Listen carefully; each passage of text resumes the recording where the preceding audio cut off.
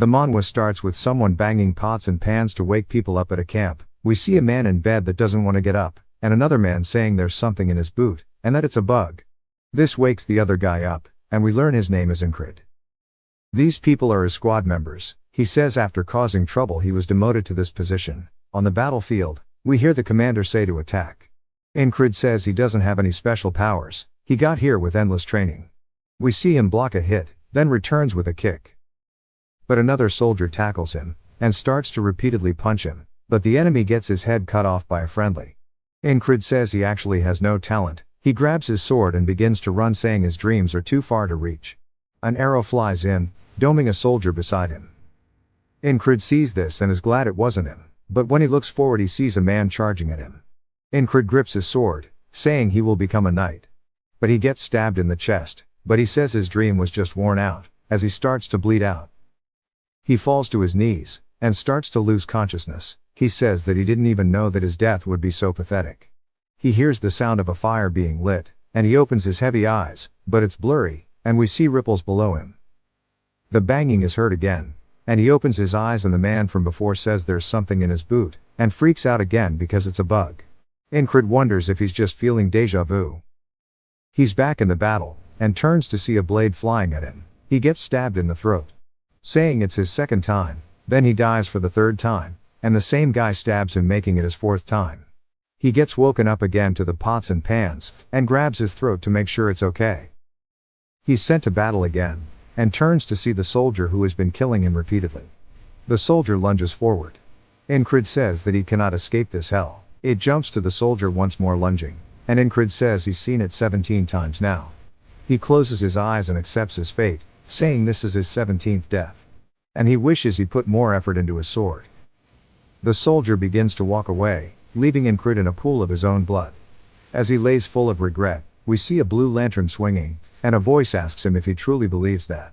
As it's none other than the boatman to the other side. The boatman says to feel it properly, and give up, saying he needs to despair at the wall he cannot cross. But Incred wants no part of that, as his eyes are full of resolve. The familiar pots and pans clang again. The tattooed man says he's surprised Incred woke up so early. We finally learn his name is Rem, and Incred tells him about the bug in his boot. Rem looks inside of it, and dumps the bug out. Then stomps it, asking if he put it in there. He says he watched it crawl in earlier. This is his 18th time seeing that corpse. He wonders how many times he'll have to see it before he can move on from this day. Incred says he's wielded a sword since he was young. He learned swordsmanship from a retired mercenary who came to his village. We see the one-legged mercenary, telling Incred that if he's this good, he might actually become a knight one day. These words heavily influenced Incred, and that helped him dream of becoming a knight who can slay 1,000 people by himself. He began to grin at the thought of it. He thought he was the protagonist of a bard's song. It cuts to a bar, with people laughing, making fun of Incred asking how he can be a knight when he's scared of a dog. Incred realized that his talent is nothing special, but he refused to give up, as hard work won't betray him. He believed that with enough time and enough effort he would be able to overcome that wall known as talent. We see him stabbing a monster with his blade, and he says he's started to be acknowledged by those around him. He's actually becoming stronger, but that hope was shattered when he was stabbed after a child from the village he was staying in requested a duel, and won.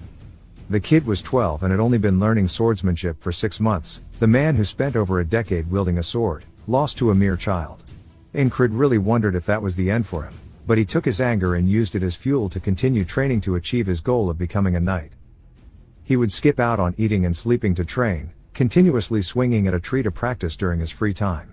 He puts his all into one of his swings, causing his sword to vibrate from hitting the tree.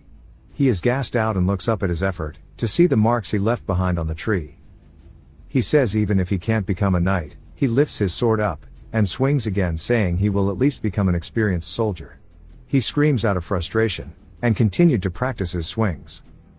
3 years later he heads to the Cyprus division. He became the squad leader of a second-rate squad. The best position he could achieve after his endless training. He calls out to one of his men named Jackson, who asks what he wants. Incred tells him to do his morning rotation for him. Jackson says alright, and just to repay him next time. Rem says that Jackson is like a wild cat, and all he does is glare. Incred calls out to him, and Rem asks if he's going to push work onto him too. Incred says he'd like to learn the heart of the beast. Rem looks taken aback, saying he gave up last time, asking if he thinks it'll work this time. Then the battle began, which Incrid was killed in, and continuously died off spawn, even though he's learned the heart of the beast every time he wakes up. He can only watch as the blade pierces him. He says today for sure will be different. The soldiers start to roar before charging in. Incrid says it's now his 21st time here on the battlefield. He's memorized the situation. He dodges the spear, then blocks an attack from behind. Then turns to see another squad member named Vel, screaming. Incrid says he'll die soon, and an arrow flies in, but Incrid blocks it. Vel wonders what happened, and another man goes to attack him, but Incrid cuts the man down. He says he completed his first goal for today. All that's left now, is the soldier that is continuously killing him. The soldier draws his blade out of the enemy he cut down, then glares at Incrid. He slowly walks towards him, but Incrid is ready for this. The soldier lunges in at him like usual, and Incrid recalls Rem saying he always closes his eyes during danger, then swings his axe at Incrid's face, and Incrid flinches, closing his eyes. Rem says he needs to be brave, and not to be agitated or taken aback, and that he must become someone who doesn't even fear death, just like a beast, that is truly the heart of the beast. Incrid doesn't even blink as the sword flies at him. He says that he isn't afraid of death, as death only makes him stronger. He avoids the thrust for the first time ever. He keeps his eye on the sword and his heart begins to pound like crazy. Since he avoided the attack that's always killed him, he and the soldier stare at each other. Then both start to go in for an attack, but the other soldier is way faster, stabbing his blade into Incrid's throat. Incrid's eyes begin to see the underworld, as he begins to bleed out profusely. He hears the boatman. Incrid sees the boatman approach him, and the boatman says to give up and get on the boat, acknowledge your weakness and be at ease. Incrid says no, the day he gives up will never happen. He finally saw the tip of his sword, and dodged it. After waking up, Rem says he woke up early. Incrid is now on his 22nd life, saying he'll challenge it again. It jumps to the midst of the battle again, and Incrid has jumped to his 33rd life. He dodges the thrust once more, and as the soldier turns to continue, Incrid dodges, but it's too slow as his throat gets sliced, causing him to drop to his knees. We see he has a necklace that falls off him, and Incrid says that in his time as a mercenary, he subjugated quite a few monsters. He took the request from a random village who asked for help. He helped since he wants to be a knight, and protecting the weak is a knight's duty. The elder of the village says they are poor, and hands him something. He looks down to see that it's a charm. It was a laughable reward for risking his life, but the elder said it would grant whatever he desperately wished for. He wonders if this is the reason he is having a Groundhog Day. The soldier who stabbed him says he must be in pain, and raises his sword saying he'll grant him mercy. Incrid says mercy my ass, as the soldier is enjoying the pleasure of killing him. He executes him, and the pots and pans clang again. He tells Rem he put a bug into his boot, and Rem asks if he's lost his mind to be doing this so early in the day. Incrid tells him to stop yelling and come outside, as he wants to learn the heart of the beast. Rem swings his axe, and Incrid keeps his eyes on it, dodging the swing. Rem is confused, asking how he stopped flinching all of a sudden. He tells him he trained, and Rem says it's not something that can happen so quickly, and there's no way his family technique was taught by someone else. Incrid tells him that he learned it by chance. Incrid grabs some weapons, saying that he would like to spar with him. Rem stares at him, then smiles saying that sounds great. Rem swings at him, and he avoids it. This continues, and Rem asks him how long he's planning on dodging.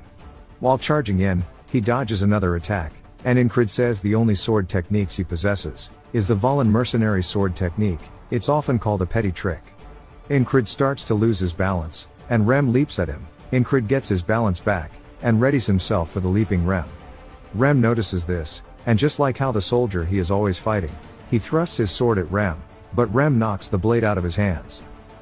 The sword slides across the field, and Incrid says even if it's just for a moment, he imitated that bastard's stab. He says his body remembers the technique. Rem says that it should have made him bleed. And among all of the techniques he's shown until now, that stab was pretty decent, and he tries to give him some tips on how to make it better. Rem says that if he doubts himself too much, it'll lead to nothing good. He says that he should start worrying about what comes next, rather than doubt himself. That is how he won't lose the grip on his sword, but in his own broken words. Incrid looks at him, and says even though Rem explained it poorly he understood everything he meant. The difference between his stab, and the soldier's, is that Incrid lacked confidence in his sword. The soldier kills him once more, saying he'll show him mercy, stabbing him again. Back to Incrid, he's training with Rem, who knocks the sword away again. The soldier kills Incrid yet again, and he instantly goes back to training with Rem. Incrid says he will repeat this vicious cycle, taking it one step at a time, or even baby steps if he has to. He dies once more, and we learn he is on his 111th life, yet it still wasn't enough, as he died again, jumping to his 123rd life, to be greeted by the sword to his throat again. In the next life, we see him shouting while swinging at Rem, and he actually manages to push Rem's axe back, using the thrust he's been killed by. Rem asks if he's crazy. We see that Incrid's hand begins to bleed. Rem says that his hand is gushing with blood. He asks him why he's laughing like a madman. But Incrid feels nothing but excitement, as he mastered the stab. He's back on the battlefield, fighting his mortal enemy. He thrusts towards the soldier. Now that he's mastered the technique, it grazes against the soldier's helmet. As the soldier also went for a stab, but lands it in Incrid's throat. Incrid says his first stab trade was a failure, but he refused to blink or let go of his blade. He falls to the floor, blade in hand. The soldier puts his foot on his chest, and is smiling, saying he looks like he's suffering. And repeats his line of he'll show him mercy. Incrid says that tomorrow, he will kill him tomorrow. The soldier laughs, saying there's no tomorrow for the dead, executing him. The bug from Rem's shoe tries to get away, but Incrid stomps it out, saying he saw it fly in. Rem thanks him, and Incrid says if he's thankful to take his guard duty. Rem wonders why he's being ordered so casually. We finally meet a new member called Big Eyes. Incrid tells him to get him a shield armor and a dagger, and he'll pay him later. Big Eyes is surprised, but says that he'll only trust him since he's his boss. Rem asks if he's ever been this pushy with his commands. Jackson says that they've always pushed their tasks onto him, and more members appear.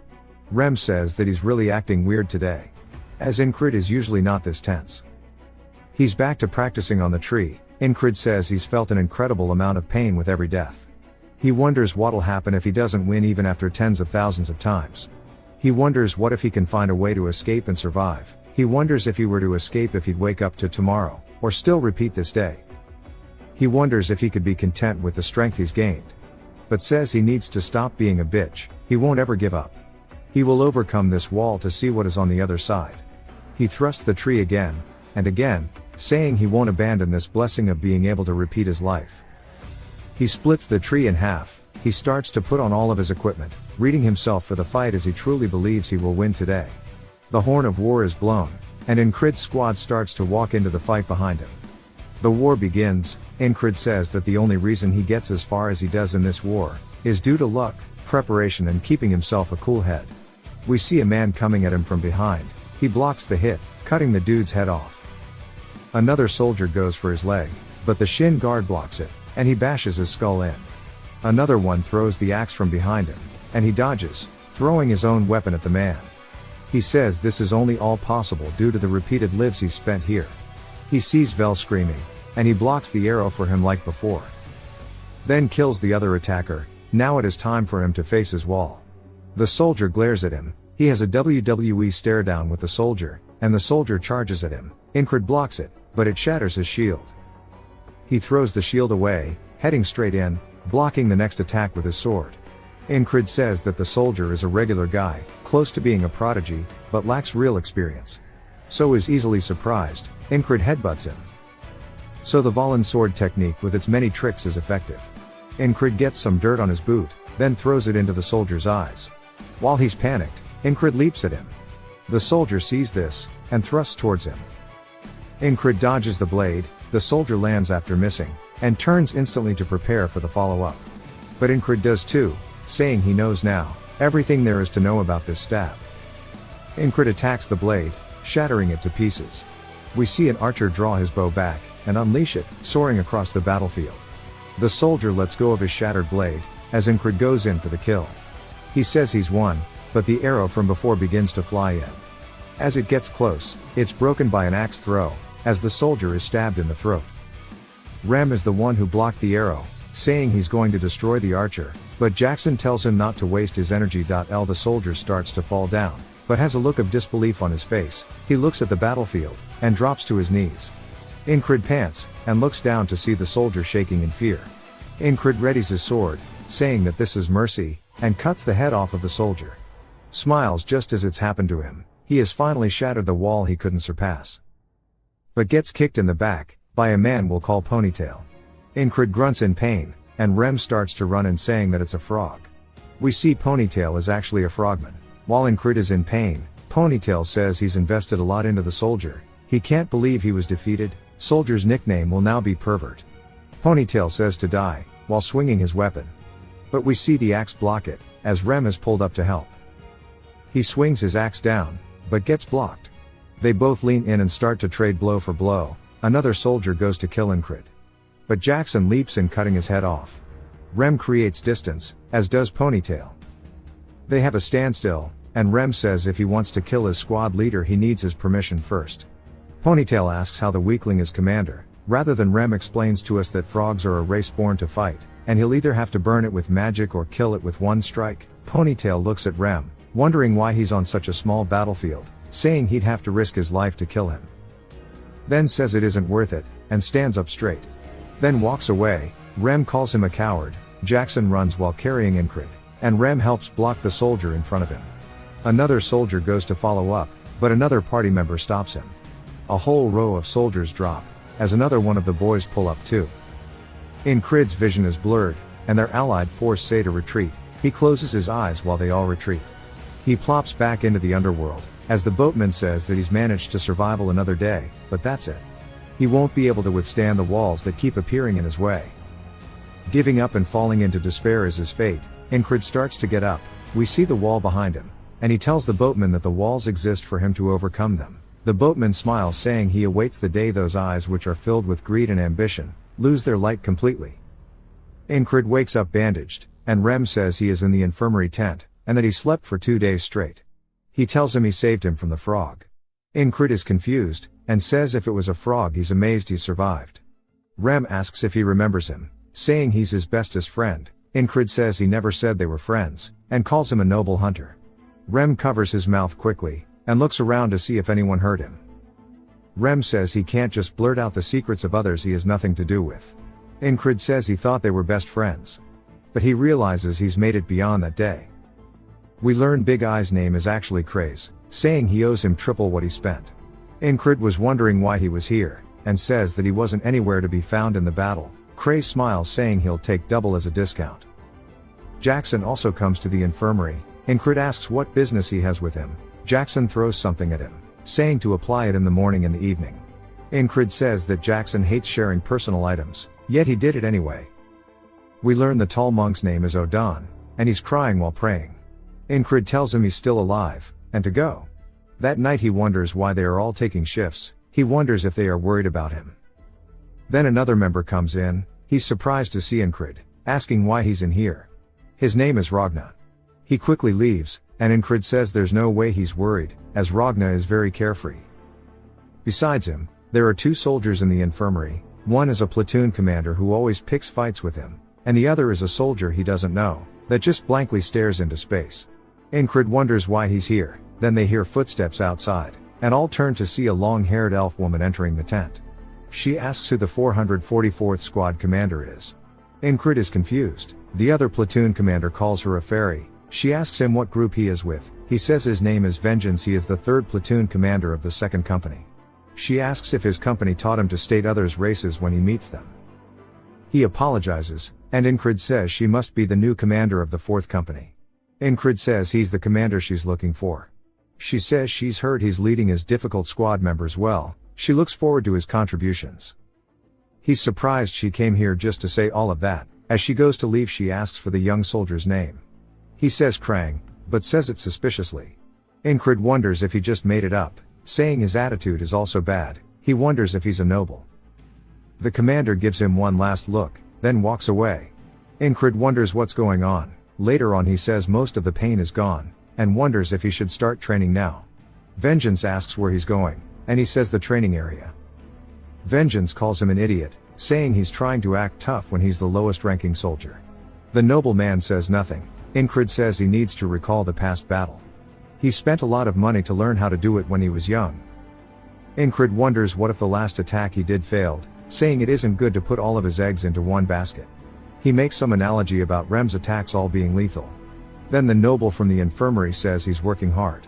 Incrid is caught off guard, and he says that he doesn't know what he's doing, but his hands kept twitching in the barracks and now he's spacing out. Incrid says he was training his grip, and he's currently recalling the battle. The man asks why he's doing that. Incrid says so he doesn't get killed. The noble asks if he plans to become something by preserving his life.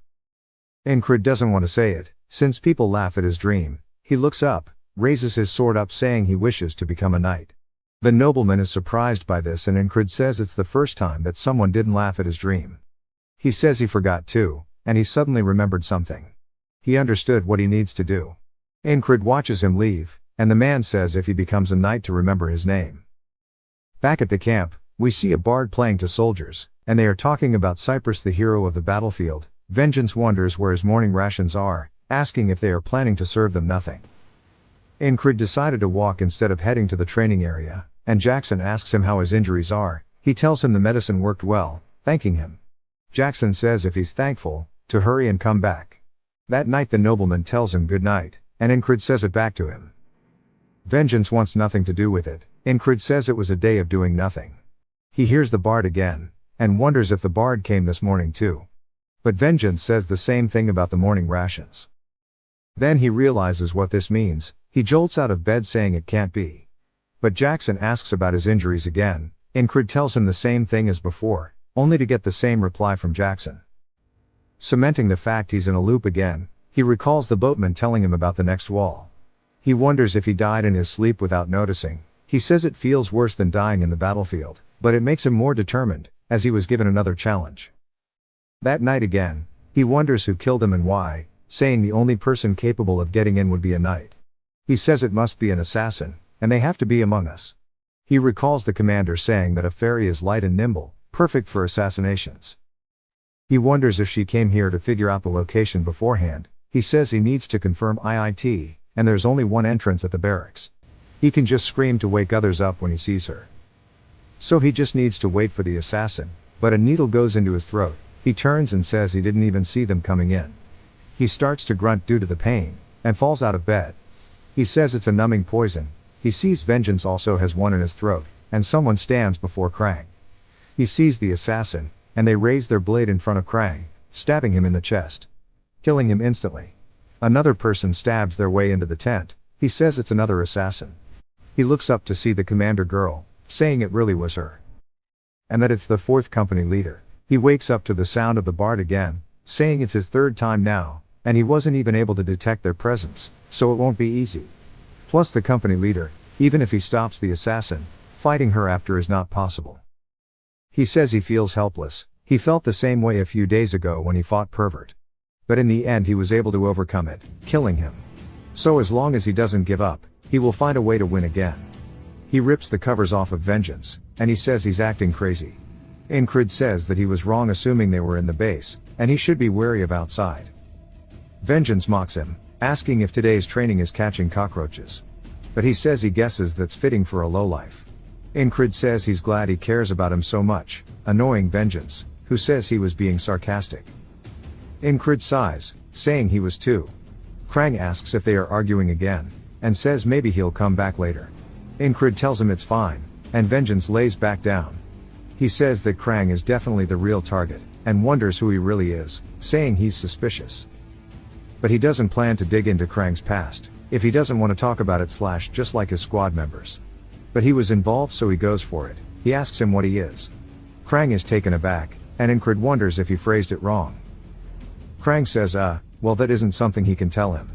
Incrid asks why not, and Krang says it's a long story. Incrid waits a second, then says that makes sense. Vengeance starts to flip out, asking why he's accepting such a shitty answer, and if he was going to accept it regardless, why even ask? He says that Krang is definitely not from this country considering his manners, and asks which country's spy he is. Krang stares at him, and Vengeance shuts up. Krang walks to him, saying he is not, and will not betray the kingdom. Incrid says he can see from his eyes and his movements, that Krang has a knight-like aura. Vengeance asks if that's any way to talk to a higher up. Krang laughs, and Incrid says that he definitely isn't a knight, since he was also powerless in the face of the assassin. However, he is truly hiding something. That night they tell each other good night again, and Vengeance clears his throat to acknowledge them. Incred wonders if it's because he's scared of Krang. He looks at the tent entrance, saying that if assassins barge in they would all die. He sits up out of bed, and Vengeance asks him what he's doing instead of sleeping. Incred says that assassins are going to invade soon, and to cooperate if he wants to live. Vengeance gives him a gross stare, and says he's lost his damn mind. Krang smiles at the situation, and Incred says that's the reaction he expected. But here's a voice asking how he knew. A poison needle flies through the tent wall, cutting his throat. Incred wonders when the hell they got in, and reaches for his sword. The assassin flies in, killing Vengeance, and stabbing Krang in the chest, and Incred drops dead. He wakes up, now to the 4th time, saying that since he has no evidence, he can't get their help with the assassins. He decides to tell the higher-ups, and one of them tells him to shut up and leave. Incred decides to predict when they'll enter, and to scream. The wind blows the curtain entrance, and he wonders if it's now or not. He says now, and screams assassin, but gets stabbed in the throat. They pull their blade out, causing him to bleed profusely. They then run through the front door, and it jumps to him saying he has to ambush them before they can do anything. Though how is he meant to fight back against an enemy that he cannot even see? The next life he's standing guard inside the tent again, and they come up from behind and stab his throat again. He realizes he can't do anything if he doesn't avoid their poison needles. He wakes up, now for the 20th loop, and he says he still can't do shit against them. He starts to think, then smirks saying he's only died 20 times. He needs a way to avoid the poison needle first. He sees Jackson sitting down, and walks up to him while he's cleaning his dagger, and says this is the key. He asks Rem why he calls Jackson a perverted wild cat, and Rem says that's because he's a damn pervert. He always stabs people in the back and runs off, saying it's just like a cunning wild cat. Jackson sees Incred, asking if his injuries are okay, and he says that Jackson would surely win against the assassins, but he can't take him with him, since he has no authority, and that it's a wall he must overcome by himself after all. He calls out to Jackson, asking him what he would have to do in order to stop himself from being assassinated. Jackson thinks for a second, and says he's not sure, since nobody has survived any of his ambushes, making Incred realize he's found the right guy to help. He then asks Jackson if someone like him were to stab him in the back, what would he have to do in order to stop it?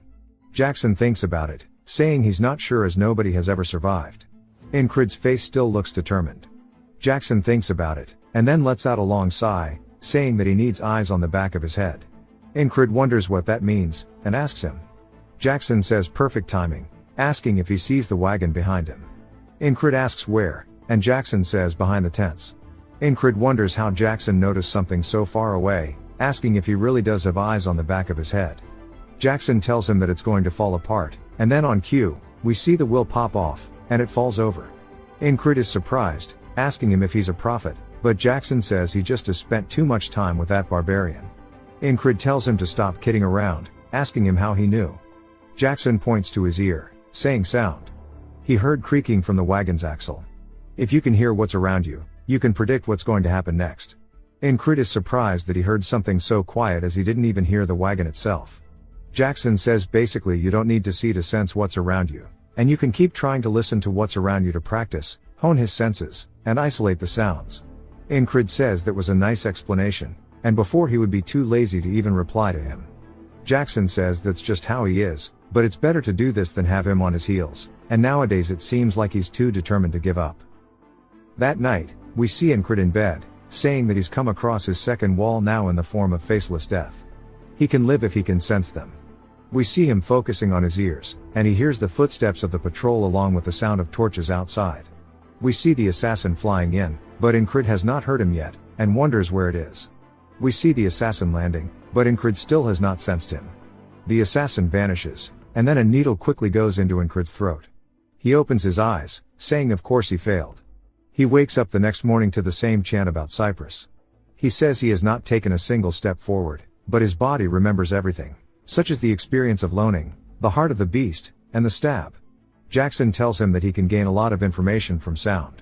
You can tell the location of something based on the intensity and direction of the sound, and once you're able to hear faint, far away sounds, at that point, your ears might as well be a second pair of eyes.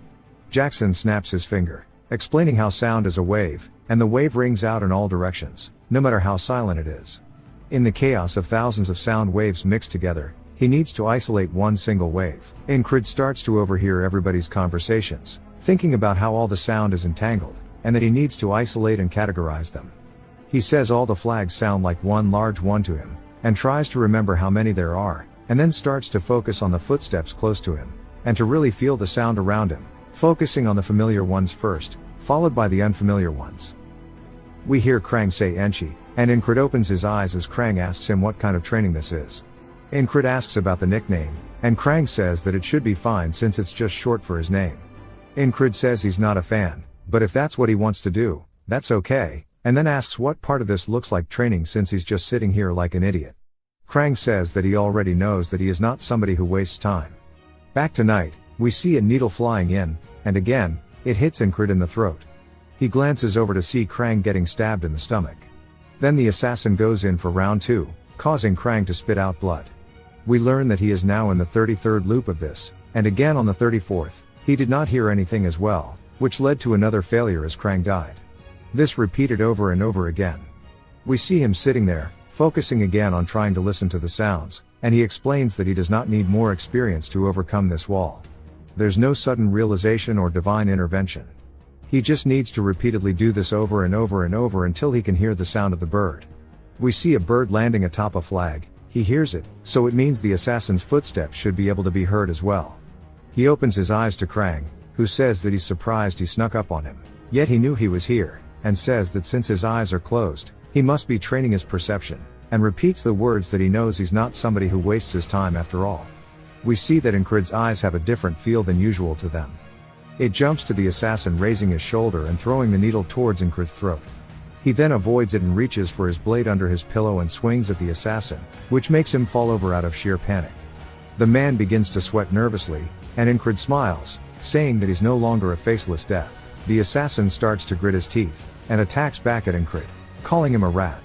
Incred realizes that he's not as good in combat as the pervert, so he can easily handle him. He looks over, wondering about the others, and he sees Vengeance has a needle in his throat, but Krang is still okay. The assassin comes in, and Incred dodges it, saying he shouldn't let his guard down because he's still an experienced assassin. The assassin then throws a dagger towards him. Incred narrowly dodges, but it still cuts his chest open. The assassin doesn't want to miss the chance, so he runs in towards Incred. We see the tent get cut open, and Incred looks over, seeing the ferry company commander, and realizes that if he doesn't stab first, he'll die, so he thrusts towards her. The assassin then yells about him having a guard, and throws out a ton of poison needles towards them all. He turns around, but it's too late to react as they fly towards Krang as well. We see the company commander leap over Incred's attack, and use her cape to block all of the poison needles from hitting Krang. Incred says he thought she was an assassin, but she actually came to protect him, but regardless, now it is his chance. He lowers himself to the ground, and leaps forward towards the assassin. The assassin tries to block it, and we see the attack knock his hands away. The assassin grits his teeth, and tries his best to run, realizing that he needs to get out of here. Incred doesn't chase him, and says he can't believe he'd run away like that. Krang sits up, saying that he was probably after him. Incred says he knows, and Krang asks how. Incred says there's nobody who'd pay an assassin to kill a boot like him or Vengeance. The company commander says exactly, and tells him that he's fast on his feet. While reaching for her sword, Incred realizes that even if she was an ally just now, she can't let what happened here slip out, and she doesn't plan to leave any witnesses. Incred tightens the grip on his blade, and then Krang steps in front of them both, saying that he has a favor to ask her as he does not want anybody to die today. Incred wonders what's going on, as we see her bowing, saying as he wishes. Krang says that includes Vengeance, and that he isn't dead yet. The company commander says that they have an antidote, so he should be fine. Incred realizes that she is knowledgeable in poison if she could tell what it was at first glance. Krang thinks about it, saying they need to clean up this mess, and it's going to be a bother if people find out that an assassin has been here.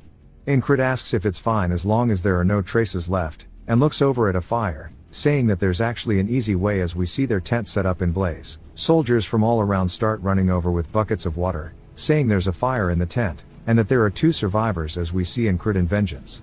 Incred says with this, the traces of the assassin have been removed, and that they will take care of the rest.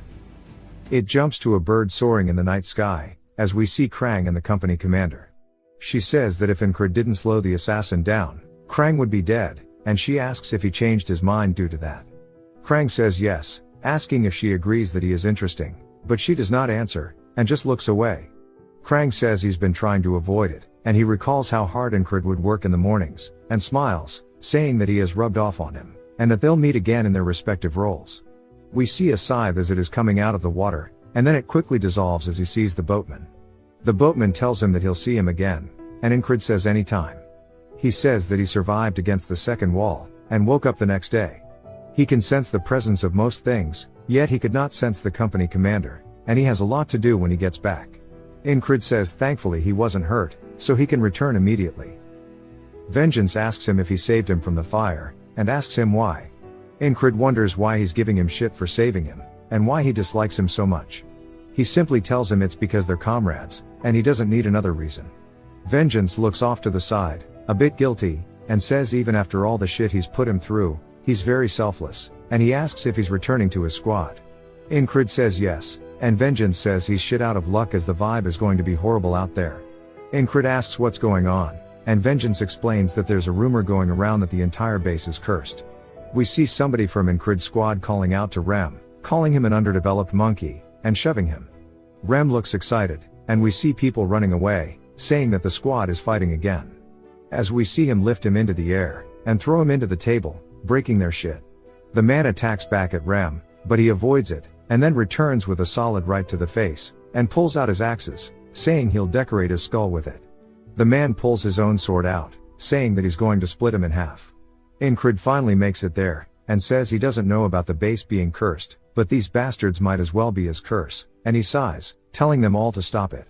We hear them say that they thought he died, and he says that he didn't, but he might go crazy because of them. 4 days have passed since Incred has gone back to his squad.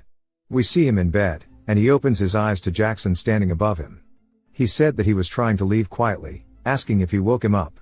Incred says no, and he's gonna wake up and work out anyway. Jackson says that he only started recently, but he's really good at listening already. Incred tells him that he's been practicing, and Jackson says to keep it up as it'll help him someday. Battles are far and few in between. With winter approaching, the best thing for him to do right now is to solely focus on training his body to the limit. As we see him doing one-armed pull-ups on a tree, we hear a man saying good morning to him, and Incred looks down at a rock, and underneath it is Odon. He asks if he's returning from his morning workout, saying that he is keeping busy. He drops the boulder and says this is good. We see him starting to stand up as he towers above Incred, and he says a well-trained body is a weapon in itself, and he should be able to even withstand a kick from a frog. But that he's too thin, so he needs to continue training. Incred says he's just excessively large, but he'll try it. Odon starts to talk about the training technique he told him before, and then we hear something going down in the tent beside them as we see Rem kicking the man that he was fighting earlier out of bed, saying that it's his duty, yet he's still asleep, calling him lazy. The man starts crawling towards his sword, grabbing onto it, and swings it, telling Rem to eat his ass. Rem starts to swing back, and Incred enters, asking why they're fighting again. Odon tells them that violence solves nothing. Rem explains that this dude is trying to starve them, and Incred says if it's his turn to start cooking, then to do it, and Ragna says okay. Rem tries handing him an apron, telling him there's no need to act like this if he's just going to do it anyway. Ragna slaps it away, saying that it reeks, and Rem starts sniffing it, saying that it smells good. Incred asks if he's bored since he's picking fights for no reason. Rem asks if it's that obvious, saying that the lack of battles is making him itch. Incred tells him not to take it out on randoms, and to come with him as he'll fight him. Later on in the day, we see him get kicked in the side, and Rem says he needs to take hits better as he comes in with his axe, knocking Incred's weapon out of the air. Incred keeps himself calm with the heart of the beast, and as Rem comes in with another attack, he deflects it, saying that he needs to utilize his hearing to block hits. He will continue what he learned while dying hundreds of times, and thrusts towards Rem's face. Rem avoids it, but it was still a good try nonetheless. Then he grabs onto his sword with his axe, using it to hold him there, and then grabs him by the collar, using his own momentum against him to push him into the floor, saying that he was expecting more since he improved so much recently. But asks what made him boring all of a sudden, saying he's seen the stab a lot now, asking if there's anything new. Incred starts to get back up, saying he knows that he's different now, and he can repeat everything hundreds of thousands of times. He glares at Rem, saying to try it again, and he'll destroy him this time. Rem starts to think to himself that even if his skills are really bad, he doesn't get sick of seeing how determined his eyes are. He smiles, saying that he can only say that after he's laid a scratch on him. It begins to rain, and they both look up, surprised as it came out of nowhere. Back inside their tents, Incred says that it starts and stops whenever it wants.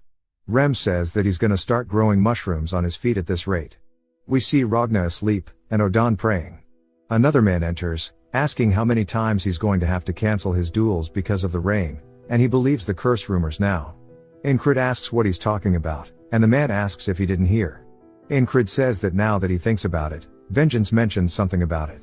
The man says that the weather is weird, and that casualties are increasing, and they keep getting hurt, especially Jack, Bo, and Rotten, as they are all hurt. People are saying that they're cursed due to this, but he's sure they aren't cursed, and that the temperamental weather only added fuel to the rumor. Incred says that the higher-ups won't let something like this go unnoticed, and the man asks why he's doing it in the downpour, and Incred says that's exactly why. Rem asks if he's a stray cat and what purpose this would serve. Jackson tells him that it's a good idea, and to keep it up, and Rem looks at him, scoffs, and starts yelling, asking what he taught him, and when he started caring for the squad leader. As they start yelling, Odan says if he's looking for a way to train in the tent, there's some things he can do even while laying down. Ragna asks if he wants him to look at his stance again. Rem turns around, saying look at all these guys, and they all continue glaring. Jackson glances over while Odan smiles, and Ragna still just keeps staring at the back of Incred, and Rem says that he noticed. As we see Incred still looking outside the tent. It jumps to a war room, and a man is telling all the commanders to keep their soldiers in check. They should send out a scouting party before the winter again, and ask if anybody has suggestions to fill in the gaps. We see the ferry commander suggesting the 444th squad leader. The man instantly says that he's a little dumb, and that he'll probably hold the scouts back. She tries telling him that he could bring about unexpected results, and he asks why she thinks that, and she tells him that it's just a fairy's instinct. The next day, we see Incred talking to her, and he's asking her why he's being sent to the scouts, and she glares at him. It jumps back to the man from earlier asking Incred if he pissed off the company commander, and he asked what he could have done to do that, and he suggests that he did because there's no other reason for her to specifically pick him. He wonders if she's going to kill him now that Krang has left. Rem asked if he's really going, saying that he can help him get out of it while holding his axe. Incred says it's not like he can use that axe on a superior, and that he's not like Rem. Rem says that's not what he was going for, and Incred says that he'd better not do it either as he has a history of being violent. We see Odan praying that they don't take Incred away from them, and he wonders what's wrong with them all. Ragna sits up, saying that he can go in his stead as well. They all kind of stare at him funny because they know he's directionally challenged. Jackson says if he's going to be scouting in tall fields, and that he needs to pay attention to the changes in the grass, noticing disturbances, and that's the first step to overcoming an ambush. Rem starts chirping up, saying that he told Jackson to stop teaching Incred this weird stuff. Incred sighs, saying that nobody will prevent them from fighting once he is gone, wondering if it is okay to leave them here, but even he agrees that there's nobody better suited than him. After enlisting, because of his lack of skills, he constantly moved around filling in for other people. The one place he ended up being useful was here. As we see Jackson and Rem both going to attack each other, Incred steps in between them, which catches them off guard, and they both stop their attack. He tells them to give it a rest. Rem asks if he's brave or stupid, and Jackson tells him that he should be thanking him, otherwise he'd have a hole in his chest. Incred says that they are really skilled, so they can't lose them, and compared to them, he's not much of a loss in combat power. There's no need for this sudden contemplation. He knows where he stands in terms of skills, and that he has a lot of room to improve. We see him walking through the woods with the other scouts as they are heading to the front lines. One of them sees him with his eyes closed and tells him to lock the fuck in, saying that they may both have the same rank, but he's the leader of the scout squad, and if he has a problem, they can fight it out. His name is Andrew Gardner. Somebody else laughs, asking Andrew if he really thought Incred would fight him, saying he's an outcast. Andrew begins to smirk, saying that if he does try, he'll make sure not to hurt him, and then he starts flaming him, saying that a squad is only functional because of its members. He tells everybody to listen up, if they meet the enemy, they'll bash their skulls in. Incred says they are very loud, asking if they don't understand what scouting means, and that Andrew is too green for this. They spot some tracks on the floor, and Andrew says they are new tracks. New is a type of animal, and he says that they'll follow the tracks and have a barbecue tonight. Incred says that new travel in groups of at least 20, and if he's seriously gonna go fight this, wondering what is going on inside his head. Another man starts laughing, saying that's not a new but rather a gazelle, and he looks at Incred, who's glaring at him, and says that Andrew is kind of obnoxious, and his name is Henry. He's previously a hunter and didn't seem to care for the squad lead. He ended up talking to him out of luck, and they became close. Henry talked about the basics of being a hunter, which he thought was very helpful, and Henry talks about how there are usually separate paths for animals in the fields, and he'll tell him more about it tomorrow. At night, we see Andrew saying that it was a new for sure, and that he needs results more than anything as Incred watches. The next day, as the squad heads out to the fields, Andrew says that this is the location that they're supposed to recon. Called Green Pearl, aka the unnecessarily tall grass field, as they all stare at it. Andrew says that they'll cross this field, find the hostile party, and bring them back as prisoners. They say yes, and as they continue, Henry asks if they're really going in here, saying that they're just supposed to scout, and Incred says that it's the squad lead's command. As they're walking through, Incred says that it's not that easy, and he thought Andrew would give up soon, but it's not, as this is unexpected. He's not complaining, and he's taking this seriously. Henry notices there aren't many animal droppings, and Incred asks if that's a problem. Henry says that means that there aren't any animals in a place where food is abundant for them. We see a paw raise into the air and then slam into the ground. Incred instantly feels a chill on his spine as we see a panther running by him in the grass. He makes eye contact with it and pushes Andrew's head down, telling everybody to stay low. As the panther was running from something else, two people catch strays in the head, and Andrew tells everybody that it's an ambush as we see their ops have pulled up. He calls for them to run, and we see everybody hauling cheeks. One of the men gets held down, and we see them capture Andrew. Henry gets stabbed in the chest, and Incred turns around, seeing the enemies are closing in, and he can tell based on his senses that he's completely surrounded. Incred continues to run as we see a crossbow being armed. He hears this, saying that the listening technique he learned from Jackson is definitely helpful as he dodges an arrow from behind, but then he begins to hear way too much sound, saying that he doesn't know what's with all the noise and that in the end, it's only helpful. As we see hella spears coming in, and he is soon impaled, knowing that they were going to be ambushed, it makes sense trying to avoid it. We see him trying to convince Andrew about it, and Andrew asks him if he wants to get his head cut off, and Incred realizes there's no way they'll listen to what he says, asking if he needs to find a way to make it out alone. We hear him trying to tell everybody that it's an ambush and to run away, and that he tried using a different path to escape, but he was stopped by the enemies once again, and that Henry was killed too. He says it's okay as he can always find another way, and he has the repeating time loops on his side. We see a firing squad pull up, and he catches a whole lot of arrows to the chest. He got caught by 20 or so crossbowmen from the east, and died after being riddled with arrows. He moved north to avoid them, but met a squad of spearmen. We see him grabbing dirt as he slowly crawls after being shot with arrows. Even if he manages to avoid them all, they never stop pursuing him. Their uniforms are dyed green as if they've been preparing for one. He wonders what's there to guard in a field like this in the first place. As he continues crawling, he spots a fire and a flag, and then gets his head clean cut off. As his blood begins to pour out, he wonders what they are hiding here. It jumps back to Andrew, telling everybody that they'll cross this field and bring them back as prisoners. Incred has heard this a dozen of times, and once they head in, there's no making it out alive. They are definitely hiding something, and he needs to figure out what it is. If he gives that up, he won't have to die. Henry calls out to him, seeing that he's lost in thought, and Incred realizes that if he tries to avoid it, it means that it'll be the end of the loop. But he decides that there is no running away from this wall. Andrew calls out to him, asking what he's waiting for. One of the members tells Incred that he knows Andrew is an asshole, but just to go along with it, and that he has his own difficulties. Incred asks why he would do that, saying that there's a limit to how much bullshit he can tolerate from an idiot. Asking the man if he's tired of kissing Andrew's ass, the man starts to get angry, and Incred pushes him out of the way, saying that he's no longer playing this game. Andrew goes to draw his blade, asking him if he's disobeying orders, and Incred realizes he needs to reframe the situation, and tells him he's not disobeying him, rather he's going to be the one giving commands from now on. Andrew starts to get angry, and Incred explains how he survives the longest, along with the other soldier and Henry. The soldier with the scar on his face is as tough as he looks. He's the most skilled one in the squad, but stays on Andrew's ass, and he's got to be some type of bodyguard or babysitter. Andrew draws his blade, saying that he can try to take command if he can beat him, and tells him to draw his sword.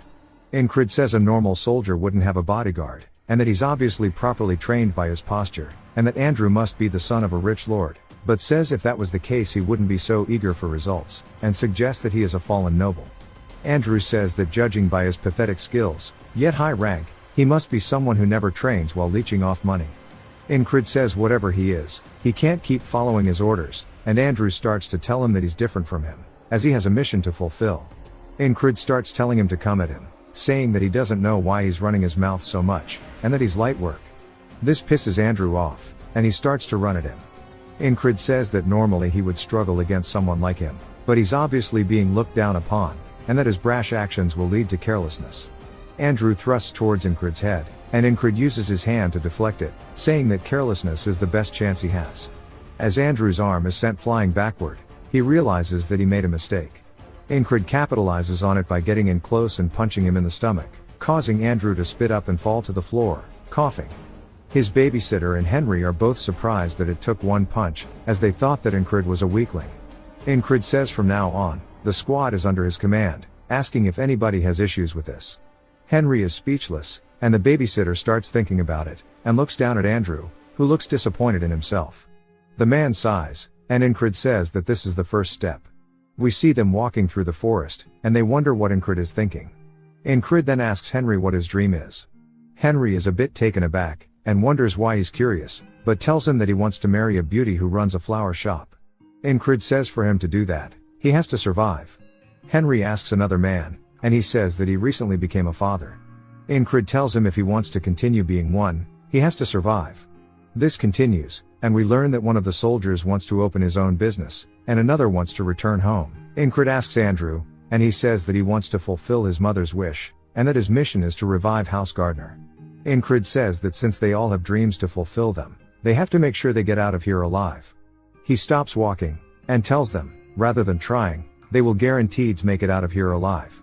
Everybody is surprised by this, and Incred says that he needs them to move proactively, as there's nothing more motivating than life itself, and the enemy will soon appear, and he was planning for them to break through. He points towards the grass, telling Henry to shoot an arrow over there, at head height.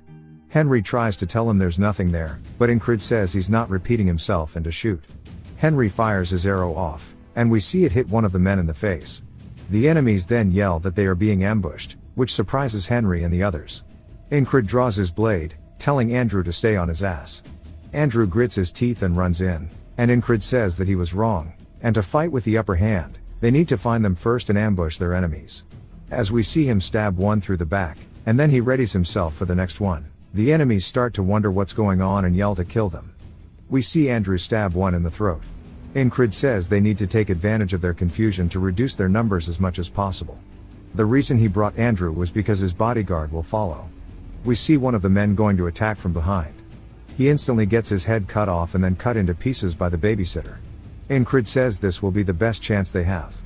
We see Incred cut one of their arms off, saying that the enemy, which originally numbered 12, has been cut down to 8 people. The rest are coming up, and we see the rest of the boys pull up.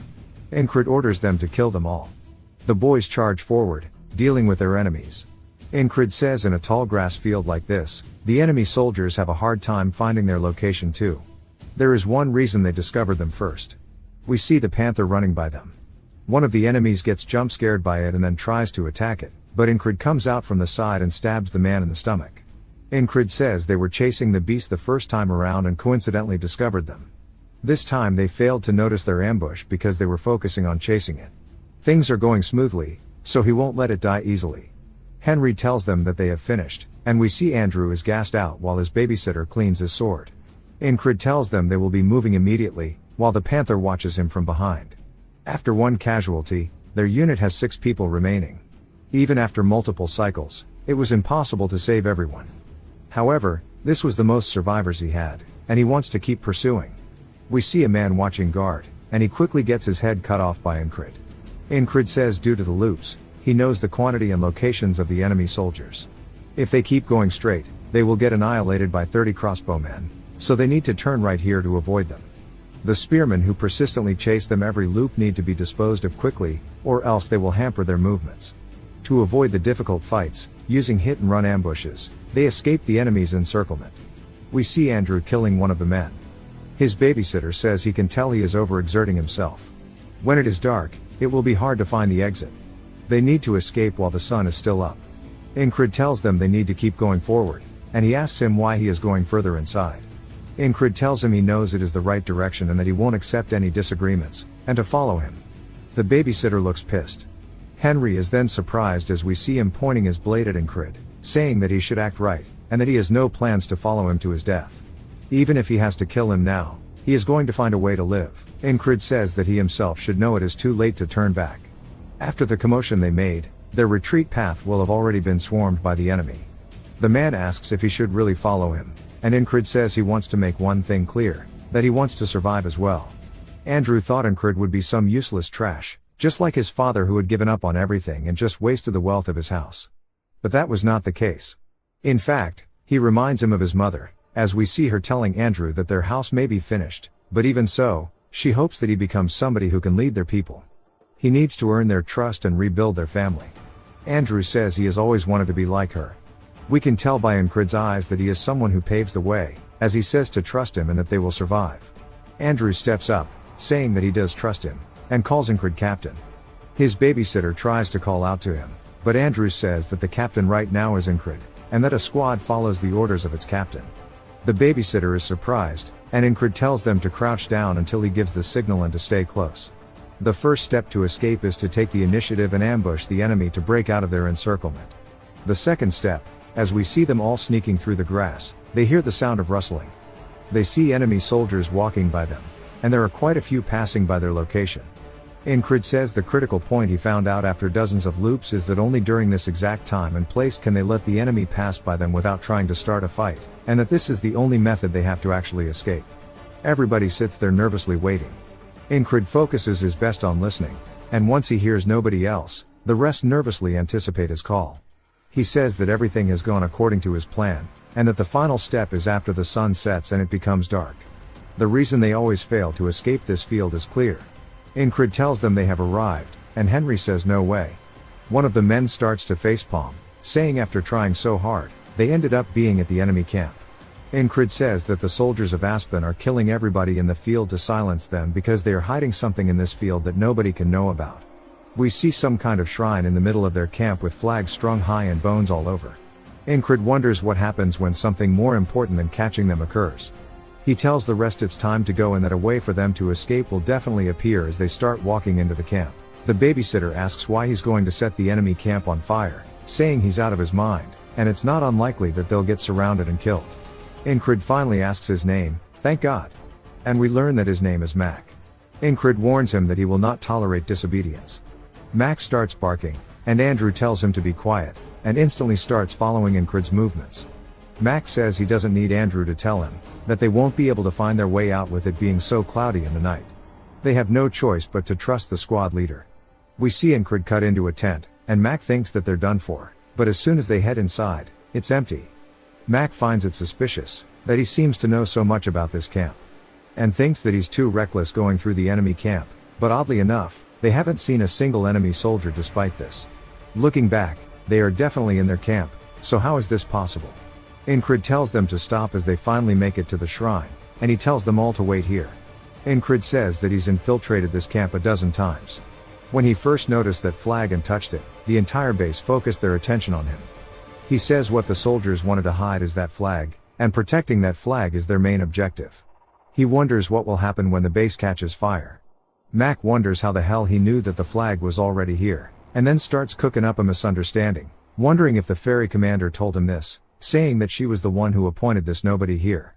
Incrid says that the soldiers will be too busy protecting the flag. The reason why he suddenly took over control of the squad and infiltrated the encampment, maybe it was all to complete a secret mission. Incrid says that they'll escape while that is going on, and that they'll split into two groups from now on. One group will be bait, drawing the enemies, and the other will start the fire. Max says he'll be with the bait group, and Incrid is surprised, saying that he's complained constantly but now he's suddenly cooperative, but decides it's better for him. He's dragged the squad into the encampment many times, however he's never had this many people with him until now. Incrid says that today is the best loop he's had so far, and he thinks that it'll be doable. One of them catches a rock to the head. Then they spot Mac running away and yell to alert the rest, and they start chasing after him. Incrid says that he will succeed. We see him reach towards one of the torches, and he says that this is their best bet at moving to tomorrow, but out of nowhere, an absolute unit appears beside him, and swings down with an ass ton of force, cutting the torch in half. Cold chills runs down Incrid's spine, and he says he didn't even notice this dude. Incrid goes to draw his blade and says he's never seen this guy in any of his other loops, but he can tell this dude is a fucking menace, and he wonders where somebody so strong has come from. The man glares at him, calling him a rat, and Incrid says that they're late. The man wonders what he's talking about, and looks over to see a fire on one of the tents. Some robed guy comes out yelling about it, and then we see the boys running off with barrels. The man tells everybody to put the fires out. Incrid explains that Mac baited away most of the enemies, and he got the attention of the rest while Andrew set the tents on fire. Now he just needs to escape. He stomps his foot on the ground, saying all attacks start from this as he prepares for a thrust.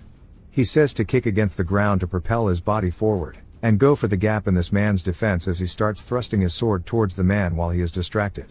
The man instantly turns his head around, locking eyes with Incrid, and then avoids the attack with no wasted movements. He instantly gets behind Incrid before he could even react. Incrid realizes this is bad as he just got cut on his stomach. He leans over, holding onto it, and says that was the best stab he could have done. He turns back and looks at the man who calls him weak, and Incrid can feel the sheer gap in skill, saying that he can't beat him, at least not at his current skill. He barely managed to get here after all of the ambushes through the fields, loop by loop, with everybody dying except for him. He finally thought he had beaten the challenges of this loop and could continue, but now he realizes that this man is the real wall of this loop. As the man raises his sword, Incrid says that if he's going to die, then he says that then he'll have to take over the control of the squad and repeat this over and over to get the chance to fight this man. He begins to laugh, which surprises the man at first. Then he starts to get pissed, asking him why he's laughing. Incrid points his sword at him while smiling, and the man says that he's going to cut him up and feed him to the dogs and starts to swing at Incrid. Incrid lowers his stance and readies his weapon, saying that he will overcome this wall. Incrid manages to block the attack as we see sparks flying from their collision. The man starts to parry his attack, causing it to slide down his blade. Incrid is surprised. The man takes the chance to go in for a quick follow-up and swings. Incrid sidesteps it, but the man is relentless as he instantly goes for another. Incrid manages to dodge that too, surprised that he swung from that position. But the man's onslaught isn't over. Incrid looks up at the blade and somehow manages to block it. He can feel the power behind it. He realizes that he has no opportunity to counterattack. There's too huge of a gap in terms of skill. Incrid does his best to create some distance and takes out one of his throwing knives, launching it towards the man. As it gets close, the man simply raises his arm to deflect it with the back of his hand. Incrid didn't expect that. The man instantly closes the gap once more, stabbing straight for Incrid's chest.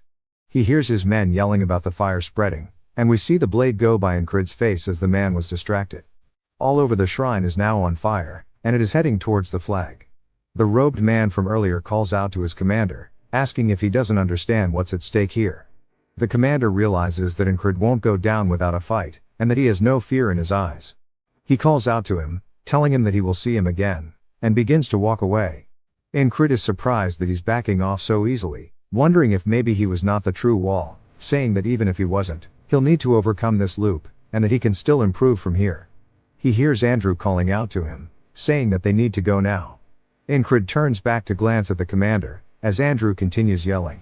The commander turns, making eye contact with Incrid who wants to fight him, but instead sheathes his blade, realizing that the best call here is to escape with their lives.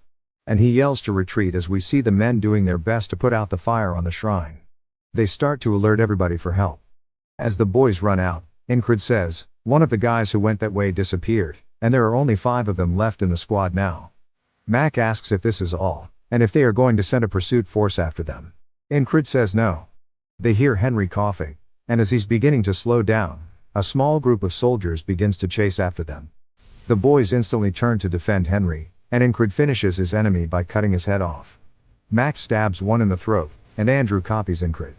Incrid tells the rest not to hesitate and keep running. As we see Andrew grab onto Henry, he says that they won't be able to follow them if they keep running towards the habitat of the field fox and snake. Andrew asks if that will make it harder for them too, and Henry smiles, saying that he knows a safe route, the hunter's path. Incrid tells him that he trusts him to guide them properly. As they get deeper through the field, Incrid says he no longer hears the footsteps of the pursuit party behind them. As we see them running, we see a fox watching over them. Thanks to Andrew and Mac's efforts, they were able to get rid of them pretty easily. If it wasn't for Henry's pathfinding, they wouldn't have been able to lose them quickly either. It took the efforts of every squad member to get this far. The sun begins to rise, and Incred blocks the light with his eyes as he looks up, seeing that he has made it to the next day. They continue running through the fields, making it back to their camp. One of the men asks what happened to them. As we see them all bloodied and gassed out, Henry says he feels like he's about to pass out. Then we hear him slump onto the floor. Incred cracks his back, saying that he's finally got through that loop, with most of them alive. Now he can continue his days. It jumps to the shrine as we see the flag is still intact, but that everything else is damaged. One of the men asks the robed guy what happened, and he says that they need to prepare it again. He didn't expect the famous Grey Dog to be unable to stop a few small fry. As we see one of the company commanders named Grey Dog, he says he can't understand what happened, as the soldiers stationed here were the best of the best. Yet a few enemy soldiers broke through, set fire, and escaped. The Grey Dog is an independent company, pretty much private contractors. It is derived from the Grey Dog that resides within the Principality of Aspen. Having a persistent temperament, it has a need to connect with whatever target it has decided upon. Whether it be alone or in a war, therefore the company with the name of Grey Dog is also called the Persistent Lovers. Yeah, I don't get what they're doing with this one. Grey Dog asked the man from earlier if the one he faced was strong, and we learn that his name is Mitch Hurrier. I hardly know her. Mitch says if it wasn't for the fire, he would have easily finished him off. Grey Dog says he got lucky then, and that luck is a skill in itself. Mitch tells him that it will not happen again, and we see Incred inside his tent, saying that it bugs him that he faced that wall but couldn't get over it, and that he wanted to keep fighting him. And Incred says that soon eventually they'll have to fight again, as we see Mitch as well, determined to kill him the next time they meet. We see Rem throwing his axe through the air, saying that he's bored as hell and that Incred should be returning from the recon soon, wondering why there's no news from him. He catches his axe and sits up in the bed, wondering if maybe he died. He says while he got better recently, he's still a small fry, so it would not be surprising if he did. It doesn't happen often, but he actually liked him, and sighs, saying that there's nothing he can do if he's dead. We see Ragnar waking up as well, and he looks over at Rem, who's in a weird pose, and he asks him what the hell he's staring at. Rem waves good morning to him, and Ragnar returns with his own wave. Rem begins to grin, saying that he thinks he wants to kill him, while holding onto his axes. Ragnar starts to unsheath his blade, calling him a crazy dog. It jumps to the ferry company leader. She starts asking Incred about his scout mission, asking how he happened to burn the whole place down. He tells her that he continued to make the best possible choices in that situation and got lucky. She makes eye contact with him while saying the words lucky, and then says, alright, telling him to rest and recover. She had hoped that he would achieve something, but she didn't expect anything this big, wondering who exactly he is. As Incred goes to leave, he says that he has no idea what she's thinking.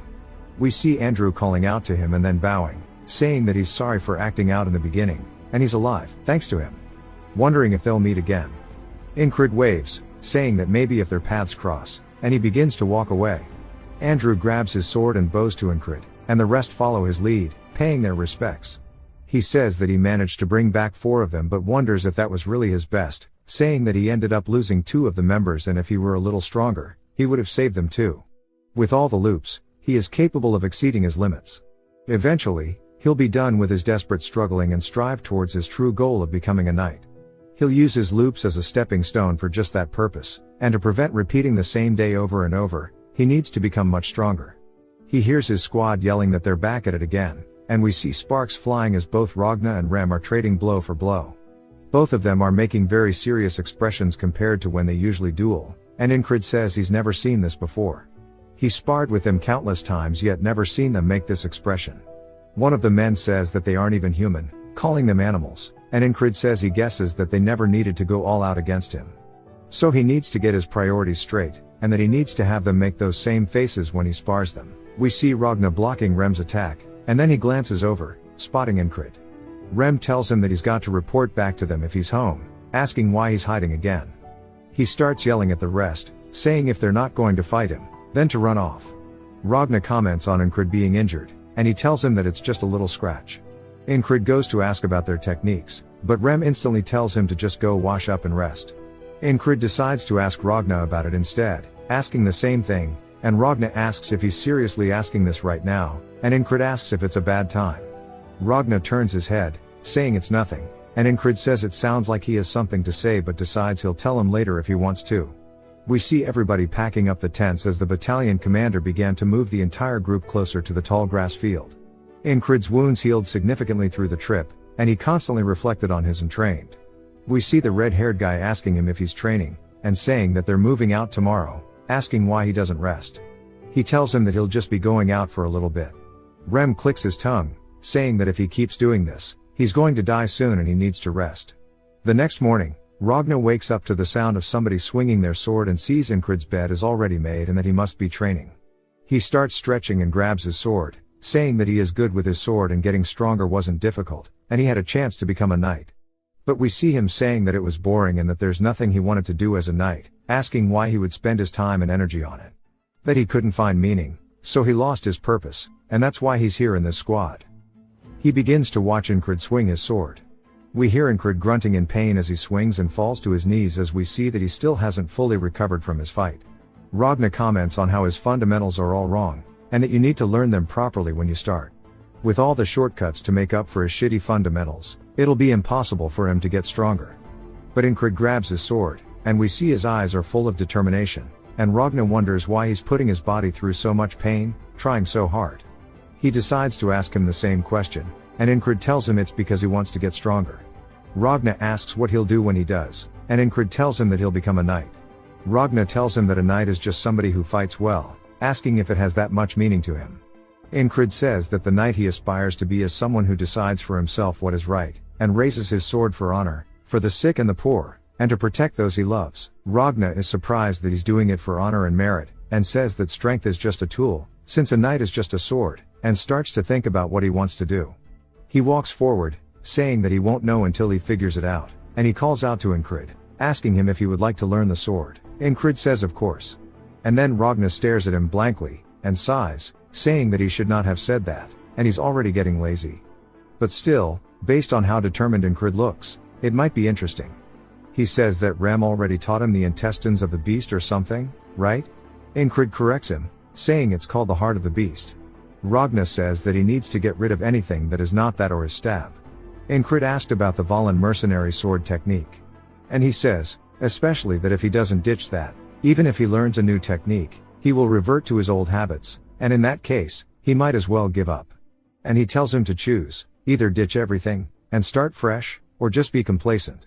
Incrid instantly says that he'll start fresh, and Ragna, surprised by how fast he replied, asking him if he's sure about this. And Incrid asked what he needs to do first. Ragna says that this guy really is not normal. And while he has a good physique, he wields too light of a weapon, and he should find something heavier, and hands him his blade. Incrid asks if he should really be handing his sword over like that. And Ragna says it doesn't matter as it's not special, and tells him how to properly grip the sword by having his right hand above his left. He then notices he's squeezing tightly, asking why. Incrid says so he doesn't lose his blade. And Ragna asks him who taught him this. And he says Rem did. Ragna clicks his tongue, calling him a useless bastard, and tells him to get into his position. He then raises the sword above his head, and swings it down on Incrid. He blocks it, and we can see his hands shaking. And he says that shit hurt, asking why he did that. Ragna says of course it would hurt. And if he stiffens up, it's only going to get worse, and says he's essentially like a branch or a column or something like that. Incrid wonders why everybody in his squad talks like this, asking if that's a metaphor, and what that's even meant to mean. He wonders if it means that he's too stiff because he's clenching the sword too tightly. Incrid says he probably means to say that he needs to stay flexible with the sword to keep his sword from breaking, and he needs his movements to be more malleable. He then loosens his grip, and then we hear Ragna slash his sword a couple more times. And then he kicks Incrid's feet out from under him, telling him to pay attention to his balance. Incrid tries again, and he asks him where his feet are pointed. And then smacks his sword, saying it's too stiff, telling him to try again, asking him if he's trying to break his wrist. We see Incrid go for an attack, and Ragna taunts him, asking if he was trying to dance. This continues on throughout the day until we see Incrid on the ground. Ragna sighs, saying he did not realize it was this shit, and that Incrid has none of the basics down, and that it's not something that can be taught. We see Incrid gassed out, but he tightens the grip on his sword. Ragna stares at him, and then thinks about something. And Incrid asks if they can go again. Ragna sighs, and draws his blade, telling him that they should start with the baby steps. We then hear Rem asking where they have been all day, asking if they are playing picnic here, skipping meals and shit. And he points at Ragna, asking Incred if he's giving him a hard time, asking if he wants him to take care of him. They start their typical banter, and Incred asks if there's something going on, because Rem is dressed up. Rem tells him that it's because they're being summoned. As the enemy forces are gathering in the distance, we see everybody preparing for combat. And it jumps to the ferry commander standing on a cliff above all the soldiers, as well as Incred's entire squad suited up for battle. Ragna wonders if teaching him was a mistake, saying that he's still new to the technique so he probably can't fight all that well. And then he might die because of that today. He puts his sword on his shoulder, saying that he's definitely going to need to babysit him today. Incred wishes that he had more time to practice. Some of the soldiers start asking why the enemy's formation looks like that. As we see that flag from the camp, and that they are all spread out in a very specific pattern. As the robed man stretches his hand out, saying this is the end. A strong gust of wind suddenly starts to form from where he's standing. And the ferry commander realizes that it's a spell. All the soldiers fight to maintain their posture as a fog envelops everybody. Incred looks around, saying he can't even see the people next to him. A lot of the soldiers start to panic due to the fog, and Incred hears something. All the other soldiers hear it too, and wonder what that noise is. They start to panic, and Incred yells, telling them all that it's arrows. As we see them coming down like rain. They start impaling the soldiers, hitting them all over. The fairy queen starts to deflect them, saying the fog is not normal, and nobody could have expected them to use this tactic. She yells, telling everybody to raise their shields.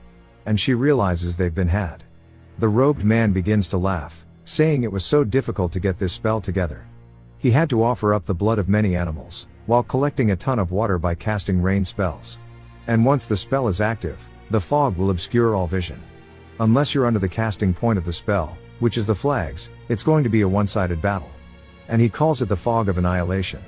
We hear Mitch telling him that he looks satisfied. The man says of course, if it wasn't for that flag almost burning down, this would have been a cakewalk. And Mitch thinks about Incred, calling him an asshole, as we see him doing his best to endure the arrows. The second barrage of arrows starts to come in, and we see Incred evade one. He hears a voice behind him telling him to keep his head down, and he recognizes it as Ragna. Then we hear Rem say that this is a spell, and he's pissed. Incred says that he's right in front of his eyes but can't identify him, and he won't be able to fight properly like this. An arrow lands directly at his feet, and he says that his breath is getting strained and his body is getting stiff, making it hard for him to move his legs as he needs to. This means he can't use anything he's learned from Ragna at this rate, and he didn't expect to get it on the first try. Back to training, Ragna says that he'll revert back to his old habits for now, even if he learns from him. It would be best not to fight until he finishes learning what he's about to teach him. However, unless he fights on the battlefield, he'll die regardless. He realizes that's right and then closes his eyes, relocking in, saying that death to him does not hold the same weight as it does to others. As all the soldiers continue fighting around him, Ragna tells him to get behind him, but he says that he found a way. If he can't do it in one try, he knows what he must do. He charges straight into the fog. Ragna calls out to him, asking if he's crazy. A spearman comes from the fog, thrusting his spear forward and stabbing Incred directly through the throat. Incred lets out a groan as we see it impaled into him. He then starts to smile, saying that now he can go back to learning from Ragna. The soldier starts to get scared, calling him crazy. He pulls his spear out of Incred's throat, causing him to die on the spot. Back at the camp, Ragna is asking him if he really understood what he said. Incred replies that, to be frank, Ragna is not a great teacher. To a genius like him, it's also obvious that it's hard for him to put what's wrong into words. Ragna says maybe this is what they mean about understanding it but not being able to put it into practice. He just asks him to swing his sword downwards, asking if that's too hard. Incred says he's not making fun of him, he's genuinely confused and asks where his center of gravity should be. Ragna is surprised but starts to think about it, asking if he means something like this. Incred confirms that's as he thought. He says that guys like him don't even know how they do what they do. While Ragna's explanations are lacking, it's not that big of a deal, since observing and listening are some of Incred's strong suits. He'll remember his stance no matter how many times it takes. Back to the barrage of arrows coming in. Incred raises his blade, deflecting one of them. But his hands start shaking, and he realizes he's still too stiff. Another spear is thrust forward, and Incred doesn't even dodge it, saying it's okay, so he can just die and continue learning. So he takes it to the throat. Back to training. We see him moving his feet as he dodges underneath Ragna's blade. He says this is now the 31st loop, and he is capable of flexible movement. Ragna tells him that the step he took is pretty good, asking where he learned it, and with that he should be able to start learning the basics already. Ragna explains that the 3 basics with a sword are cutting, stabbing, and slashing. He needs to use the edge of the blade for defense, and if the sword is good quality, he can also use the sides. The shortest distance between the opponent and him is called the line of attack. Using the sword is all about blocking the opponent's line while extending his own. He tells him to draw his opponent in and reach out to him with his sword. Back to the battlefield. The spearman is thrusting forward. Incred watches as it grazes past him and he thinks that his feet are light, so he can easily dodge this. Then 4 more spears are thrust out in front of him, immediately killing him on the spot. He says that little by little, his loops are starting to change. We see him actually parrying Ragna's sword, which surprises Ragna, who asks if he really just parried that. Incred is determined, saying that even though it's only a little bit at a time, he will make sure to continue this cycle. As he does a diagonal slash at Ragna, Ragna says that it no longer needs work. He seems a little surprised. Incred claims that even though they're baby steps, they're still adding up to be long strides. As he's running forward in the smoke, Ragna calls out to him, asking if he is crazy.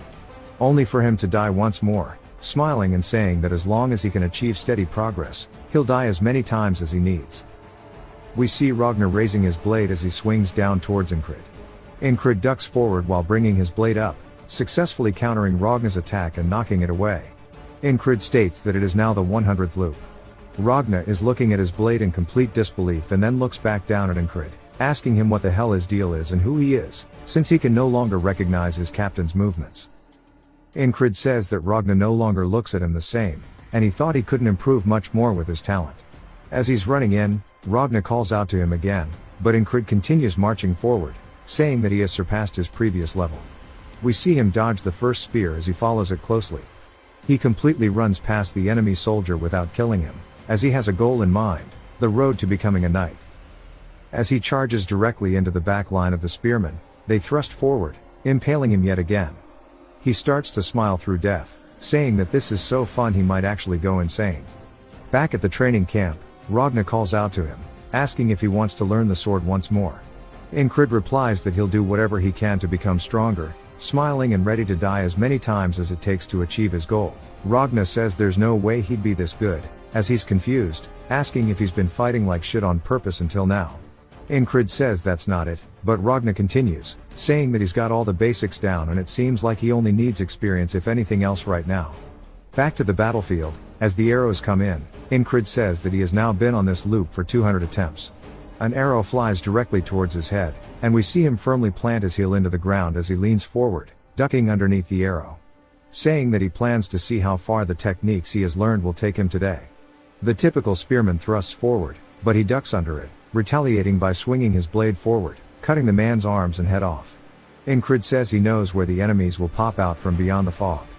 He pulls out one of his throwing knives, saying that he can get a few of them even if he can't see them, as he throws it forward, killing one of the enemy soldiers. As they begin to panic, we see one of them looking around in the fog, wondering what the hell is going on as he can't see anybody. He then immediately gets his leg lobbed off by Incred. Some of the crossbowmen start to panic, wondering what's going on. One of them raises his crossbow, getting ready to fire. Incred remembers Ragna telling him that he needs to look with his eyes and predict what will happen, and then move with his feet in accordance. As Incred ducks underneath the crossbowman's weapon, piercing him through the chest with his blade, Incred starts to laugh, saying this shit is hitting different and it feels like he's an entirely different person compared to when he didn't even have the basics down. He starts to charge deeper into the enemy lines, saying that he needs more and more people to come at him. He gets a little further until multiple crossbowmen all raise their weapons. As they're setting up the firing squad, one of them says that he's done well infiltrating up to here, asking him how he plans to make it out of this alive. As we see Incred panting, he steps forward, saying that he wants to fight it out with swords like men as he continuously plans on testing himself. They call him crazy and then immediately disrespect his request by unleashing crossbow bolts, killing him on the spot. We then jump back to the boatman as he's calling Incred foolish, saying that he's walked into his own grave, asking if he is all there upstairs, calling his mental cooked.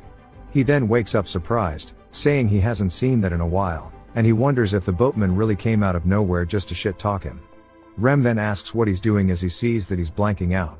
Incrid then remembers something about Rem, saying that he called it a spell when it happened.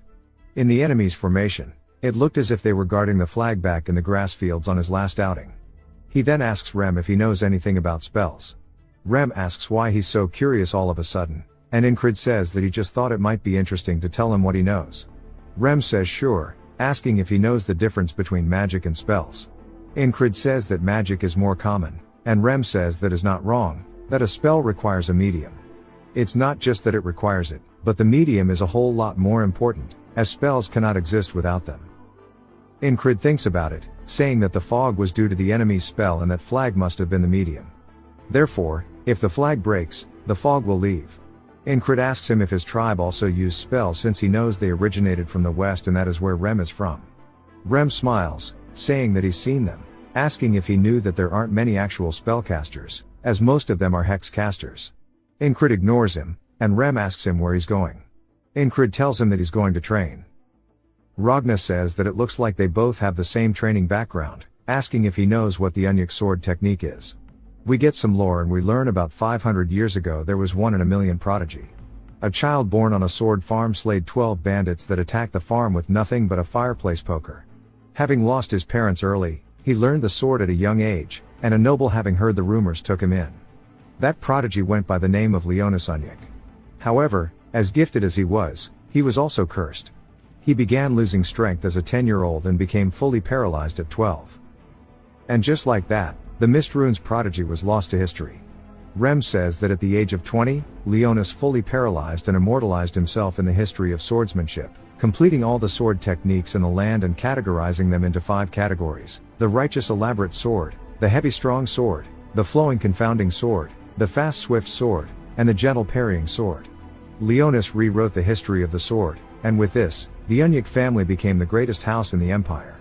The after effects of this technique can still be felt, as it is the foundation of all swordsmanship today. Ragna says that there is the northern heavy sword and a bunch of other sword techniques, including some eastern techniques that utilize ki. And among those, the technique he developed branches off of the northern heavy sword. He tries to think about what Rem taught him, asking if it was called the conscience of the beast. Incrid corrects him, saying it's called the heart of the beast. And Ragna says that this will be more useful than that, and it's called concentrate on a single point. He needs to forget everything around him and focus only on his own sword and the enemies, and he'll show him how it works as he starts to get in a stance. Incrid wonders what's about to happen as Ragna thrusts his blade directly towards him, nicking the side of his throat. Incrid is surprised, saying that it was faster than Rem's axe, and he nearly just died. Ragna then asks if he felt anything, and we hear Rem calling him a degenerate, asking if he's really trying to kill the squad leader. Ragna says that people concentrate better in the face of death, and he's just trying to help him out. Rem says that he can't learn anything if he's dead, asking if he even knows how long it took for him to learn the heart of the beast. Ragna says that's only natural for a stupid barbarian teaching him, and they start to argue. Incrid says that both of them are pretty shit at teaching, though. Rem then says that his people are more north than his, saying that truly that means he's more barbaric. Ragna says no, as he knows Rem is from the southern barbarian tribe. As they continue bantering, Incrid tells them that's enough, and they should leave, as he is here for the departure order. Ragna then reminds Incrid to remember how alert he was just now, saying that moments before death, if he succeeds with concentrating on a single point, everything around him will fade, and he will feel his sword do his bidding. Back at the battlefield, Incrid says that it's similar to the heart of the beast yet completely different. The heart of the beast makes you numb in the face of death, but the other makes you more alert, and he needs to experience it in real life or he needs more experience with it. He looks up at the battlefield, seeing the flag. As the fog starts rolling in, Incrid says that he'll add another objective on top of gaining experience, and that is for him to actually take out the flag. He starts to march forward, decapitating one of the soldiers, saying that it will be easy for him to get there with both Rem and Ragna. But he plans to do it on his own, as we see him taking down another soldier. He cleanses his blade of the blood, saying that he is hella excited to learn this new technique. Incrid says that he died while unprepared too many times. Which is why concentrate on a single point is very useful. To survive the assassin, he trained his ears. To survive the battlefield, he learned the heart of the beast. But concentrating on a single point, he does not truly understand. Ragna thrusts his blade forward, directly towards him. It stops just shy of his face, asking if he understands. saying if he succeeded, he should have felt the tip of the blade slow down or something. Incred shakes his head no, wondering if maybe the heart of the beast is interfering with it. But he doesn't think that's the case. Ragna tells him that he should feel everything else fade besides the opponent's sword. And he should be able to predict the sword's path, asking if he's felt anything similar. Incred says that he's starting to think that channeling his fear of death isn't the right move for this, asking him how he learned it. Ragna says he didn't have to learn, as it's something he could always do. And it's in the name, you just have to concentrate on a single point. Incred sighs, saying he's not going to get any useful answers out of him, and he'll just have to figure it out on his own. But he shouldn't get impatient, as he'll keep practicing this on the side, as his first priority is knocking down one of the flags. He plans to minimize the damage to his allies and penetrate straight through the enemy lines. As the fog starts rolling in again, everybody panics, but Incred yells, telling them to get down. They immediately follow his command, and he tells them to raise their shields. As arrows start to fly in, we see their shields blocking the volleys as he takes charge. He's repeated this loop over 300 times. He knows where the attacks will come from, even if his eyes were closed. Even the enemy soldiers are confused by the fog, so he takes advantage of it, slipping past one, immediately stabbing him in the side of the head, and then following through with a swing, killing 2 more soldiers. The enemy starts to scream, saying that it's just one guy and they can take care of him. As they see the shadowy figures of their comrades getting bodied, another group gets close to Incred, and he rears his sword back, immediately getting rid of them, as he has one goal in mind, and that is the flag. One of the soldiers yells, telling everybody to get a hold of themselves, and they need to stop him. Incred smiles as he gets closer, as he's actually enjoying this. He swings down his sword as the enemy soldier blocks it in front of him, creating sparks. But Incred doesn't let this stop him, as he uses pure brute force swinging downward, breaking the sword in half. Then using the soldier's body, he slams him into the pole, breaking it. He says that it took him 10 loops to get to this flag. As we see it finally break, he says that that is all he wanted. But then he's surprised that the fog still hasn't left. While he gets distracted, the enemy soldiers take advantage of it, stabbing him. One of them laughs, saying it seems like he knows a little about spells, but that he has been deceived. Incred now understands what's going on, saying that there must only be one real flag, and every other one is merely a decoy, and that he needs to find the real one among them. The loop restarts, as Ragna asks what he's doing, because Incred is charging straight in, all alone. He says he has a 1 in 5 chance of getting it on the next try. As he takes the lead, he yells, telling everybody to get down and raise their shields, but they can't hear him as he's too far, and they wonder what to do. Incred turns, watching the arrows fly over him, completely confused. As he raises his shield, he blocks the ones in front of him, but all of his soldiers start to get clapped, and he wonders why they didn't listen like they did last time, saying maybe it's the timing, or maybe he needs to give them time to catch their breaths. He breaks another flag, only for it to be a fake, as he gets his head cut off immediately after. Now with 4 left, we see him break another one, yet it was still, again, a fake, as the soldiers killed him once more. That took him 5 extra loops. The 4th flag took him 7 extra loops to get there, and even after he broke it, it was still the same fate. He only has 2 flags left, and he says that if he were to trust his gut on which one is real, there's only one clear winner here, as it would have to be the one that is the furthest away from the rest. We see right beside it is the robed man from the camp. Incred kneels, telling everybody to get down and raise their shields, and they actually listen this time. The arrows get blocked once more, and Incred tells Rem to follow him. Rem asks if he's out of his mind, as they start to charge into the arrows. Incred says even if it's far away, he can't get exhausted before he reaches the flag. As they charge into the spearmen, Incred doesn't even bother swinging since Rem is with him. He takes out the man by throwing his axe. Incred says the plan is to get Rem to draw their attention, and he'll slide past them. Rem picks up the soldier, asking him who cast the spell, but realizes the dude has his brains on the ground, so he throws him away, saying that he'll just have to hear it from the next guy. He continues killing the enemies. Incred says it's been over a year of him repeating this loop. He runs closer to the flag and readies his blade, saying now it'll be the end of the fog. And then as soon as he goes to swing, his sword gets stopped. As we hear a familiar voice asking if this is a dream. As it's none other than Mitch, who knocks his blade away from the flag. Mitch says that God has answered his prayers. As he says that he has really wanted to kill him with his own hands, and he's been waiting for this moment. Incred glares at him, but it's solely because he doesn't remember who the hell he is.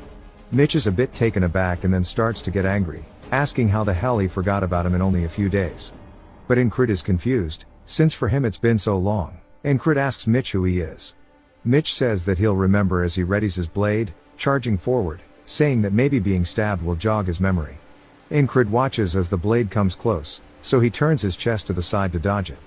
He then pushes off the ground with his back foot, thrusting forward, trying to counter Mitch. Mitch quickly backpedals and wonders what's going on. As Incrid has changed so much in just the last few days, he says that he's gotten incomparably better. He starts to get pissed that he tried to catch him with a single step. While he's lost in thought, Incrid charges in, closing the gap. He swings down at Mitch, who blocks it, creating sparks from their blades. Incrid says that he is loyal to the basics, using the righteous sword technique, and he's mixing in the flowing sword technique, which deflects attacks. Our boy is learning as he fights. Mitch begins to push him back, but Incrid doesn't allow him as he knocks his sword backwards, saying he needs to focus all of his senses in front of him. Mitch raises his blade, thrusting forward. Incrid says if he gets distracted for a single moment, the balance will collapse, so he has to make sure to actually lock in. He needs to forget the flag, the outcome, and even sword techniques as everything else needs to fade around him, leaving only the swords behind. As they both swing towards one another, the tips of their swords clash. Mitch grits his teeth and pushes as hard as he can, knocking Incrid's sword backwards. Incrid is surprised, but before he can even retaliate, Mitch thrusts his sword directly through his chest, fatally injuring Incrid. He starts to cough while impaled by Mitch's blade, and he looks up at Mitch, saying that he remembers him. He was the guy blocking the flagpole in the grass. Mitch introduces himself, saying he is the Aspen Principality's Greyhound Squad platoon commander. Incrid introduces himself as well, saying that he is the Nalilia Kingdom Squad commander. Some of the soldiers ask Mitch if he is an enemy, and Mitch says yes, and his specialty is hiding. One of his men says that Incrid sure is an odd guy, and when Mitch looks back down at him, he is confused, asking Incrid what is wrong with him and why he is smiling. Incrid says that Ragna is a crazy bastard, and it wasn't the concentration that comes from the fear of dying that was necessary. Rather, what he needed was a good rival. He needed an opponent that would put everything on the line to fight and encourage him. He wonders if maybe he was low-key just a freak, and he pulls his blade out of his chest, saying he ain't trying to match that. Back to Ragna explaining the concentrate on a single point again. Incrid looks to the side, saying that he sees, and Ragna mistakes it as him not listening and maybe giving up. Rem approaches, saying that they've been called to head out. Incrid tells Ragna it's time to go. Ragna then says he actually looks like he's more full of energy and he sure is a weird person today and that he should maybe go a little harder during warm-up. As the fog starts to roll in, Incrid yells, telling everybody to get down and raise their shields. The volley of arrows then starts to fly in. And before Rem can say his usual line, Incrid cuts him off, saying to follow him. Rem asks what he's doing, and Ragna says that he'll be coming as well. Rem starts barking at him, asking if maybe he took an arrow to the head, saying he's being weird. Ragna tells him if he doesn't want to have an arrow lodged into his head, he needs to look forward as the enemies are right in front of them, and we see Incrid running in between the enemy lines. But the same can't be said for Ragna and Rem as they have to brute force their way forward. Incrid says he really wanted to make sure that he could open the path in a similar way to before and meet Mitch once more, and they start to have their stare down. Incrid then starts to give off some psycho energy, saying it's nice to see him, calling him his friend, saying they should fight. Mitch asks if he really came looking for him, and Incrid asks if this is his first time receiving a confession, saying that he came because he fell in love at first sight. Mitch says that usually he is the one finding people, and this is the first time somebody else has come looking for him. Incrid asks him if he's upset, and Mitch readies his blade, saying nonsense. Incrid starts to explain that entering the state of concentration where he can only feel the sword once more is a lot harder than he thought as we see him get stabbed to the chest. Mitch says he didn't think he'd lose this easily, and he doesn't know why he made him believe that he could fight him. Incrid now realizes that his attitude was wrong, and it can't be intentional as he needs to be absorbed into the fight naturally. As he's clashing blades once more with Mitch, he says that he'll just repeat the fight over and over until he can find that feeling. Finally, on the 18th loop, everything else but the sword starts to fade, and he can feel it again. In his 28th loop of fighting Mitch, he can intentionally enter the state of concentration. By the 48th loop of meeting Mitch, we see Ragna saying that he'll teach him the tricks as he readies his blade, thrusting forward at Incrid like usual, but Incrid this time is locked in as he's staring at the blade, solely focusing on it. As he gets closer and closer to his eye, Everything else begins to fade, and right when the moment arises, he raises his blade, actually deflecting Ragna's attack, leaving Ragna speechless. Then he asks him if he just deflected his attack by concentrating on a single point, asking how. Incred doesn't say it aloud but thinks that it's pure concentration that means completely controlling his body and sword. His power and technique have developed to the point where he cannot compare them to before he met Mitch. Ragna asks him where he's going as he starts to leave, then Incred says it's time to meet the platoon commander. Incred says it is finally time for him to overcome this loop once and for all. It jumps to the ferry commander asking what he wants. Incred says that he remembers that he saw something about spells during his reconnaissance. She wonders what he means, and he continues, saying that the Aspen soldiers were calling a weird-looking man the spellcaster. She seems more interested, telling him to elaborate. He says that he told her everything that might be needed to win the battle, and it jumps straight back to the fog rolling in. Incred commands his men yet again and begins to charge in, leaving Rem and Ragna behind him. He says that he just has to hope that his commander is competent because all he has to do is focus on what's in front of him as we see Mitch by the flag. He says that his goal is to overcome him. Mitch recognizes him, but Incred then says his name, which surprises Mitch that he knows it. Incred says that he wanted to fight it out with him from the very start and that today he plans on beating him as he charges straight in. He swings down at Mitch, who sidesteps it. He then rotates his hips, swinging his blade forward. Incred reacts in time and turns his blade sideways, bracing it with his arm to block Mitch's attack. Mitch is actually surprised by how sturdy he is. Incred then thrusts forward with his sword. Mitch narrowly blocks it, and he swings forward, knocking Incred's sword back. They collide once more, creating sparks. Mitch then asks him if maybe he was hiding his skills, and Incred says yes. Mitch then asks his name, and Incred tells him. Then they begin trading blow for blow. Mitch tells him that he will remember the name, and Incred says there is no need as he will remind him if he forgets. He then starts to lock in, focusing solely on Mitch's blade. He notices that Mitch's balance is shifting to his right foot as he is preparing to slash diagonally.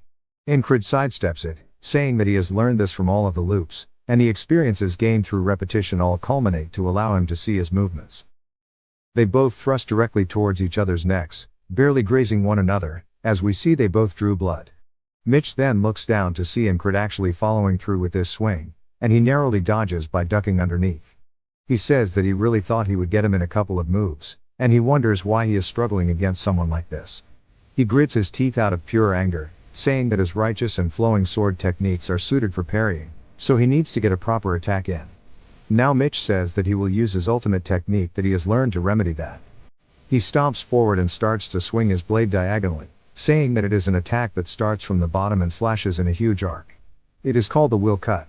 Incred watches as Mitch prepares this heavy swing, and he starts to see the actual line. He says that he has died to this technique so many times because he couldn't see where and when it started. But now is not the case. As the blade starts to come up, he smiles, saying that he is so glad he gets to see it again. As they collide swords, Incred actually manages to parry the will cut. Mitch's heart sinks, asking how the hell he saw it and parried it. We learn more about Mitch's family. It is one of the three main houses that reign over the Aspen Kingdom. House Hurrier represented the brute force of the kingdom and recruited any and all people who showed talent in the sword. He was also recruited from a regional house to that end. After adopting the name Hurrier, he proved himself with his skills and fought 2 adult knights at the age of 15. He won against a champion swordsman of a town at 18 and was strong enough to become the champion of an entire city at 22. He became one of the 3 best fighters in the Greyhounds through his skill alone. There were only a few that matched up to his talents. As we see him watching people train, he wonders why they put so much effort into it. Asking why it's so necessary to swing a sword until your hand bleeds, as it only takes a few swings for him to understand things. He was satisfied with the present, and he was emboldened by his skill, which was a mistake on his part from being complacent. Incred starts to capitalize on the fact that Mitch lost balance and quickly stabs forward, piercing Mitch's shoulder, completely dominating the fight now. Mitch tries to find some way out of it, but Incred quickly pulls the blade out, readying himself once more. Mitch then starts to lean over and spits up blood. Incred starts to slowly walk towards him, and Mitch realizes that he underestimated him and thought that his attack would definitely get him. He says that Incred isn't as good as him in strength or technique, and Incred says he's right. But in the end, he still beat his ass. Mitch starts to grit his teeth and realizes that he is right. Incred readies his blade to execute him, telling him that this was fun. Mitch says that if only he tried harder instead of being arrogant and relying solely on his skills. But he hears somebody yelling to protect Mitch. Then he watches as Incrid's blade comes in to finish the fight, but someone blocks the attack, as we see it's none other than the Grey Dog, and Incrid distances himself. Mitch's men then start to tend to his wound, asking if he is okay, and the Grey Dog tells them to take Mitch somewhere safe. He says he didn't expect one man to cause this mess, and he raises his blade, telling Incrid he won't let him have a peaceful death. Incrid says that he can't forget that he is surrounded by enemies here as they are in front of him and behind him, ready with crossbows. He says breaking the flag and securing his exit is his goal, aka the wall he must overcome to get out of this loop. His eyes start to focus, and the Grey Dog yells, telling his men to fire, and they all start to unleash their arrows directly towards Incrid. Incrid charges straight in through the arrows, saying that he can't avoid all the attacks, so he'll take them head on and continue advancing. Grey Dog raises his sword into the air, saying there's no way he's this foolish. He swings down towards Incrid, only for it to be blocked. Incrid realizes that his sword is cracked from the attack, saying that his technique is extremely heavy. To win this battle, he's going to need to die many more times, but the objective now is to win the battle, which means he needs to destroy the flag. He throws a throwing knife forward, trying to hit the flag, saying that the spell medium will stop working even if it's only slightly damaged. But his wind is moving the flag too much. Grey Dog calls him a bastard and swings at his head. Incrid ducks underneath, throwing another dagger and saying that he needs to aim for the connection between the flag and the flagpole. He does exactly that, breaking the top portion of the flag entirely off of the pole. The fog rolls in even thicker than before, and the ferry commander says that she informed the command that there would be a spell and asked for resources to combat it, but they haven't done anything, and the kingdom is hella rotten. They sent a potato of a dude to command the front lines, and at this rate, they're going to be wiped out. She then notices something as she looks to her side. The fog starts to actually disappear. The soldiers are confused, asking what happened to the flag. While they're distracted, the ferry commander immediately stabs one of them in the back, saying that with the fog gone, the enemies have been completely taken by surprise, and now is the chance to change the tide of the battlefield. Now they have the confidence, and they start charging forward. She says that things are more favorable now that the fog is gone, but she wonders who destroyed the spell. She wonders if maybe it was Incrid, as we see a couple of arrows lodged into him. He says he messed up. After destroying the flag, he thought he'd run into either Ragna or Rem if he ran straight towards friendly lines, but instead, there are only enemies, and he wonders where the hell they are. Back to Rem, he's holding onto an enemy soldier while barking at the rest, telling them to bring him to the spellcaster or else he will kill them all. Ragna is more lost, as this dude is back at the allied camp, and they all stare at him like he is actually disabled. Ragna sits there for a second, as his brain processes it since it's a bit smooth. He recognizes that they aren't the enemy, and they ask what the hell is wrong with him and if he wants to be executed. Back to Incrid, the enemy soldiers call him a rat, asking why he's still trying to survive even in this state. One of them gets close, telling him to just give up as he raises his sword above his head. Before he can swing it down, we see a puma attack from the side, biting the man. Incrid immediately recognizes it as the one he met in the tall grass fields, and he makes eye contact with it. The enemy soldiers wonder why a beast is helping him and ready their crossbows. But the puma doesn't give them the chance and immediately jumps straight towards them. It attacks their weapons by breaking the strings in their crossbows. It then walks directly in front of Incrid to protect him. Incrid tells the puma it should leave, as the man in front of them is a little special, and Grey Dog is utterly pissed. We then hear a familiar voice as he puts his hand on Incrid's back, telling him to stand back. It's none other than Vengeance, who walks forward like a badass, saying that he's going to save him. Incrid is confused, but Vengeance starts to charge directly in. His attack immediately gets parried by Grey Dog, and he gets sent flying backwards, saying he didn't expect him to actually be strong. Vengeance then tells his boys to just shoot him instead. As we see them firing their crossbows, Grey Dog doesn't stop his charge, starting to knock away the arrows with his sword. While he's distracted, the puma leaps for a surprise attack, but Grey Dog reacts in time by hitting it in the side with his hilt, knocking it to the ground. Incrid then starts to lock in, focusing on the tip of Grey Dog's blade. He says he sees it as he follows the line and raises his short sword up in front of him, saying he can't parry that sword with his strength, which means that he'll have to actually use Grey Dog's strength against him. He'll take one out of Mitch's book and let it flow against his blade. He does exactly that, but due to the short length of the blade, he actually gets cut on his arm. But it does work, And Grey Dog is surprised as he instantly recognizes Mitch's technique, asking him where the hell he learned that. Incred lifts his blade, saying it seems like his skills will even work against him. Vengeance then comes in with the greatest attack of all time, obviously having no effect. Grey Dog then looks over, seeing all of the reinforcements running in. He clicks his tongue and turns, telling Incred he won't forget him. Incred tells him to do what he wants, and Grey Dog orders his men that it's time to retreat. Vengeance runs over, telling him that he doesn't have bandages, so they have to move back to wrap up his shoulder. Incred says that they need to bring the puma too, and he picks him up. Vengeance calls him crazy, telling him to worry about himself first. As we see he's actually carrying the puma, Vengeance starts carrying him away, telling his men that it's time to head back. Incred's eyes then start to feel extremely heavy. Vengeance tries to bark at him enough to keep him awake, but he's lost too much blood, so his eyes start to slowly close.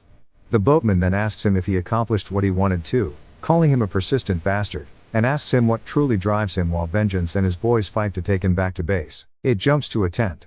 We hear a bunch of people talking about Incred, saying they hope he wakes up without any issues.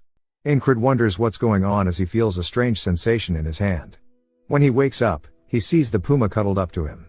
Rem asks if he's awake, saying that he really thought he died this time, as we see all the squad members looking at him. Incred asks what's going on, and Jackson asks if he's feeling okay. He says he's thirsty, and Jackson hands him a drink, saying that he's lost a lot of blood. They tell him that, thankfully the medics said there won't be any lasting effects and that the goddess of luck must be on his side. Incred says that he must have passed out during the retreat. Jackson says that now that he's awake, he's going to leave, and Ragna says he's going to sleep. Incred's just glad he got through another day. Rem sits there deep in thought, and Incred asks him why he's staring at him like that, asking if he wants to pet the puma. Rem says no, he's not interested in beasts, and he asks him how he knew it was a spell. Incred says that he won't believe him if he tells him about the repeating days, so he needs to lie to him. But he says that he shouldn't because Rem has always been faithful to him, and he needs to return it in kind. He says that he was friends with someone like him, a settler, and he suspected that based on what he heard from him.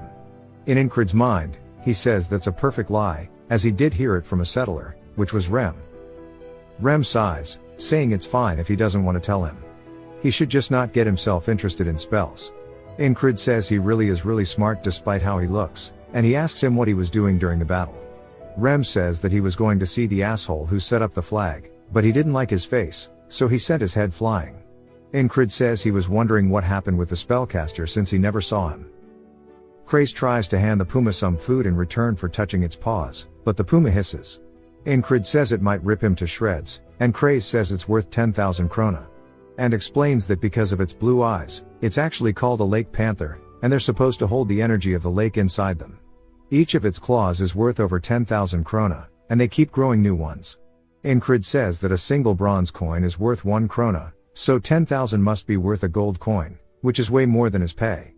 After he collapsed, they dominated the battle easily since the flag was gone, but the battle itself wasn't conclusive, and since then they haven't gone marching or ventured out.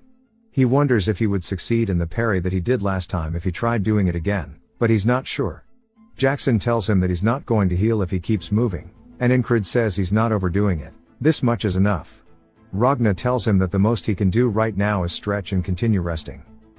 Rem asks if he's trying to spread his laziness to him, telling him to stop loitering in the walkway. Ragna goes to find his sword, and Rem asks if he's trying to fight, but Incred says he has a question regarding the sword, saying that he used a technique that he never practiced before. He asks if it's normal. Rem says that it's nothing special, and using the heart of the beast, he can actually see what the enemy is doing, so he would have been able to see how they swing the sword and how they use their strength. Ragna tells him that it should be easier since he learned the basics and should succeed with concentrating on a single point, so he definitely would have seen more. But he still must have gotten pretty lucky. Incred accepts the answer, saying that the day that just passed was not just one day for him, rather, it was hundreds of days of struggle. He got stronger through sheer hard work, not just through memorizing patterns. No matter how pathetic his talent is, he can continue growing. He tells both Rem and Ragna that he wants to duel.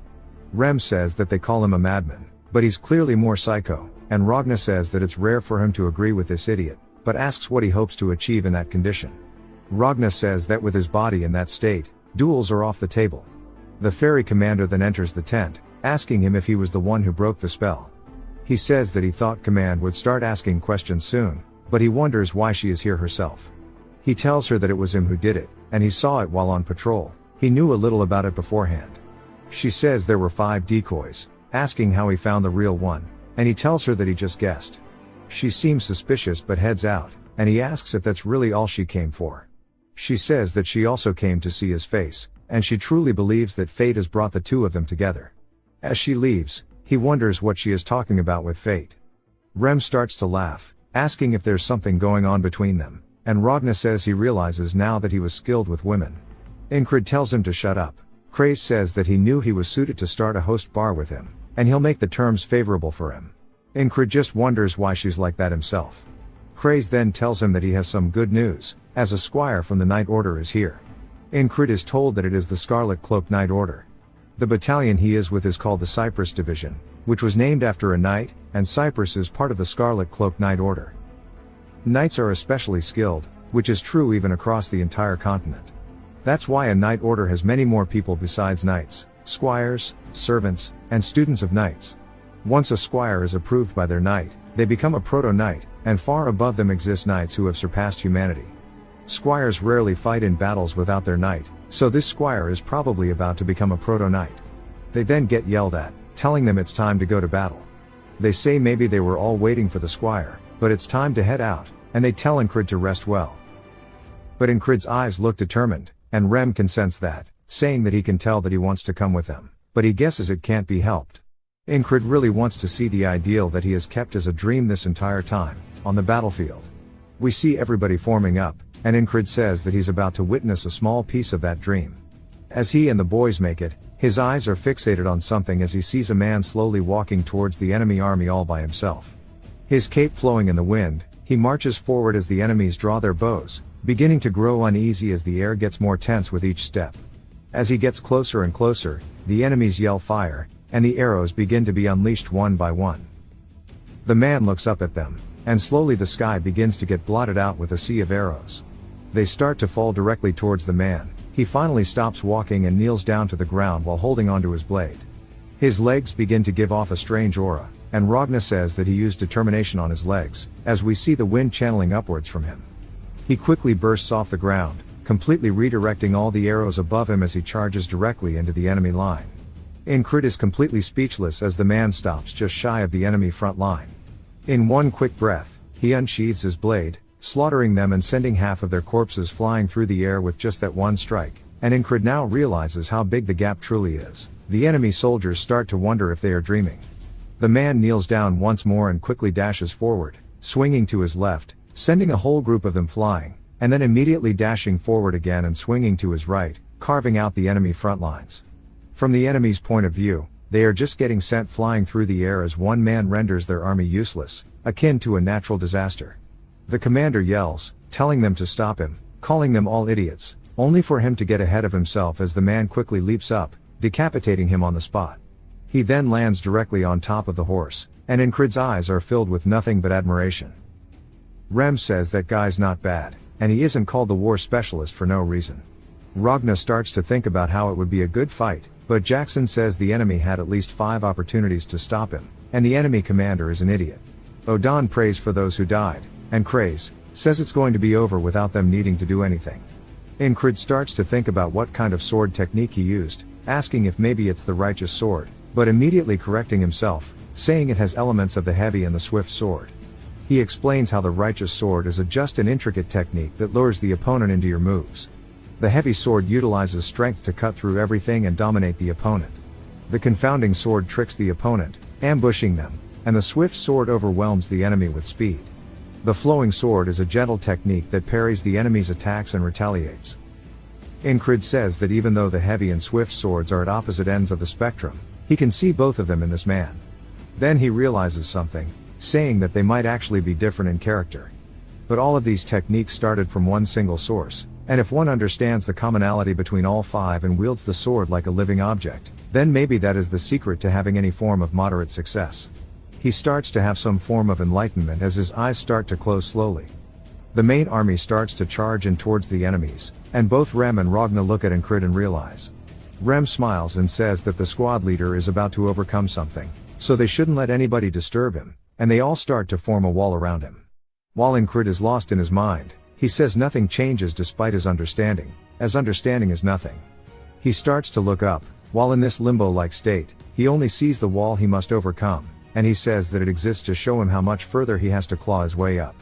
As the main forces run by him, in his mind, he is still juggling with trying to truly understand the thought that he is having. He is climbing over the wall, saying that he will make sure he sees it all the way to the top. The armies now begin to battle, and Incred starts to see a light on top of the wall. The troops finally start to push the enemies back.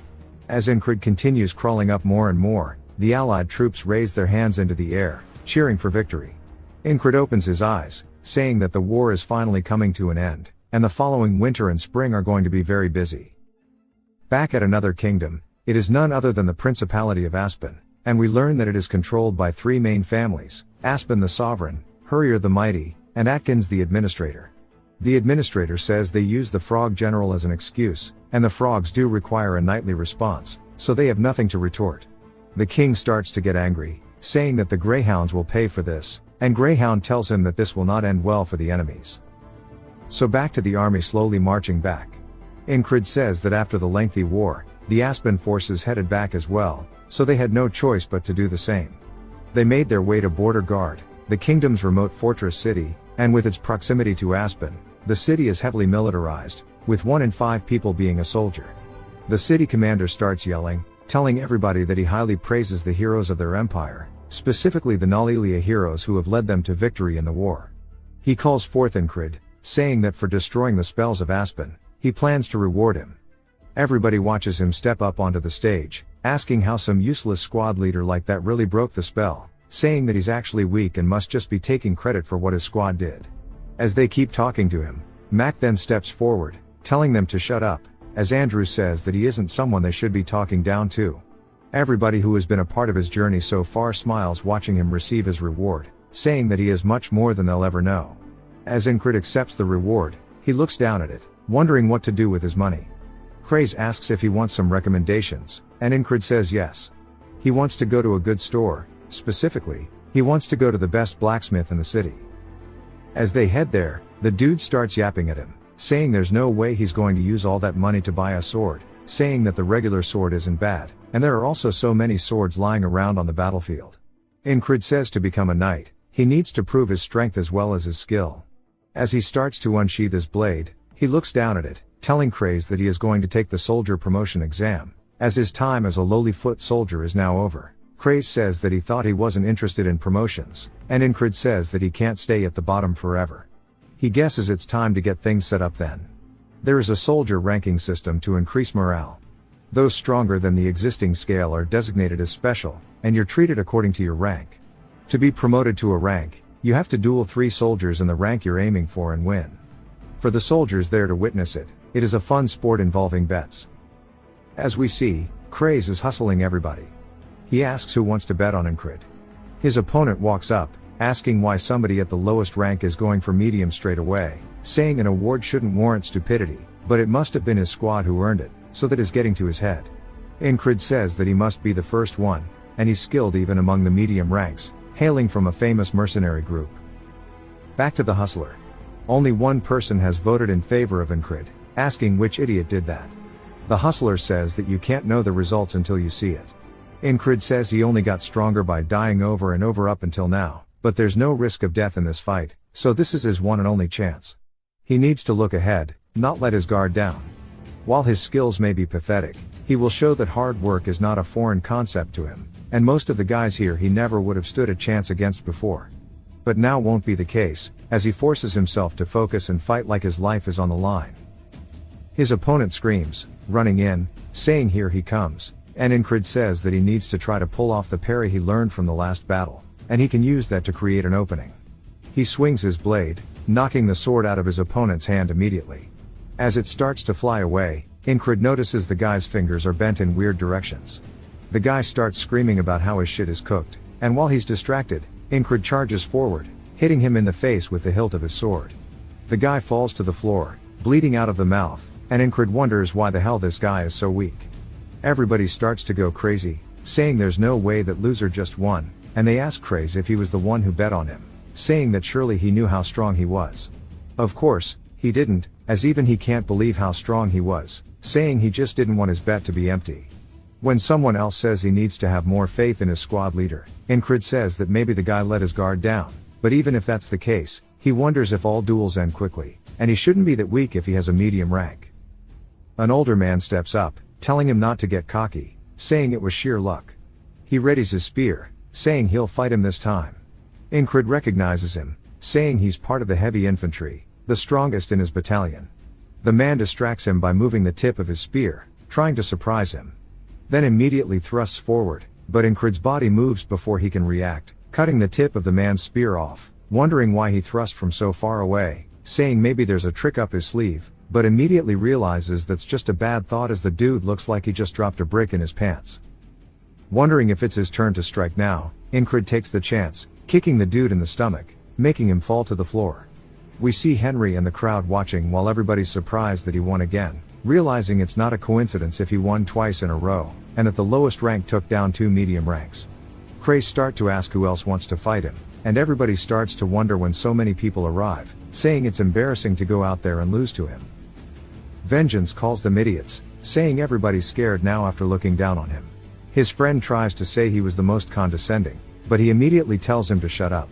Andrew starts to sit up, saying that after losing last time he trained with Mac every night and wants to ask for a rematch, but Mac tells him not to bother, as he makes him sit back down. He says he's gotten way stronger, and he doesn't think even he could win against him right now, and they both sit there watching intently. Rem nudges somebody, telling him to go up, and the guy wonders who he's talking to, only to get scared after seeing who it is.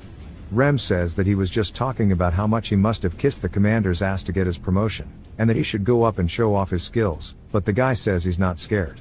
Incrid says it was so normal for him to struggle up until now, so he didn't notice the stabbing pervert in the first loop he went through, the assassin in the next, and even Mitch from the most recent one, as well as the squad members he trained with daily. He just had it hella rough until now, and his old teacher told him to never underestimate his opponent. The yapper finally walks up asking if he is distracted before his fight, and Incrid says no. He thought that advice was irrelevant to him, and he never thought he'd get to look down on another person in a fight. The yapper asks what the hell is with his face then, as we see Incrid looking smug, saying that he's now become strong enough, and he tells him that it's just interesting, as he wants to know what it's like to dominate an enemy. He charges forward, and the yapper freezes up. Incrid smacks his sword into his, and we learn that the Nalilia respects strength as they are called the Kingdom of Knights. Incrid raises his blade and swings down again, cracking the yapper blade. The guy looks up in complete fear as Incrid raises his blade once more, swinging down, stopping just shy of the dude's head. The dude's eyes start to roll to the back of his head, and he foams at the mouth. Incrid says now he has proven himself, as everybody in the crowd is stun-locked, bro straight pissed in his pants. Somebody calls him the Spellbreaker, saying it really was him who destroyed the flag, and that he didn't just ride his squad's achievements. Andrew starts to stand up and screams, calling him the Spellbreaker. Incrid wonders what he's doing. Andrew yells, telling everybody to say it too, saying if it wasn't for him, at least half of them would be dead. They all start to chant, calling him the Spellbreaker, as that is now his new nickname. He decides that it's not that bad, and the hustler runs over, telling him that he is now a medium rank. Incrid says it's too early to get excited, as he has to get to a high rank. Bro is confused, asking if he's going to keep going, and a man stands up in the crowd, saying this is interesting. As he walks forward, people look over to see an eagle patch on his arm, meaning he is part of the border guard, the ones directly serving the crown, which is an elite squad. They wonder why he is here. The man calls out to Incrid respectfully, asking if he would like to duel as well. Incrid and the man begin to have a stare down. Rem stands up, saying that this is going to be difficult. Incrid explains that the border guard is equivalent to Aspen's greyhounds, which means this guy might be as strong as Mitch. He wonders what would happen if he fought someone like him without dying. He points his blade at him, telling the man to come at him. The man finds this amusing, saying he's not scared while going against someone like him in the special forces, and after watching him, he's way more interesting than he thought. The crowds rush to cheer him on, telling Incrid to show them the power of the Spellbreaker, and that the kings of the battlefield are the infantry, as that chant starts to drown out everything else. The man asks if they're stupid, saying that they know he's part of the infantry too, and that they are too cocky with their recent victory. He's going to try to humble them as he readies himself and then immediately dashes forward to close the gap with Incrid. Incrid starts to lock in, following the tip of his blade, seeing exactly where the path is going. He leans back slightly, just enough to parry the blade, and the man is surprised, saying that he's wasting as little movement as possible and that surprised him. He then grabs Incrid by the collar and tries to throw him down, but Incrid grabs onto his arm and raises his blade directly above the man. A chill runs down the man's spine as he realizes that if he doesn't dodge, he will die. As Incrid starts to thrust forward, he stabs the ground as the man sidesteps it. The man returns the favor by rearing his fist back and stabbing forward with all of his might directly towards Incrid's chest. Incrid doesn't even try to avoid it and instead grabs the blade directly with his bare hands and then knees the dude straight in the stomach. The guy regains his footing, as the momentum is back to being equal. He starts to charge back in, as does Incrid as he grabs a throwing knife off his vest. They both start stabbing directly at each other's heads, only for the fairy commander to appear, knocking both of their blades away with one strike. She tells them that's enough, any more and they'll kill each other. Incrid is gassed out, and so is the other dude, and Jackson is ready to kill him. Actually, it's not just him but rather all of the boys have pulled up. Rem says, "Look at this lucky bastard." The man tells him not to get too excited as this is only a duel. He says he almost got him when he lost sight of his movements and wonders what would have happened if they went until the end. The man says he didn't expect anything but he can't deny recognizing him, introducing himself as Torres, a platoon commander of the border guards. Incrid introduces himself as they shake hands. The crowd is surprised that he is a platoon commander, meaning he just fought a special rank soldier. That means he is at least a high rank one now, and they start to give him their respect. Incrid glances back at their cheers and raises his hand, brushing it off. Torres says he likes his reaction and that he'll see him again soon, calling him a high rank soldier. Incrid says with this he is one step closer. On the outskirts of the town inside of the barracks, a man tries to tell Incrid to come to his company as he is the first company commander of the heavy armored infantry called the Turtles, and his name is Graham. Incrid says this is his third request, and maybe it's because of his rank or the role he played in breaking the spell. Accepting an offer means he would be a monthly lease in the military. While it's a great offer, he doesn't want it, so he bows apologizing to Graham. Graham says that if it's about the 4th company commander, he'll have a word with him. Incrid says that's not it. The guy says he seems completely unbothered and just knows that he would still like him on his side. Incrid asks if he would like Rem, and the guy says he does not want a psycho in his squad and that he survived the last battle thanks to him and should keep at it. Craze asks if it's time to pack their bags, and Incrid says no. He asks why he's rejecting everything, saying right now he'll get treated well no matter where he goes. When Incrid goes to explain it, somebody else appears. When they turn to see who it is, it's Torres, who asks Incrid how he's been. He says he'll be direct with him and wants him to come to the border guards. Incrid says that the border guards are directly under the Crown's command, and it's a better offer than the one from the Turtles. Rem says that this is something Incrid could have only dreamed of before, and even if he rejects the other offers, he'd be stupid to reject this one. Torres says he realized that as soon as they exchanged blows, that he wants a harder fight, and if he comes to him, he'll bestow him with hellish training and insane challenges. This means he'll be able to realize his full potential. Rem thinks the deal is over, and so does Ragna and the rest as they're already coming to terms with it. Incrid waits for a second and then says if he's talking about endless hellish training, there's no place like where he is currently and that what he wants is not to reach his full potential but rather fully overcome it. Sometime later, Rem is shivering in bed, saying it's so cold and he wishes he could fight it with his axe. He asks Incrid where he's going, telling him to get him some hot stones. Incrid says that with the battle over, he's completely useless. Odan says it'll get warmer if he moves and he should come outside for some training. Rem barks at him, saying he's gonna kill him. Odan asks Incrid if he wants to train with him, saying it'll thaw his frozen muscles. Incrid says he needs to go on duty right now and he'll do it once he's back. Then Rem reminds him to buy hot stones. As Incrid leaves, he says winter hit real quick. It jumps to a market stall and he says the border guard's purpose is to go to battle, but with the lack of battle, they patrol the streets to safeguard the city. He's introduced to 2 people named Jack and Bo, and the 3 of them are meant to work as a team today. Incrid wonders if they are part of the scouting mission, saying he has heard those names somewhere before. Jack says being on duty with the famous Spellbreaker is an honor, and Bo says he heard he got promoted to a high rank as well. Going from the lowest rank to the high rank in one go is amazing.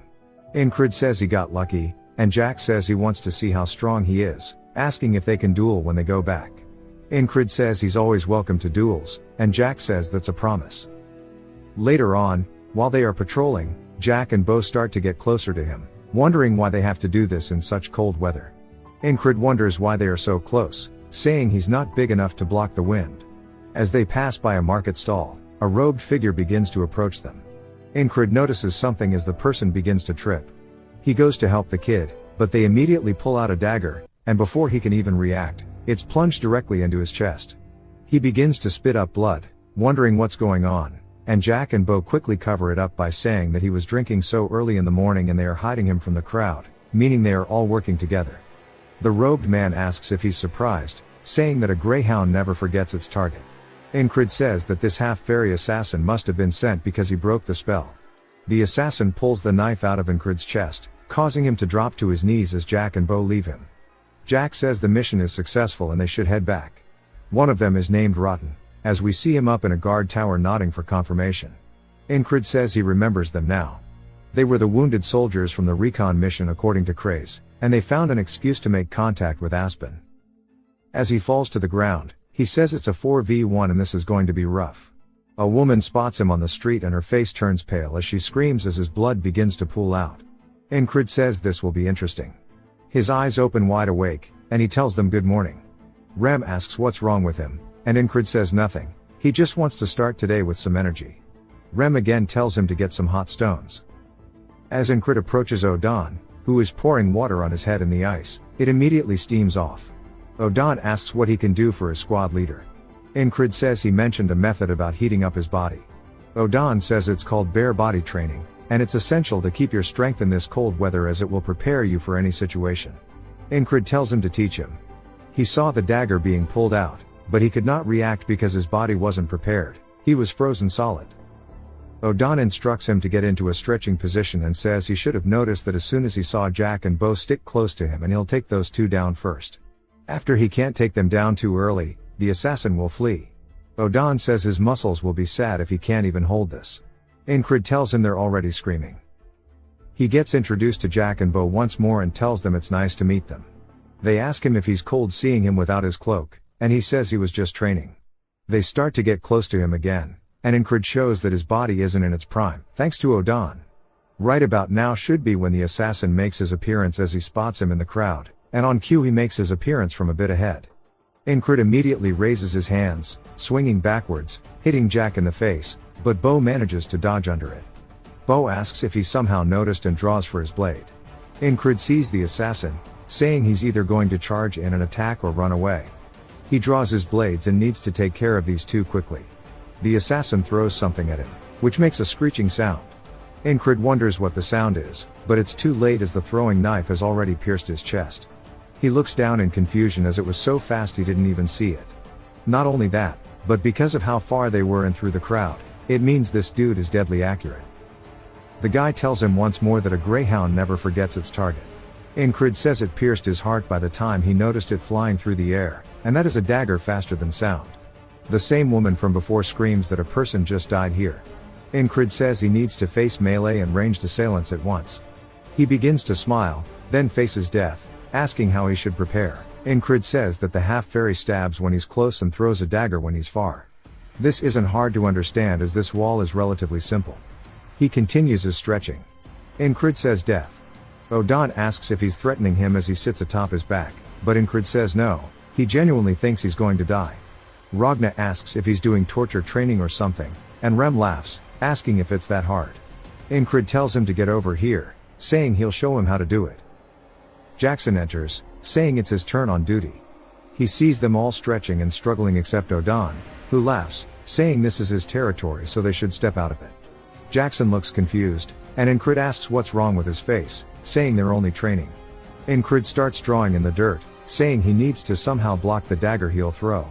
He says the accuracy and speed aren't like other daggers, and it's shaped oddly too. Jackson then asks him if that's a whistle dagger. Incred asks if that's what this is called, and Jackson says it's because of the sound it makes when it's thrown.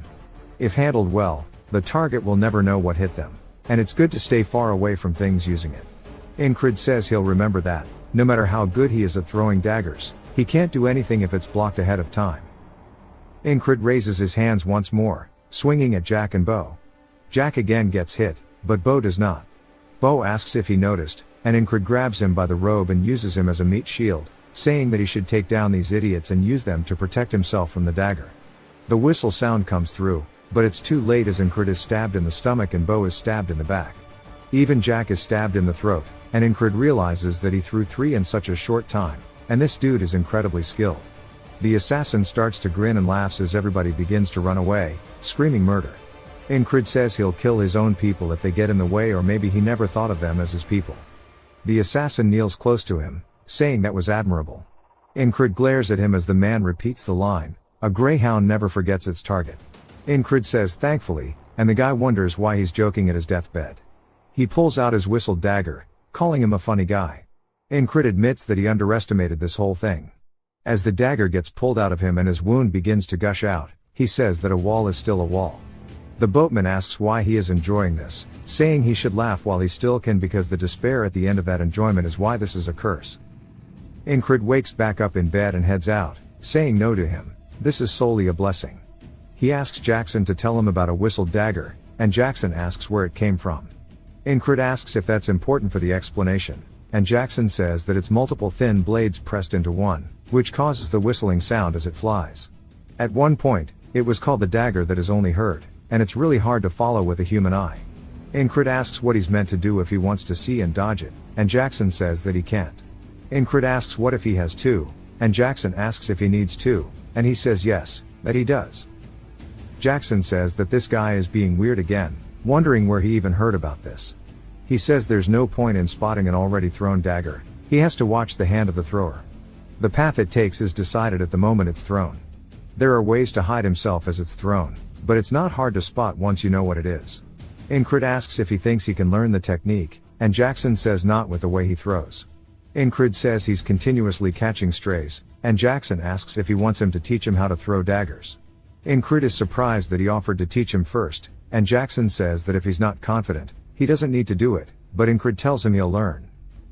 Back at the market, Jack and Bo are following him once more.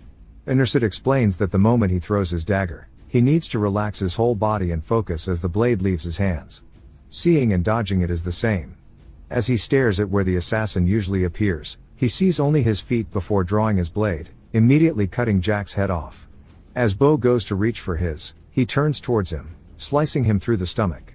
The woman that usually sees him die screams, saying that there's been a murder, and both Jack and Bo have dropped to the floor.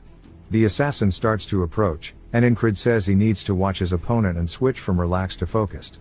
He can only avoid dying if he protects his heart, and he needs to watch the tip of his hand. The dagger is immediately lodged into his arm, and he didn't even see it. He looks down at it only to catch another one straight to the chest, saying that shit was too fast as it only lasted for a split second, but he saw something for sure at the start. He saw a shine from the assassin's hand, and he's sure of it. The assassin goes to say his line, but Incred finishes for him, saying that a greyhound never forgets its target. The assassin's surprised and asks how he knew. Incred smiles, saying that he'll see him again because after a few more loops, he'll know all of his tricks. In the next loop, Incred quickly draws his blade, piercing Jack in the throat, immediately following it up by killing Bo as well, saying he needs to eliminate these 2 as fast as possible. Everybody starts to scream about a murder, and he quickly turns his body to the side, looking for the assassin, saying he's no longer someone who only dreams of doing better. He sees the shine in the assassin's hand and says that he can achieve what he wants through hard work. The dagger is immediately thrown as it soars through the air towards him. Incred uses concentrate on a single point to follow its path and uses metal bracers to block the first one. The assassin begins to spin another one, calling him crazy while sweating nervously. Incred realizes that it's coming from the front and needs to dodge to the side.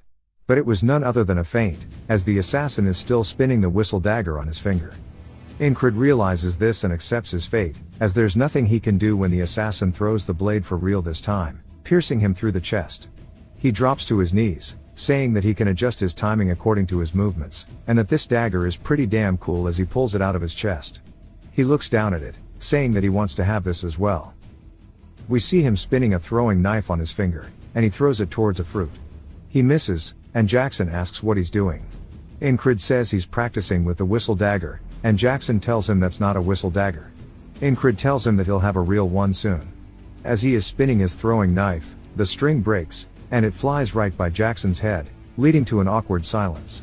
Incred explains that this is the 8th loop. The whistle dagger comes straight in, and Incred ducks underneath, saying he won't fall for his delayed attacks again.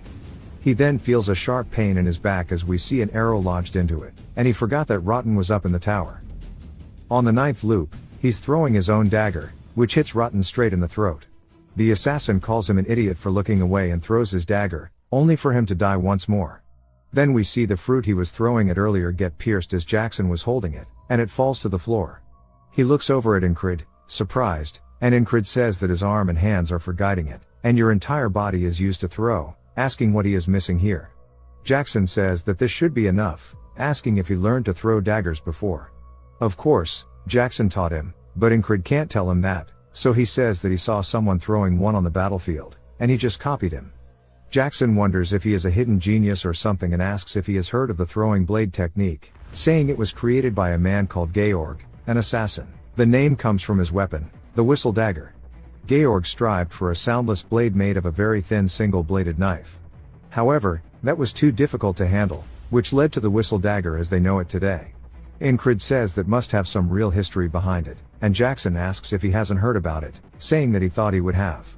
Incred asks why he would think that, and Jackson says that it's because his stance fits perfectly with throwing the whistle dagger.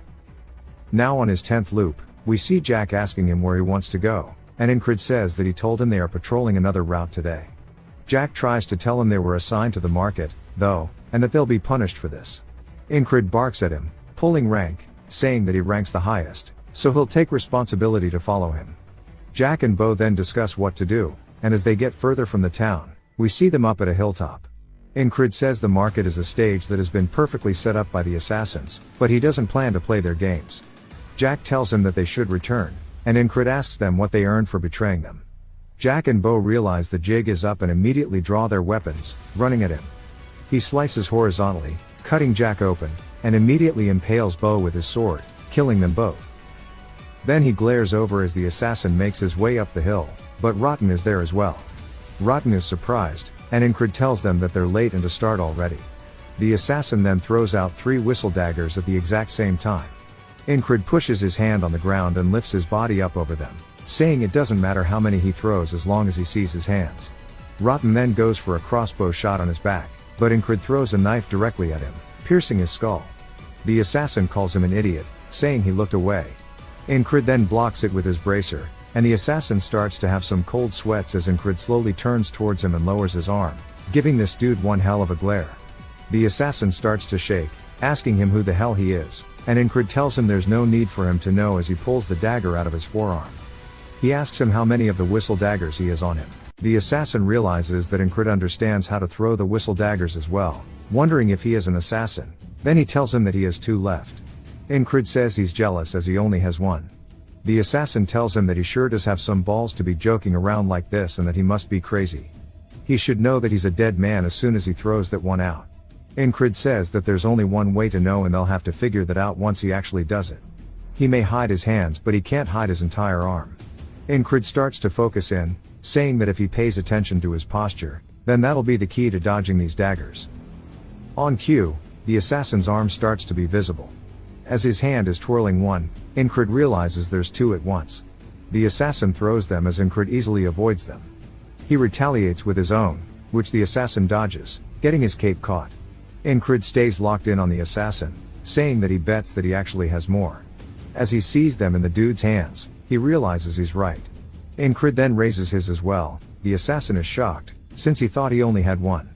Incred avoids the dude's whistle daggers and throws his own, which the assassin narrowly avoids too. He tells him that he lied, drawing his blade, calling him a bastard.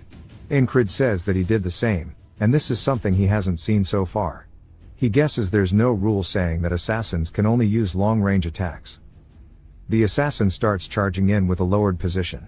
Incred says that this is a new attack. As the assassin thrusts forward, Incred says it doesn't matter, as we see him grabbing onto the dude's wrist after dodging the attack.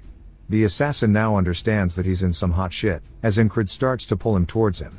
He raises his sword, saying that this is the end, and swings down, cutting half of the assassin's skull open and his chest. He then pants. As he pulls his sword out, the assassin's body falls over, and Incred says it took him 10 attempts to overcome this wall. He sighs and looks up, saying that this cycle of fighting, losing, and getting stronger, then eventually winning is so damn exhilarating. Bro is getting addicted. He then looks back down at the assassin's corpse, and wonders if he has any more whistle daggers. He starts searching the dude's clothes, finding a good bit on his chest, and decides to take them with him. Back at the commander's lodging, we hear the ferry commander asking if he almost got assassinated, but that he expected that and led them away. He tells her that it was actually just a coincidence, as we see the whistle daggers on his chest now. She says that she doesn't really buy it, asking if it's a coincidence that he fought 4 people and only got a minor scratch. He says the goddess of luck is on his side, but she looks at him with eyes full of suspicion, as he tries his best not to even make eye contact. She then tells him to return to his post, as he heads back to the boys. He opens the door, saying he's back. As an axe flies straight by his face, he sidesteps it, and Rem is surprised he managed to dodge a sneak attack. Incred asks if he's insane, saying he almost killed him. Rem says he's got assassins on him now, and he's got to keep training. Incred tells him to eat this, as he throws a hot stone towards him. Rem catches it with his bare hands, for some reason he knows it's a hot stone, but not that it's edible, and starts screaming. The axe actually cuts some of Incred's hair.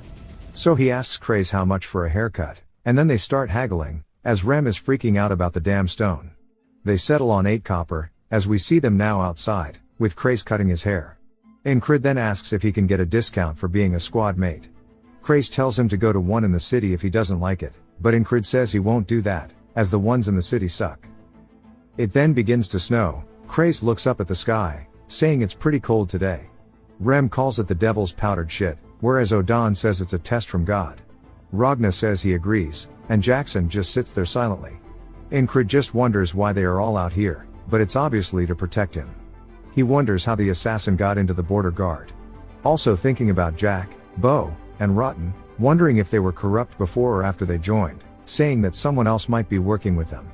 He asks Craze if he knew the 3 who died and where they are from. Craze says that Jack was conscripted after he was caught pickpocketing. Bo insulted a noble, which gets Rem's approval, and low-key Incred's too. Craze continues, saying that Rotten was a mercenary for a failed merchant association, and they all joined in the past year. He also thinks they were in a guild together.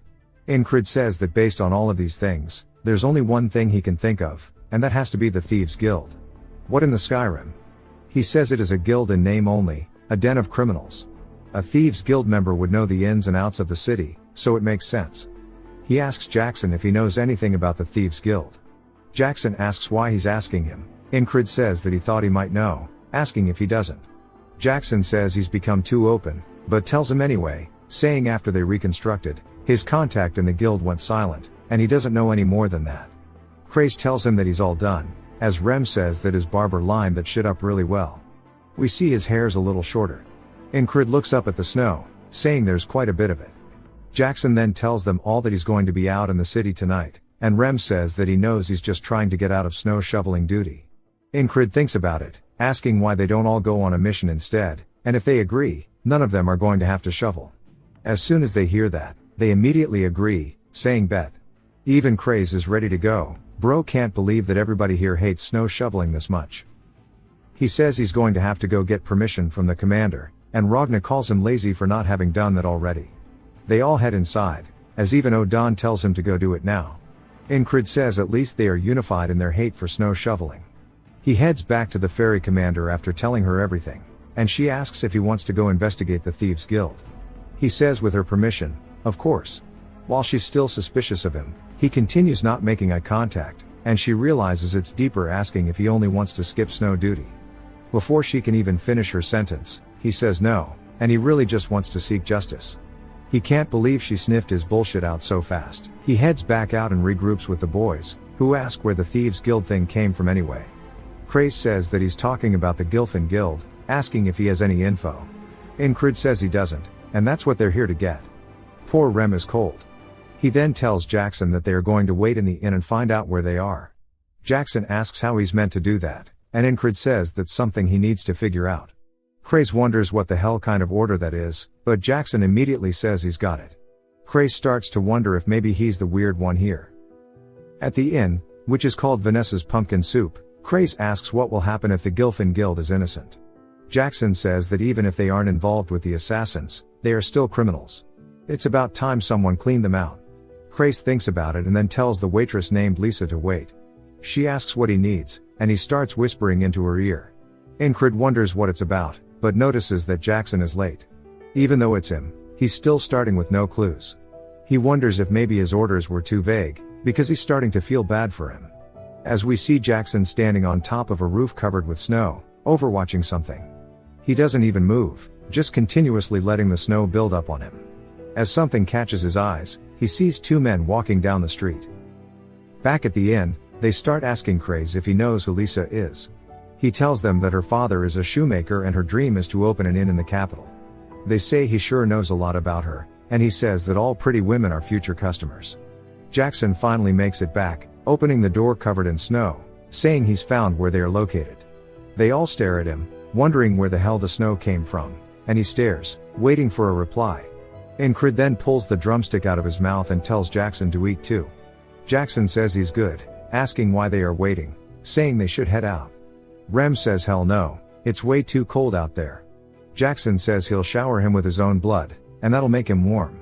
Ingrid says he also wants to head out now, but their mobility is compromised due to the snow and they need to be careful, so they'll leave when it stops snowing. He looks out the window and realizes it won't be anytime soon, then he tells them all to get ready to go. They say that he literally just said a couple seconds ago they were going to wait. He says that he's waited long enough. As we see them actually heading outside, poor Rem is still cold as hell. He says the inn was so nice, asking why they had to leave. As they make their way down the alley, a beggar beside them pulls out a hidden blade while glaring at them. It's not just him, but his boys pull up too as they start running at them. Rem takes off his blanket and greets the man with a smile, asking the man a hard-hitting question. He then hits the other dude in the face, saying that he came out of nowhere, asking Jackson if this is his friend. Crace says that they are probably with the Gilfin Guild. Jackson says that this will lead them to their hideout as he reveals a hatch. He says the beggars are their gatekeepers.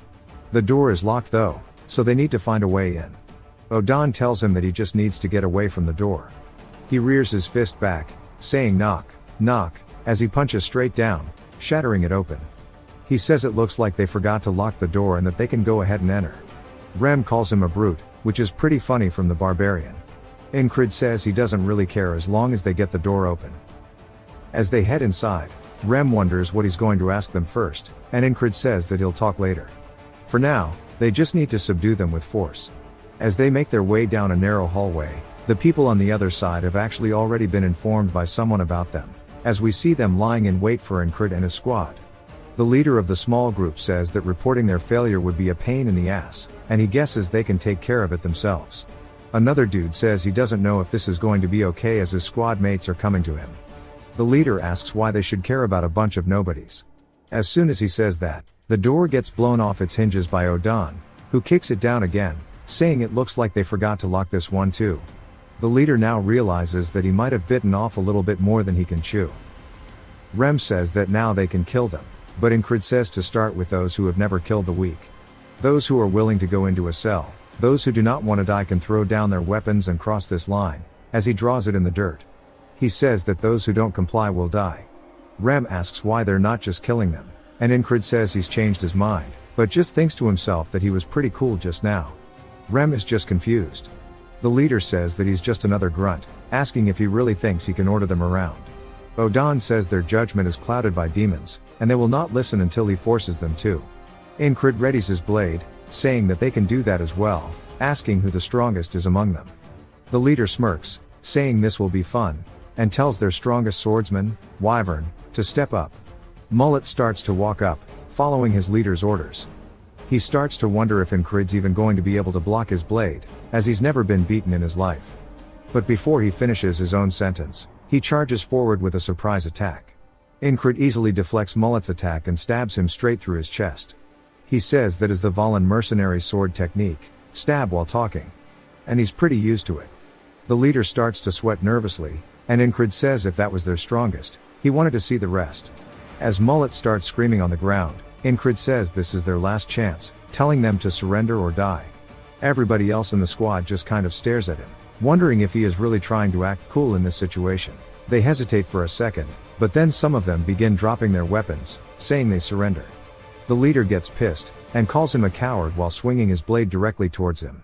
The guy turns, looking at it, But before the leader's blade hits him, a whistle dagger gets lodged into his forehead as Incrid threw it to save the guy.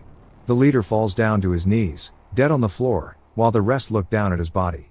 Rem says, "Damn it, that was actually pretty cool," and it looks like Odan and Craze both share the same sentiment. Jackson too. Ragna's annoyed he didn't get the chance to show off, and Incrid, again, is saying they definitely thought that shit was sick. The rest of the group immediately start getting on their hands and knees, saying they surrender, begging not to die. Rem asks what the plan is, saying it'll be better to kill them now than deal with them again later. They plead, saying that there are people with sick mothers here. Incrid tells them that does not excuse their crimes. Baldy says that if he must kill someone, to kill him, as he is Gilfin. He asks if he means that he's the Gilfin Guild's Gilfin. Asking if he was not the boss of them all while pointing at the dead guy on the floor, Baldy says no, that was him. And Incrid says, wouldn't that make him Gilfin? But Baldy says that's him, actually. Incrid, confused as hell. Reminds me of Rush Hour. Craze says they name the guilds after random people on purpose. If they start getting chased down by the law, they ditch that person and run. Gilfin says that Bastard was a terrible person, but the rest of them aren't. So if he must kill someone, to kill him instead. They all start crying, saying they aren't gonna let Gilfin take the blame for this. As we learn, he's a pretty chill dude. He's taking care of all of their family members, and he's just a kind dude overall. Rem gets on their side, asking Incrid if he's really gonna kill them when they're acting like this, saying that he didn't think he'd be such a cold-hearted devil. Incrid says he was the one who suggested killing them. As Gilfin continues, saying that he'll give him the guild's fortune and everything else if he just lets them live. Incrid looks back down at him, while Craze smiles. Gilfin continues explaining, saying that most of it is in a safe, but they need to find the key that Bastard had hidden. Luckily for them, they have an expert at opening doors, as Odan rips the vault door open, revealing all the gold. Gilfin says my fault, OG Incrid tells the rest to go ahead, as they all start grabbing different things. Jackson grabs a knife. Rem grabs leather, saying this is super warm, and Ragna asks why he's not grabbing money. Incrid also starts looking through it, and spots something that interests him as he finds leather armor that's flexible yet strong, saying that he's gonna take this. Craze calls out to him, saying they should take over this guild. Incrid asks if he's wanting him to be a thief. Craze says yes, but not one that kills. Even if they took down this guild, within a month, another one will appear in its place. At this point, it would be better to just use Gilfin as a puppet to run this guild. Incrid thinks about it, saying this is all way too convenient, wondering if it was back when Craze was talking to Lisa. He says that he definitely told her something, and they were all gathered here for some reason. Craze laughs, asking if he noticed, saying that it was a plan to get them all together, and if he allows it, he'll get him a monthly payout from this guild, but also gathering information from it. Incrid says he doesn't particularly want a lot of money, but it's not like more money can hurt, so he'll allow it. Craze then tells Gilfin that from now on, they are a guild of thieves who don't kill, and they'll sort out the bad apples and send them to prison while they slowly work to reform the organization. Gilfin tells him that if they don't disband, they're all going to die. Craze asks why, as Gilfin continues explaining, saying that the dead boss worked for Aspen and their money. A frog comes every spring and fall to check on the guild. If they realize what happened, that frog is going to kill all of them. Craze tells him that won't be a problem, as they even have worse monsters on there. As he points to the boys, Incrid tells them that if they've got what they wanted, they should head back. Rem looks up at him, asking if he really thinks they're done shoveling the snow by now. Incrid can't believe he let such a crucial thought pass by. As he looks out the window, seeing it full of snow, Ragna says there's still some unfinished business here, whatever it may be. Odan starts sitting by the fire, saying that he's going to pray and reflect, and preach the word of God a little more. Jackson also says he has something to do, and he's going to head out until tomorrow morning. Incrid says that he didn't know that everybody was so busy, and he decides to join by laying down on the ground, as they prepare to take a group nap session.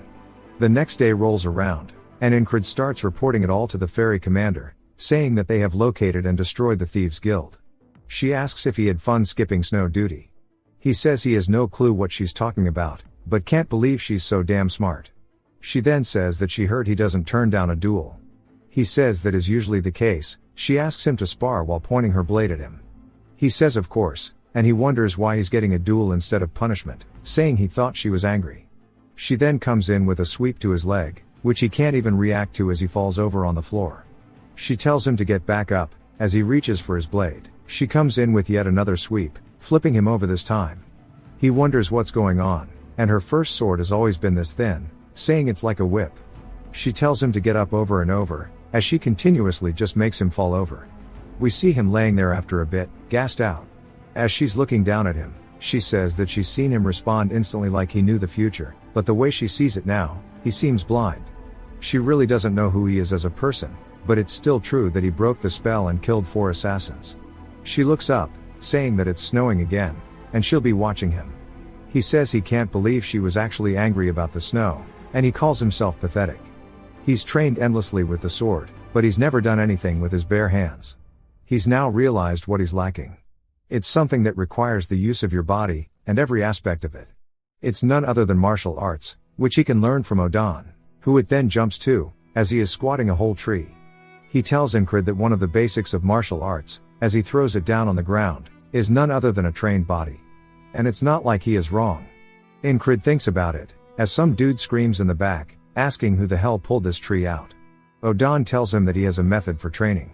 As Incred asks about the tree, Odan ignores him, saying that this method will push his body to the extreme, and it's called the isolation method. He smiles, saying that it's going to be really painful, so it would be better to go ahead and think of himself as a dead man. Obviously, death is something he is familiar with, so he tells him that's his specialty. It then jumps to him training with a boulder strapped to his back, doing lunges. He says that he is actually going to die. Odan says the fundamental principle of the isolation technique is overload. His muscles will become stronger as they are torn to shreds. As we see him shaking, Odan says that he needs to stay like this for 10 seconds, and he knows his limits better than he does. Incred wonders how he would even know that, as Odan pushes down on the rock. He smiles, saying that surely he regrets not starting this sooner, and that he needs to grow his body a lot more before he could properly start martial arts training. But Incred cuts him off, saying he doesn't have time to regret. The past is the past, and he is still faithful to the present. If he wasn't, he would have never made it past the first loop. He looks up at Odan, telling him to teach him something else while he is holding this pose. Odan can't believe he is so diligent, and his work ethic is nuts. He smiles, saying that he respects his squad leader, and saying that they can move on to the next thing. As we see even more rocks, he tells Incred he is going to return to the post on all fours today. The leopard watches this homicide in broad daylight. As Odan has him holding up the stones while having his arms extended out, Incred is clearly having a hard time and still doesn't give up, and the leopard continues watching. That night, Incred faceplants into the doorway of their barracks, and Rem asks him if somebody is bullying him, asking why he keeps coming back so worn out. He says that he is just training, as his leopard starts comforting him. Rem asks if he is going to keep it, and if so, that he should name it. He thinks about it, then says that it is warm, so he is going to call it Heater. The leopard starts hissing at him, and then he says that maybe because its eyes are blue, he will call it Blackie Blue. Of course, it hates this name too. Rem says that those names are all basically animal abuse, but Incred says that Blackie Blue sounds cute, but that he will have to think about the name a little more. It starts to cuddle up next to him as he starts to fall asleep. He begins to dream about a field of flowers, and when he opens his eyes, he is startled as he is standing up, walking around. There is an aurora borealis up in the sky above. He says it is weird to have a dream without seeing the boatsman, and that this doesn't really fit his vibe to begin with. As the petals are flowing through the wind, he turns, spotting a woman in a cloak approaching him. As she gets closer, we see her eyes are blue just like the leopard's, and he is surprised by how pretty she is. She then tells him Esther, and that her name is Esther. He looks down, seeing that Esther is now laying in his bed. She starts to sweat nervously. But luckily it's in the dead of night. We see he has his hand wrapped around her. She starts to blush, and he tells Esther goodnight while hugging onto her and falls back asleep. The next day, he starts to head out, and Rem asks where he is going, and he tells him training. Rem says that is gross, asking if he is not hurting from yesterday.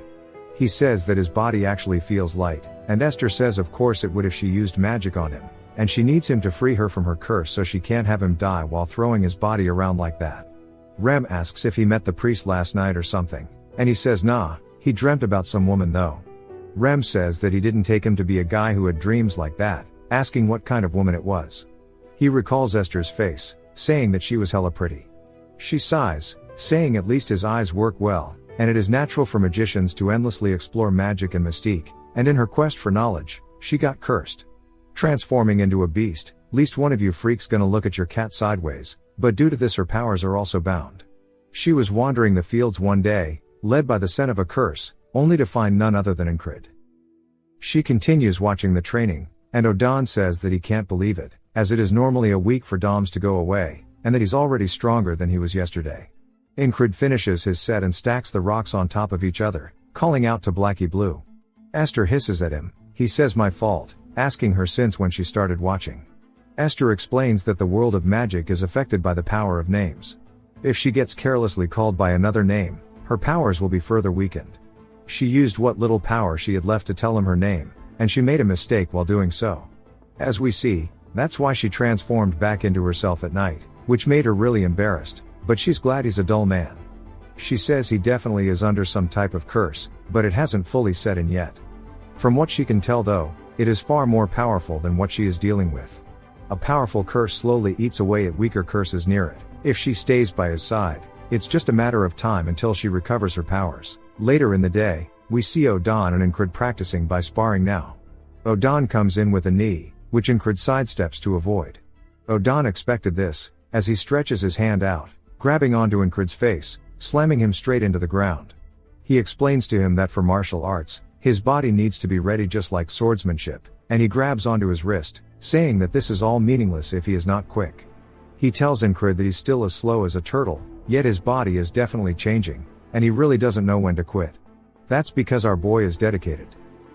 It's been a whole month now, and the greens are starting to sprout through the snow. He spent his days occupied with training, as he's even got all of the boys helping. We see him thrust his sword at Rem, who's surprised, saying that he's improved and now he can fight properly while grinning. He then finishes his meal, telling Ragna that they should spar as well, but Ragna tells him he's still eating, so he waits a bit before getting his ass whooped. Ragna tells him that his adaptability is still lacking, his fundamentals are perfect for now, and his muscle memory alone should be able to do this in his sleep. But it's going to continue to require endless repetition. Incred sighs and smiles, telling him that is his specialty. That night, he's looking at his blade, saying that training with his squad is great, but more real-life experiences would also be great too. He then hears rustling, which startles him, as Jackson comes in with a surprise attack that he manages to block. Jackson says that he won't die to an ambush anymore and that he has really improved. Craze tells him that he should go outside if he wants to train, and Jackson says that he's in here early, asking why he's not out there getting money. Esther then gets up from the bed, and Craze thinks this is his chance, as he starts looking for a claw, saying that he bet one dropped for sure this time, and that this is money waiting to be found. There's then a knock on the door, as Incred is trying to get out of the bed. He wonders if Craze is lazy or hard-working. We see it's the ferry commander. She tells Incred to follow her. He tells her that the snow is all gone, and she says that's not what she's here for, as there's been a new mission. He needs to take care of the mission specifically on the mercenary soldier board. Incred explains that the mercenary soldier board is a policy that runs alongside the soldier ranking system. It's a policy that allows people in the cities to hire soldiers as mercenaries. It's cheaper than proper mercenaries, and has better trained people as well, which are usually quite polite, so it's pretty popular, and he wanted to test it out himself, so this is a good opportunity. We see a dude yawning, saying that he's finally finished his duty and he's been non-stop working, and he needs to find something new. He then spots Incred and the ferry commander, as Incred asks how many he should take. She tells him to do 3 in total and to bring a squad member with him, as she'll be the third. He can't believe she's doing this herself, wondering why. The dude passing by says that he heard they were dueling the other day as well, wondering if maybe they're dating. The ferry commander asks what's wrong with his expression, asking if he finds it uncomfortable to go on a mission with her. Dude can't help but mistake this as romance, and start spreading the good word. All around the camp now, they are talking about how the company commander and the spellbreaker have a fling going on, and that they apparently have kids together. Later in the day, they start talking about it while Incred is training, saying they can't believe he managed to pull a fairy with a face like that, saying that's pretty respectable, but they do look great together. Incred wonders what the hell is going on because of all these rumors. As soon as he heads back to the barracks, Rem yells, saying that Papa's home and asks how many months it's been, and he heard the baby's coming soon. He tells him that they've heard it wrong, and everybody's misunderstanding the rumors. Craze tells him not to be shy, as they're going to find out eventually. He says no. Ragna says that it sounds great and to keep her by her side and train, as even Odan is praising him too. Incred says he can't help but feel like he's being bullied. As Rem asks when they're going to go on a date, and it'll be weird to be the third wheel, but he's got to do what he's got to do to help his boy out. Incred asks if he's talking about the mission. He says he is definitely not taking him. Rem says that he has nobody else to take but him, and he points over at Jackson, who says he's ready, and they start heading out. Rem says he can't believe he's taking the damn cat and not him, asking if he got hit in the head recently. Incred says he'd be the first to ask the commissioner if he got pissed, so definitely can't take him. Jackson asks if he is only bringing him because he thinks he won't cause trouble. Incred says that he takes these missions often too, so he thought he would be a great help. Jackson says he wants to offer a piece of advice then, and that he shouldn't give too much of his heart to one woman, as it'll come back to hurt him. Incred says he does not need advice on this. As they meet up with the commander, Incred asks when the commissioner will be here. She says soon. And he looks off to the side, saying she probably hasn't heard the rumors yet, and it'll be awkward if she did. She instantly asks if they ever did something for people to think they have kids together. He says no, while Jackson holds back his laughter. Incred asks if he's laughing. Jackson says he doesn't know what he's talking about. Incred says he definitely heard it. The ferry commander asks if her questions make him uncomfortable, and he says no. She then asks if he's glad, and he says no, but changes it to a yes, and he's starting to get confused, as she teases him. A carriage then pulls up, as Jackson says that the commissioner is now here. The ferry commander clicks her tongue, saying that it was just getting fun, and turns around. Incred can't believe she was joking with such a blank expression. He explains that the mission was to protect a son of a wealthy merchant, and the process of deciding which of the two heirs of the Roquefried Trading Company will become the next owner. They've been hired to make sure they don't hurt each other. He expected the heir to be some greedy toad, but instead, a pretty woman exits the carriage introducing herself as Leona, and she is the heiress to the Roquefried Company. She tells them all that it's nice to meet them. As they start heading downtown, Leona is whispering to a woman as we see Incred in the back. He says not a word has been spoken since the initial greeting, and what little communication that does happen is done through her maid, who says that they'll get a room in the inn first, and then wait for the others. They really just want them there to escort her and nothing else. Incred recalls Odon's words, saying that age, body stance, positioning, and gaze are all important information that he needs to pay attention to, as figuring out the enemy's strategy is a skill in itself.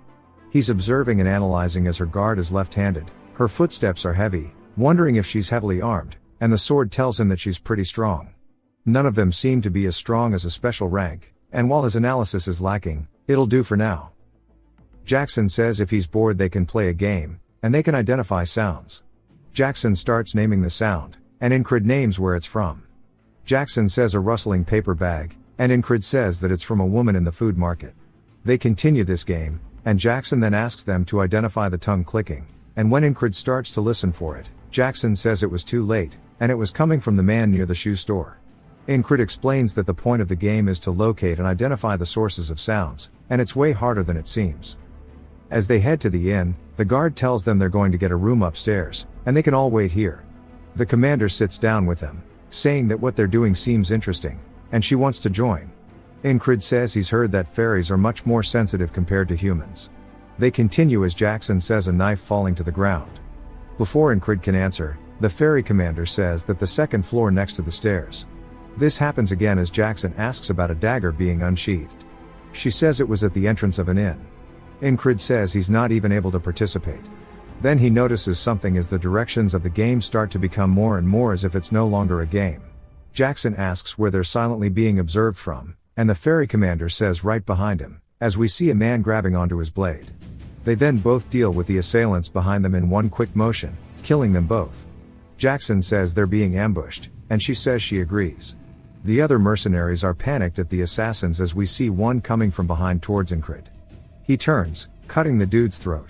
Then they hear a scream upstairs, and he says the commissioner comes first. He starts to run up as an assassin says no way. He throws knives towards him. Luckily Jackson's played PUBG, so he uses a frying pan to block the knives as the ferry commander starts making light work of the assassins on the first floor. They wonder why they're so strong, and the assassins say they'll just outnumber them. Jackson stabs a dude in the throat while Incred runs upstairs, and the ferry commander says that all of his squad members are far stronger than him, but they all listen and trust him, and she can't help but wonder why it is this way. As one of the assassins starts charging at her while screaming, she smiles, saying it's interesting, and then turns, stabbing him through the arm and the throat at the same time. Incrid stabs a dude in the chest, pinning him to a wall, and says after encountering the assassin that went after Krang, and recently the half-fairy assassin, attacks like this no longer faze him. All of the strength and combat skills he's been practicing have made him feel like an entirely different person. Odan says he's still too slow.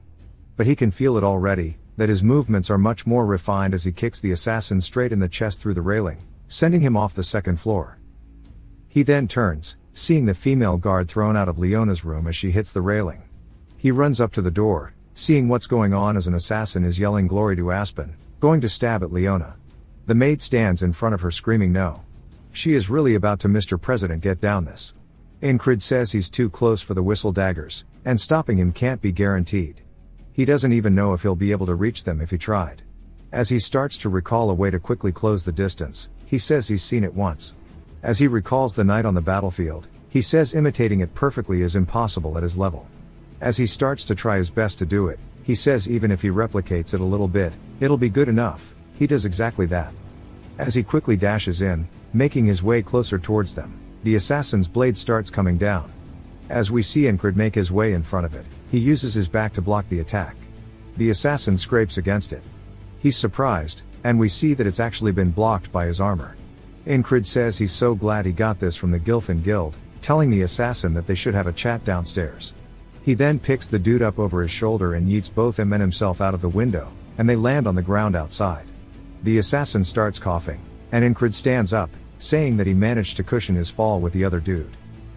Leona looks out the window, wondering what the hell that was, and Incrid says there are no more enemies on the second floor. This guy here is definitely in pain from the fall, but he's still standing up, which proves that he's got some grit. The dude pulls out a second blade, calling him crazy, asking if he is a border guard. Incrid says no. The dude says that means there's no reason he shouldn't be able to beat him, as he pulls out a second blade. Incrid says that even though the dude's swords are of different lengths, he's not off balance. Incrid wonders if he knows how to use the flowing sword, thinking about how to respond. The assassin says that he's going to kill him first, and then destroy that woman. Incrid asks him if anyone else has told him that he talks way too damn much. He gets pissed, charging in, and Incrid says this is his first real fight in a while, and that the dude seems pretty strong. Incrid lowers his back foot, starting to get into position, wondering what he should try first. The assassin, ready to thrust one of his blades, raises the other into the air.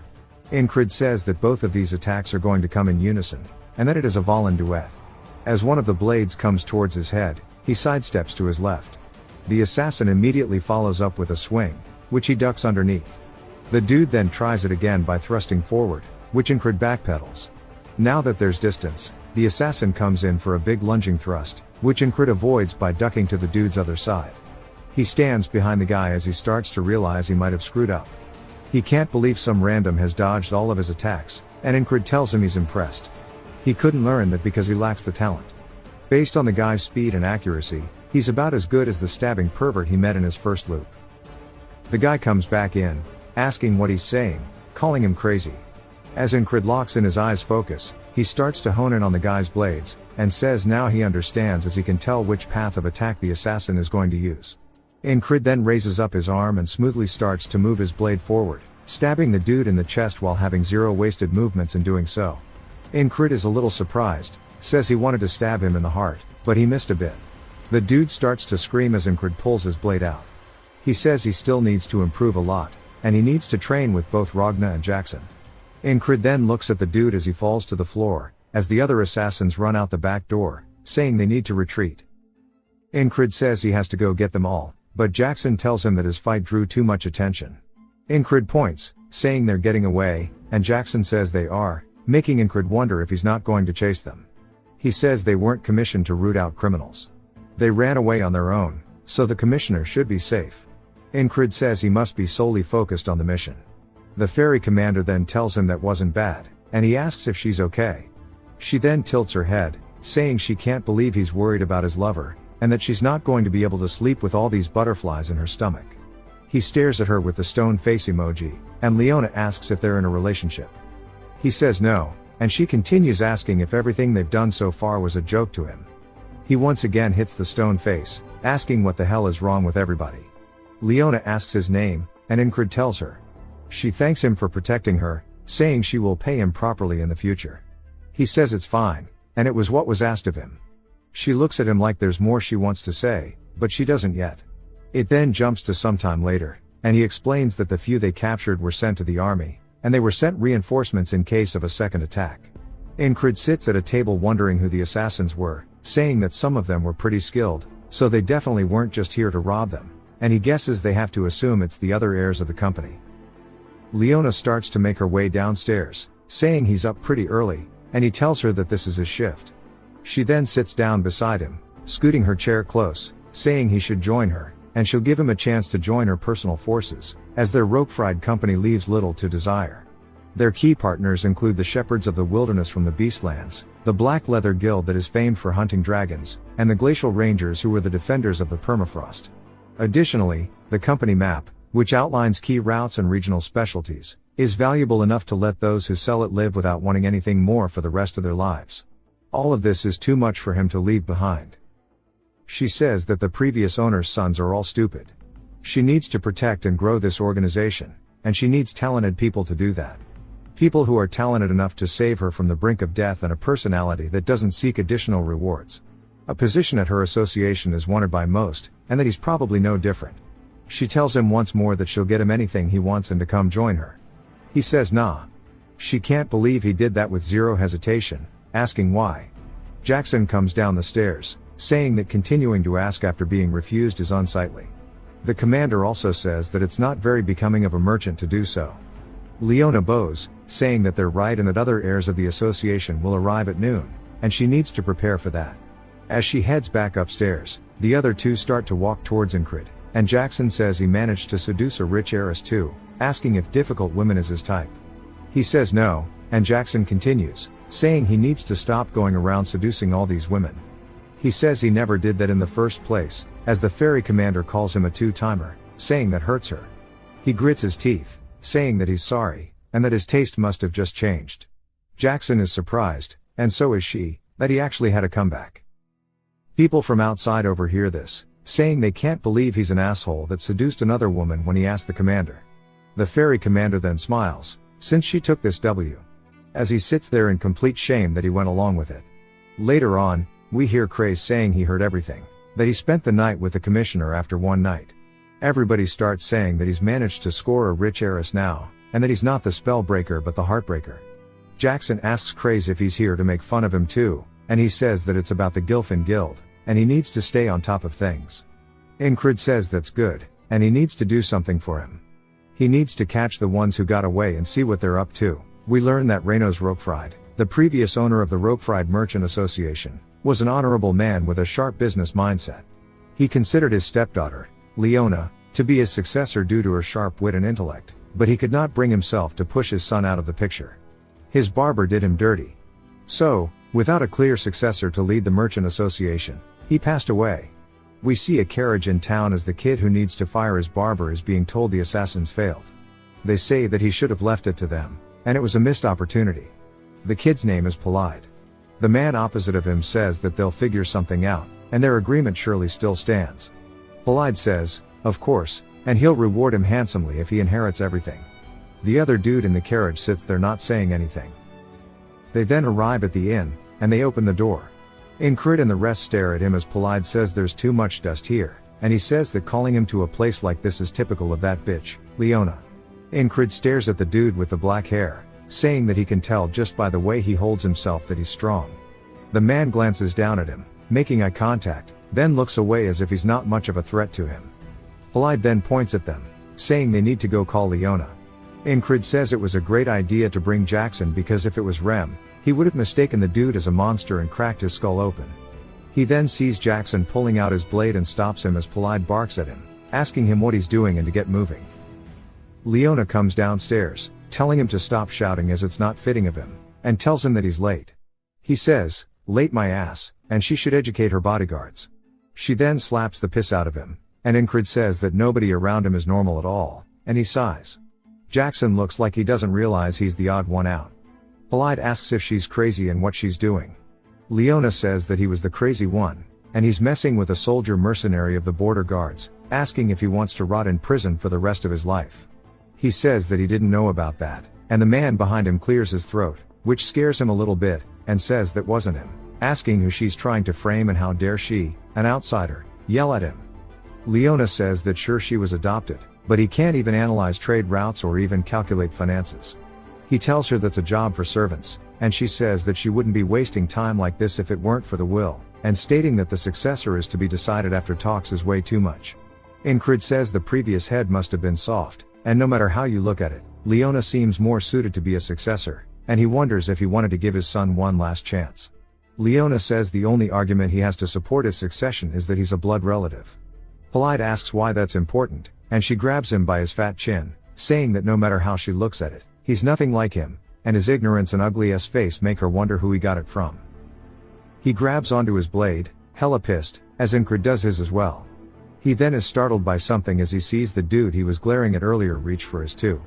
He then widens his stance as everybody is getting ready for the gang war. Incrid sits there waiting for somebody to make a move, and Polide starts to get scared as his guards block him. Incrid recognizes the stance, saying that the man is going to use the swift sword, but he wonders how fast it will be, saying he wonders if it will be as fast as Rem's axe or a whistle dagger, and tells the dude to show him his sword. As the guy starts to unsheath his blade, Incrid smiles, doing the same as he unsheathes his blade too, but then a man tells everybody to stop.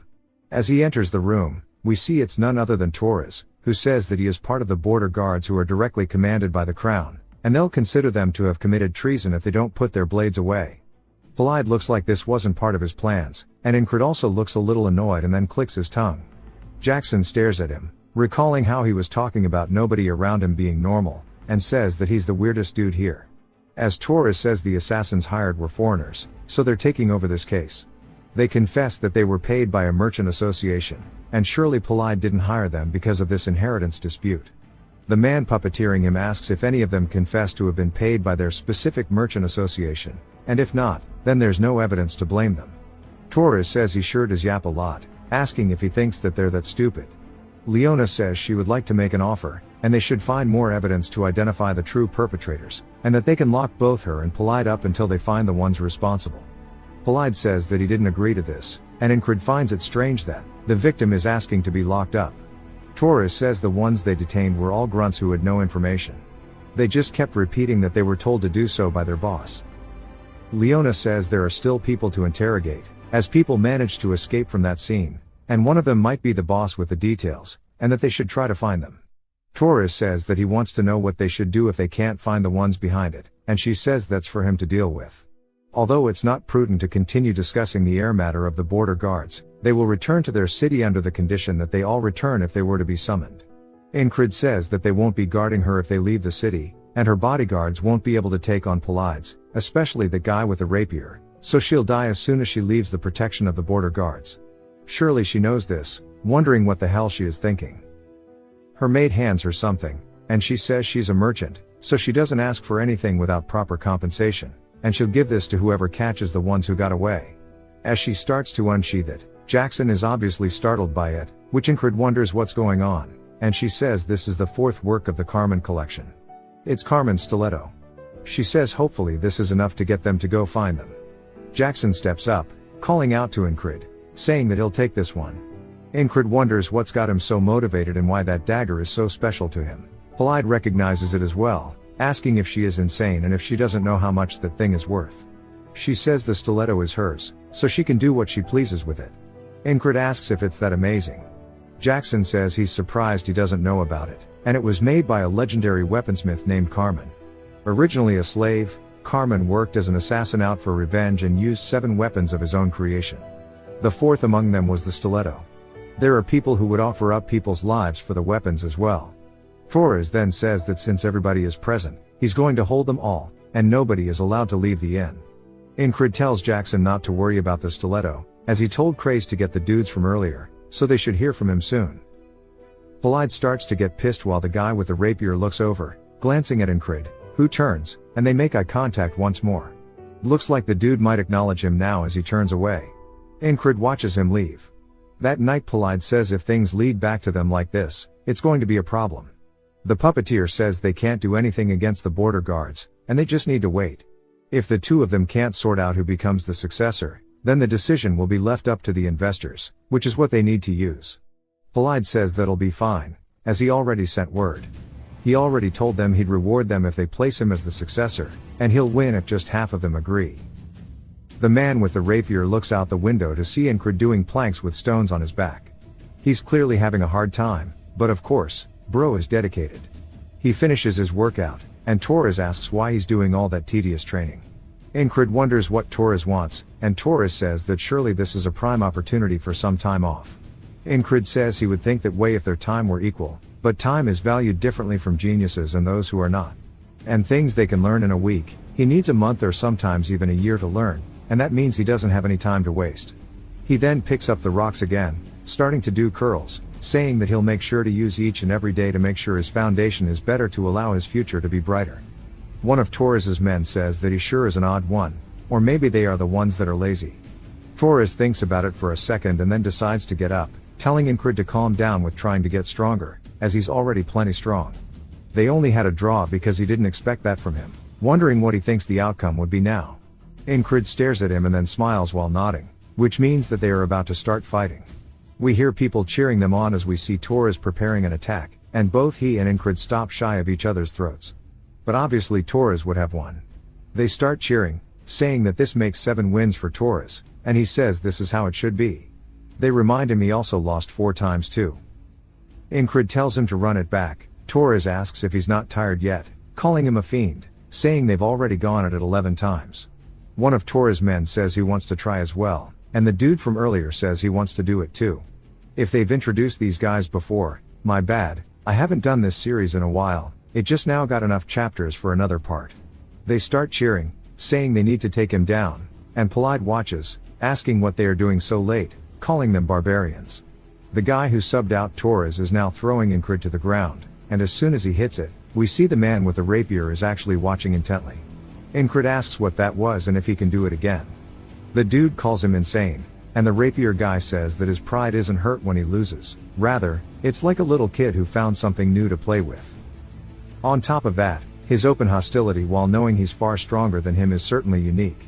But even so, as we see Incred fall to the ground again, the dude says he falls for the same thing at least 3 to 4 times, and he's really not talented at fighting whatsoever. This time Incred slaps the dude's hand away and hits him with a judo throw, doing the exact same thing the guy did, slamming him into the ground. Torres starts cheering him on, saying good shit, and even the rest do, asking who's going to do it next. We see the ferry commander watching, saying that he's going around charming everybody, and that makes him a bad man. Leona asks if they are dating, and the ferry commander says no. Leona asks if it was a joke then, as the ferry commander tells them they are married. Leona gets surprised, and the ferry commander says they didn't hold a ceremony, but she thinks there's a child. Leona is even more confused, and Incred says this bothers him, and he really wishes she just had gone inside already. We then hear the rapier man call out, asking if it would be okay if he joined in with them. Incred turns as we see the dude raring to go. Torres wonders what he's thinking, and the dude says that his talent is by no means worth speaking of, yet he still has a desire to teach him, and he can't hold himself back from doing so. The man who taught him the throw says that the rapier dude's in a different boat from them, and that he should just sit down and watch, but Incred says nah, and he's been waiting for this. The dude stares at him, realizing he's a man of culture, and smiles while Jackson watches from the roof. He says that even though the only thing that dude's holding is a wooden stick, he is still hella dangerous, and he grabs onto his blade, saying he needs to make sure he's prepared. Incred readies his stick as well as the man with the rapier gets ready. They start to have a WWE stare down, and the man raises up his wooden stick. Incred says that tension is creeping up his entire body as if he was at war again. The man then begins to thrust forward as Incred focuses his eyes. Concentrating on a single point, he can see the dude's attack path. He says there's a slight feint mixed in, but it's coming for his neck, and he needs to block his line and extend his own. But then he feels as if he just got stabbed in the throat, which surprises him.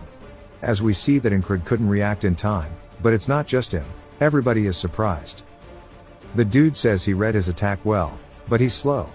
Incred says that he lives up to the name of the swift sword, and it's so much faster than he imagined. He thought he'd gotten a lot stronger, but he hasn't. The dude is so inconceivably far, and it's at a height that's so intimidating. As the dude starts to walk away, Incred laughs and tells the dude, "One more." The man smiles, saying that his attitude is exceptional. He continues losing over and over to the point where Torres and the rest fall asleep. We see the ferry commander still watching intently, and she looks like she's really enjoying it. We see Incred losing his balance. The man with the rapier starts speaking, saying that anyone who has ever held a sword knows the despair one feels when meeting someone you can't beat. Incred falls to the floor and begins coughing, and he says that he's shown him this unbridgeable gap between them, but for some reason, he's not giving up. Incred stands back up, and Jackson says that Incred's reaction speed is too slow to be seeing and dodging everything. At this rate, he'll never overcome this wall, and he says he's going to have to teach him something more about his speed. The man says that's enough, and they should get some sleep as Incred is gassed out. We see him sweating hella, and he tells the dude he's amazing and that swift sword is something that he will eventually learn. The dude laughs, saying he's even more impressed by him.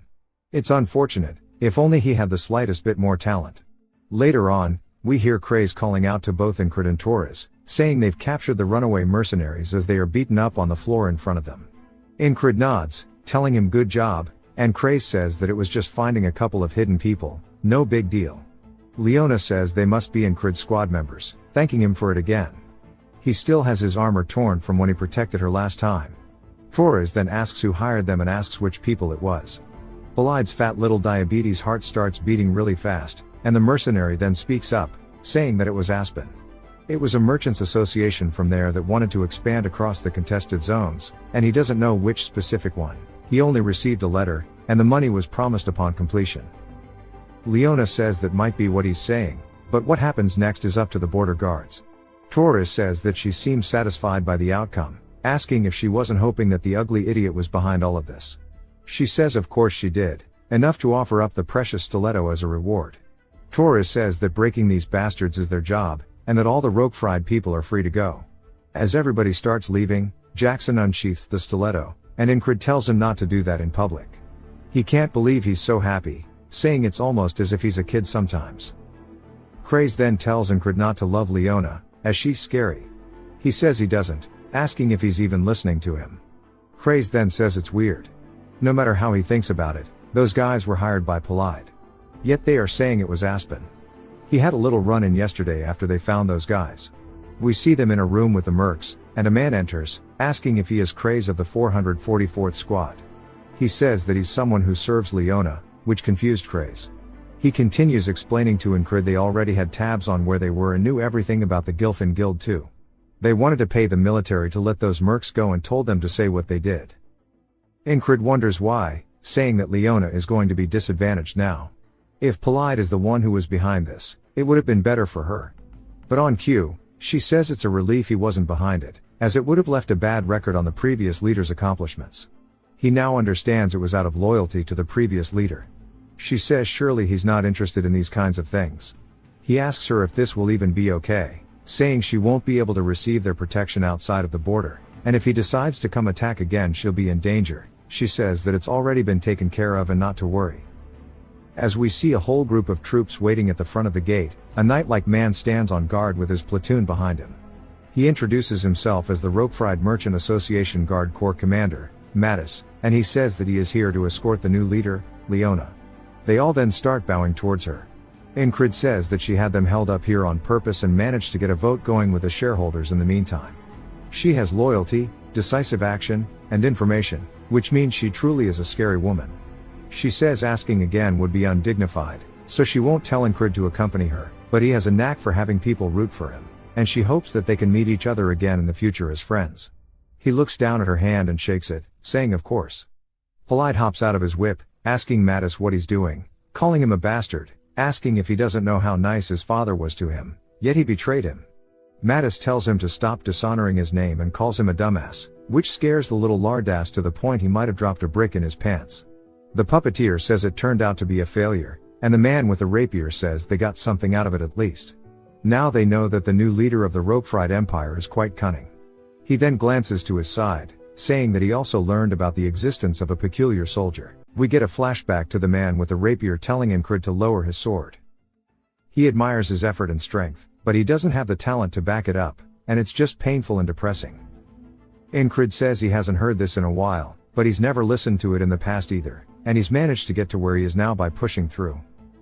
The man with the rapier just wonders where all this dedication and willpower comes from and walks away.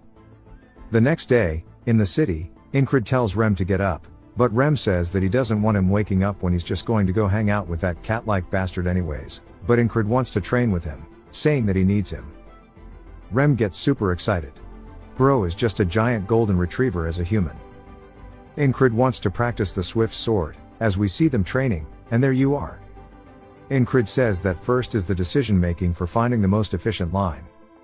As he begins focusing on a single point, he readies his sword for thrust, saying that the second would be for him to master the explosive movement, and as he thrusts forward, he says that he needs it to be efficient every single time.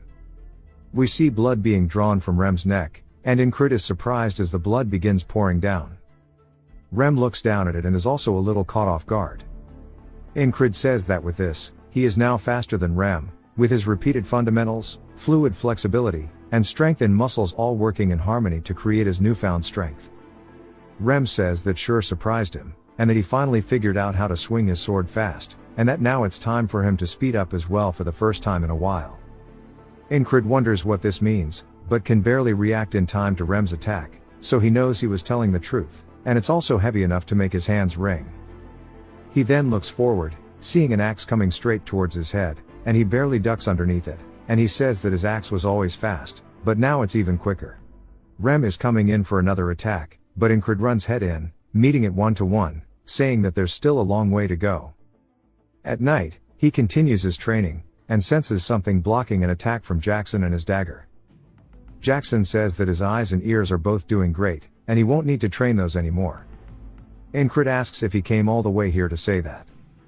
As he walks away, Jackson says for now. Incred sighs, saying that this is why Rem calls him a cat-like bastard, only for Jackson to appear behind him, slicing his throat. Incred reaches for it, screaming, but we see Jackson far away, saying that is called murderous intent. It's what comes out of a person's intent to kill another. If he can't predict an attack with his sight and hearing, he'll need to detect it instead. This skill lets him detect something that supersedes the 5 senses. It is called the 6th sense. He will teach him that, as it will be his repayment for getting him the stiletto. Incred is just glad there's always more to learn, saying that an endless amount of fun is awaiting him. The next day, Jackson explains that the 6th sense borders on his instincts, and he can't rely on his perception, because his perception relies on his existing 5. His sense of direction, his ability to move, they're all things that predators use to hunt their prey. They are all part of one's instincts. If he repeatedly fights with all of his senses on high alert, he will be able to detect ill intent as well. Incred turns, saying that he senses him behind him, but Jackson says that he won't be able to get this so easily at first, but as he continues training, his 6th sense is sure to open as well. That night, Rem says that he seems a little different. Incred says that it's because he's got more muscles, but Rem says that's not what he's talking about. Odon chimes in, saying that he smells more reform. Ragna says that he doesn't think that's all. Krace thinks that he's more insane than usual.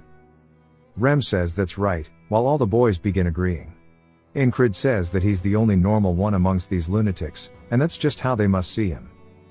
Jackson wonders when he'll realize that he is the most insane one among all of them. That night, as they set up the brazier to sleep, Esther crawls over to Incred's bed as Rem asks if he smells like food or something since she's always sleeping with him. Esther tunes him out, saying that he once more put his body through hell, and she starts sleeping on his chest, saying that he's training enough to die every day.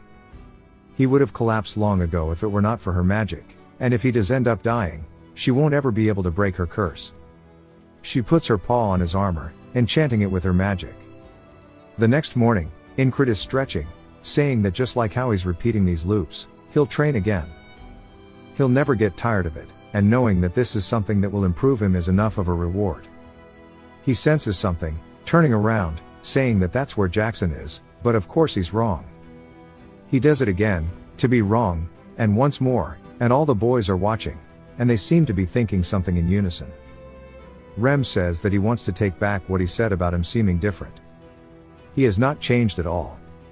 Odon says that it was weird, because he improved so much in one day.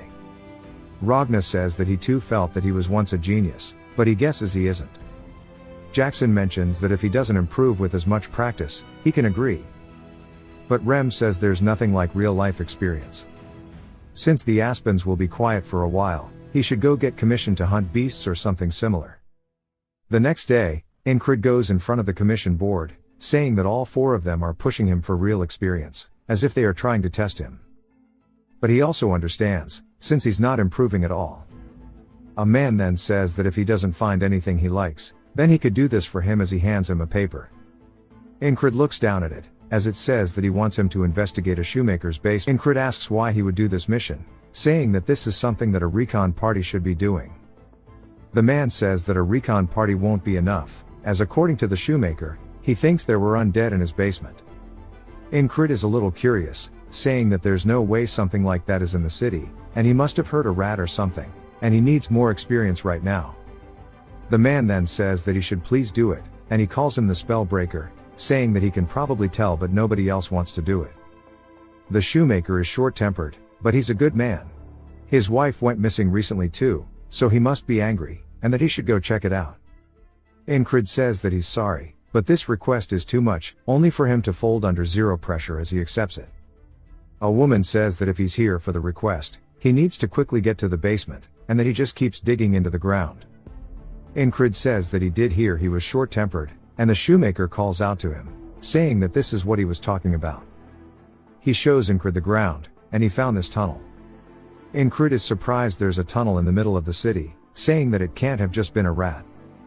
He lights up a torch and starts to explore it, saying that this looks like it was man-made.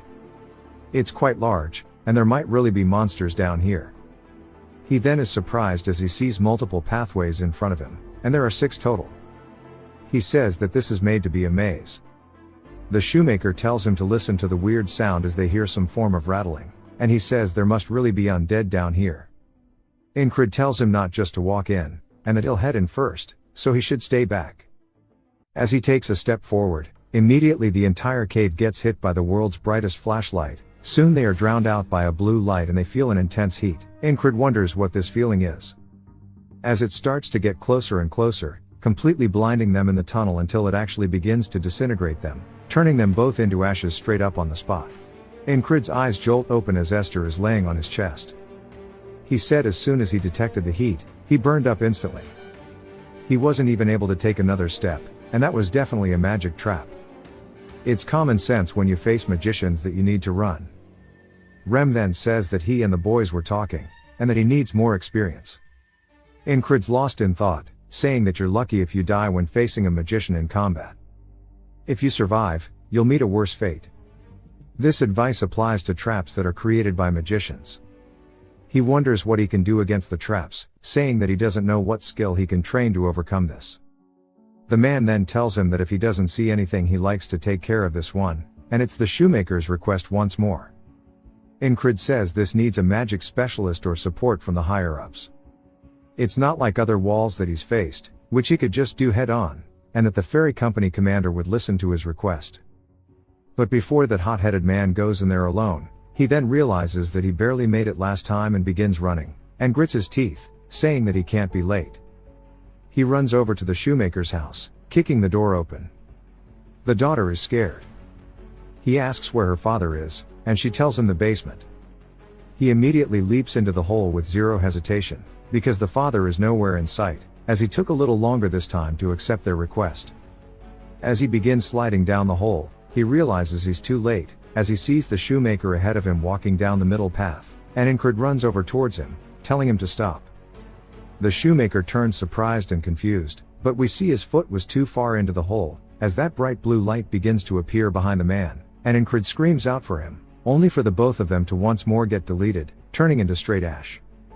In the waters of the afterlife, Incrid says that he needs to find a quicker way. He needs to go see him first and tell him to stay out of the basement. The boatman says that it may only be a moment, but he must have felt the pain of his flesh emulating and his entire body turning to ash, yet he still intends on stepping towards that flame. Incrid says that it's just as he said, the pain was like a million needles passing through his body in an instant. But that doesn't come close to how bad it hurts for him to watch idly by as an innocent bystander dies, and that is the true way of a knight.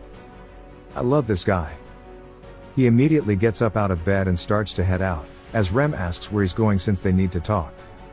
Incrid says that he's going to save an annoying old shoemaker, and Rem wonders if there are leather boot monsters or something, wondering what the hell he's going to a shoemaker for.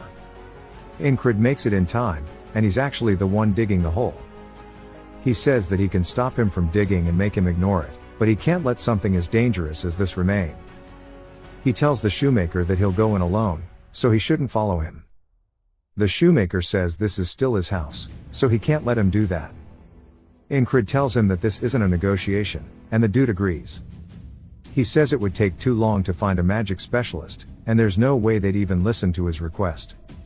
It's a mysterious trap that he has some information on, and someone is bound to die while exploring it. That goes even for him and his squad, so he needs to find as much information about it as possible. One of these paths must be rigged, and he wonders if the only way to find out is by walking through them.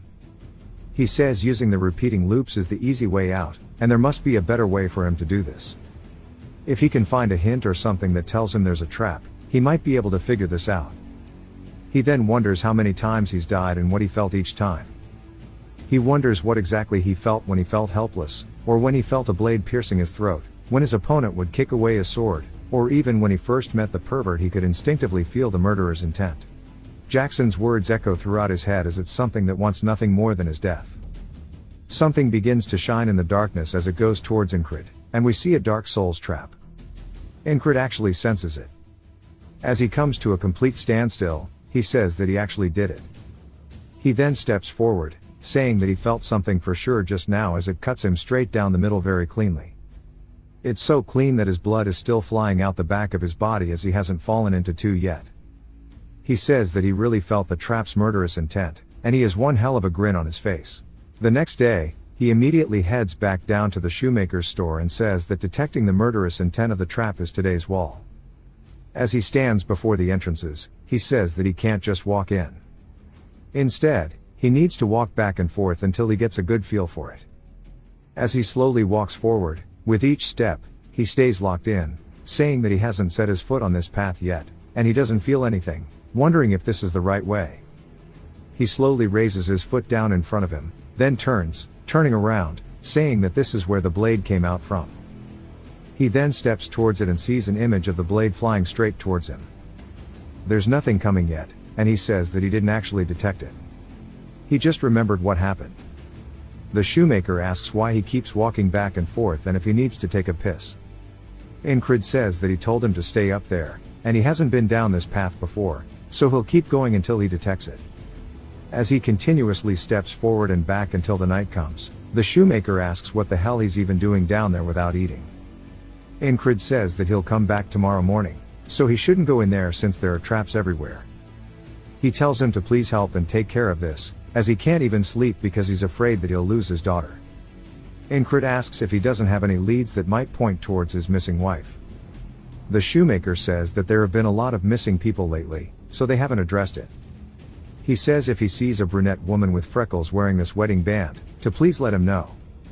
Incred says that he understands. That night back in the barracks, we see him focusing with Esther laying on his lap. He then turns, thinking he senses Jackson, but instead, it's the opposite direction. Rem says that he's like this because he hung out with the stupid shoemaker, telling him to go to bed. Incred says that now that he thinks about it, this is the first time he ended a loop without dying. He wonders what happens if the day just passes like this and if it'll continue into tomorrow, and he guesses he'll find out. He then takes one more step back into the boatman's into the waters of the afterlife and wakes up the next day. Rem then says they were talking yesterday, and they think he needs more experience. Incred realizes that he's come back to the same day and wonders what will happen if he doesn't sleep. As he sits out watching the moon slowly set and the sun begin to rise, his eyes look tired, and he begins to fall asleep until he wakes back up in his bed. He says that he just blinked, but he's back in his room. Rem once again says he needs more experience, and Incred says that he can't get past the loop without facing the wall, but this is fine, as he has no intention of facing it without overcoming this. It goes on for 10 days and then 20. He says that this is different from simple fear. He needs to feel it as he slowly lowers his foot down into the pathway. He says that lingering feeling of death is something he needs to be familiar with.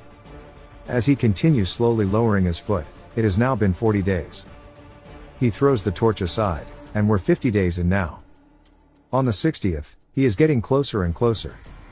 And on the 70th day, we see a bunch of corpses' hands reaching out from under the ground, tugging all over his clothing, trying to pull him down into the ground. He doesn't continue his step forward, and he smiles as he's got some kind of idea of what it should feel like now. That night, Jackson comes in for a sneak attack, which Incred dodges. He then turns, looking at Jackson, and Jackson asks if he really figured it out in just a few days. It is now the 72nd day, and he's got his whistle daggers and everything ready for war. Then Rem asks if he's going to war at the shoemaker's place, and Incred says that he won't come back until he's slashed through 10 boots. Rem asks what the hell that even means, as Esther watches intently. Incred says that there are 6 paths and only one leads to an exit without traps, was what he thought. But whoever made this tunnel is a true creep, as there are traps in every single path. A safe option does not exist in the first place. But still, there is a path ahead of him. He just has to make sure that he does not step on the traps. On the first path, you instantly burn up into ashes if you take a wrong step. He exhales deeply before raising his foot, slowly marching forward. He senses the trap starting to activate as he stops his foot before it touches the ground. He realizes that this is what he needs to do all the way through, and with his foot still hovering, he slowly starts to move it to the side before he confidently slams it into the ground, and there's not a single hint of the trap activating. He stays locked in, focusing on his senses, saying that one step at a time is all he needs. As he just has to continuously keep this pace up, taking baby steps, focusing to not activate the trap. As he's opening his 6th sense, he begins to feel the path open up ahead of him. He begins walking forward as naturally as breathing was to him, following his 6th sense. He then steps into an area with light, which as he slowly opens his eyes, he sees torches in front of him, and he says that once again he has overcome a wall. A ghoul begins to attack at him, but he cleanly slices at it, cutting it clean in half, sending its torso across the room, and he smiles, thanking this cycle because it has given him a great present. Our boy is a freak. As the ghouls continue running forward, Incred says that ghouls have a strong poison on their fingernails. Even a slight scratch will lead to a serious injury. Normally, a ghoul takes multiple soldiers to subdue. But we see him charging, slicing through a good chunk of them. Incred then rotates, keeping his momentum carrying through with his hips, giving us that classic baseball swing, cutting the group in front of him also in half. He's not done there, as he grits his teeth and lowers his blade and does a very big overhead slash, making his way through the ghouls. He then leaps through the air with his sword behind him and swings forward, cutting the one in front of him in half, but also the head off of the one behind him. As he lands on the ground, they begin falling over. He's gassed out. He says that he fought quite well back there, and his squad should have seen this with how they've been treating him recently. He then hears some ghoul dogs barking and running towards him. As he looks over, the shit looks like straight nightmare fuel. He says that it's a demon wolf, but realizes it's mixed with other beasts and monsters, so he wonders what exactly is up ahead of him. Meanwhile, Esther is jumping roof to roof, saying that Incred seemed weird today. She wonders why he would go to a shoemaker while being so heavily armed, and it'll be very bad if he ends up dying because he's so reckless. She then starts to sense some energy coming from the shoemaker's house, saying that it's the smell of a spell, and she looks very wary about approaching it. Back to Incred stabbing his sword into one of the wolves. He still stands there, panting. He hears some weird breathing, saying that it's coming from deeper in the cave. It's really faint, as if it's about to stop any second. He wonders if it's another demon, or if it's the one who dug the tunnel. But what he sees ahead shocks him, as there are corpses littered all throughout the section. He begins looking up at the corpses, saying that he spent a lot of time in the battlefield, so he doesn't blink at the sight of a regular corpse. But this is definitely not the same. He begins to hear a woman begging that somebody please grant her peace, and she begs for him to kill her, as he spots the wedding band on her finger. It's the shoemaker's wife. He recalls him saying that she is a brunette with freckles. Incred starts to feel hella pissed, as a man says that he's been hearing some noise, and it looks like he has fresh new material. He doesn't know how he got here, but all is well, and that he can make a friend for Bamillo. Incred asks the man if all these corpses are his doing. He asks who else would do it besides him. And the man says that those pieces of trash are failures, and that this child behind him is Bamillo. This is pure art, saying that he'll make something beautiful out of him too.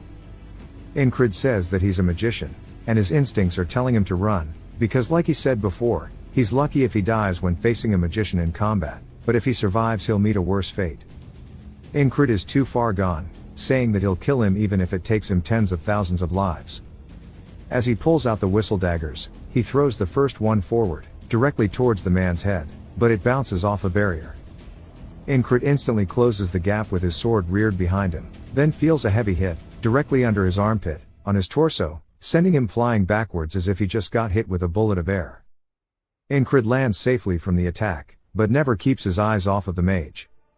In the corner, we see Esther watching this, saying as expected he's fighting a magician. She hasn't managed to gather a lot of power yet, but if she gathers everything she is now, a nobody like that will be meaningless. The man raises his fingers up, pointing them at Incred, before shooting out another air bullet. That shit broke the sound barrier. As it starts to fly towards him, he dodges it in the last second, which tears his clothing. He says he can't sense or hear it, but he can feel it. His murderous intent, that is. The magician is just surprised that he actually dodged it. As Incred starts to close the gap, taking this chance, the magician shoots out 4 more air blasts towards him. He recalls some time ago when he asked his squad about what to do if he faces a mage in combat. Rem says to shoot him with an arrow. As once again, Incred narrowly dodges the attack, but it cuts his clothing. Jackson tells him to kill him when he isn't looking. Odan says that he just needs to get up close and personal and beat his ass. The next 2 attacks begin to come towards him. Ragna says that anything that breathes can be cut down, and nothing is exempt from this rule. The magician's face looks worried, as Incred is now overhead. With his sword ready to swing down, he says that the magician has an invisible shield that surrounds him. If he can't break it with his whistle daggers, he'll just have to smash through it with pure brute force, as he begins to pour everything he has into the attack. The magician smiles, telling him to go ahead and try. Now that Incred is fully committed to the swing with no way out, the magician counterattacks with a spell. We see Esther watching as it flies directly up towards Incred's chest. She says that he has won. It comes into contact with his vest, which Esther had blessed the night before, completely dispelling the magic everywhere in the room, shattering the mage's barrier. His eyes instantly fill with fear, as Incred continues swinging his sword down. The mage tries to block it with his arm, but it is futile because he gets nothing but cut in half diagonally. There was so much power, Incred swung straight into the floor. What an absolute Chad. Incred starts panting. His sword then chips, and he says that, thankfully only his sword got damaged, and that the impact was strong enough to tear him apart.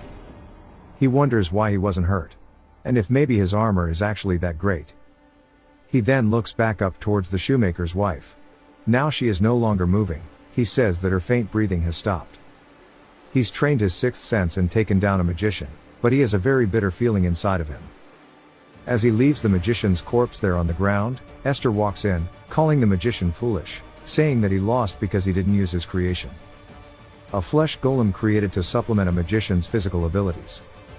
And that it'll wake up with a few touches, but she'll be taking this. She raises her paw. We don't get to see what happens, because it jumps back to the barracks as Incred is talking to the ferry commander. She says that she just wants to double check that he said there was a magician's tunnel under the shoemaker's door, and that there was a civilian who was kidnapped and experimented on in the middle of the city. There would be chaos at the news if it spreads. He says that he thinks it's best to keep this under wraps. She asks why, as his contributions would go unrecognized. He says that the lives of the people are more important. Also, he doesn't want the shopkeeper to find out that his wife is actually gone. As the men are filling up the hole, a lot of bystanders wonder what happened to the shoe store, and that apparently they just told everybody that there was a tunnel dug up by the Thieves' Guild.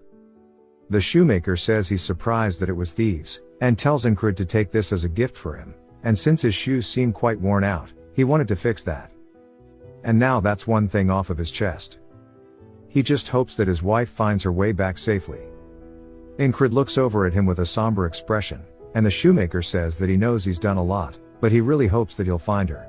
Incred does his best to keep his expression hidden, and tells the shoemaker in an almost broken voice that he'll do his best. Later that evening, as he's watching the sunrise, he wonders if it was really okay for him to lie to the shoemaker like this, and that it would have been better just to tell him the truth and let him experience despair maybe. He says that maybe if he becomes a knight, he would be able to prevent these things from happening, but he doesn't know yet. As he stabs his sword into the ground, he walks away, leaving it as if it was a gravestone for the man's wife, as a symbol of regret that he'll never forget. Some time later, we see some demon dogs charging at the group. They effortlessly kill them, and they're making a shield formation while the men inside are killing the wolves. Incred says right after taking down that magician, they took on a monster hunting request immediately. As it's a much slower fight than they're used to at this point, with the wolves being taken care of extremely slow, it's making Rem low-key fall asleep, and Incred says that he doesn't think this will make him stronger. He says that this is what other people go through, and he maybe should have taken a solo mission instead. Rem says that he can tell he's thinking that this isn't enough, and he wants to fix that for him. As he starts to pull out his weapons, he lets go of his shield running forward, as the other men wonder if he's insane. Rem starts effortlessly ripping apart the wolves, and one of the men tells the spellbreaker to rein in his men.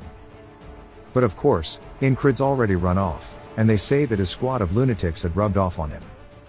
Incred charges in, carrying his sword behind him, preparing for a heavy swing as he follows through, once more getting a 2-for-1 with the wolves. Rem says they shouldn't get things mixed up, as they were the ones who rubbed off on his craziness. Incred asks if it's really okay for him, the craziest one, to say that. Rem asks why he's the one catching strays. Incred tightens the grip on his sword, and he and Rem start tearing the monsters apart. The other soldiers watch, saying they are both not there upstairs. Incred then cleans his blade after the fight, and the men can't help but acknowledge that they are still really good at their jobs. Incred still doesn't seem that happy, and Rem notices this, saying that he doesn't seem satisfied. The men say that if he really wants more action, he should go to the armored units. Incred asks if they are fighting strong monsters. The man says that they went to fight a herd of monsters. And we see some more nightmare fuel, as the soldiers are yelling for the archers to support them. But there's nothing happening. Something starts to fly in off screen, and the man looks up, horrified, only to see a harpy flying straight in. The men start getting kidnapped one after the other, as they are forced into a circle and picked up by the harpy. They then drop from high up, either killing them or severely injuring them. Rem says that looks like it hurts. Incred spots the harpy, saying that in his brief stint as a mercenary, his group was massacred by them, and they were people he really liked. He starts to unsheath his blade, saying that he refuses to let any more people die today. Both Incred and Rem begin running forward towards the harpies. The harpy lets out a screech, making the normal soldiers cover their ears. Incred explains that a harpy's cry disorientates you. As it comes in for an attack, he says that it's actually not as painful as death. So he got through it with sheer willpower. He swings his sword forward, cutting into the harpy's wing, and begins to follow through until he cuts it clean off. Rem yells out to him, saying that he's doing great, and he's holding onto one of the harpy's feet, saying that they should bet on who's going to kill more, as he slams it into the ground, killing it. Another harpy begins to fly in towards Incred, and right as it gets to the back of his head, he says that they're not here to have fun, and he avoids the attack, taking back shots too literally, and swings, killing it too. The other soldiers wonder if the spellbreaker has always fought this well. They know Rem has, but they can't believe that the spellbreaker is keeping up. Rem goes in for another attack, and the harpy does its best to stop it with its foot, but his axe pierces through it anyways, and he slams it straight into the ground. Incred follows up with a diagonal slash upwards, cutting another one of the harpies in half, and Taurus says that Incred got better. His men ask if they can really just stay here like this when they're here to support him, as Bro is sitting on the ground. He says that they're not needed anymore. A few of the remaining harpies begin to fly in, and one of them takes Incred's sword, knocking it out of his hand. Now that there's distance between him and his blade, the harpies begin screeching and flying in, thinking they've won. We see a whistle dagger get launched into one of their foreheads. As Incred now only has one more to deal with, it begins to fly in, and he charges forward as well, as it's now a dash if he can get his sword in time before the attack hits. Right as it's in his face, he grabs onto his blade and swings upwards, cleaving the harpy clean in two. They start to actually notice the last of the harpies begin screeching, flying in circles before leaving. The soldiers can't believe that the harpies ran away, and they say that since they scared off the monsters, they must be monsters themselves. Incred says that the harpies that killed the mercenary corps aren't the same ones. We see a man saying that's because he was weak, that these bastards died saving him, and it was all his fault. These words stuck with him, and he says that now he'll be the one saving others. Torres says that the harpies are all gone, wondering if they should go back. His men say that it would look bad if they go back empty-handed, so they should kill some dogs at least. Incrid and Rem get informed that the support has arrived, so they can leave, and Rem asks Incrid what he wants to do. Incrid says that it's too soon to return. Torres and all of his boys think he's a complete lunatic now. Back at the camps, people are talking about how he helped the heavy armored corps. We see him doing his lunging squats, and they're still talking about how he has changed a lot, and that he tries really hard, so they should maybe do it too. Incrid takes his request off the board, and the dude says that he thought he did one yesterday. Incrid says that he's going to finish it quickly and do another one tonight. The dude asks if he has clones or something. And later that night, Incrid is still swinging by training his blade. A man sees this and says that he trains every single day, wondering if it's fun to live like that, and that he should try it too. So he continues to train throughout the night. The next day comes and passes, but again that night, there's 2 people training. This happens again, and that night there are way more than 2 people training, as there's a whole group just going crazy throughout the night. The ferry commander appears in the morning, and she looks over at them, saying that everybody seems different nowadays. A man says that they're following the spellbreaker, and it's become a trend. She says that she can't just ignore it anymore, and she walks over saying that they had a long meeting about him, and that these are the orders from above, so he should listen well. And now his squad, which is the 444th Regiment, will be promoted to an independent platoon operating under the 4th Company. From now on, he is an independent platoon leader. He says that he can only have 5 men under him, so he cannot be a platoon. She says that she'll reassign more men according to his request. Incrid says that being a platoon leader is nice, but it'll be a pain with all the lunatics in his squad, and she says that if he becomes a platoon leader, he will be exempt from menial duties, so he'll have more time to train. He looks her dead in the eyes and immediately folds, saying that he'll do his best in his new assignment. She says it's a shame to let him go like this, asking if he wants to have a duel. She raises up her hands, saying that these will be the weapons, and she wants to go unarmed again. Incrid says that after he lost with her last time, he's worked his ass off training with Odan.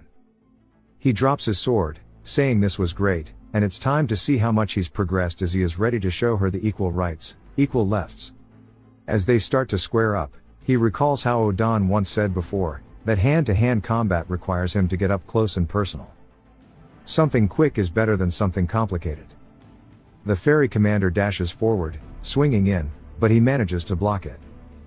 And he says that pretty much what Odan is telling him. As he starts to push her arm back, he says he needs to use his size against her.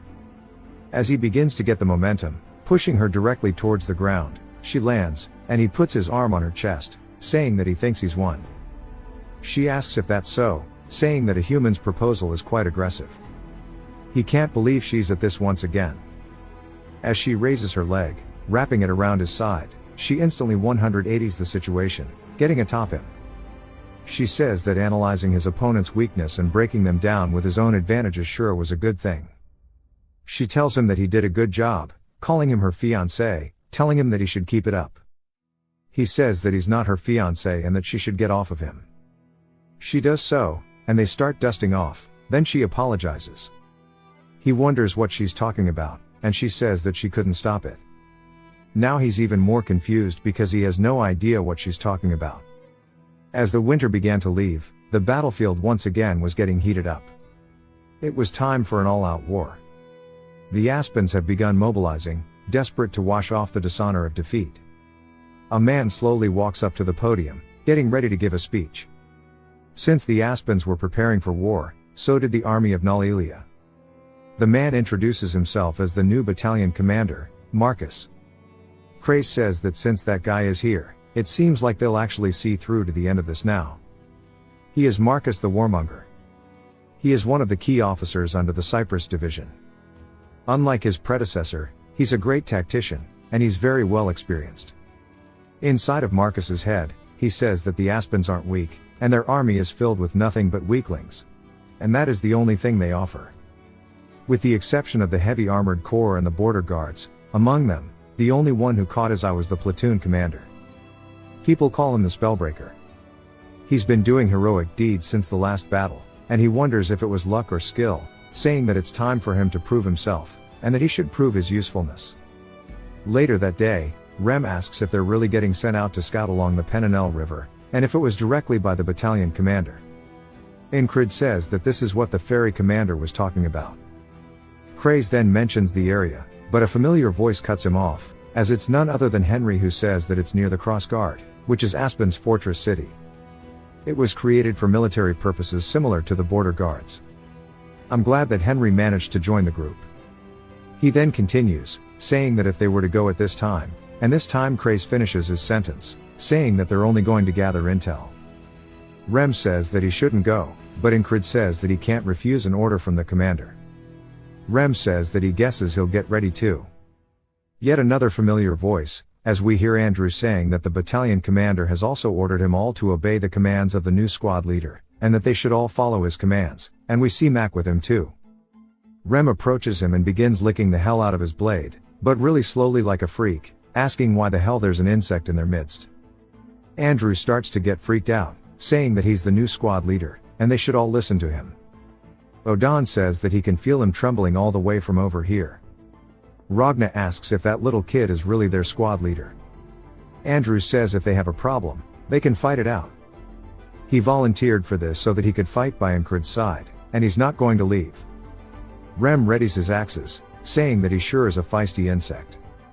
Odan also begins cracking his knuckles, saying that he wants to gently loosen up his joints. Jackson says that a finger should do, but Incrid tells them all to go easy on him. Ragna says that he should focus on his own fight, but Mac begs that Incrid stop Andrew from continuing. Incrid says they seem to be getting along well, and if Rem's offering to duel, it means that he likes you.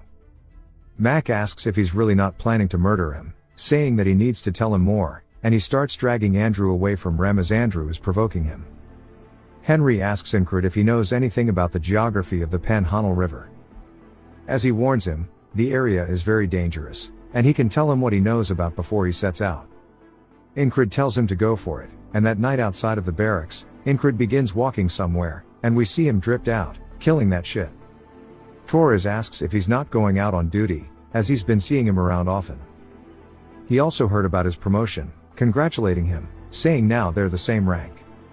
Incrid says that he won't compare himself to the king's finest, but Torres tells him that he should relax because it's not that deep.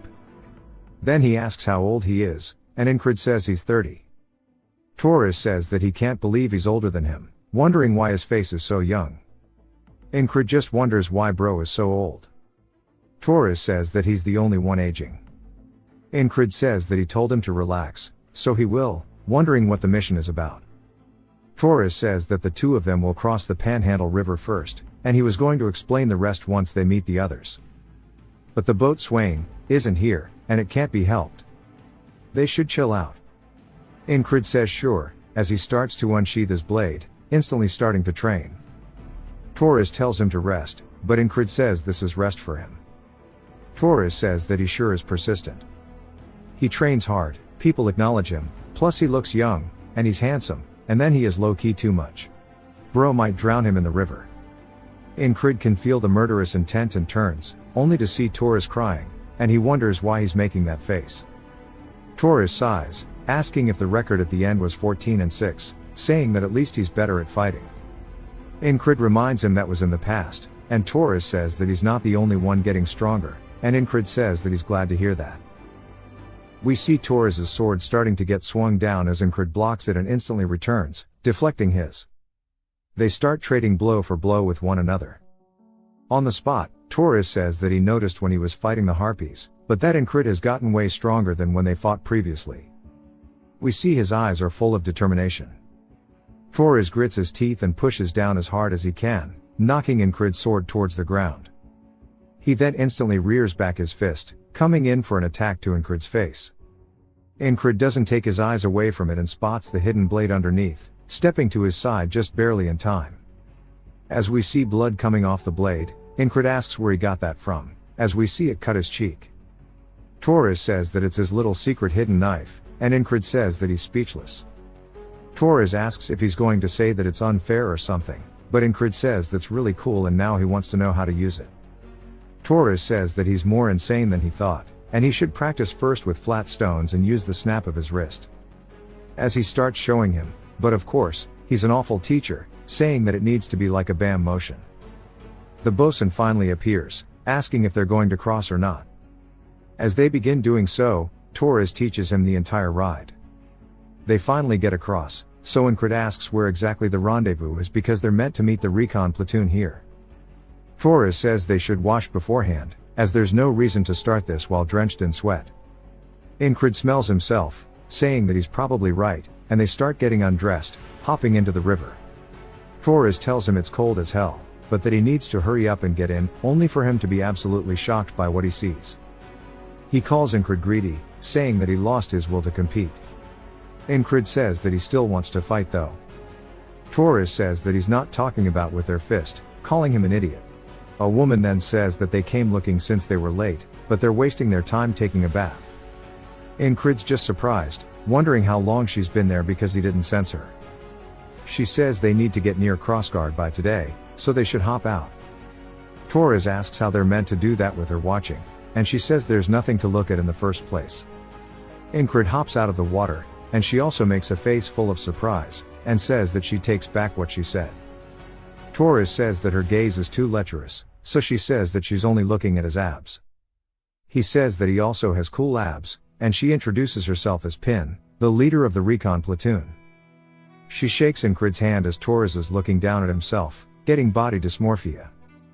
They get dressed, following Pin, and she says that before she explains the mission, she wants to brief them. Their spy in Crossguard is named Kitten, but they also said there was something important to be relayed. They were supposed to receive word 4 days ago, but Kitten didn't appear at the rendezvous point, and is still MIA. Incrid asks if something happened to her. Pin says that's exactly what this mission is for. They're going to infiltrate Crossguard and rescue Kitten. Crossguard is right next to the land of the monsters and beasts, so the enemy doesn't patrol it often, relying on the monsters instead. They have 3 different infiltration routes. First, a tunnel. Smugglers use it to enter the city, so the guards leave it alone. Second, they can try scaling the walls at night. It's going to be tiring, but it's the safest option. The last would be to enter while disguised as a merchant. This could be dangerous because they have to use the main gates, but it's also the least tiring. Her platoon will head in first just in case Kitten is running late and head to the meeting point. The 3 of them will be the only ones entering Crossguard. Whichever route they pick, it's going to be equally difficult, so she'll let them decide. Incrid says that she says it like it's all so easy, and she must know better than anyone that it's going to be hard. Torres says that it would be better for her to pick since she knows the area. Pin says in that case, they set out tomorrow, and they'll go with the first option, the tunnel. That night, while they're all camped out under a rock, Incrid is still practicing flicking his wrist, using stones so he doesn't hurt himself. But it doesn't work at all, so Torres asks how he uses a sword when he's this bad, but he'll figure that out eventually, so he should keep at it. Pin says that she wondered what they were doing by not eating dinner, but wonders what exactly he's doing. He tells her it's training, so she hands him some food, saying he should eat first, as they have a platoon member who wants to be a chef and it's really good. They start eating it, then both say this shit is actually gas. She says that they can get more if they want.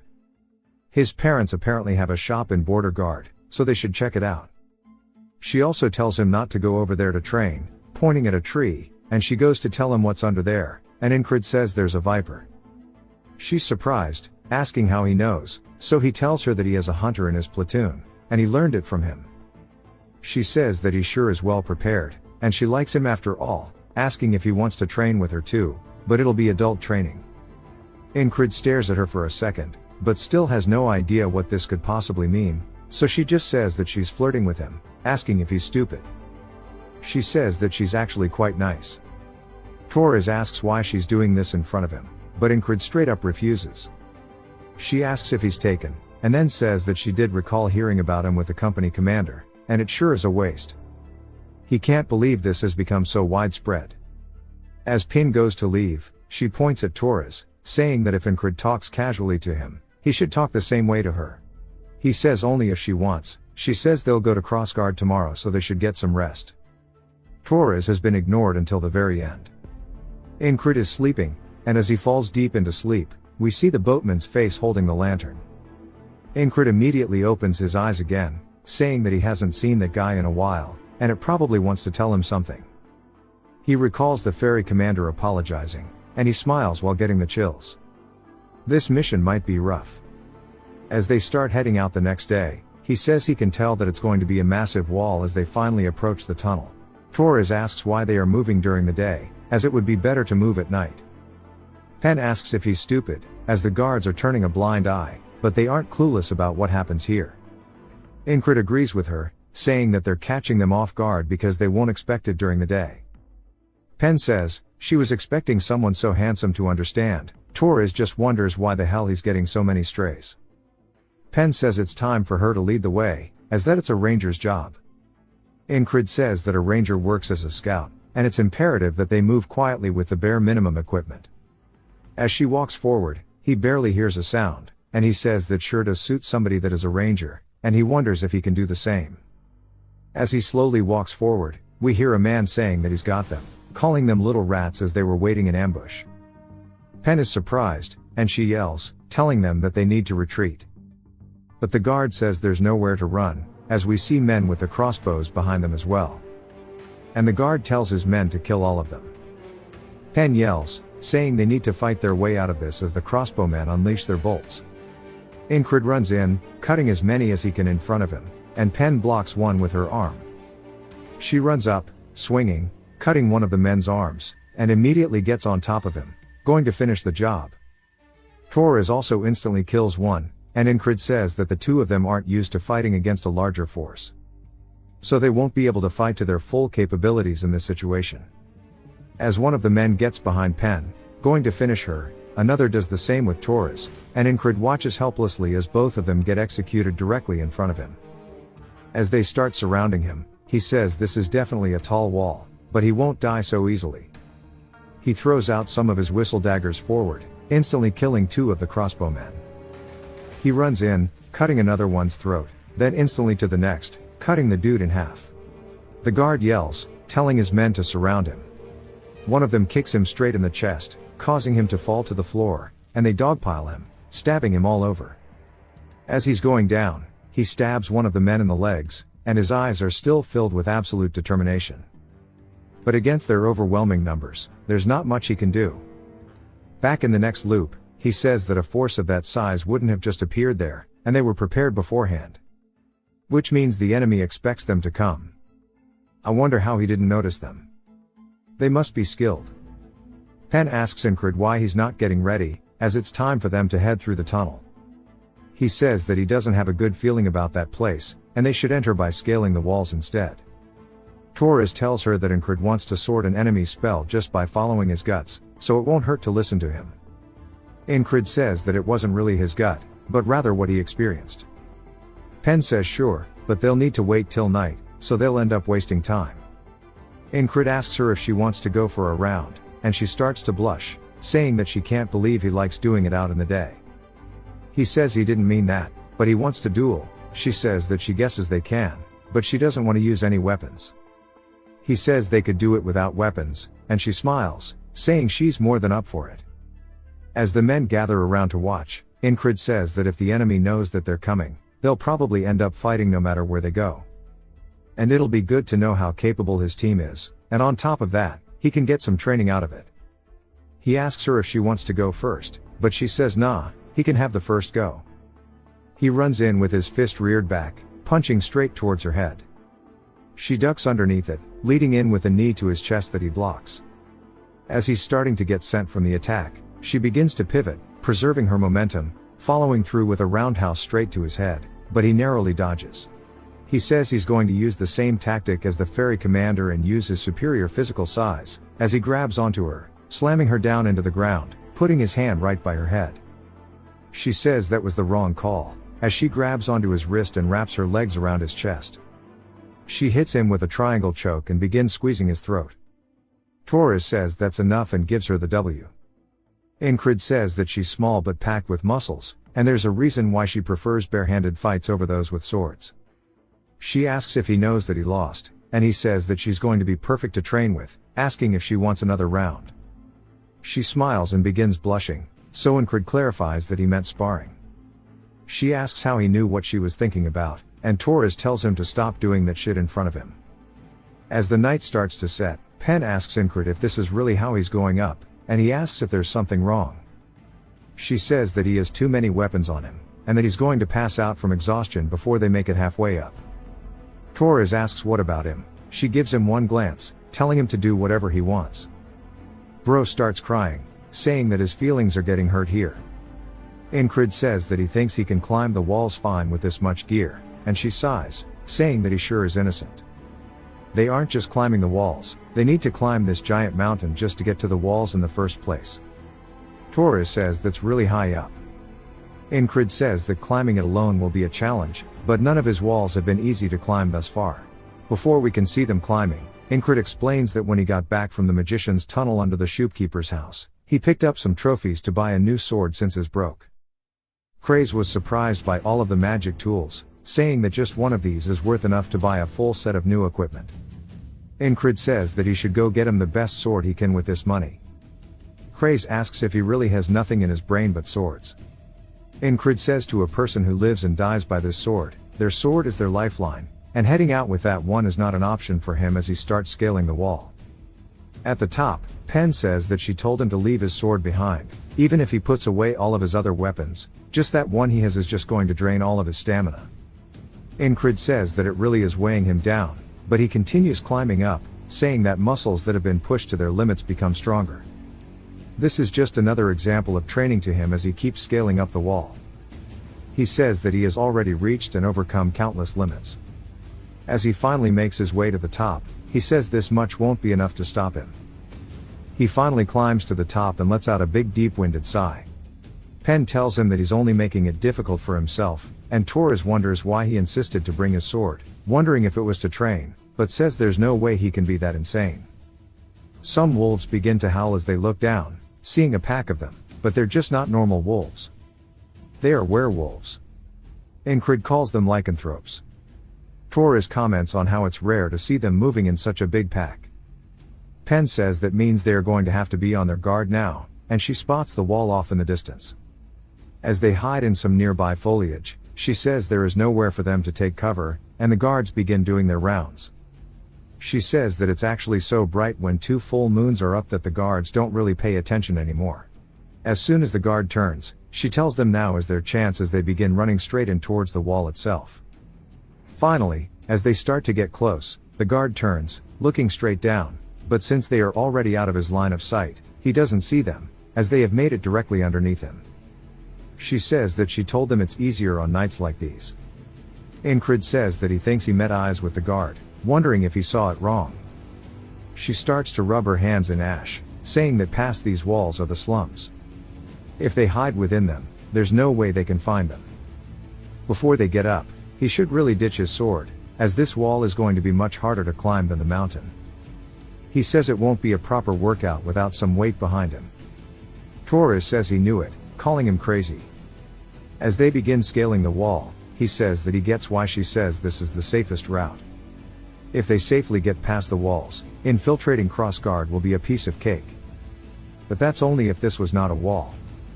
Just like how there were greyhounds ambushing them in the tunnels, there's a high chance they're waiting for them atop the wall too. As Pan is the first to make it up, Incred wonders how they're going to get stopped this time around. Somebody stomps forward, and we hear a woman's voice saying they sure did work hard this late at night, but it's now time for them to rest. As she snaps her fingers, vines begin to sprout from the ground, flying towards them. Pen yells, telling them all to duck, as they narrowly get underneath the vines. She tells them to run to the base of the wall. As she throws her axe forward, the magician blocks it with her vines, but not just that, she shatters it to pieces.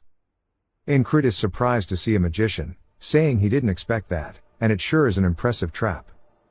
He dashes forward, getting right in close to her, but a vine pops out from underneath the ground, blocking him from directly attacking her now.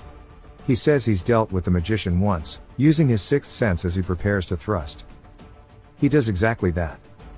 As the blade starts to go straight towards her, he says that he should have her, but she doesn't take her eyes off the tip of his sword. He recalls Jackson's words about how he should trust his senses, but he shouldn't swear by them, because a strong opponent can fool them, especially magicians.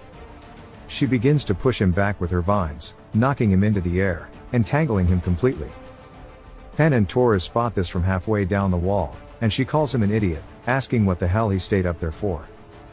Vines begin to make their way down the castle wall, killing both Pen and Torres in an instant, piercing their chests. Incrid is doing his best to free himself, but the vines are way too thick and he can't get away. The magician says that she applauds his courage for not running away. He grits his teeth while staring at her, and she introduces herself, Richa of the Rose Vines. She begins to raise her hand. She clenches her fist, and Incrid can tell that this life is over as a giant magic explosion happens within the midst of her vines. He says that just like how not all foot soldiers are equal, he should have expected the same would apply to magicians, and he got too cocky. He got drunk on the fact that he grew stronger, and charged in without analyzing her. The boatman asks if he knows his place now, saying he is an oddity using the power of loops to get stronger instead of suffering like he should, but against an overwhelming tall wall, he's nothing but an ant.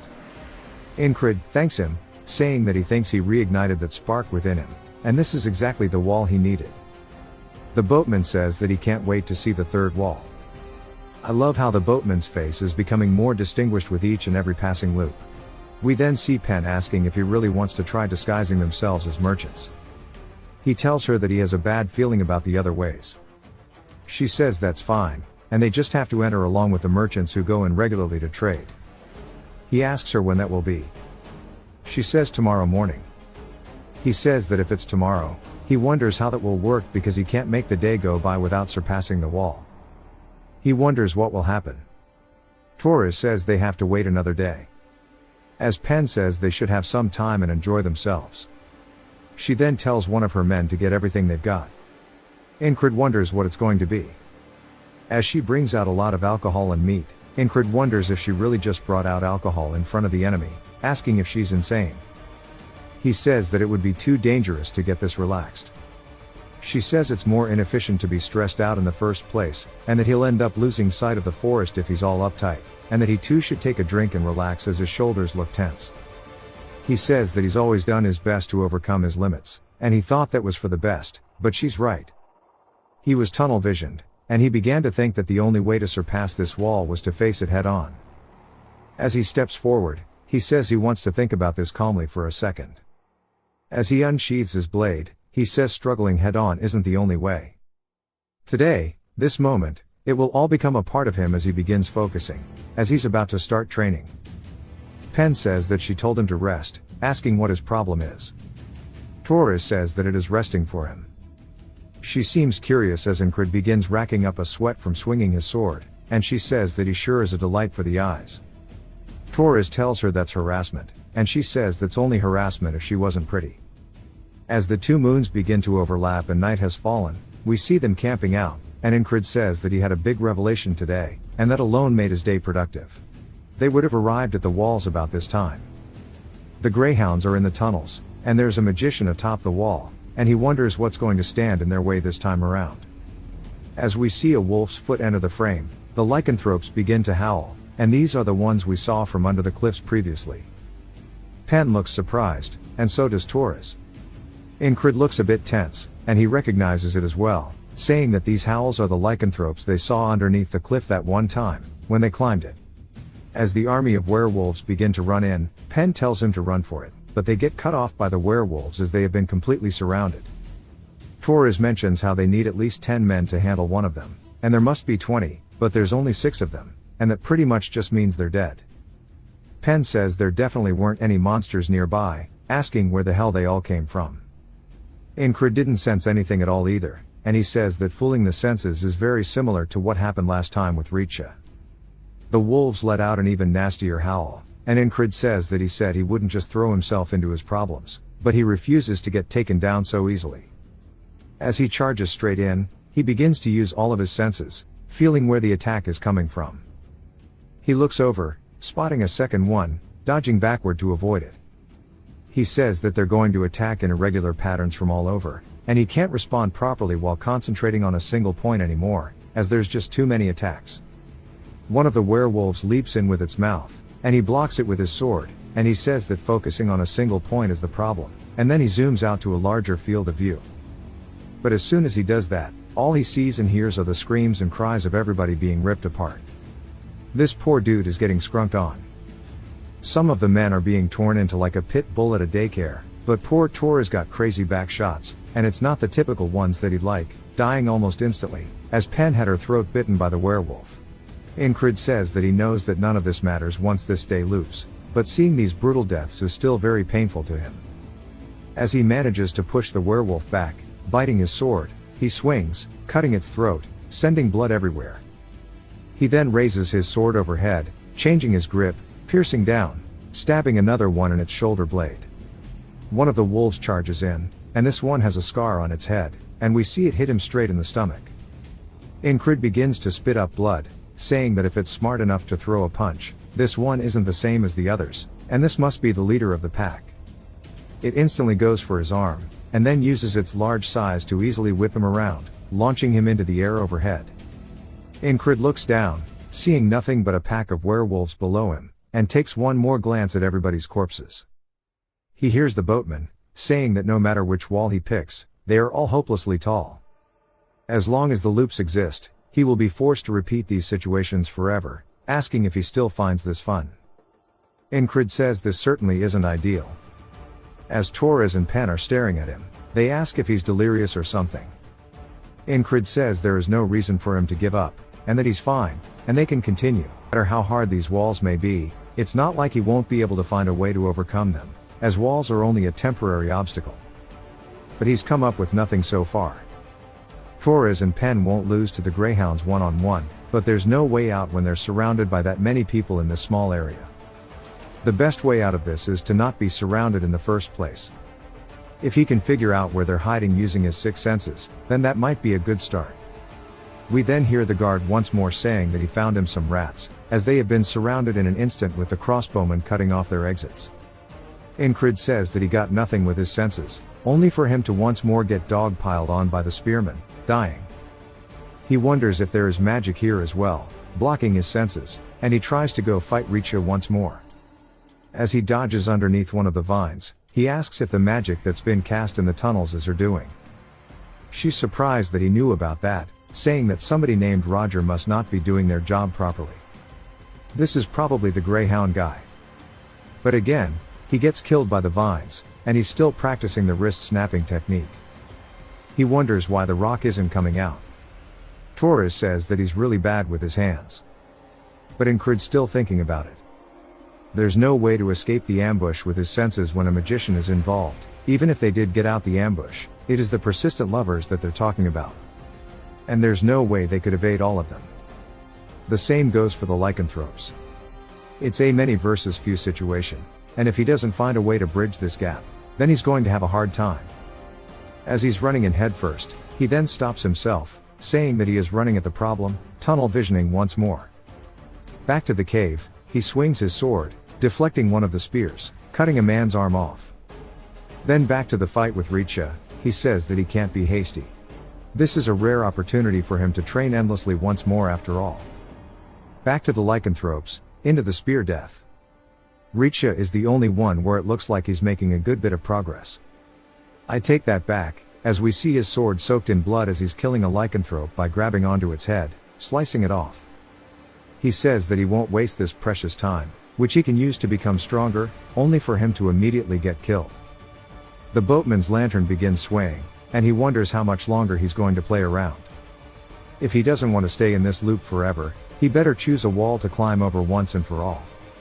Incrid says after repeating all of them, he could tell each of the 3 walls are excellent, and it's almost a waste to have to choose one of them. Then, in one of the loops, morning arrives, and Torres wakes up, spotting Incrid training in front of him. Incrid punches forward, and then snaps his wrist as the hidden blade comes out of it. Torres is surprised, saying that he couldn't do that yesterday, asking when he figured it out. Incrid says it was around 30 days ago, leaving Torres confused, asking what he meant. Incrid says now that he has become strong enough, this is actually the 79th loop, and he's going to climb over this wall and progress to tomorrow. He says that they have time before they go into the tunnel, wondering if he could get a simple pouch made, and he gives them the measurements, saying that he needs to be wrapped around his wrist. The guy says that that's not hard. Then Incrid comments on the inside of Pen's boots, as they seem special. She asks if he's that curious, as she takes off her boots, saying that she put fabric on the inside, and it dampens the sound of her walking, as there are a lot of sensitive monsters in the area. Incrid tells Torres they should do this too. Torres is surprised, as Incrid says that she's saying that there's a lot of monsters, but she reminds him that they probably won't run into them. They do it anyway, and Incrid's foot is barely making any sound at all, to the point that Pen is surprised, asking if he has worked as a ranger before. He says no, and she says that even if he did the fabric dampening to his boots, it's hard to walk this quietly. It's because he's practiced this loop over and over again, and to survive in the smuggler's tunnel, he needs to find the enemies first, and then create a gap. It's not easy to find where they'll ambush from in this dark tunnel, but they have an expert on their side. He asks what they should do if there are enemies waiting in the tunnel, and Pen says there's a low chance, but they can run if that happens. He then asks what will happen if the exit is blocked, and asks about the width and height of the tunnel, wondering if there are any side paths if their main one is blocked. Torres asks if he's scared or if he has a bad feeling about this, as he's asking a lot of questions unlike his usual self. Incrid asks her if they are armed and waiting for them, if they are as good as dead. She says that he could sit this one out if he's scared, as it'll be better than listening to him talk ominously. He's saying that they should just be careful, and she can tell that he's serious, but she wonders where it's coming from. Incrid says that the way to make his comrades act like he wants them to, given their ranks, he can't use force, and that means he needs to persuade them. The level of intimidation that Krang showed at the infirmary tent, and the forceful way of speaking, he got his point across. That method is more effective than 100 words. She says that he's right, and she admits that she was too relaxed. The air has now shifted, and if she stays alert, she'll notice things. As she's looking at the floor, she says it's odd, and that there are footsteps that have been muddled on purpose. She then grits her teeth, realizing that this is a trap, saying they need to go back immediately and secure the exit. Finally, men start walking up behind them, wielding crossbows, pointing them directly at them, and Torres and them hide. We then hear Incrid running, saying that he has word from their boss Roger, and that Roger is the name of the enemy commander that Richa had mentioned. It's difficult to see faces and how people are dressed in the dark, as he starts screaming about the city and monsters. They ask if he means Commander Roger, wanting him to explain. Incrid says that these guys think that he's one of them just because he knows the name Roger, and as he gets close, Incrid starts to draw his blade. He says of course they'll realize now that he's up close that that's not the case, but by then it's too late as he instantly kills one of them. They start screaming, saying that he's an intruder, and the man yells for everybody to shoot as Incrid grabs onto his uniform and begins holding him hostage, telling everybody to shoot. The man orders them not to, saying that they better not dare. Incrid taunts them, saying that he thought these Aspen dogs were trained, and he can't believe they can't take down one man, and that they should do something. Both Torres and Pen wonder what the hell he's doing, provoking them. Pen says that if there are others here, this is going to be bad, and she needs to check it out. But Incrid starts screaming, asking if their crossbows are for show, and if their heads are just empty.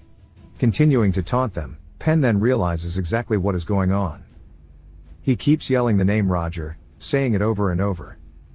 We see her coming up behind one of the guards as she instantly hits him with the "does this rag smell funny" no jutsu.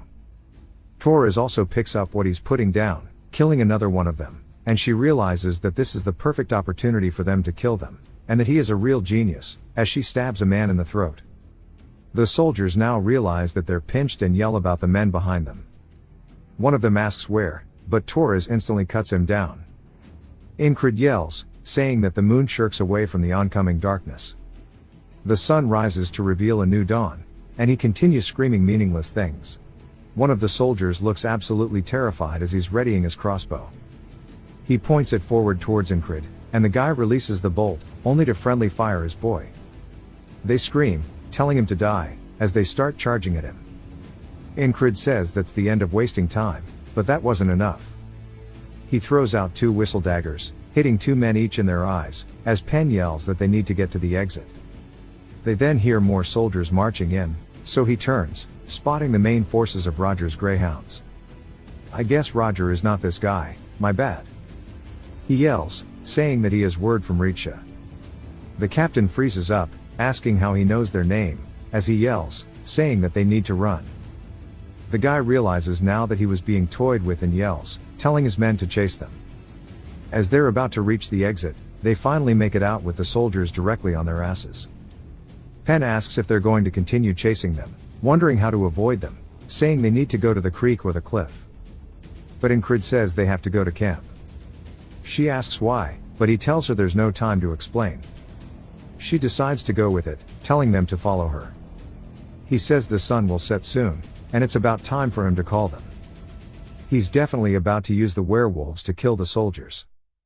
He recalls Henry's words about a flat earth-colored stone near the Penhandle River, and that vipers live under those stones, are extremely dangerous. As he puts his sword behind one, he flings it backwards, and we see the tail of a snake as one of the soldiers blocks it, saying that his tricks aren't going to work.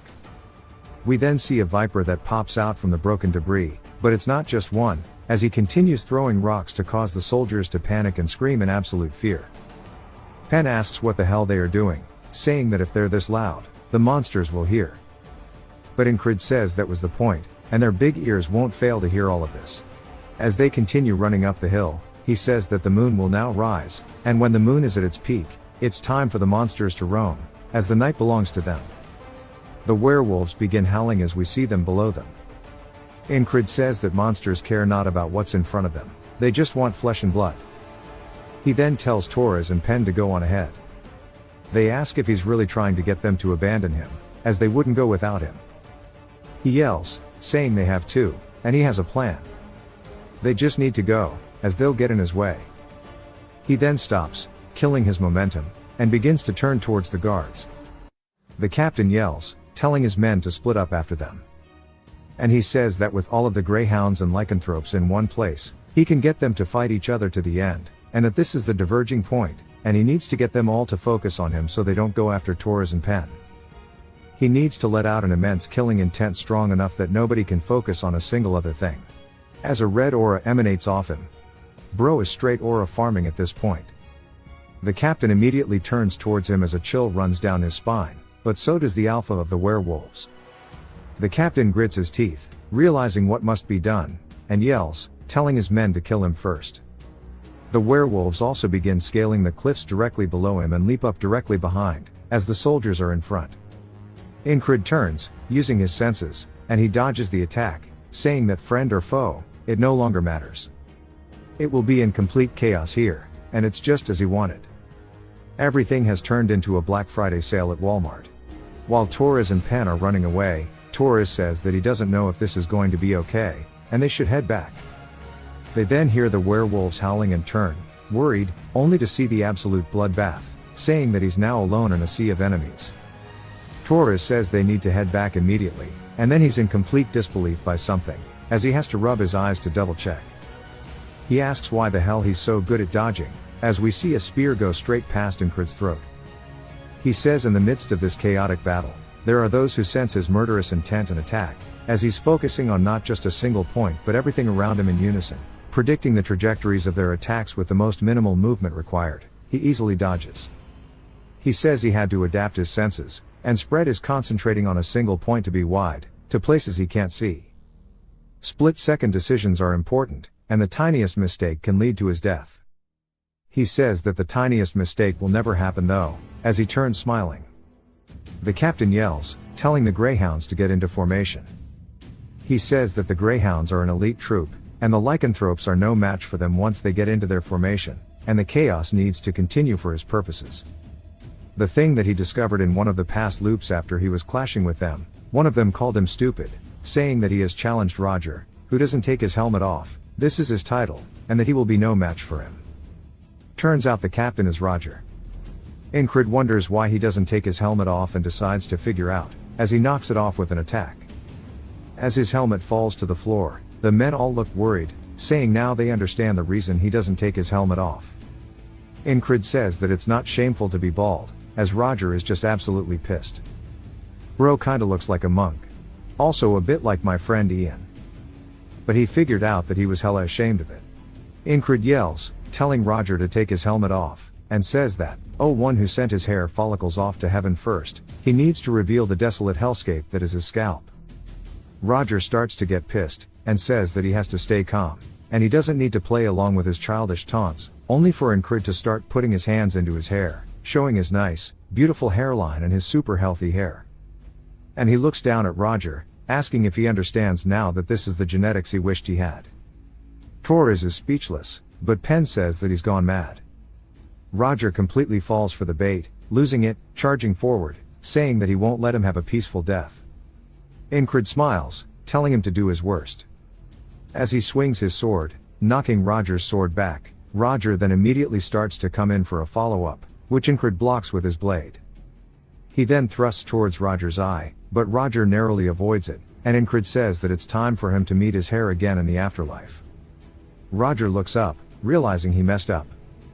We then see the Alpha's hand come in and instantly take Roger's head off before Incrid even has the chance to finish his attack. As Roger's bald-ass head starts to fly across the ground, he and the Alpha lock eyes. The men start screaming out for Roger. Incrid says that the Alpha attacked when they were distracted, and he sure is smart. The Alpha then immediately closes the distance just to pass by him, heading back into the crowd. Incrid realizes that it's ambushing people by hiding amongst the chaos. As he watches it, he says that the Alpha is more of a problem than Roger, as its increased intelligence and monstrous strength made him repeat this loop hella times.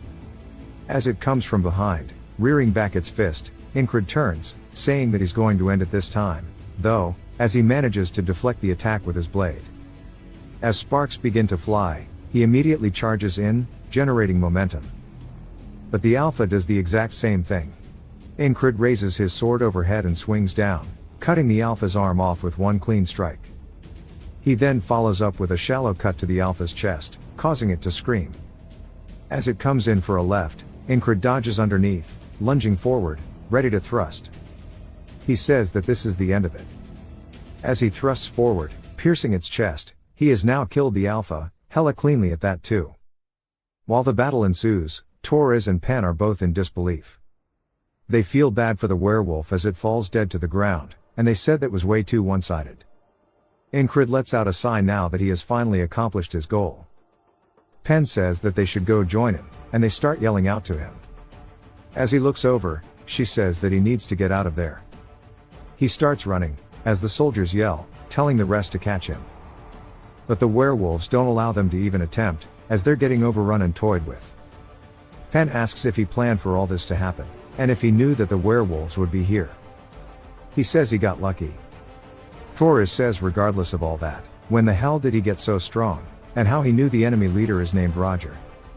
Incrid says it's obvious that they're confused, because they don't know about his loops, but he can't explain it to them, and he'd rather finish. He says there's something more important, as their mission is not over yet. As they look towards the giant cliffs, he says they need to go climb the wall, because atop it is none other than Richa. The final hurdle of this set of loops. I wish she'd step on me. Immediately we are taken to the wall as they begin scaling up it. We see he has the pouch under his wrist. As they watch him scale the wall, Pen is just surprised, asking if he really wasn't a ranger. Torres says that he wasn't, and she asks why he's so good. He says he has no idea what he's even supposed to be anymore. As he's meant to be a knight, Incrid says that his sixth senses aren't on full alert because of Richa, but he knows where she will be, and that she hasn't moved in the countless loops he's encountered. As he crouches down behind the wall, he starts to give them hand signals to notify them. He says there's an enemy ahead, so he'll head in first. Pen's just confused as Incrid starts running along the edge of the wall. Richa turns, surprised, only to see his sword coming straight for her throat. She summons her vines as they wrap around his arm, and she sends him flying backwards. He cuts some of the vines, and she asks how he is here, as her children are on the move. He says that they're busy facing the greyhounds, and that she must not have trained them properly. She screams out, sending vines once more. He dodges their attacks, and parries the ones that he can't. He says that as long as he continues this pattern, this is all he has to do. One of them starts spinning like a helicopter, and he says that he needs to cut away the thin whip-like ones. As he continues his charge forward, Pen says that she can't believe he's demonstrating such a high level of combat against a mage. Torres asks if they should even step in, but she says that they'll definitely get in his way. Some more greyhounds appear, saying they need to go help Richa. The dude instantly gets asked a question, as Pen says she can't let them get close to Incrid. Richa starts to get pissed as roses begin to sprout from her vines, and she calls them worthless, and shoots out some roses. I was wondering where the rose in her name came from. What a cool attack. Incrid says that he already realized how to beat her, since in the end she's still human. She'll die if she gets stabbed or slashed, but he needs to figure out how to create the gap to do so. He happens to have something perfect for that task, as we see the pouch. He starts to charge in, concentrating on his surroundings, dodging the arrows, and cutting away at the vines like he has been doing so far. As he cuts away at the ones directly in front of her, shielding her, she's surprised. She starts to create a barrier around her, and he puts his fist straight in front of her face, just like he did that one time with his sword. He says that his trump card was repaired with the help of the hidden knife. Back when Craze asked what he wanted to do with these leftover magic devices, and if he wanted them to be sold, he said that he wants to keep them, as they'll have a use for them somewhere. We see that's what's actually inside the pouch, as he flicks his wrist, sending it directly out to her face. He says that these are the magic devices from the cave, as it starts to create a blue blinding light, as if the sun had risen. Both Pen and Torres also have to cover their eyes. As the people in the slums look up, all they see is this very bright light atop the wall. Richa starts screaming in pain. As Incrid swings his sword forward, cutting through her vines, but also cutting through her side as well. He says that what he realized once he learned to relax his shoulders was that there's no reason to pick only one direction. Each of the three walls were excellent in their own way. As Richa falls to the floor in the stone with her, he lets out a long-winded sigh, and says that he created his version of today by using all three of them, and he smiles. Torres kills one of the soldiers. When Pen goes to ask about what just happened, Torres says before they ask questions, they need to leave before more people flock to the light. She yells, telling them it's time to move. As we see guards patrolling the slums, they're looking around holding torches. He says that they've managed to infiltrate Crossguard, and now if they rescue Kitten and escape as planned, he can end this loop. Pen guides them to a house, saying that this is the last place Kitten stayed at before they went missing. As we see signs of torture, they must have figured out Kitten was a spy. Pen says this makes things certain, and that Kitten must be dead. Incrid says that the enemy is on their way here, and the informant they were supposed to see is dead. It means that the entire plan was an aspen trap. The letter from Kitten saying that there was important information to be conveyed was probably made up by the aspens to lure them and kill them. Torres realizes they were played with as the guards ask the other one if he found anything. He says no, but they know they need to search the area. Pen says they should try to make their escape. Torres says that it's a huge gamble to try to do anything with guards everywhere, asking if there's a way to divert their attention. Incrid says that he has a method that's proven to work, asking if they want to try it. As we see one of the houses set ablaze. The soldiers begin running over, putting out the fire. Incrid says there's nothing better than this to draw attention. Now that he's done this multiple times, he's picked up some techniques, and at this point he might end up as an arsonist and not a knight. So he's going to train with his sword more once he gets back. They finally make it back over the walls, leaving their robes behind. And it's now time for them to return back to border guard. Amongst the rebel of the house, we see a man looking at it from up high, as another man, who I thought was Mitch, but it definitely isn't, tells somebody that the infiltrator escaped after setting a fire. The man says that every trap they set up turned out to be meaningless, and they took a heavy blow, and he can't believe Richa would die so easily. He thought the plan was perfect. They had the perfect opportunity to kill all of their rangers and spies, and to inflict a heavy blow on the morale. But he decides it's fine, as there are still lots of things they can do, and he tells the soldier it's time to go, as it's time to prepare for what's next. And we are introduced to the Aspen's genius strategist, Abner. We see them in the boat heading back. As both Pen and Torres are panting heavily, Incrid looks refreshed, saying that he wants to do one more duel after they get off the boat. Torres calls him crazy, saying they've dueled over 10 times on the way here. The boat Swain wonders why they are always covered in sweat. The boat reaches its docking point, and Torres says that their mission is over, so they should rest, and realizes that this is rest for Incrid.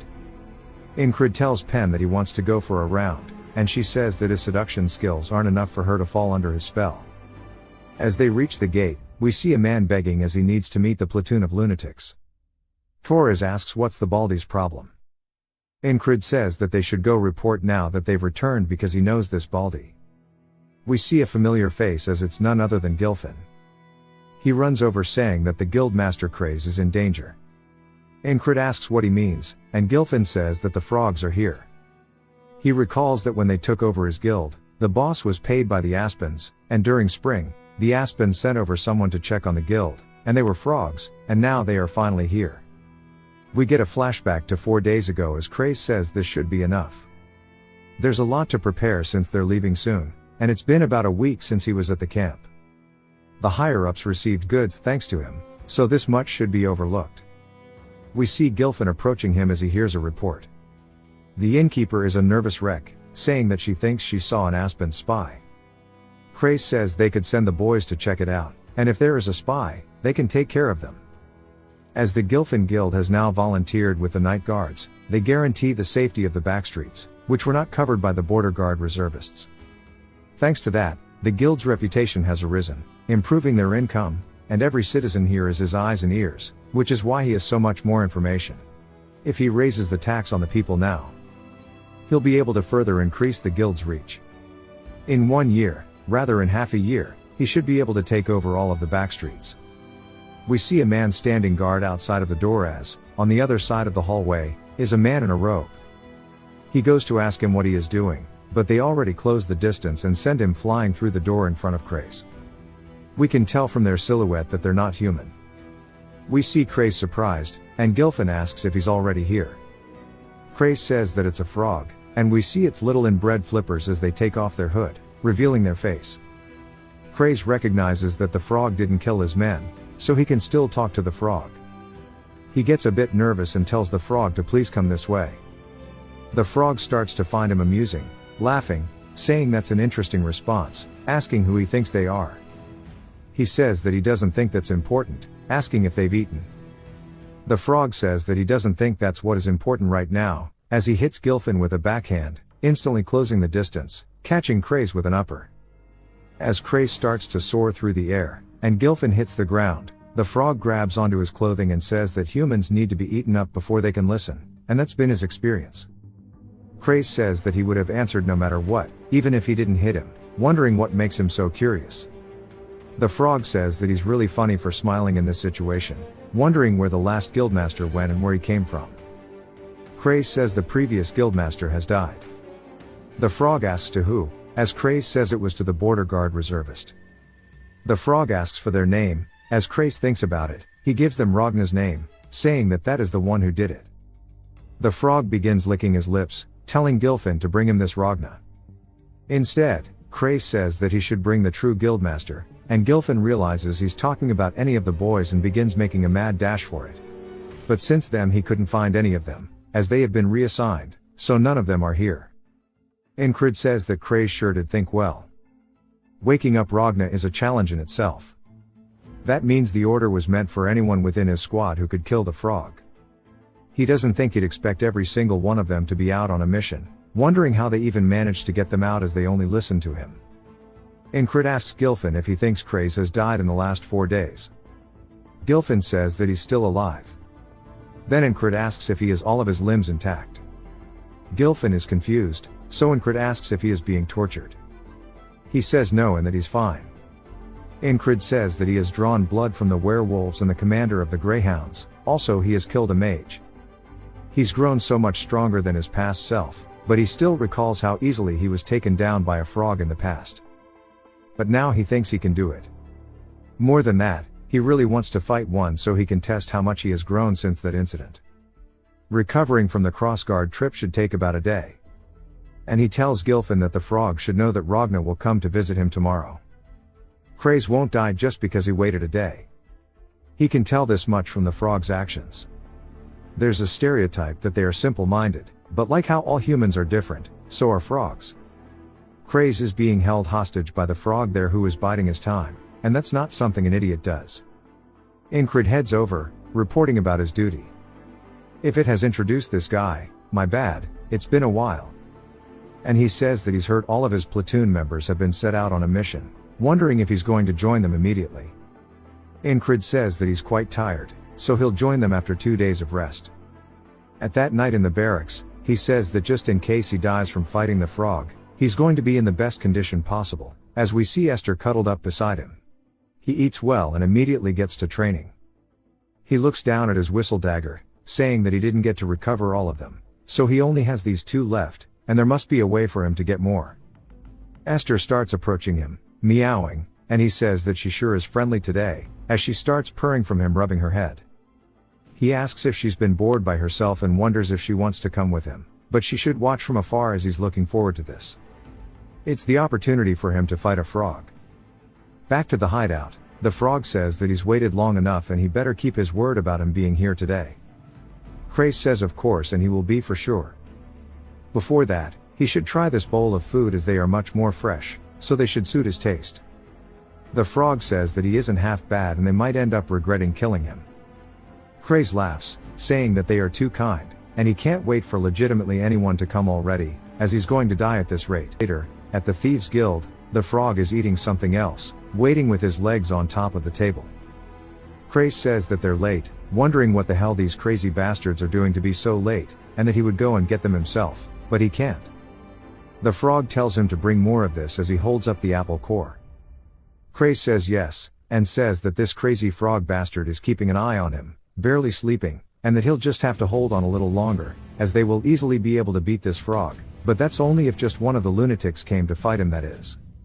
As Incrid starts walking down the hallway, he readies his whistle daggers, and the frog goes to take a bite of his apple before sensing that Incrid is here, as he bursts through the door, sending the debris everywhere. He raises his whistle daggers, and Craze is just surprised and yells, asking what the hell he's doing here, since he's the weakest of them all. Incrid throws the 2 whistle daggers forward, the frog avoids them as they hit the chair, and then lands atop the desk. Incrid rears his sword back, swinging forward, which the frog dodges as well, by leaping overhead, drawing his own blade, coming in for an attack. Incrid dodges by ducking underneath it, and now they are on equal footing, and it's time for one of them to gain tempo in this fight. They both start charging in at one another, trading blows, creating sparks with each clash, sending nothing but the sound of their swords clashing throughout the room. Craze is surprised, asking if this is really the boss, wondering how he's going up against a frog, as it looks extremely evenly matched with the 2 of them trading attacks. Incrid says that a novice would continue to block against the frog's crazy amount of strength, but his bones will break if this continues. The frog begins to come in with a thrust, so Incrid raises his sword, and he says that he needs to use the flowing sword technique to parry. As he starts to guide the blade, it continuously generates sparks, as he sends it down towards the tip, and he says the only thing he should go for is the frog's only weakness, which is its heart. As he goes in for a thrust, he says that he needs to get a good stab into it to stop it from regenerating. The frog kicks him in the chest, sending him flying backwards, and he crashes into some boxes in the nearby wall, close to Craze. Craze says that he got hit really hard, and if he loses his consciousness like before, he'll be in trouble.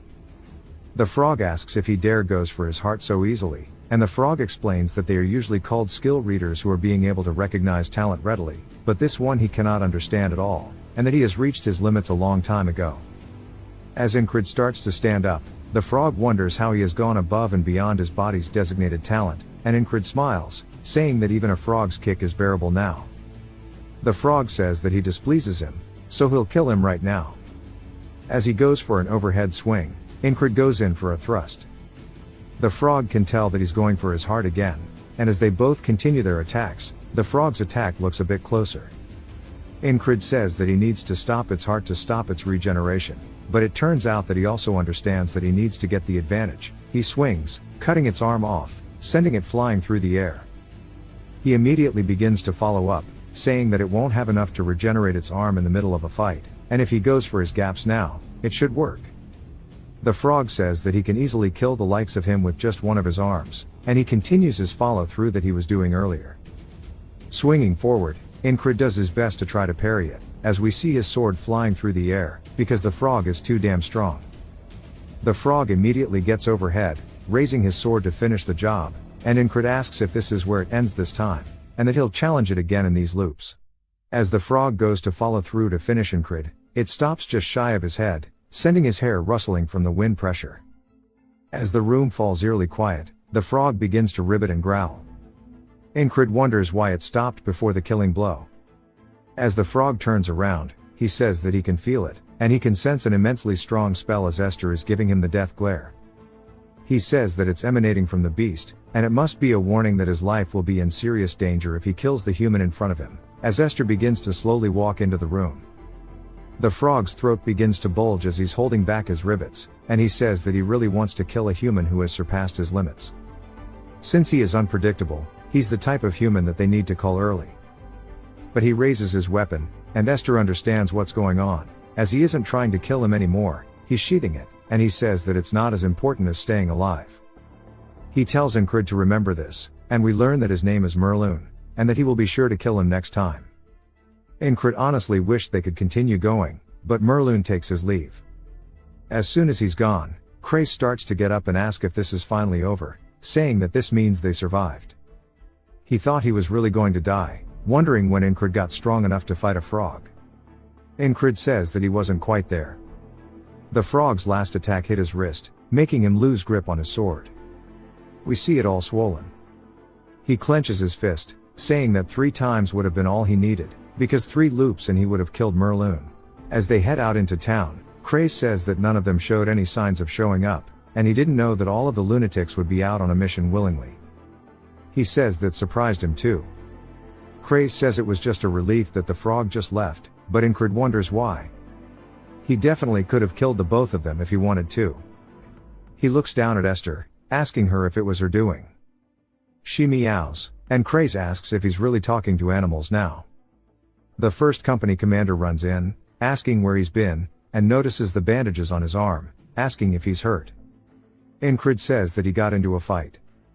The first company commander says that's bad timing, but it's not like they need him to fight now, so he wants him to join, as it's been asked of him by his own company commander. He wonders what she wants.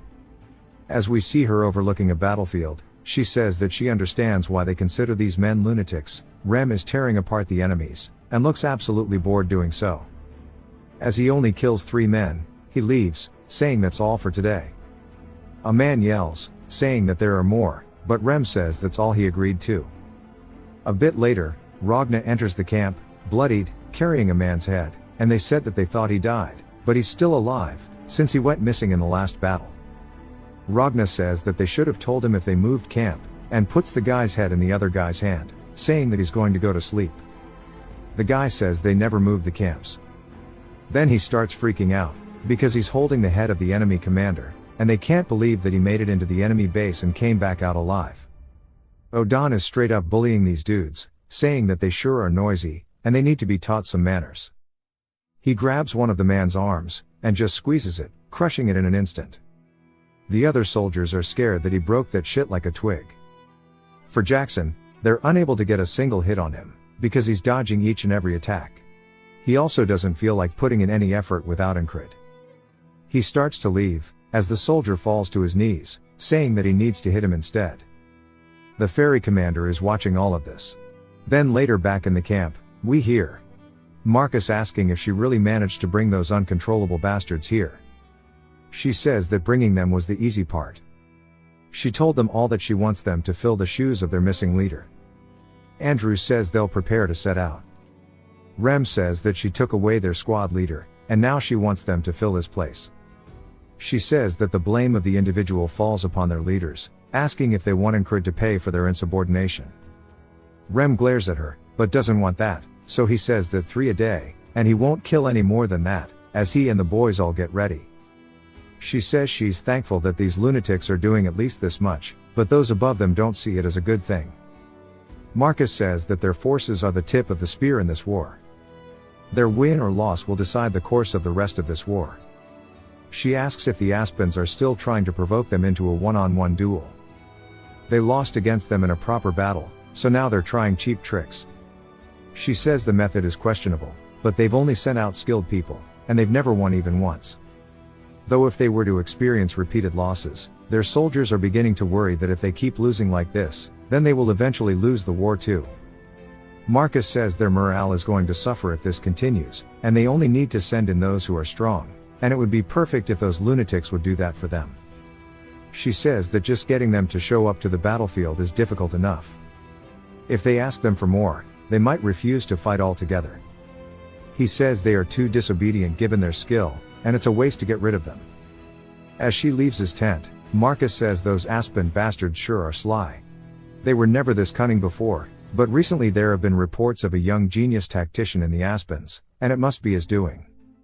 That night at the barracks, we see Andrew and the boys, and Andrew says that he is the man who will rebuild his house, but currently, he is a squad leader of a band of lunatics, and he is trying his best to keep them in line in Incred's absence. Henry asks if his eye is okay, saying that it's time for him to stop dueling with Rem for a bit. Andrew asks who will take care of his murderous instincts then, as he will paint the ground red with the blood of their own men, and every time he fights him, the closer he brings him to death, the stronger he can feel himself getting. Like he's getting more powerful the more he dances with death. Max says it's frustrating, but it does help. Bro also got his ass whooped. Henry says thankfully the other lunatics all keep to themselves and don't really fight. We see a man barking at Rem, saying that he needs to do his job properly, and that everyone here is risking their lives on this battlefield, asking if he finds it a joke. Andrew says this is the newly appointed platoon commander, asking if he has a death wish. He steps in front of Rem, saying that only their commander is allowed to give orders to them of the independent platoon. He asks if they're just going to slack off in the open, calling them bastards. Rem says he'd feel a little better if he ripped this guy's guts apart, and starts to release killing intent. Andrew says he needs to save this man, telling him that if he's so pressed about it then they should fight, and that they'll listen to whoever wins, asking if he's scared. The guy asks if he really thinks that a squad leader should be stepping up to him, and starts dragging him away, saying that he's going to destroy him. Rem looks up at this guy and sighs, saying that this is boring. He was just about to destroy that asshole, but that little kid just took him away, and there's nothing fun to do here.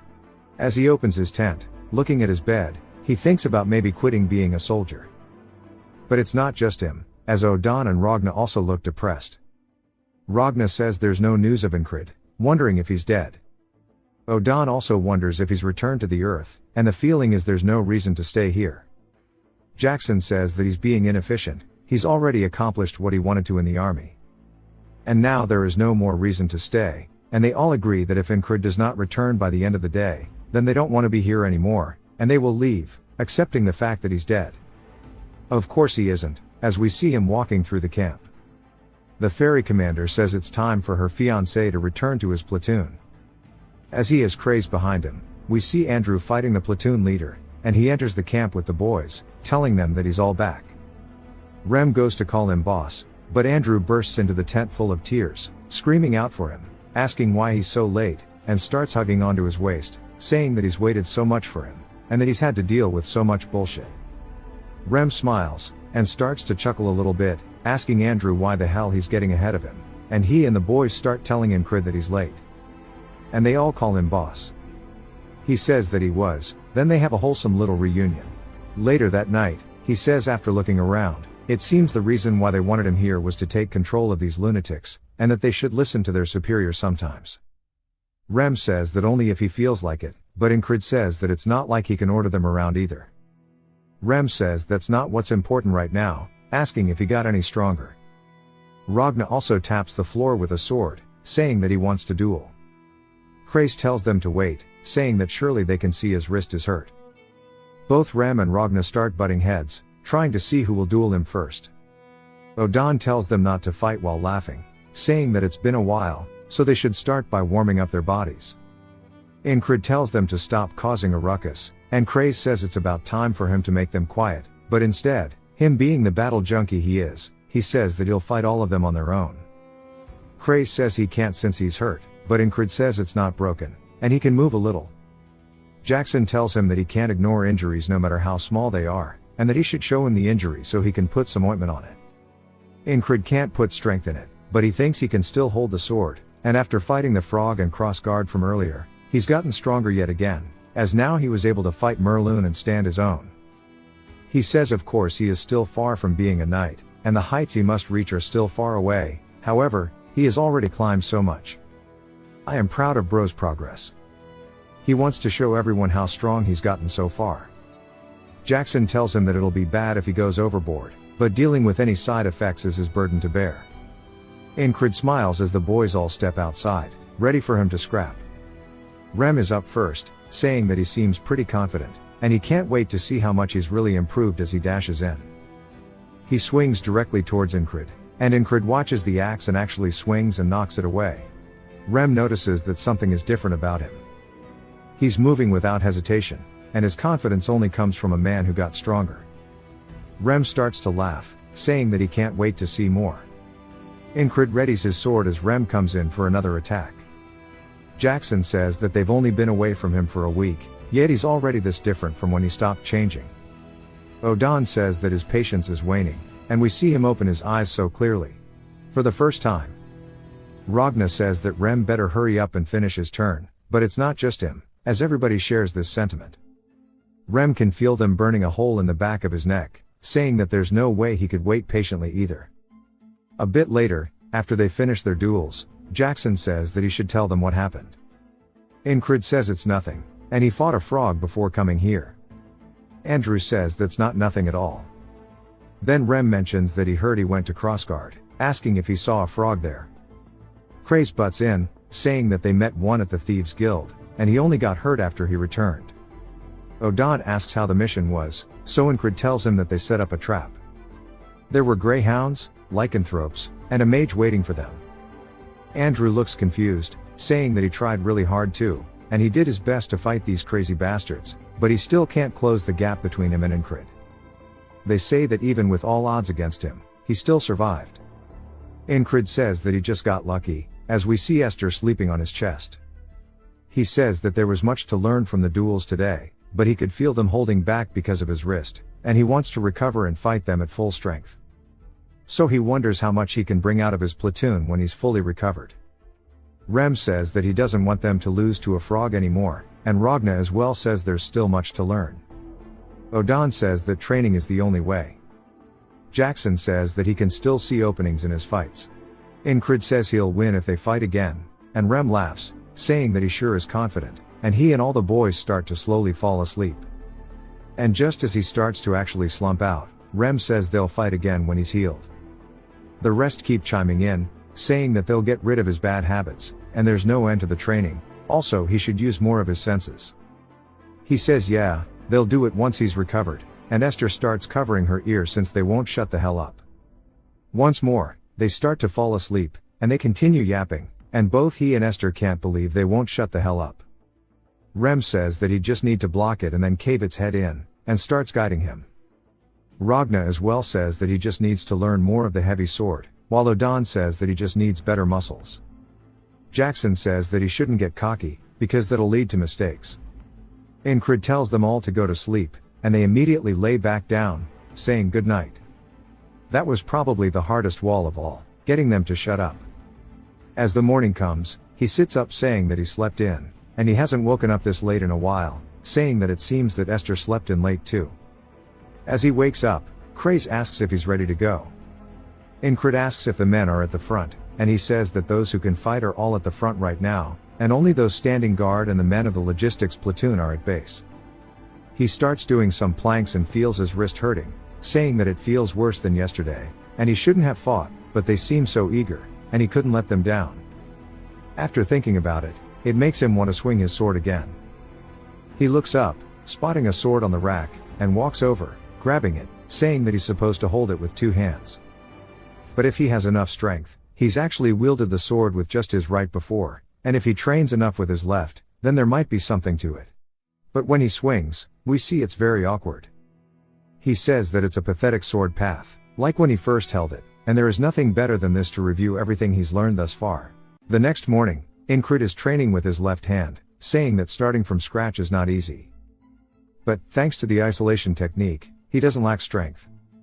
Vengeance watches him, saying that he's apparently injured, but he's still training, saying that he's insane. Incred says that he thought he went to the front, and Vengeance says that his platoon is in charge of defense. Incred then notices that the strap is loose on his sword. Vengeance says that both the sword and the owner are whack, saying that he won't be able to tie it with one hand. As he starts doing it, Incrid says that he was always so quick to pick a fight with him, but now he's being nice, wondering why he was like that beforehand. So he decides to ask why he hated him. Vengeance looks up, saying that it's because of Jenny. Incrid is confused, asking who Jenny is. Vengeance tells him that she is the herb merchant. Incrid is completely lost, because remember, for him, it's been a very long time, so he probably just doesn't remember. Vengeance gets pissed, handing him the sword, saying that he's done, and starts stomping away. Incrid tells him that he was never interested, and the affection was one-sided, as now he remembers.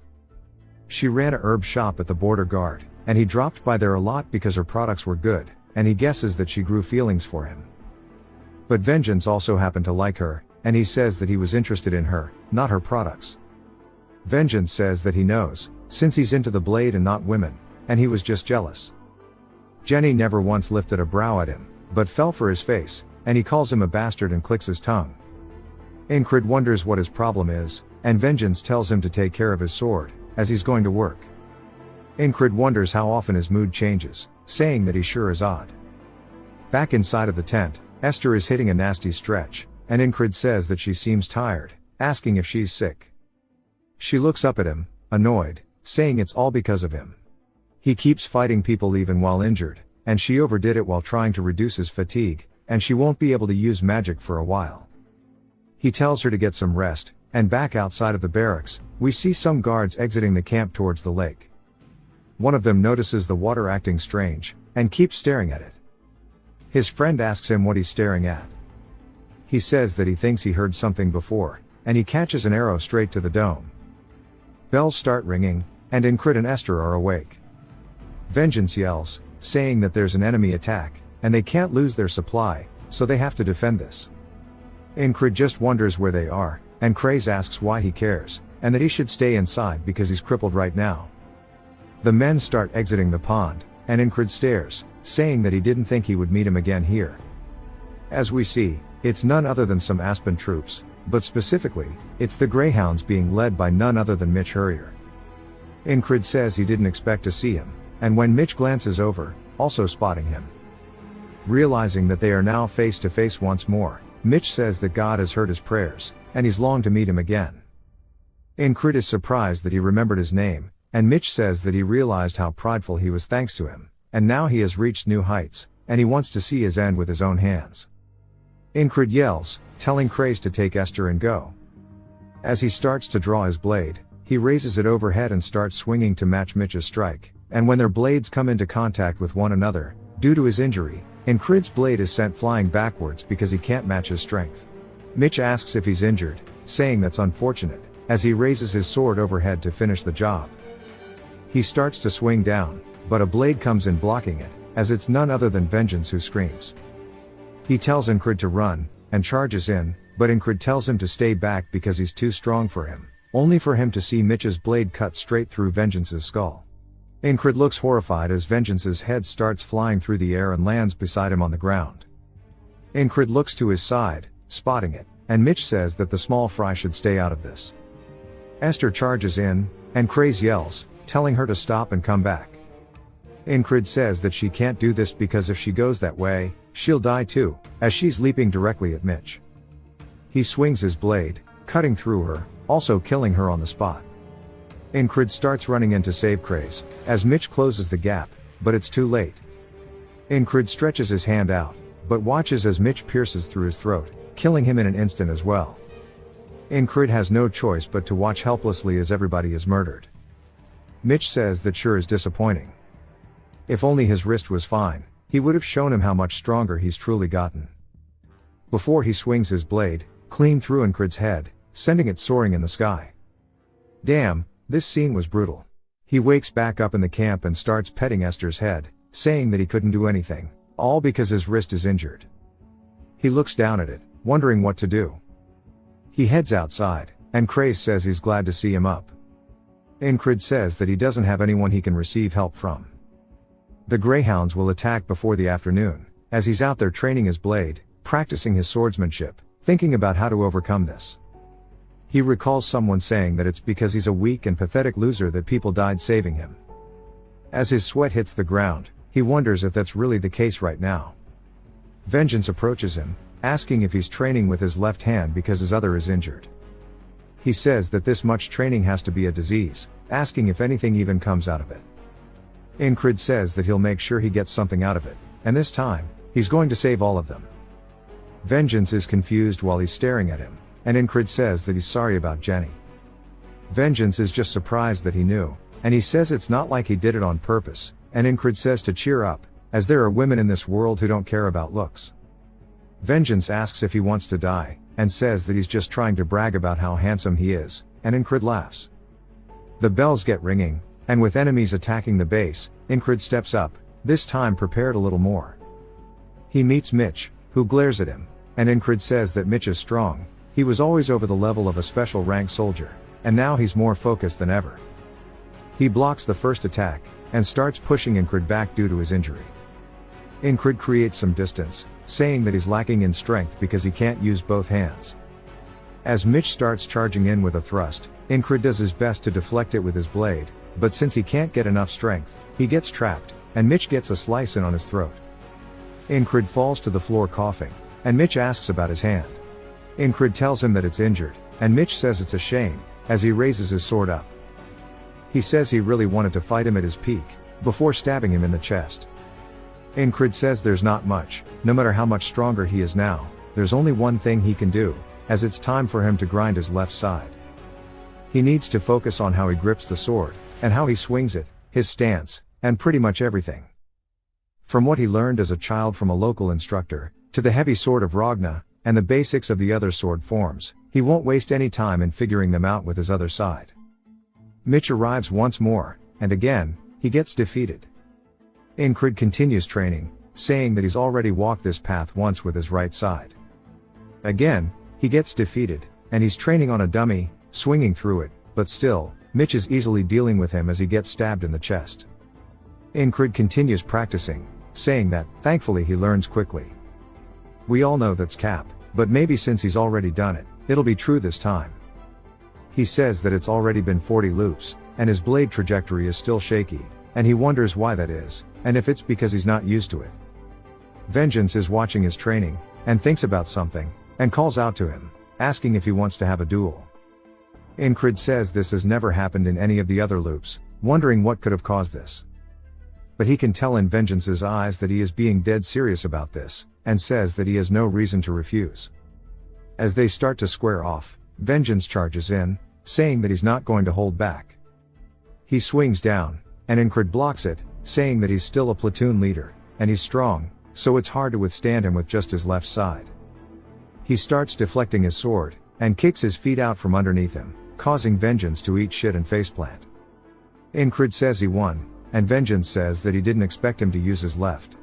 Incrid says that he's been training with it for a reason, but he's curious as to why he wanted a duel. Vengeance says that he doesn't know, watching him made his blood boil, and Incrid says that he's only been doing the basics. Vengeance says that's part of it.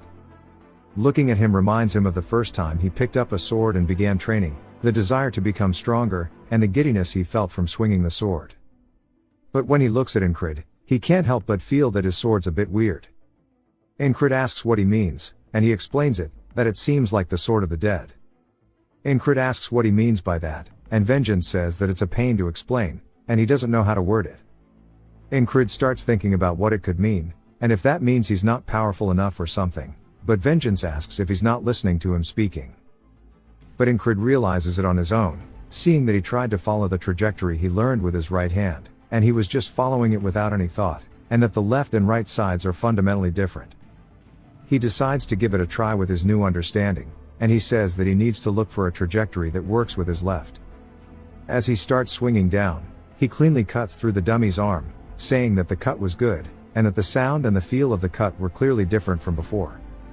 He smiles, thanking Vengeance, saying that he finally sees a way forward now. Incrid says that he needs to awaken the feeling on his left arm, and that'll be the key to using it. And he'll begin by changing his habits. As he's eating with his left hand, Craze asks if he's always done that. Incrid says that since his right is hurt, he's just letting it rest. Craze says that it's going too far though, as he drops the food, even hitting Esther with it. Incrid says be it eating, putting on clothes, or training, he's going to use his left arm for everything. As we see him stabbing his sword into the ground after training, he says that to speed things up, he'll also practice the technique that Torres had taught him as well. As we see him flicking his wrist to try to throw it out, and it lands on the ground, he says this hidden knife will surely come in handy in his fight. And today is his 50th loop. Vengeance calls out, asking if he wants the duel, and we see him getting thrown onto the floor. Vengeance says that he fights well with his left arm, but something feels off with his sword. Incred says that he still has the sword of the dead, and he's going to have to keep going until it's gone. The next loop, he and Vengeance are dueling once more. He blocks the sword. He starts speedrunning the loops. He's over 60 loops, now 70. As he's finally now able to knock Vengeance back with extreme ease, we are now in the 80th loop, and we see him practicing his hidden knife technique. He starts to flick his wrist, throwing it forward, and it's perfect. He then knocks Vengeance's sword out of his hands, causing it to fly backward into the ground. Vengeance can't believe he fights that well with his left arm, and Incred wonders what he's thinking so attentively about. Vengeance says once he's out of here, he's going to train way harder than he's ever done before. Incred says that he doesn't mention the sword of the dead anymore. He tells him to do his best, and he's sure this will make Jenny notice him soon. Vengeance gets pissed. He tells him to fight him again, as he's going to beat his ass. Incred says that his reactions are always so funny, and he needs to see that he gets to confess to Jenny. For him to do that, he must not die here. He heads out to the lake by himself, and he starts having a philosophical conversation with himself about talent, as it can't be defined so easily. Training his body well is one thing, but being able to focus without being distracted by anything is another part of it. As we see him training his techniques at a young age, falling in love with the blade one swing at a time. And now, as he starts to grip his blade with his left hand, he draws it from his sheath. He says he's getting a taste of being talented for the first time in his life. The days of him training with his left arm have piled up and caught up to the 30 years of his right arm within 100 days. We are now on the 112th loop. Mitch comes out of the water, and Incred is determined to surpass this wall that is Mitch. Vengeance yells, saying they need to protect the base and drive the enemies out. Craze tries to get Incred to come back, as he's holding on to Esther so she can't run up. But Incred slowly marches forward, and Mitch thanks him, saying he wanted to meet him once more. Incred says he did too, and Mitch says he gave him an awakening in his period of stagnation, and he will try his best to destroy him and climb even higher. Incred says that he low-key feels kind of bad, as he's already seen his best countless times already, and he has realized that he can't win against him in a pure fight of blades. As he charges in, he catches Mitch off guard with the attack, but Mitch manages to block it. And as he starts to slide backwards, he catches his footing and starts pushing back, since he is stronger than Incred. Incred grabs onto his hand that's holding the sword and breaks his thumb, causing him to let go of his blade and scream out in pain. He returns with a kick to Incred's chest. Incred uses his sword to stop himself from falling over, and with Mitch's sword hitting the ground, he says he can't believe that this bastard is using such cheap tricks. Incred says that in all of the loops he has repeated, he has only ever used his sword to defeat him, and he would like to reciprocate, but he doesn't think he can improve with his left arm by repeating any more of this loop. This battle of blades against Mitch was fun, but he's going to have to surpass this. Mitch says that this might be his way of trying to survive, but it's no use, as he picks up the sword with his left hand, but warns him that he can use both of his arms. Incred says that he can too, as he's been training for this reason, but he knows that to fight and defeat the next wall, he won't be able to accomplish it with his sword alone. He's going to have to use a skill that he's been saving up for moments of desperation. It is the ultimate skill in the Veil and Mercenary sword technique. As he rears back his hand, he yeets the piss out of his sword. Mitch uses his to block it, confused. Incred charges in, grabbing him by the throat, saying that the only way out of this is for him to get into an all-out brawl with Mitch. Incred starts to come in with a punch, which Mitch narrowly dodges.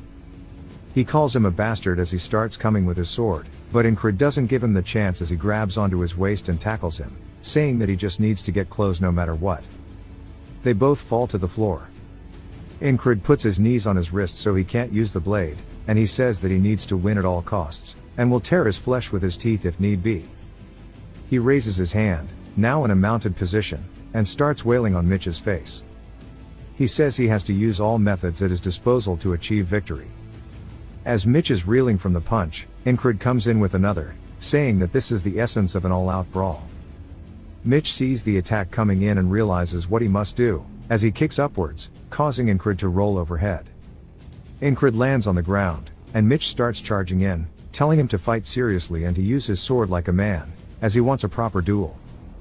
He swings down, and Incred doesn't even try dodging it, as he catches it with his shoulder. Mitch is surprised, but we see that he came prepared with shoulder plates, and Incred says he's being extremely serious right now. He then starts to swing in once more, but we recognize it as he's using the hidden blade technique to cut across Mitch's face as he dodges the punch. Mitch's left eye gets caught in the attack, and half of his face is now bleeding hella from the assassin's hidden blade. Mitch starts to let out a primal scream and pushes down as hard as he can, cutting through the shoulder plates into Incred's shoulder. He then follows through with a swing, getting a very deep cut in. Incred says that first his wrist and now his shoulder. If this drags on, he's gonna lose, and while his sense of distance is messed up with one of his eyes gone, he needs to use that to his advantage before he gets accustomed to it. Mitch charges in full of rage, and Incred then flicks his wrist, causing the hidden dagger to get sent flying towards Mitch. Mitch puts his sword up to block it, and it catches him straight in the hand, and Incred comes back in with another tackle, taking advantage of this. As they both fall to the floor, Mitch's sword flies out of his hand and slides across the ground away from them. Mitch calls him a bastard, and Incred grabs onto his leg, putting him in an ankle lock and breaks his ankle in an instant. Mitch starts to scream and punches, trying to get him away from him. Incred then goes to the other ankle, breaking it as well. Mitch, realizing now that he's a cripple, lets out another primal scream at the top of his lungs. This shit is crazy. As he's sitting there howling in pain, everybody wonders what's going on. We learn that Mitch was called the lazy genius. He was a man who was satisfied with what he had despite his talent. However, he changed once he returned from the last battlefield. The fire in his eyes was back, and he never left the training grounds and mastered his blade. His talent, now combined with hard work, allowed his blade to finally shine. It didn't go the way he wanted to, as he's now crawling towards his sword with both of his legs broken. He wonders how it came to this. Incred goes to his sword first and stands before it. Mitch looks up, calling out to him, and Incred looks down at him, also not entirely satisfied with this, but says that he was a very high wall, and he gave him a rude awakening both times that they've met. Mitch says that he doesn't want this kind of fight. As the wall begins to crumble down, as Mitch crawls forward, he begins begging him to just have a proper fight. As he just wants a proper clash of blades with him, and stretches out towards Incred. Incred picks up the blade, telling him that while he would have loved that, that's not how it goes, because in the end, they're on a battlefield, and that this is nothing but war, before he slams the sword down through Mitch's neck, killing him and impaling him into the ground. And while Incred says this, he doesn't feel the greatest about it, because he too is a swordsman, and he has an insane amount of respect for Mitch. Mitch's men start running in, screaming out to him, as Vengeance yells, telling his boys to fire and to kill all the Aspen troops. As they are being pushed back, unable to go claim Mitch's body, Incred takes one final look at him, realizing that the wall has been completely destroyed.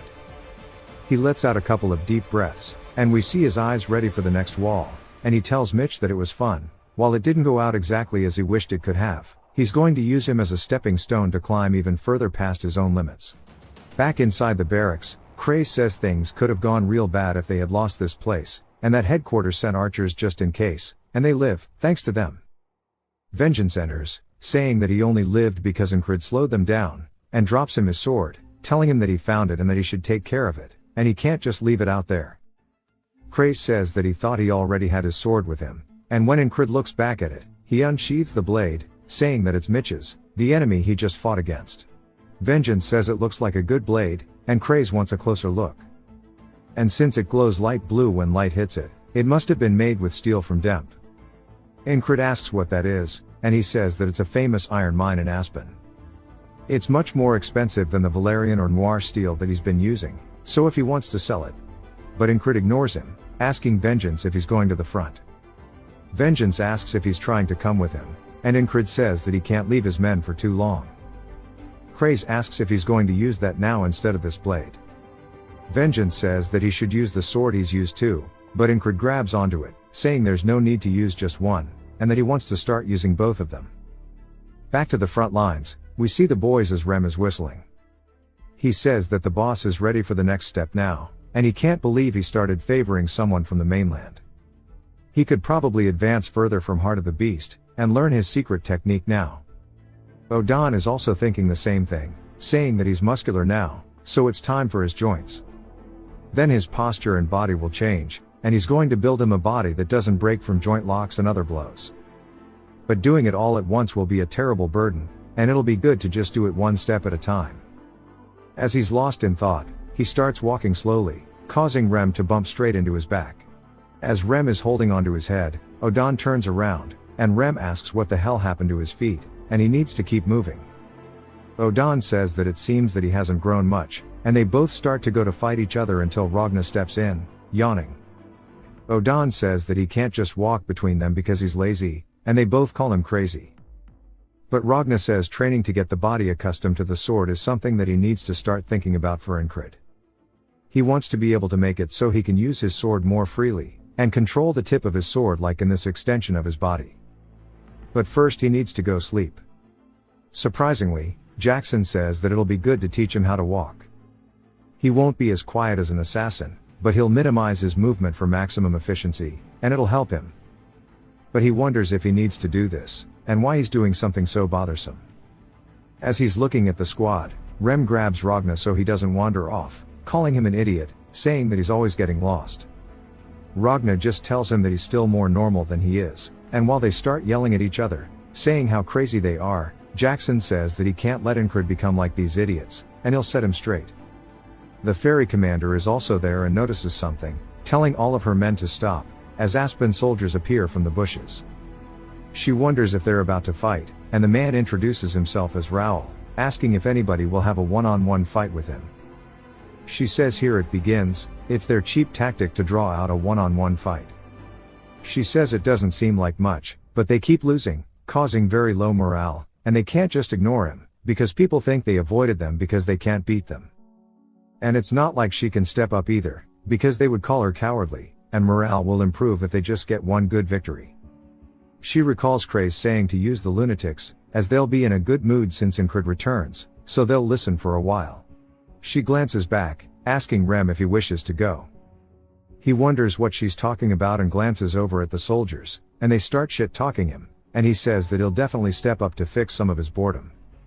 As he does, the men laugh, saying they can't believe they sent out a barbarian, before Rem sends his head flying off. And in an instant, before the other men can react, they look up to see it, and start screaming as they get painted with blood, and Rem starts laughing like a maniac, asking who's next. The soldiers say that he's crazy, but he sure is good at fighting. As the Aspen soldiers begin begging for mercy, the ferry commander says that it seems like morale has been improved by such a good fighter. But as he continuously sits there and yells that he surrenders, her face turns into that of disgust, as Rem just keeps beating the shit out of this guy. Even the allied soldiers say they can't look because it's too violent, and she says it's enough. Then we see one of the Aspen soldiers begging Rem to stop, as he's just wailing at the guy's corpse now with his axe, and he tells him to stop, while calling him a monster. But Rem has no plans to, as he's just mutilating this guy. He starts laughing, saying that he can't hear him. The soldiers all watch in horror, saying they don't want to be on the same side as him anymore. The ferry commander says with this, their morale has diminished once again, and this was for nothing. And it seems that the only one who can control them is none other than Incred, who's making his way here as they speak. They set up camp, and Incred ends up arriving. Jackson's asking him how he got more injured, as he told him to rest, and that he shouldn't think of fighting even if he's here. Rem also says that he can't do it until he heals up properly. The ferry commander enters, saying that it seems like her fiancé has a bad habit of playing rough. Incred greets her, and she throws him a vial of something, telling him to take it. He asks what it is, and Jackson recognizes it, saying that the medicine of fairies can't be bought with money, and that this is better than his ointment. Rem says that this means that she does care about him then. And Incred thanks her, but asks why. She says that she thought that they promised their future together, but she never gave him anything to show for it, and it's a small engagement gift. He can't believe she's still going along with it, and she just leaves, saying welcome back and to get some rest. As all three of them watch her leave, Craze says that he should do business and sell it, but Incred tells him to piss off. Rem jokingly says that he's better at talking to women than using his sword, and Ragna says that he is. But Incred is just wondering why she's still joking around about the engagement, and he can't understand her at all. A few days after reaching their front lines, the Aspens continued to repeat little skirmishes, but avoided a proper fight. Thanks to that, his wounds got a chance to recover, as we see him doing squats with some weights. Odan tells him he's up early, asking if his body is doing better now. Incred puts down the weights, saying, thanks to the fairy's cream. Odan asks if he's trying to get his shit rocked, and Incred says bet. And then we see the aftermath of the fight.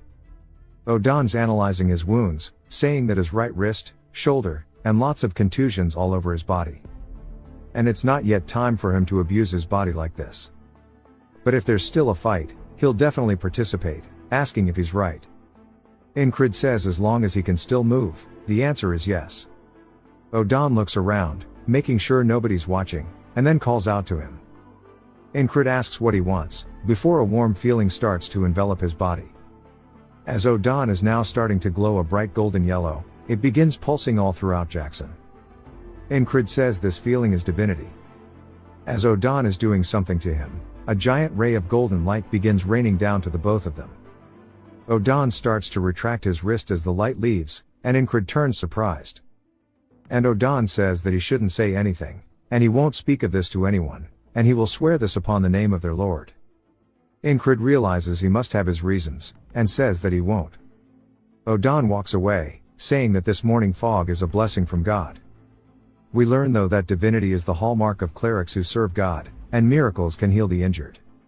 Odan, who always prays, has never once used divinity before, and nobody knew for certain whether he was truly a cleric or not. As Odan is begging his lord for forgiveness, Incred wonders if maybe there's a rule against using divinity, as it feels like he broke some to heal him. Incred thanks him as he walks away, and Odan says that if someone finds out that he used divinity, they'll send the inquisitors. As he left the church with many restrictions, and they bound his body so that he couldn't use his divine power, but despite the stabbing pain in his chest, he couldn't let Incred be. Odan says that the Lord always presides over them, but never responds to them, but after meeting Incred, he began to believe that his words live within him, and he will that he believes is right. After mealtime, Craze asks if Incred needs help with his wound again, as he'll apply the ointment, but Incred says that he's got it. It's not fully healed, but it's mostly there, and he can't show this to the others if he wants to keep it a secret, and he needs to be careful in the field too. And he asks when they are going to fight. Craze says both sides just keep testing the waters. Their troops, commanded by Marcus, are their vanguard preventing them from flanking them, and their main force is here waiting at the Green Pearl. They broke the unwritten rules of warfare last time by bringing out sorcerers and spellcasters, so both main forces are probably prepared for an all-out war, with entire night orders at the ready. Rem says they should have been there, and they keep trying for 1v1 duels, and it's no fun here at all. Craze says they can't continue that for long, and he doubts it'll be like this here soon. It is now some time later. As troops begin marching, war horns are blown, and we see their troops standing off against the Aspens. Incred and the entire squad has pulled up for this. What a nice panel to see all of them together. The commander is also there with the fairy, and 3 men step up, calling them all adolescent pricks. Rem wonders why these dudes keep yapping, and if their swords are just for cooking. Craze says this is a battle of words. Without a force offset like a knight, the Aspens and them are evenly matched, and they're attempting to get one up on them psychologically before the fight. They die easily to an arrow, but their morale is already low, and if they strike first, they'll lose. As they keep getting shit talked, and the Aspen soldiers say they'll die before they know the touch of a woman. Craze says their commander isn't doing anything because he knows this as well. Marcus says he has prepared something, but he can't use it here. Using the lunatics to win the duel only backfired on them, and that they just need one win. Craze also hopes that something happens, just one time to shift the morale. The Aspen soldier continues, calling them a bunch of virgins, and start laughing at them. Incred tells Andrew to relax, saying he'll get his chance to let his rage loose. Andrew is just confused, asking what he means, and Incred tells him it's fine to be a virgin, and to remember this rage, and use this feeling in the battle. Even the other soldiers are confused. Andrew says he's not mad, but Incred tells them now is not the time, so calm down. Both Henry and Max start laughing at him, and even Rem does. Odan says he should walk the saintly path if he's already this far up. Ragna says he'll probably get his chance later. Andrew asks what he did to deserve all this, and the other soldiers wonder what's up with him, and if they fell for the taunt. They wonder how he is a virgin at his age when he looks normal. Andrew tells them all to shut up, as he's not mad. The soldiers start laughing, asking if he wants to be introduced to a shop once they're back in town. Andrew says he doesn't. Jackson says that him making fun of someone on purpose was mean. Incred says Andrew is young, he might have taken it personally, and just wanted to keep him in line, but Rem finds this hilarious. Craze can't tell if he's joking or being serious, and if this was out of instinct, and he smiles, saying that he sure is an odd man, and that he should go respond to them. Incred says he's got nothing to say, and Craze tells him he'll feed him some lines. Incred says that's not difficult, and steps up. Craze says that with Incred's devil's tongue, he can surely lift the morale, and the changes he will create will spread like a wave. Incred walks up, the other soldiers recognize him, and start yelling, saying that he's stepping up. But Craze says that this will definitely be their path towards victory. Craze told him to show how brave he was and walk within range of their archers and provoke them. Vengeance asks what he's doing coming up here, and Incred says that he's unlucky for being in the vanguard as soon as he gets back. Vengeance tells him to shut up and warns him that they're going to shoot arrows if he walks up fearlessly with the boys. Vengeance asks what he's doing, and the Aspen soldiers say that they can't believe there's another loser walking up. Incred looks at them and recalls Craze teaching him how to provoke them because he doesn't know what to say, and Craze says that he'll think of something when he's there. He's talented in that way of using his tongue. Incred asks what's wrong with him and how come he's got the head of a ghoul. Bro does kind of look like a TikTok scribbling drawing. He starts to get pissed, asking what he's talking about. The other soldiers start laughing, and Vengeance says he did that on purpose, and he knows how handsome he is, and he starts getting PTSD. Incred apologizes, saying that he shouldn't have been so quick to judge, and that he knows his mother must have been a ghoul. The dude gets absolutely furious and starts screaming.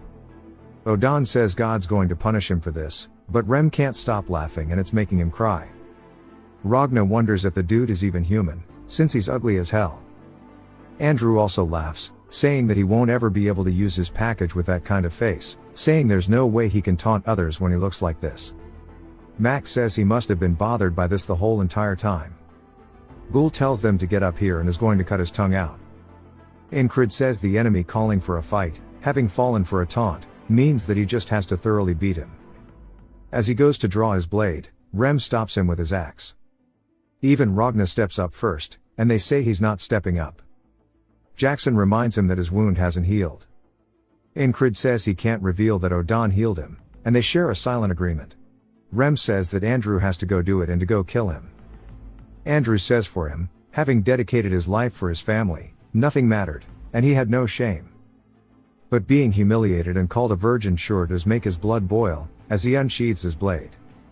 He says he's going to pay this ugly bastard back for this. Ghoul says that he doesn't want this punk, he wants the one who made fun of his face, asking if he's scared. Andrew tells him to shut up, as he's going to tear open that ugly mouth of his. He lunges forward with a first attack.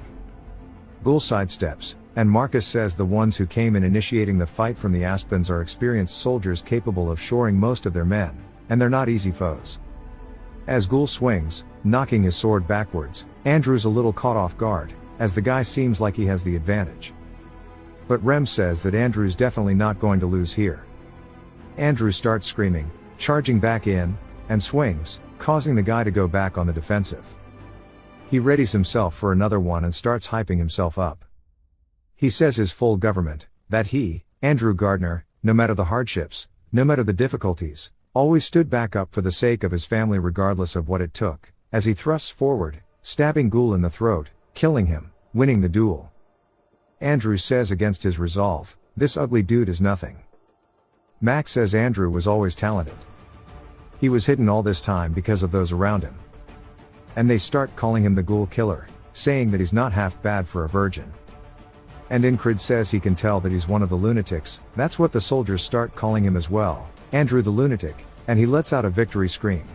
Bro got 2 nicknames in one fight, damn. He asks if everyone saw that, saying that he finally got some.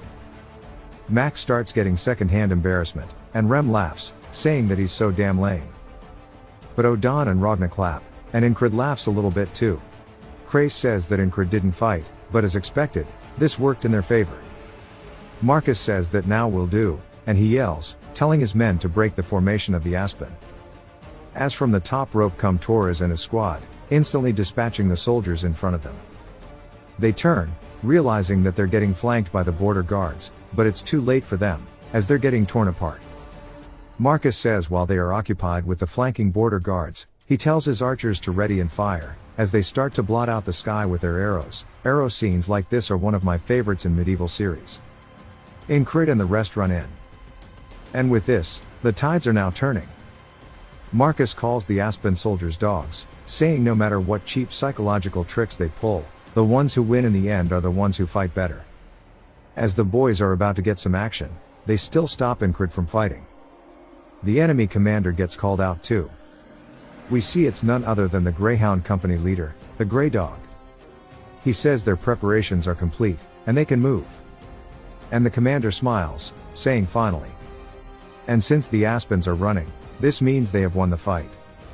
Crace wonders why they are going along with it, saying this is too easy. Even Marcus realizes this is wrong, and his men say they should chase, but he says they are going to hold, as they are definitely up to something. That night, we see the Grey Dog approaching a tent, and when he enters, we see the commander and 2 other people. The commander asks if he gave them the word, and he says yes, but they can't be seen yet, so they're standing far away. They took the 1 guerrilla 100 men challenge and doubled it. The commander says that the Nalilia bastards are the same as ever. They strike with the border guards and break through with the heavy infantry, and it's all they ever do, and that Abner's plans are different. As he said, the knights have already proven that a small elite force controls the battlefield. However, that small elite force does not have to be composed of knights, and it will be them, the Aspens, who will win this battle. The next day at the boys' camp, a coin slips through the air, and it's none other than Craze, who says that 2 days of standby since returning from the field, and he thought there would be another battle straight away, but this feels more like the calm before the storm. There are 2 things the Aspens can do in this situation: fall back or bring in a different force. The commander said he was prepared for another spellcaster, and they didn't find anything despite doubling the scouts. He wonders what the hell they are thinking, and also what's going on in everybody else's head since they're so calm. Incred is stretching, as Jackson and Ragna are there as well. The ferry commander asks if he's good to move already, and he asks what brings her here. She asks if it's odd for a commander to inspect her troops, but he wonders what kind of company commander does that herself. Incred steps up, saying that it's about time that he would have healed up naturally, and he should be well enough to have a duel. Ragna asks what he's doing, and Incred says that he went easy on him last time because of his injury, but there's no need for that today. Ragna says he wasn't planning to do that anyway, as he swings down directly towards Incred. Incred blocks it, but it sends him backwards. He says that Ragna's swordsmanship is clean, almost beautiful, and compared to that, his is too crude, rough, and unkempt. However, that is what he's built up until now, as he starts charging in. He explains the techniques he's absorbed, as he uses his sword to drag up some dirt, and he flings it up towards Ragna, who blocks it with his sword. Ragna recognizes it as the Valen sword technique, and Incred says this is the path he's walked, as he comes in for a heavy overhead swing. Ragna backpedals and says that that's the sword technique he taught. Incred says it's also time for new opportunities, as he uses his left hand to grab onto his other blade, and he draws it as Ragna's running straight in towards it. He thrusts it towards his head. Ragna watches and dodges to the side in time, asking why he's using 2 swords. Incred tells him that this is the path he has chosen to go forward. Ragna tells him that's interesting and swings in, and Incred blocks it with both blades. Ragna tells him to try harder, as this fight isn't over yet, and Incred smiles. Their swords start colliding, and sparks fly, and Rem anxiously bites his nails, saying that Ragna is serious today, and if only he didn't lose that damn bet, and he wants it to be his turn already. Jackson says that he doesn't like heading out to fight, But against Incred, he would definitely like to. He makes himself snap out of it, saying that this isn't like him, and Odan is lost in thought, saying that next time he'll be more bold in training, and maybe he'll break his joints, but he hasn't quite got there yet. And he almost sent him to meet the Lord, as he starts laughing. Cray stares at them, saying that they're all out of their damn mind, but he says they've always been this way. The ferry commander says that they're all like kids waiting to play, and that Ragna, and the rest only shows motivation in front of Incred, wondering what it is, and says that he has this weird ability to attract people to him, including her. And she'd also like her sword to get in on some of that action too. Cray sighs, asking if she's also a freak. Rem screams, saying that he can't take it, saying it's his turn already, and then he's going to kill her if she steps in line, even if it's his commander.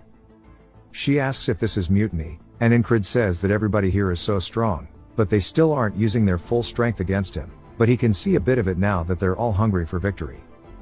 As everybody stares at him, anxiously waiting their turns, he says that the day he returned from the recon mission in the tall grass field, these faces are what he swore to draw out of them. And if they have the time to chat, they have the time to fight, and he won't get tired before he duels every one of them. It jumps to night as he is thrown face first into the bed. Andrew tells him to wash up, but Rem says that he's exhausted and to leave him be.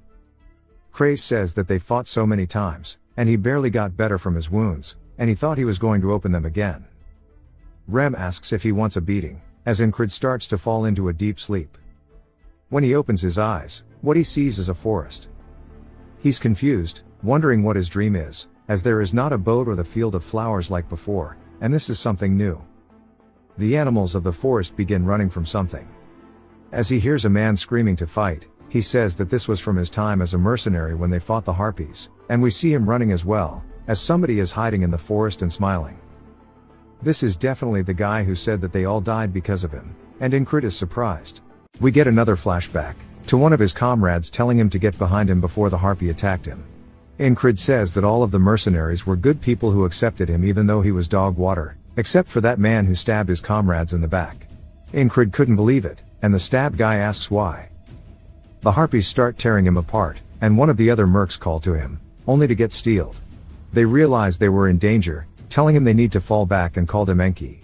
But he as well was betrayed.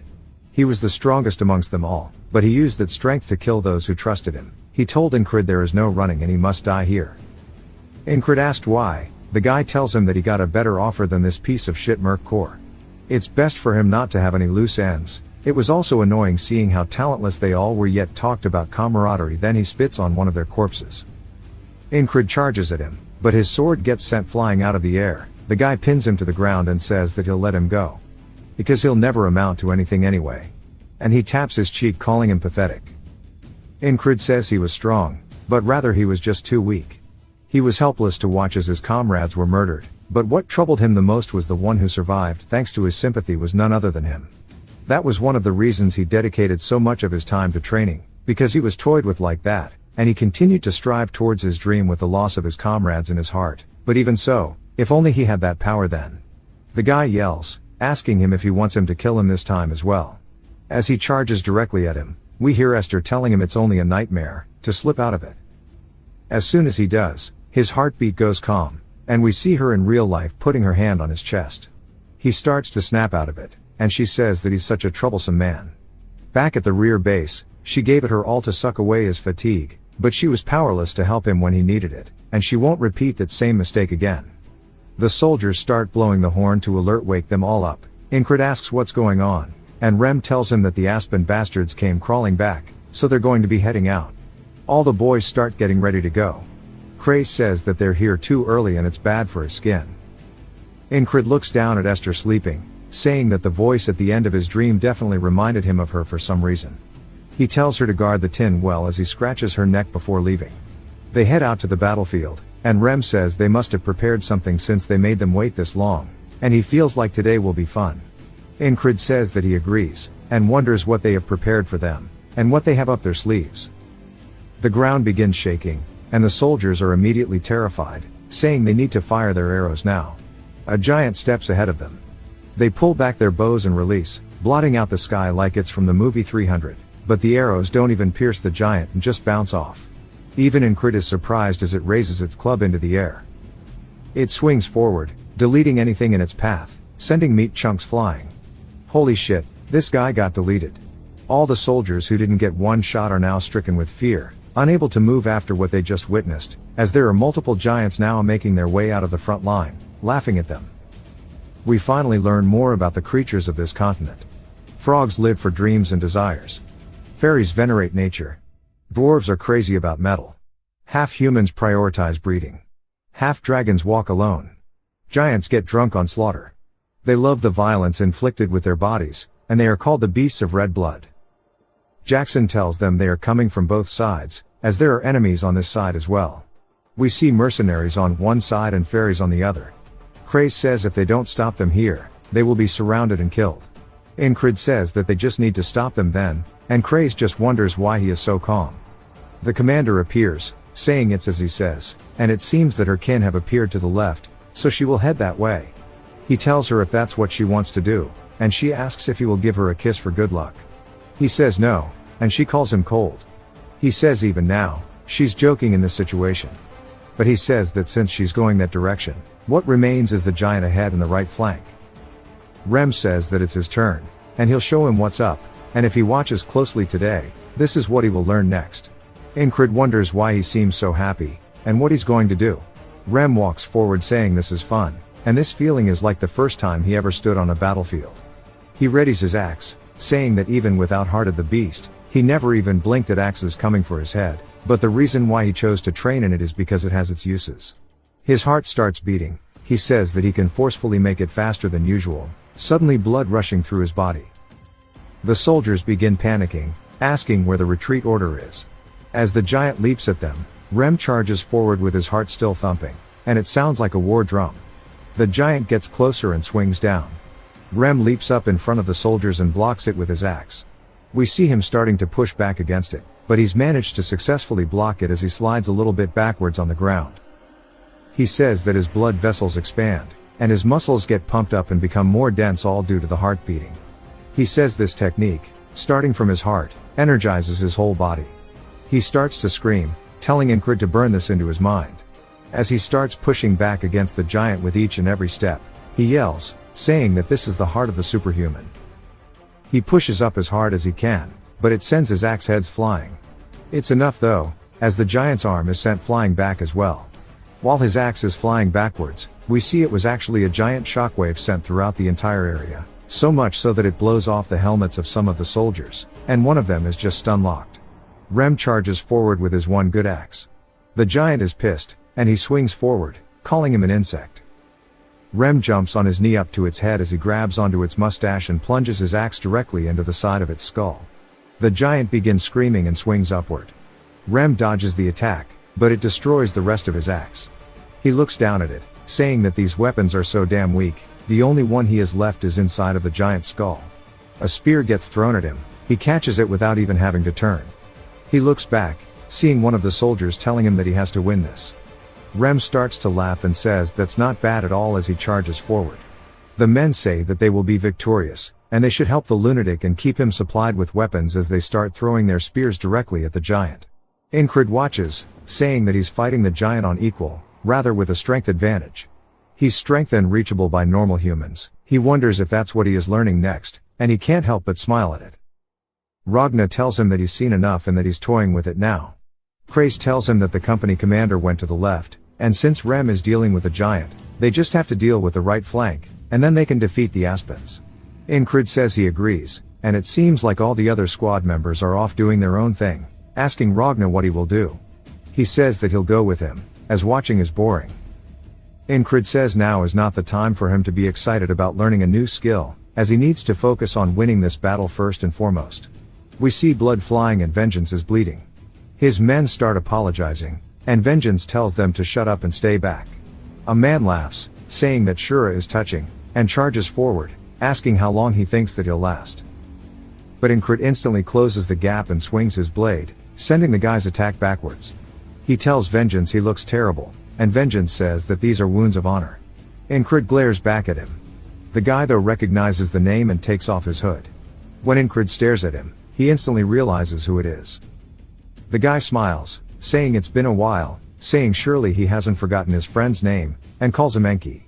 Ragna asks if that's his friend, and Incred says that back when he had to bow to his strength, he wouldn't have been able to refute him calling him a friend, but not anymore. Rather than someone like him who kills his own comrades, he's going to call those who risk their own lives to protect their comrades. Then tells him he remembers his name, asking him if it was bitch. The guy gets pissed. Incred says that he forgot it was just a nickname, and that his actual name is just piece of shit. The guy gets pissed charging him, saying that he needs to learn his place. Incred easily meets his blade, saying he wasn't able to do this last time they parted ways. Then swings forward, sending his blade flying.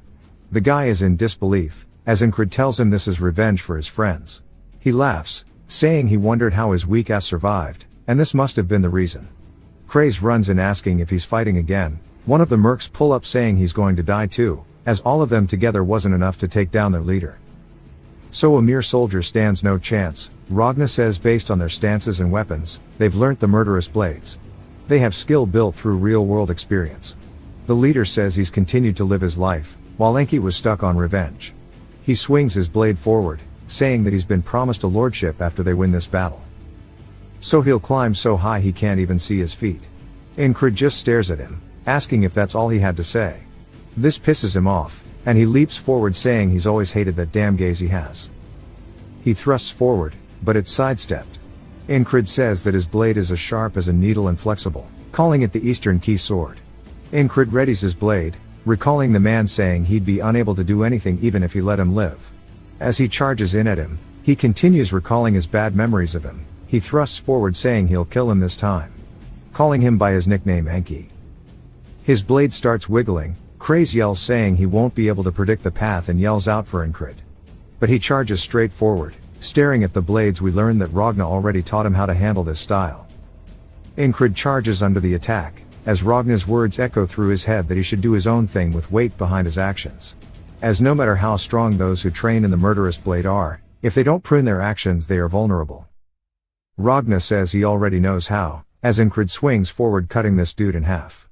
Blood begins to shoot out of his mouth, and Incred says he'll correct him. He's not important enough for him to make his life goal. As his blade is still swinging all the way through, until he's completely severed the guy, he says he is no longer the Incred who watches his comrades die, nor will he let him haunt his dreams. Incred looks up at the sky, saying he can't hear the answers of the dead. But he hopes his friends enjoy this. Ragna's sheath starts dragging on the ground, and he walks forward taking it off saying that was good. It's his turn now to stretch his legs though. One of the mercs asks who he thinks he is, but his sentence gets ended short as Ragna raises his sword and dashes past him taking his head off in an instant. As it falls to the floor, the other mercs stare at it. Ragna asks if he was saying something. Craze says he can't ask him after beheading him. The rest charge at him. He takes a single step forward, dodging an attack, retaliating by cutting one of their heads off. Then thrusts his blade into the next dude's, in another fluid motion stabbing the next guy in the throat. All of it was in the blink of an eye. Incred says he only took a few steps, and used the most minimal movements needed to finish the job. He's impressed once more by how truly strong his squad is. 3 more mercs charge at him, saying they'll do it all together this time. Ragna tells him to pay attention to this as this is what he needs to learn. He holds his sword up, and lowers his stance. As the men charge at him he exhales. He looks forward at his target, and in one stride he is behind all 3 of the men, having severed their torsos. Incred is speechless, as he just witnessed a wall form before his eyes. Ragna says that he just thought of a name for that technique, and that he will call it scission. Incred just stares at him blankly, asking if that's the best he's got. The war continues, as the Aspens are confident due to the giants on their side. The Nalilia soldiers are scared, before we see Odon towering over behind them. He swings his clubs forward, disrupting their front line. And the Aspens are terrified now, asking why the other side also has a giant. Odon laughs saying that he's just an ordinary human. The Aspen soldiers tell him to stop lying, as he's insanely huge. He says he'll give them some time now to ensure their survival. They ask what he means, as he begins to walk forward, counting from 5, which each second, he gets closer. One of the commanders yell, telling his men to get into formation. They charge forward at him on his 3 count, but he just continues counting until he gets to 1. He stomps the floor, which alone is enough to send the soldiers flying and shattering their weapons. Turns out he actually charged forward with his weapons crossed. As the blood drips off it, He tells them he's called upon the war god today. And he's told the god he will be sending him a few souls. That shit goes hard. The soldiers begin to run in fear, saying they need to kill him. But Odan is coming in with his next attack. He charges forward again, sending the soldiers soaring through the air, killing some instantly. Their screams grow louder, but Odan drowns them out, with his laughter saying he'll send them all to meet God. On the left flank we see the commander and her kin. She says that for fairies it's custom to live in secluded forest communities with their families. But times have changed. One of them call out to her. And she says that a few fairies in exchange for money and their nidals, have either become mercs or joined armies. The man raises his nidal, saying that he won't chase after her if she runs. She draws hers, saying it's the same for her too. He says he wants to see whose nidal is the more superior weapon.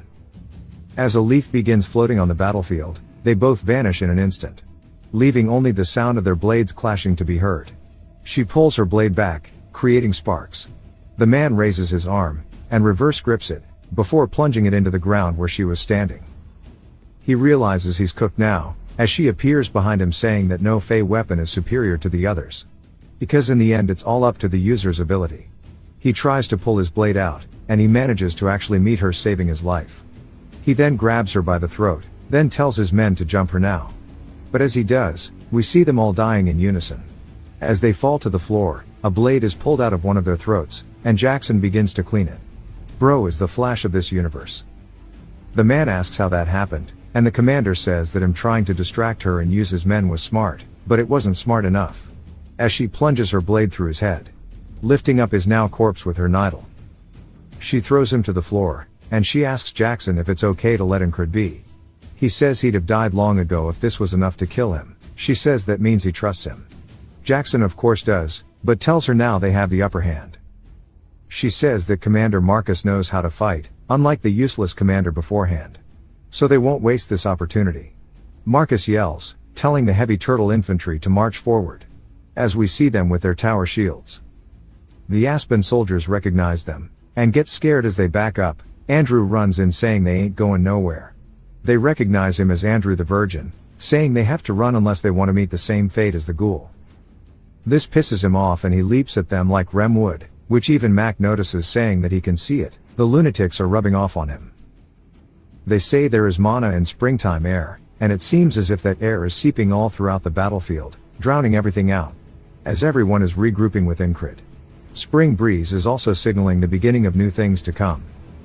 The enemy commanders begin to flee from the war. Marcus yells, telling his men to alert the border guard it's their turn. He's destroyed the enemy's plans, and turned the tide in their favor. All of this was made possible by a squad of lunatics. Craze says that their platoon never would have been this enthusiastic before, but because of Incred the influence of a single man changed the outcome today. The fairy commander stares at them all, saying it seems that they are all drunk on the springtime mana. We hear Maruk yelling for the men to scream the name of the heroes of this battle, as a chant for the lunatics erupts. There's a few people chanting for the Virgin. Poor Andrew. Craze says he doesn't know if this is right, but as long as Incred's happy with the chant. He raises his fist into the air, and people start screaming. We see the Aspen commanders. Receding hairline says that Lord Abner's plans weren't bad, they just didn't expect them to have someone strong enough to defeat a giant. Wondering if Marcus planned ahead or not. The Greyhound is there too, saying that bastard keeps getting in their way. He even took out Mitch as well. He looks pissed. 3 daggers get lodged into his horse's ass, causing it to scream in pain. He falls off of his horse. And he yells, telling Hairline to go as it's the border guards. The soldiers begin to turn towards the oncoming cavalry. A flail comes straight in, but the Greyhound manages to block it. Before the border guard jumps atop him. This is the commander of the border guards, who says that the Greyhounds always appear to be their equals, but here they are tired from fighting with their rear echelon. All of the troops begin to be slaughtered. The Greyhound says too many died while supporting Mitch. They cannot afford to fight the border guards right now. Hairline takes one look back and says oh shit, but while he is distracted Torres comes in and gives him that much needed haircut. Saying to just let it go bro. The Greyhound sees this, then swings pushing the commander off of him. He yells alerting his men to fall back. Torres asks his commander if they should chase, but he says nah. They will be cast aside like the dogs they are. And the only ones left are nothing but strays anyways. They gained a massive W over the fight with the Aspens, But the battle they fought was only a small beginning piece. The proper war still waits in the tall grass fields. Inside the tent, Craze says they are moving bases tomorrow. So they'll wait near cross guard and pressure the Aspens. Incrid says there's no alcohol or party to celebrate their victory. But there are rewards for those who contributed to the battle. Rem says as a reward they don't even need to help with the moving, which is great, it's all thanks to him defeating the giant. Odan says he took out a ton of enemy soldiers. Ragna as well says that the enemies wielding the murderous blade would have been a problem otherwise. Rem barks at them for bragging, asking who told them to butt in. Jackson watches, calling them all idiots. Incrid says this is enough, if they want to fight they should duel him instead. Jackson says he really won't miss a beat. Andrew is excited, saying it's his first time having that kind of experience. The thrill he felt as their name was being shouted was the best. Rem says it's because he's young it was able to move him, and calls him a virgin. Andrew tells him to stop saying that. Rem asks if he's trying to scrap. Incrid sighs, then glances outside to see Henry sitting by himself. He's clearly not that happy. He asks what's wrong. He snaps out of it, so Incrid sits beside him asking what's on his mind. And if he's thinking about the widowed florist again. He laughs while blushing. Incrid says from what he heard in the grass fields his dream is to marry her. But he can't do that if he's here in battle. Incrid asks if he wishes to return. Henry says he'd be lying if he said he didn't, but how can he just leave when everyone else is fighting? Incrid says they've avoided death multiple times due to his skill as a hunter.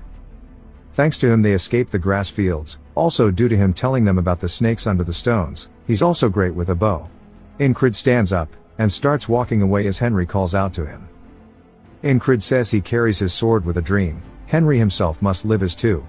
Henry just wonders what that was about. The next morning in the ferry commander's tent, she tells Henry he is being granted a special discharge. So to get on the wagon with the injured, as it's leaving soon. He's confused, asking what she means. She asks if he didn't hear, he is his platoon commander to thank. Henry is speechless, but heads back to pack his things. Rem asks if he's going. Odan grants him some blessings. Ragna says now he can sleep as much as he wants. Craze says he did well among them. Andrew pats his shoulder, telling him to get home safely. Henry nods, and heads outside spotting Incrid in front of him. He calls out to him. Incrid says that unlike Andrew and Mac who integrated well, Henry never quite fit in. He bets it's more so since he doesn't seem suited for battle to begin with. He puts his hand on his shoulder, saying he hopes he wins her over. Henry smiles, then bows, thanking him for everything.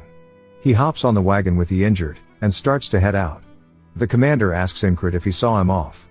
He thanks her for accepting his request. She says anything for her fiancé. Asking when he wants their betrothal. He says in 10 years. She says that she's fine with that, but she isn't into old men. He says if he's talking about what he's into, he isn't quite into fairies. She stops and stares at him, saying that surely he never thought that those words would hurt others. He says he can tell she is fine though. She clicks her tongue, saying to walk with her before they return. As the commander Marcus is looking for him. As he is walking to meet him, we see Marcus facing away farming some aura. Craze told Incrid to think about this beforehand, that all of his missions thus far including what he did yesterday in the battle, might get him a transfer. Incrid stops before reaching him. Marcus then asks if he likes tea, and if he wants a cup. Incrid says he's alright. Marcus says he must be busy with the move order, and surely he isn't preventing him from working. Incrid says he is free, since he barely has anything to pack. Marcus laughs, saying he didn't think he'd be capable of sucking up. Incrid says he only spoke the truth though. Marcus says he sees, it's also true he has achieved a great deal. Incrid says if he's trying to poach him with his direct superior present, it means he wants him regardless of what it takes. Marcus says he seems unfazed, asking if he knew he took a liking to him. Incrid says he did. Marcus wonders what his answer is. Incrid tells him that he refuses. Marcus says he's heard multiple times about how he's refused the other commanders. But he must know that his offer is fundamentally different. Incrid says that he has a dream. Even though it's a grand dream. Marcus asks what his dream is. Incrid tells him he will become a knight. Marcus says that a man with a dream shines so bright, he was once like that too. The days where he trained to become the sword of the crown. But as years passed, he compromised with reality. Now he lives a boring life taking each day as it comes. A stagnant dreamless life is a chain that prevents others from growing. He has no right to take him under him. He raises his hand to dismiss him. Incred bows to him. Then walks out. Marcus asks if she thinks he'll become a knight. She says she doesn't know, that is up to him. He tells her being too honest is the advantage of the fairies, but it's also their disadvantage. Marcus respects his dream, and he's inspired him to strive for something new. Norelia is commanded by royalty, however nobles have recently grown in power, meaning they have a lot of pull. He too was once part of the noble side. But now he'd like to chase his own dreams once again. They began moving their base, and they were doing nothing in between. Rem says not having duty is nice, but he's also bored as hell. Odan tries to convince Incred to train, saying their muscles only grow with relentless training. Ragna says before they do that, he wants him to do his swordsmanship. They ask when he brought the blanket out, he ignores the question saying that he needs to work on balance if he's dual wielding. Jackson says he needs to focus on his senses, it's a great time to work on sensitivity in this chaos. Incred asks if him speaking from so far away is also part of the training. Rem tells them to all piss off. As surely Incred remembers. He needs to learn Heart of the Superhuman, but he gets cut off by the commander. Saying the tent needs to go up where they are, and they are blocking their path. Also Ragna is sleeping on her blanket. I love the banter, but she continues saying they need to leave and get out of the way. They get put off somewhere on the side alone. Rem says they should have folded Odan somewhere as he's taking too much room. He says that Rem is quite good in passing blame. They start fighting, as the rest watch. Max says they didn't do anything though. Andrew says he thought Incred was the only one who could talk to them like that. Max says the commander is something special. Craze says she's just as crazy as the rest of them. Andrew asks if he can say that, but Mac tells him he shouldn't get caught up with the lunatics. Craze says these planes aren't normal, this place must have been used as the enemy base before. He starts inspecting the ground, he says he found it. Incred asks what he's doing. Craze says that people tend to hide their valuables before they set off to battle. Incred asks how he knows where they are hidden. Craze says once you think about it, it's obvious. If he was a soldier, where would he hide his things? Somewhere easy to find, even with their base being destroyed. He asks what he thinks is next. Incred says a place that's easily recognizable. He says exactly. The tree root is odd looking, and based on their base. It's got easy access, so something must be here. Incred says he's got a great head on his shoulders. Even in battle, he's looking at the big picture and can predict the flow easily. He said it's an ability born out of his struggle to survive, but he's better than most tacticians. Although his dream is to open a salon for rich women, and he's a money-crazed lunatic. He finds a map for something, he realizes what it is, asking what it's doing here. Rem says he's got himself worked up, and if they are here to take care of Big Eyes. Incred looks up, saying there's time before it gets dark. And they need to kill time while the tents are being built. He asks what he was going to say beforehand, he smiles saying it's about the heart of the superhuman. Like the name suggests, he created it to let himself surpass his human limits. It puts a great strain on the heart, and he could die while doing it. Incred tells him not to worry, as even death won't stop him. Rem says that he's extremely greedy for that way of thinking, but there's no way he wouldn't put his hopes into him. He puts his hand on his chest, and does the same back. Saying now they can just blow up their hearts together. He begins smiling at Incred, who is excited to learn a new technique. Rem tells him that humans can only draw superhuman strength in a pinch, and that this technique will allow him to control it when he needs it, and his concentration and senses are key here. Rem stares at the boy, saying that he learned from them all, so he should be able to take this, and he tells him that what he needs is faith. He should just try blowing up his heart enough for it not to burst. Incred asks what he means, and then he feels Rem starting to beat. He says that it feels like it's about to jump out of his chest, and he can feel it with just his fingertips, but now he understands what he's talking about. Rem says that he needs to start slowly, about just a quarter of what he's doing now, otherwise his heart will burst and he'll die. Incred says that he just needs to do as he said and try to blow up his heart. Everybody watches, and Rem starts to move his hand around for a bit before he says that his worries were useless, as he's not doing anything. Just like before, he improves like he's a genius, but then he suddenly stops. He asks if he's doing this to mess with them. Odan says that he can't deny what he's saying either, and Jackson and Rajna both agree. Incred asks if it's even possible to control his heart. Rem starts mean mugging him, and he says that he's doing his best. This continues over and over. The next morning Rem asks if he's even trying, and this cycle is just day after day after day. Rem storms into the tent.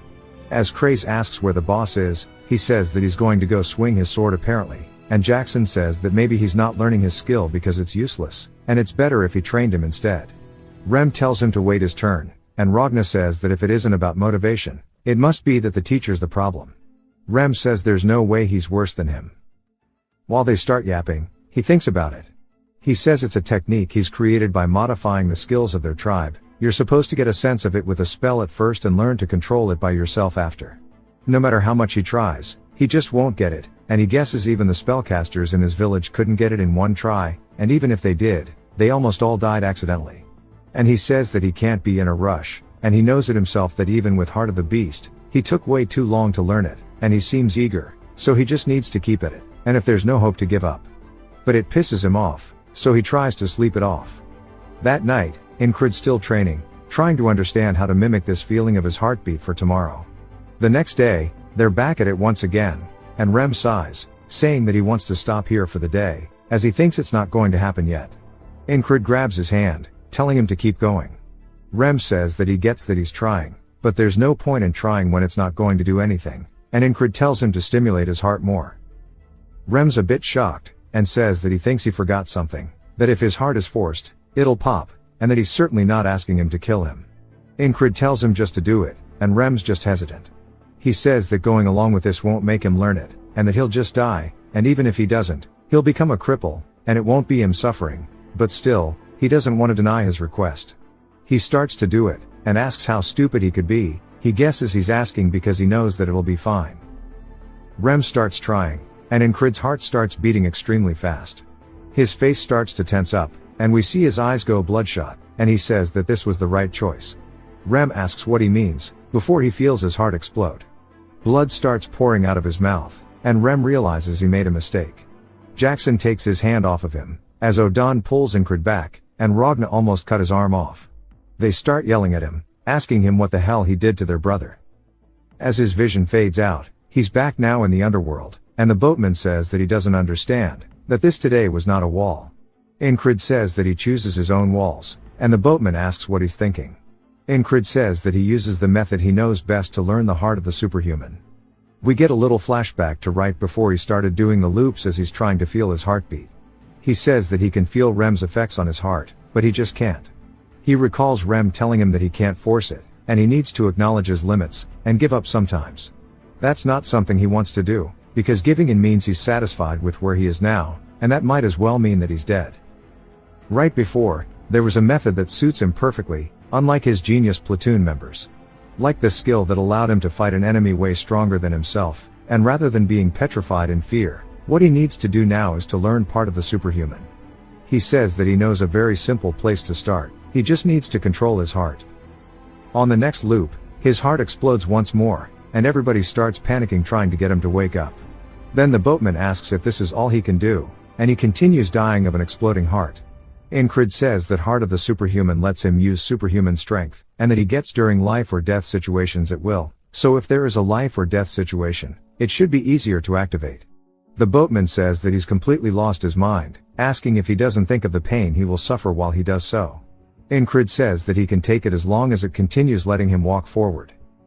Next loop, Rem says that it's not happening today as well, and he should just wash up and get some sleep, and not try alone. This is actually the 27th loop. Incrid says that he still can't do it on his own.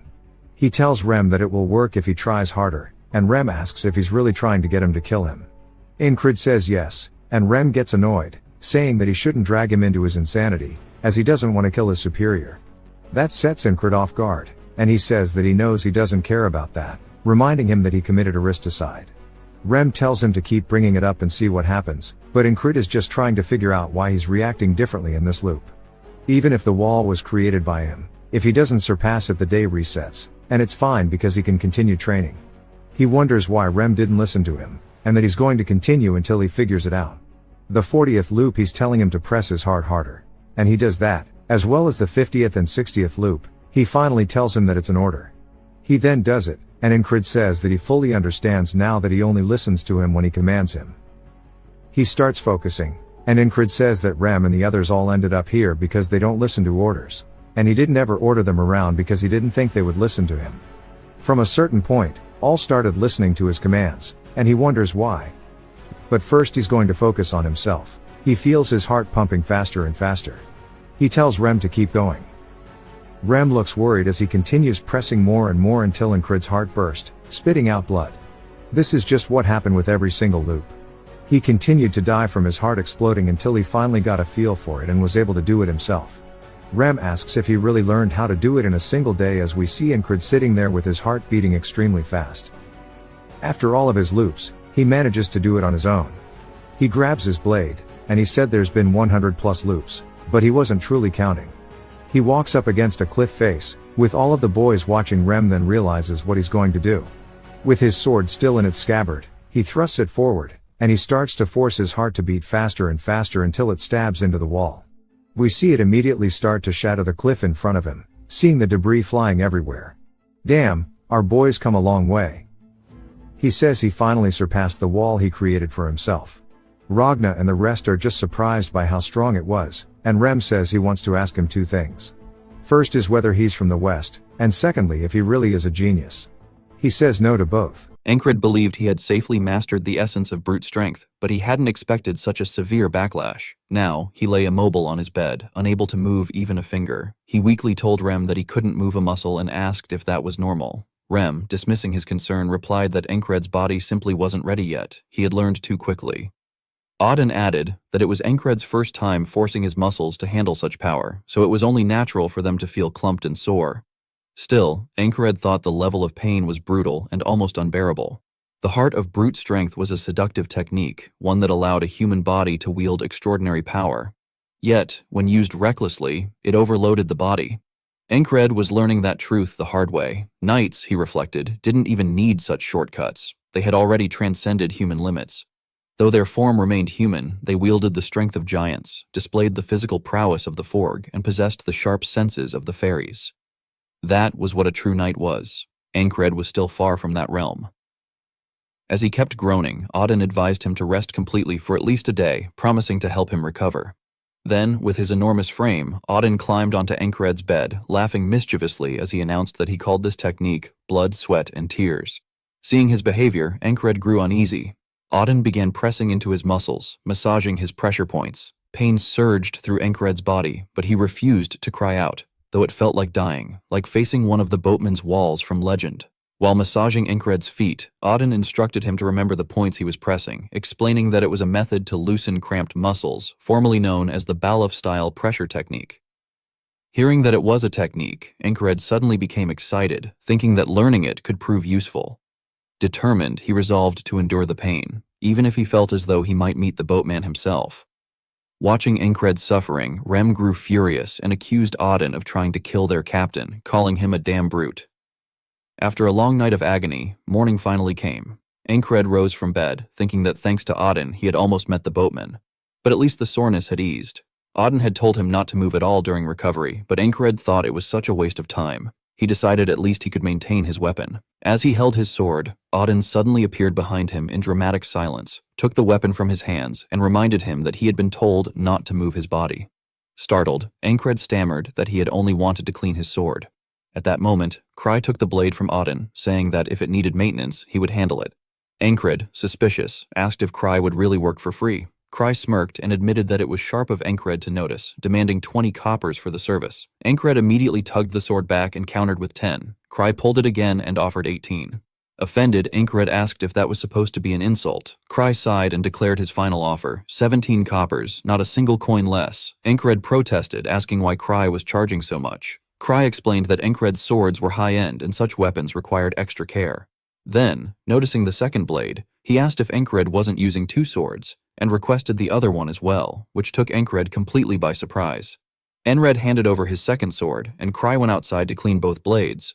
As he watched, Enred thought to himself that he had mentioned using dual swords, but he still found it strange that everyone had accepted it so easily. He had expected at least one of them to question or oppose his decision. After all, even renowned experts rarely used dual sword techniques.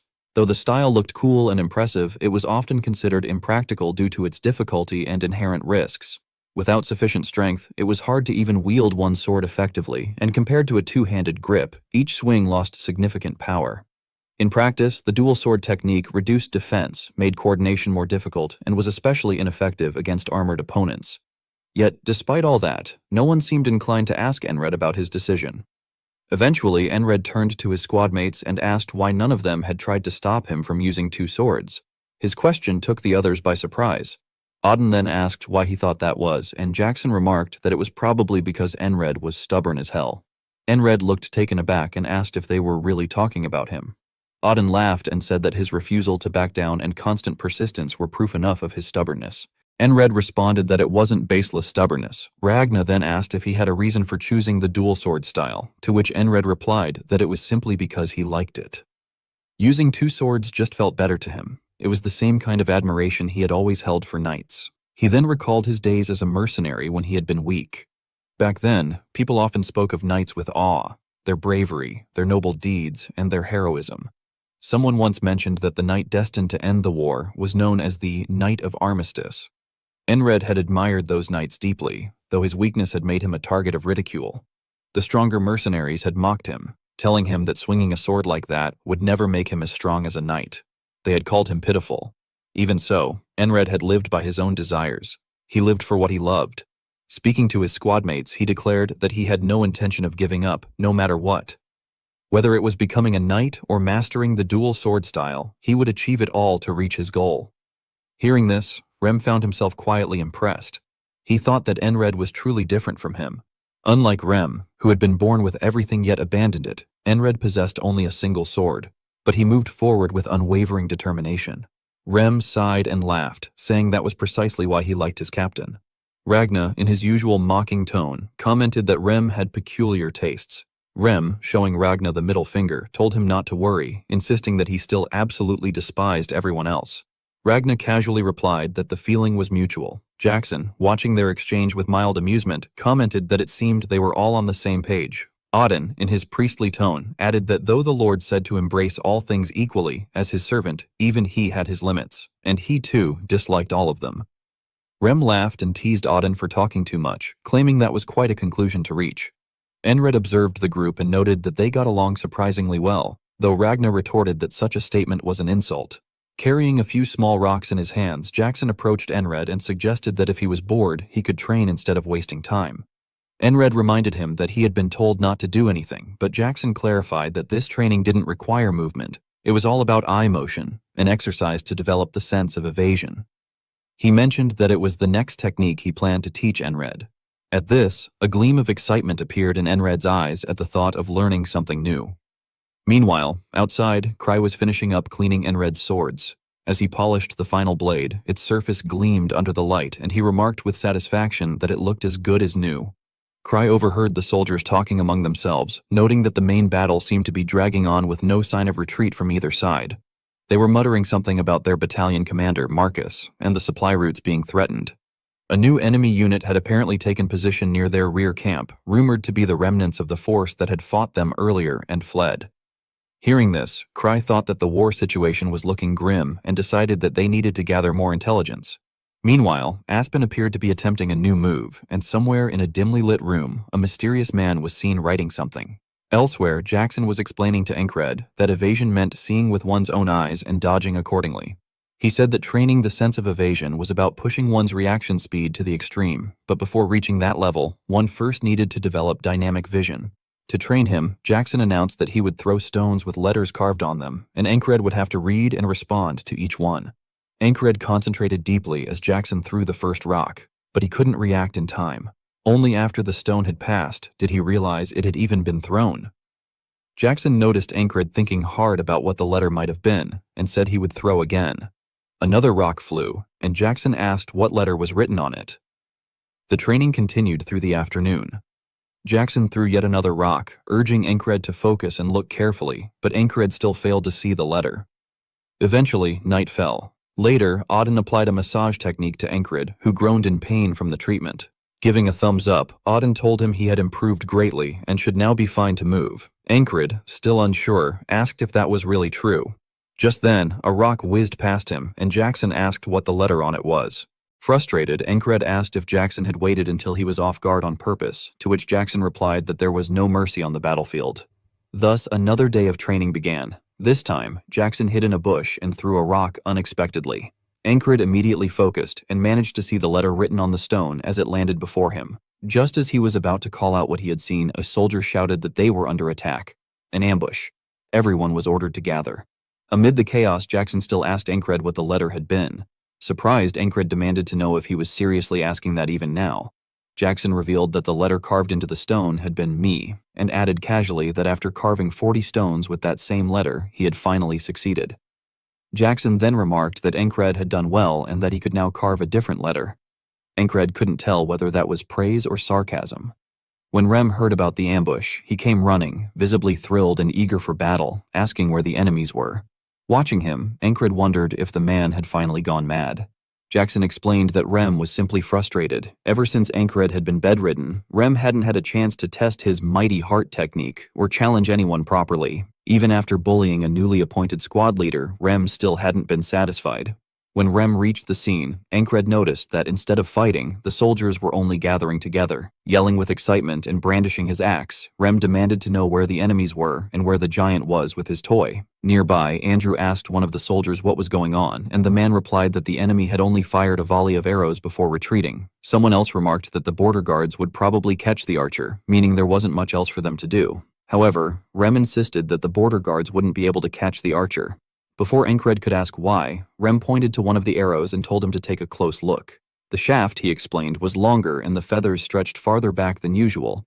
It was from a special bow designed to shoot from extreme range. Rem mentioned that he had seen that man before and identified him as Hawk's Claw. Encred, in his usual casual manner, questioned since when hawks had claws. Rem appeared confused and wondered aloud whether it was Hawk. Fong then spoke, but Encred admitted he could not clearly recall, though he was certain it was not that. Rem teasingly asked Encred whether his memory was really that terrible. Encred reflected that, for Rem, the event had occurred only months ago, but for Encred, who had relived the same day repeatedly, it must have felt like years. Rem then asked Encred if he remembered the time he was beaten by the frog and ended up in the infirmary. During that battle, the man firing those arrows had gone on a rampage. Hearing this, Encred recalled that a soldier named Bell had nearly been killed by the frog, but he had saved him back then. Encred concluded that it must have been the Hawks. As they returned to the tent, Ragna asked if there had been a raid. Encred sharply demanded to know what Ragna had been doing all day to not notice it, but upon seeing Ragna's face, he realized what it was. He told the others to take a look. Ragna's face was greasy from too much sleep. Ragna ignored the teasing and instead said that what mattered more was Encred's dual sword training. He explained that Encred needed to get his body accustomed to using two swords. Encred asked whether Ragna had a method, and Ragna replied that he would explain it in a way that was easy to grasp. Then, addressing Encred in a serious tone and calling him squad leader, Ragna told him that from now on he had two lovers. Rem mockingly remarked that if Encred's fiancée ever heard that, he would be dead, but Encred replied with a straight face that she was not his fiancée. Ragna continued, instructing Encred that whether he was eating, sleeping, or fighting, he must always hold two swords in his hands. Getting used to their weight and presence was the first priority. That night, Encred slept with the two swords beside him. When Esther arrived and saw the swords on either side of him, she thought that there was barely a place for her to lie down. She complained inwardly that this man even trained in his sleep, how uncomfortable it was. Suddenly, a shout came from outside announcing an ambush. Encred sprang up immediately, startling Esther so much that she jumped from the bed and fell to the ground. Outside, the soldiers reported that the enemy had merely shot arrows again and then retreated. They said they needed to call the border guard. Rem, too tired to care, did not even get up and grumbled that it was such a letdown. Encred lay back down and fell asleep again, which irritated Esther deeply. She began hitting him with her claw, demanding that he let her sleep in peace. Encred told her to stop, saying it hurt. Hearing the noise, Cry got up, remarking that this was already the second raid. After that, an endless cycle of training began under Jackson's supervision, interrupted occasionally by arrows striking the camp, the work of the Hawk's Talon. During one such session, Jackson threw another rock. Before it even passed Encred, who only glanced briefly, Encred identified it as Ya. Then another arrow struck a soldier. Rem, always ready with his axe, cursed in frustration and called the Hawk's Talon a fast bastard. When night came, Jackson threw yet another rock. This time, Encred said it was man. Another day passed, and the ambushes continued. Arrows kept flying from time to time. At night, Esther grew increasingly angry and frustrated with Encred's behavior. Encred's evasion training continued as Jackson kept throwing rocks. At one point, Jackson tossed another and asked Enred what the letter was this time. Enred replied that it was in. Suddenly, Enred realized that if he combined all the letters from before, they spelled out crazy barbarian. Upon hearing that, Rem rushed over with his axe, shouting that he would carve Jackson up himself instead of waiting for that hawk bastard to do it. Ankrit stopped Rem and questioned Jackson, asking if Jackson realized that he was always the one who started the fights first. Jackson only shrugged and gestured vaguely, pretending not to know anything. Meanwhile, Cry overheard the soldiers complaining that they hadn't even found a single hair of that slippery hawk bastard. They mentioned that the archer left no traces behind, and if things continued this way, tracking him down would be impossible.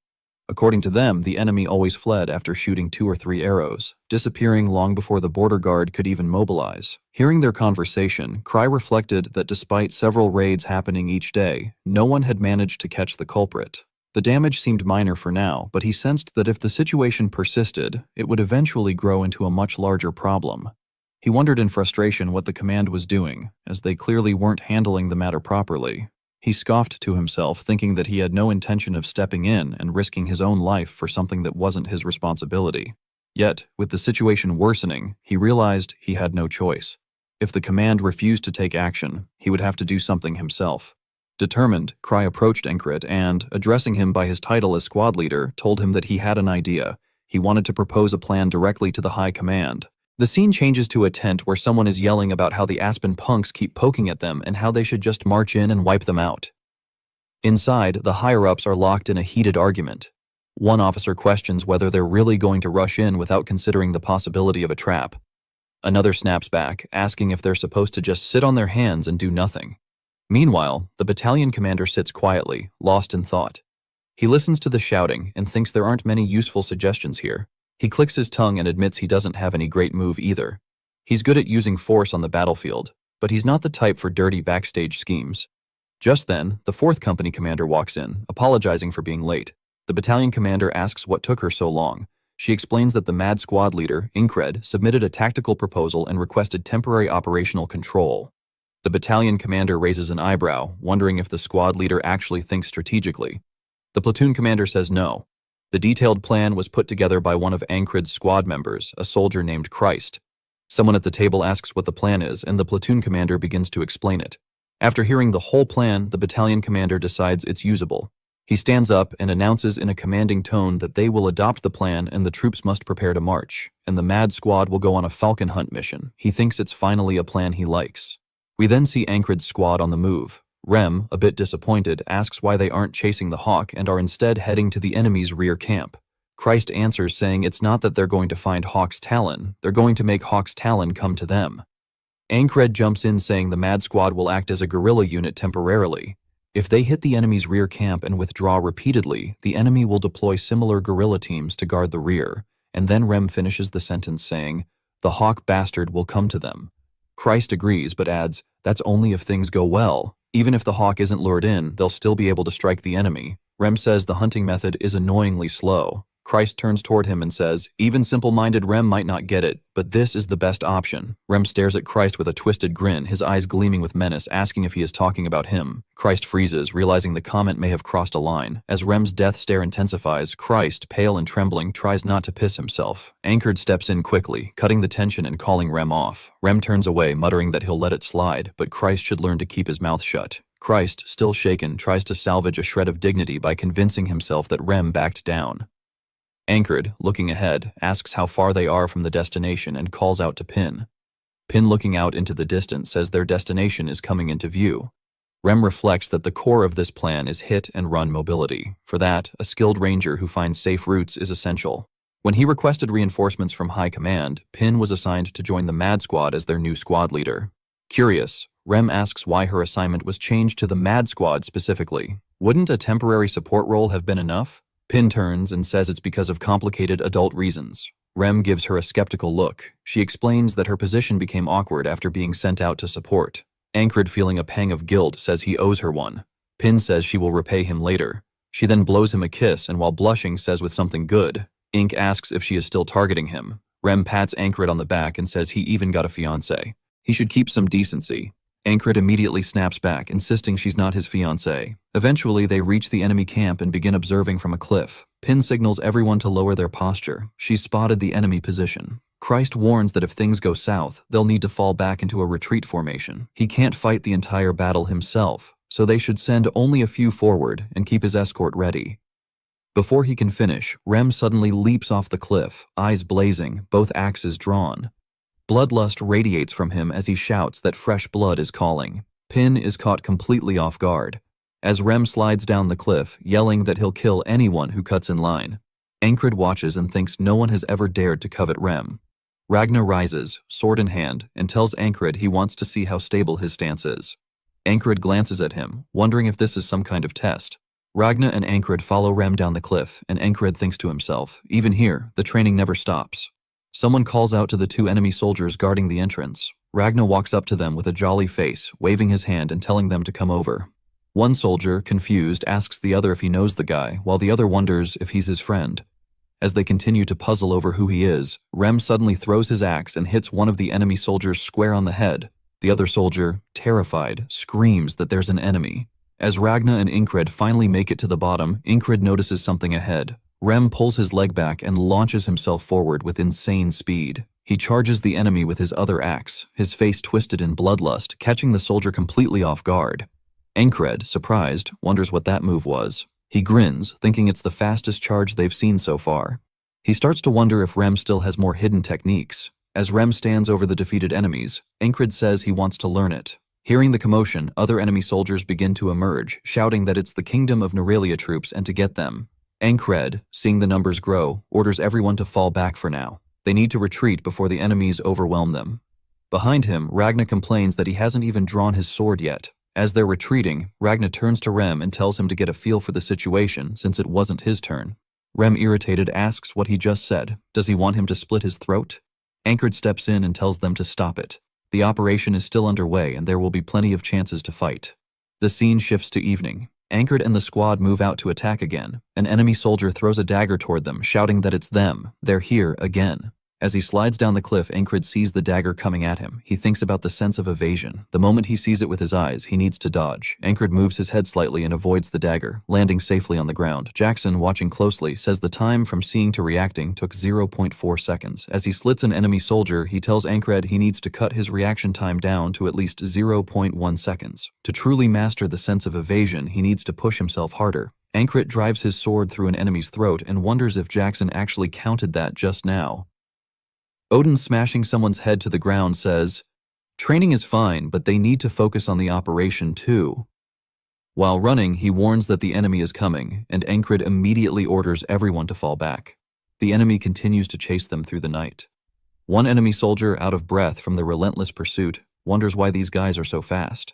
We see Andrew and his bodyguard sprinting through the trees. Christ, being piggybacked by Odin, glances back and thinks honestly. He was worried these madmen could even pull off the plan. Now he sees there was no need to worry. Ancred tells everyone to run deeper into the forest. Rem, trailing behind, casually asks why they can't just kill them all. Ancred says no and tells him to keep running. Ancred spots Ragna veering off in another direction and stops him, telling him to just follow the back of the person in front of him. Ragna insists the other way looks like a shortcut, but Ancred shuts it down and tells him to stay with the group. Looking back at Ancred, Christ says he didn't expect him to lead so steadily. He wonders if this really is the Mad Squad. The squad finally reaches a safe spot. Ancred announces that the pursuit has stopped and they'll camp here for the night. Sitting beside a tree, Ancred reflects on his training loop where he was learning the heart of superhuman strength. Once he realized the squad at least obeys his orders, it became easier to control them. That charge he saw from Rem earlier was impressive. He thinks Rem listens well these days and wonders if maybe he'll even teach that technique if ordered. He calls out to Rem and starts to ask about the charge he showed earlier. But before he can finish, Rem shoots him a scolding glare and says if he's seriously asking that, he'd better think again. Looking at him, Ancred wonders why, as he never refused to learn something before. Rem closes his eyes and thinks Ancred's attitude toward learning is good, but he's forgotten something, the step of thinking for himself. He skipped that stage. Getting too used to just following orders leads to mistakes like this. Growth spoon-fed by others is hollow. He needs to go back to basics. Rem smiles and continues thinking Ancred needs to struggle and think for himself. That's when it becomes worth teaching him. We then see Ankred meditating, silent and focused. As the mad squad retreated, Andrew was out of breath. He realized he had been sprinting non-stop from the beginning, and that moving through the mountains at that speed made him feel as if he could pass out at any moment. Every step felt heavier, his chest burned, and his lungs screamed for air. He had assumed the madman would be fine, but he had not expected cries to hold up so well either, and he was surprised by how much Ankred had changed. When Andrew first met Ankred, he had not been nearly as strong. Back then, Ankred had been just another young warrior struggling to keep up with the madness of the battlefield. So Andrew wondered how Ankred had grown so much, what training, what resolve, what experiences had hardened him to that degree. By then, Andrew was almost completely spent, his legs wobbling and his vision blurring as if he might collapse on the rocky ground. He forced himself to steal a reserve of resolve, grit his teeth, and start sprinting again. He was determined to push further and prove he could keep going, because the thought of falling behind filled him with frustration, and he forced his body to obey even when his mind screamed to stop. Mac was very surprised as he watched Andrew. He remembered first meeting Andrew as the son of his friends. After the Gardner family had fallen and Mac's dear friend had died, Mac had taken care of Andrew in his friend's place. So where Andrew had once seemed a fragile, confused child stumbling through a cruel world, he now saw that the boy had somehow become a man. Looking at Andrew's back, Mac felt something approaching. Not only determination or spirit, but the sense that the rebuilding of the Gardner family itself was beginning to take shape through Andrew's growth. While they walked, Enred told Rem that he had figured out the principle behind that charge. His tone was calm but excited, as if he had just solved a riddle. He explained that the answer was the heart of brute strength, that Rem had strengthened his leg muscles to produce an explosive thrust, and that this had been the essence of the technique.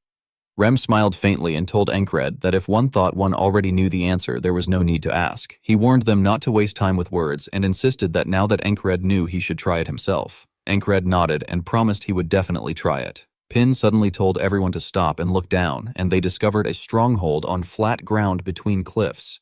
With the rear blocked, the escape route was sealed, the kind of terrain made for an ambush. Ankred narrowed his eyes and said it was a trap. Cries spoke up in a calm voice heavy with experience, saying that preparing a trap so blatantly was meant to make them avoid it. The enemy wanted to guide their path and then kill them if they were cornered, which meant Hawk's talon would appear soon. After Cries finished speaking, he looked at his squad and, seeing their reckless calmness and lack of fear, wondered whether they were even listening. These madmen never approached things like normal soldiers. Enred then asked his squad whether they should play along with the enemy's plan. Ragna grinned, his eyes full of bloodlust, and declared it was annoying and that they should just smash it.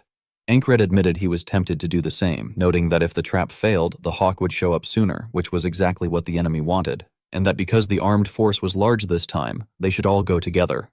Cries asked whether he should go too. Enred shook his head and ordered that Cries fall back, saying that Pin, Andrew, and Mac would guard him while the rest charged. They all accepted Ankred's order without hesitation, and with a wild, fearless spirit, the madmen leapt down the cliff like predators diving on prey. Down at the camp, the Grey Dog commander found himself deep in thought. He considered this the last chance for the Grey Dog. Their orders had been clear. Assist the Nerelia guerrilla unit that was ransacking the rear camp by making Hawk's Talon hunt them. The commander, prideful as any renowned Aspen unit leader, felt humiliated that they had been reduced to supporting a single soldier, yet he gritted his teeth because he knew this was the only way for them to rise again. They had to pull it off. To rise, they would have to succeed at any cost. At that moment, one of the Aspen soldiers became alarmed by the mad squad's approach, and the camp erupted in panic, with men shouting that it was the Nerelia guerrilla unit. The announcement surprised the Grey Dog commander, and he wondered aloud why they had come in if they had noticed the trap. He called them idiots in his head. His confusion turned to fury when he realized Ankred was leading the attack at the front. His face twisted, and he ground his teeth as he accused Enred, aloud to himself, of having been part of that guerrilla unit. Enred appeared confused when the Grey Dog commander made that remark. He hesitated for a moment, then pointed toward the commander and asked Rem if he knew the man, saying the face seemed familiar.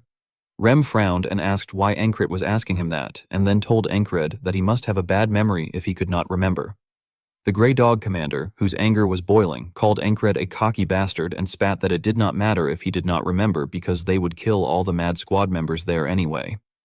With burning rage, he drew his sword, the steel gleaming in the firelight, and his soldiers followed suit, raising their weapons with a roar.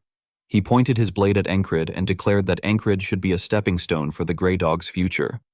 The commander charged forward, but Ankred blocked the Grey Dog commander's strike perfectly. His blade held steady and his posture was unshaken. The commander's eyes widened when he recognized Encred's sword. Encred, staring straight into the commander's eyes, suggested that if the commander recognized Mitch Hurrier's sword, then he must be the man who had blocked the banner in the fog of slaughter. The Grey Dog commander screamed in anger that it did not matter and struck at Encred again, ordering him to die. Encred blocked the strike once more. Immediately after, Encred fought back with a swift, precise counterattack, which the Grey Dog commander barely managed to parry. Enred recalled their previous meeting when the Grey Dog commander had been a strong enemy who had only managed to flee, and he wondered how the commander would fare now, whether he might make a good test of the results of Encred's training. The thought excited him and ignited a spark in his eyes. Both Encred and the Grey Dog commander charged forward again. Watching the duel, the other Grey Dog soldiers murmured among themselves that there seemed to be a grudge between the two men, while they resolved in the meantime to smash the rest of the madmen. To their astonishment, the mad squad completely ignored them. The deranged warriors stood motionless, their eyes locked onto the duel ahead, utterly focused. To them, no other battle existed at that moment. The Grey Dog soldiers, feeling disrespected by such disregard, were enraged. One of them, unable to bear the insult, charged forward with a club, roaring furiously. Yet Ren, with effortless composure, swung his axe and blocked the strike with overwhelming force. The sound of the impact thundered through the field. Rem smirked and coldly ordered the enemies to remain silent, saying that they were focusing. The duel between Encred and the Grey Dog commander intensified with every exchange of blows. When the commander prepared to strike again, Encred instantly noticed the movement and reacted within a fraction of a second, evading the attack. With a fluid counter, he wounded the commander's back. Watching the scene unfold, Jackson observed calmly, analyzing the situation. He remarked to himself that Encred's reaction time was satisfactory and that his speed met the passing mark. The Grey Dog commander, though growling in pain, immediately retaliated, his rage fueling every movement. In that fleeting instant, Encred drew his second sword, moving swiftly to block the commander's strike with both blades. Sparks scattered as steel clashed against steel. Seeing Encred drawing his blade and assuming a defensive stance simultaneously, Ragna grinned and commented that Encred was beginning to grasp the art of dual swordsmanship. Despite successfully blocking the commander's attack, Encred was still pushed back from the force. Observing this, Odin calmly noted that Encred's strength was still insufficient to parry single-handedly. He resolved that during the next training session, he would increase the weight by adding another rock. The Grey Dog commander sneered upon seeing Encred wielding two swords. He mocked him, saying that he was merely a rookie trying to show off before launching another furious assault. At that moment, a fierce determination ignited in Encred's eyes. His breathing slowed, then steadied. Rem noticed this subtle change and grew excited, realizing that Encred was about to unleash the heart of brute strength. Soon, Encred's heartbeat quickened, pounding like a war drum. His blood surged violently, granting him power far beyond human limits. In a blur of motion, he charged toward the commander with astonishing speed. The commander's eyes widened in disbelief, unable to comprehend how Encred had become so fast. With terrifying strength, Encred struck. The commander barely managed to block, his grip nearly failing as his sword began to crack under the immense pressure. Horror filled his eyes. As the commander struggled to resist, Encred suddenly thrust his second blade straight into his throat. The sword pierced cleanly, and as he withdrew it, blood gushed out, staining the ground. The commander collapsed, twitching briefly before going still. The remaining Grey Dog soldiers stared in shock and disbelief. Their commander, the pride of their unit, had been slain in an instant. Ren threw back his head and laughed wildly, his voice echoing across the battlefield. He shouted that he had known it would be perfect once the captain used the heart of brute strength. His laughter was wild and unrestrained, filled with savage delight. Odin nodded with a rare smile, remarking to Anchor that the Lord must surely be pleased with Encred's growth. Ragna smirked and muttered that it wasn't bad at all. Jackson, as always, merely gave a silent nod of agreement. Ren then turned toward the rest of the Grey Dogs, calling them iron lumps and ordering them to come over immediately. His laughter rang out again as he said he was so thrilled that he felt like slicing something apart. And with that, the madness of the squad swelled even further, echoing across the battlefield like an unstoppable storm. The Aspen soldiers surged forward, declaring that they would prove the pride of the Grey Dogs and fight to the death. Their battle cries thundered across the chaotic field, mingling with the clashing of steel and the rising dust. One of the Grey Dogs swung his massive club with unrestrained fury, but Odin stopped it effortlessly with his bare hand. The soldiers nearby froze, their disbelief palpable as they witnessed such inhuman strength. With a confident laugh, Odin remarked that he would repay that courage by sending the man to the Lord's side. Though his tone carried a hint of playfulness, his eyes gleamed with cold, lethal intent. In the next instant, his fist smashed into the soldier's head, the sharp crack of breaking bone echoing across the battlefield. The Grey Dog collapsed lifelessly, his skull crushed by a single devastating blow. Andrew's eyes widened in shock. He could hardly comprehend what he had just seen. Odin had blocked a weapon with his bare hand and hadn't suffered even a scratch. He wondered what kind of muscles could achieve that, what monstrous strength could hide behind that calm smile. Seeing Odin's overwhelming power, Pin blushed slightly and, with a teasing smirk, remarked that he actually looked rather useful after all. Unwilling to be shown up, Rem charged forward with his axe raised high, his steps pounding the earth like a charging beast. But before he could strike, Ragna swung his sword with terrifying precision, cutting through a gray dog soldier and almost hitting Rem in the process. Rem barely avoided the deadly slash, the blade slicing close enough to brush his hair. Furious, he shouted at Ragna, calling him a mad, lazy bastard and demanding to know if he had tried to cut him too. Ragna, as calm and detached as ever, smirked faintly and replied that it was a shame Rem had dodged. His indifference only enraged Rem further. Before Rem could retort, another grey dog soldier lunged at Ragna with desperate courage, but Ragna merely sidestepped and pierced the man's throat in one fluid motion. Blood sprayed across the dirt as his expression remained as cold as stone. While decapitating another soldier, Rem muttered that one day he would hack Ragna to pieces. Ragna mocked him in return, asking why wait for someday, why not do it now? And if Rem was simply afraid. The tension between them flared once more, even amid the chaos of battle. On the verge of exploding, Rem shouted toward Odin, telling him to inform his god that Ragna would soon be joining him with a new friend. Odin simply smiled and replied calmly that the Lord had said he didn't like friends like that. From behind them, Cries, clearly exasperated by their endless bickering, sighed heavily and asked if they were seriously planning to fight each other right in the middle of a battlefield. Taking advantage of their disarray, one of the Grey Dog soldiers shouted for his comrades to encircle the mad squad while they were divided from within. But before they could carry out the order, Jackson moved like a shadow through their ranks, cutting them down with such speed that none had time to react. Their bodies fell silently to the ground, lifeless, before anyone understood what had happened. Watching his squad mates bicker, Jackson muttered under his breath that they were idiots. Encred, their captain, told the others that there was no need to kill every single Grey Dog since most of them were already destroyed. At that moment, a sharp glint of light flashed from the bushes, immediately catching Jackson's attention. His instincts screamed danger. An arrow shot toward Encred, but Jackson intercepted it before Encred could even react. The arrow clattered uselessly to the ground. Encred glanced at it and quietly asked if their enemies were there. Jackson nodded grimly, confirming that it was the Hawk's Talon. The mere mention of that name made the air around them tighten. Picking up the arrow, Rem smirked and asked Encred if he knew the difference between a sniper and a hunter. Encred blinked, caught off guard by the sudden question. Rem continued without waiting for an answer, his voice low but filled with excitement as he said that hunters were far more enjoyable than snipers, especially when it came to axe hunting, which he considered the true thrill. Encred, half confused and half concerned, asked what he was trying to imply. Holding the arrow between his fingers, Rem replied that when one received a gift, it was only fair to return one. Without another word, he dashed off the cliffs toward the direction of the Hawk's Talon, moving with wild, reckless energy. Pin watched him go and exclaimed in surprise, wondering aloud if he was even allowed to act alone like that. Cries simply shook his head and remarked that Rem wasn't someone who would die easily, suggesting that it was better to just let him be. Andrew then turned to Encred and suggested that they retreat for now, reasoning that the enemy's main force might pursue them from that direction, and if they stayed put, they would become easy targets for the Hawk's Talon. Encred agreed, saying that they would blind the Hawk's Talon as best they could before escaping. The mad squad then set the enemy camp ablaze, flames devouring the tents and smoke spreading thick across the area as they retreated through the chaos. Watching the fire rise behind them, Encred muttered that it seemed this was becoming a habit. Running beside him, Pin tilted her head in confusion, not understanding what he meant. High above the cliff, the Hawk's Talon's vision was obscured by the heavy smoke. One of the soldiers accompanying him scanned the area and said that it seemed the mad squad had slipped out of sight, then asked what they should do next.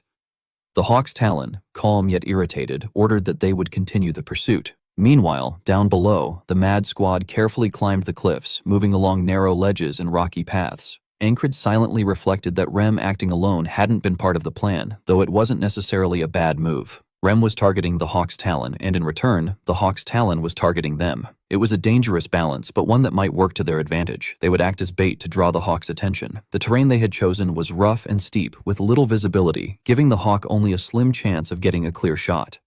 While climbing, Ragna discovered a small hollow in the rock and immediately slipped inside, declaring that the spot was comfortable before lying down and attempting to sleep. Andrew stared at him in disbelief, wondering how anyone could sleep in a situation like this. In his mind, Encred silently addressed Rem, telling him to hunt to his heart's content. Meanwhile, Rem, moving swiftly through the forested slopes in pursuit of the hawk's talon, thought to himself that the feeling brought back memories. In the past, he had been the hunter his tribe had placed all their hopes upon, an exceptional one, unmatched with the axe. Though he knew he could never return to those days now that he had left, he could still summon the memory for a fleeting moment. As he crept closer to the hawks from behind, Rem steadied his breathing, his eyes sharp and focused. From the very first moment they had met, he had already decided that the hawk's talon would be his prey. Up ahead, one of the hawk's talon's guards remarked that the mad squad members were escaping at awkward angles, making pursuit difficult. The hawk's talon had replied that it was merely a delay and that he would not lose his target. But before the guard could finish his words of praise, Rem's axe flashed through the air and severed the man's head cleanly, sending his body collapsing into the dirt. Another soldier immediately screamed that it was an ambush and shouted for everyone to scatter. Yet the forest itself seemed to favor Rem. He dashed between the trees with the speed and precision of a seasoned predator, his eyes gleaming with exhilaration as he hunted down the fleeing soldiers one by one. The sound of steel slicing through flesh mixed with the crunch of boots on fallen leaves, and one after another, they fell. At last, only one soldier remained, trembling in terror. Seeing Rem charging toward him like a starving hound, the man screamed in pure fear. Hearing the cries of his dying soldiers, the hawk's talon turned sharply, wondering in disbelief when that barbarian had arrived, for there had been no sign of his approach. But by then, Rem was already upon him. The hawk's talon muttered to himself that the hunt was always on his side as he loosed an arrow while running. Yet Rem swung his axe mid-stride, cleaving the arrow in two before it reached him. In the same fluid motion, he hurled the axe, and the blade buried itself deep in the hawk's talon's shoulder, sending the archer crashing to the ground in agony. As the man screamed, Rem growled that he should stop whining and use more strength, his voice low and guttural as he advanced like a predator savoring its prey. The hawk's talon glared up at him, blood trickling from his mouth, his hands trembling as he tried to reach for another arrow. But Rem was already holding one of the man's own arrows in his hand. With a cold smile, he remarked that it was a rare hunt and told him not to end it so boringly. The hawk's talon clenched his teeth, his rage tangled with helplessness. Yet before he could act, Rem drove the arrow straight into his throat. The man convulsed briefly, then fell still, collapsing into silence. Looking down at the corpse, Rem scoffed and muttered to himself that the fight had been disappointing until the very end. As he pulled his axe free from the body, he sighed, thinking that he had hoped the hawk's talon would have lasted longer, long enough for him to sharpen his rusty hunting skills. Then, a sudden realization struck him. He was starting to sound exactly like the captain. He understood that after spending so much time under the captain's command, he must have unconsciously picked up some of his mannerisms. The captain was the kind of man who openly admitted his lack of talent, yet never stopped thinking about how to move forward, one step at a time. Rem wondered if, by learning to accept things the same way and making that attitude his own, he might come to understand what it truly meant to grow stronger. Perhaps nothing would change immediately, but at least he could try, just as the captain did over and over again, without ever hesitating. After the Mad Squad had finished dealing with the Hawk unit in the vast, tall grass field, two powerful figures emerged. Both were clad in dazzling armor that glimmered under the sunlight, reflecting an almost blinding brilliance. Their mere presence demanded attention, exuding an innate aura of command that seemed to bend the atmosphere around them. Red and black capes fluttered behind them, caught in the wind, each movement amplifying the tension that filled the air. A heavy stillness descended upon the field, as if the world itself sensed that something momentous was about to occur. The tall grasses swayed in synchronized waves, and the faint rustle of their movement mingled with the distant cries of startled birds. Even nature appeared to hold its breath, waiting for the inevitable clash of these two formidable forces. Every witness could feel it, that sharp, anticipatory pulse of energy before the eruption of skill, strength, and will. Gradually, aura began to flow around the two figures. At first it was faint, subtle as a breeze, but soon it grew denser, vibrating through the air with palpable intensity. Then, without warning, the man in the red cape charged forward. His steps were light yet firm, each one striking the earth with deliberate precision. His motions carried an artistry, graceful yet deadly. The man in the black cape countered his strike with flawless control, his parry smooth and instinctive, the product of countless years of disciplined training. The clash of their blades sent a shockwave through the field, the ringing of metal against metal reverberating like thunder. From a distance, Encred watched intently, his eyes narrowed with analytical focus as he observed the confrontation. He remarked quietly that the main forces of both sides had finally met in direct combat. Beside him, Jackson squinted toward the duel and noted that their movements suggested a subknight level of mastery, refined, deadly, but not yet at the absolute peak. Encred drew a long breath, his gaze unwavering as he followed every motion of the battle. He reflected that what unfolded before them was indeed a clash between sub-ranks, fascinating to witness, yet ill-timed. He reminded himself that he could not afford distraction, for victory on the battlefield had to come first. If Krya's plan proceeded as expected, Marcus's battalion would soon reach Crossguard and decisively alter the balance of power. As Encred had predicted, Commander Marcus arrived at Crossguard with his forces. His presence alone radiated authority, immediately uplifting the morale of his troops.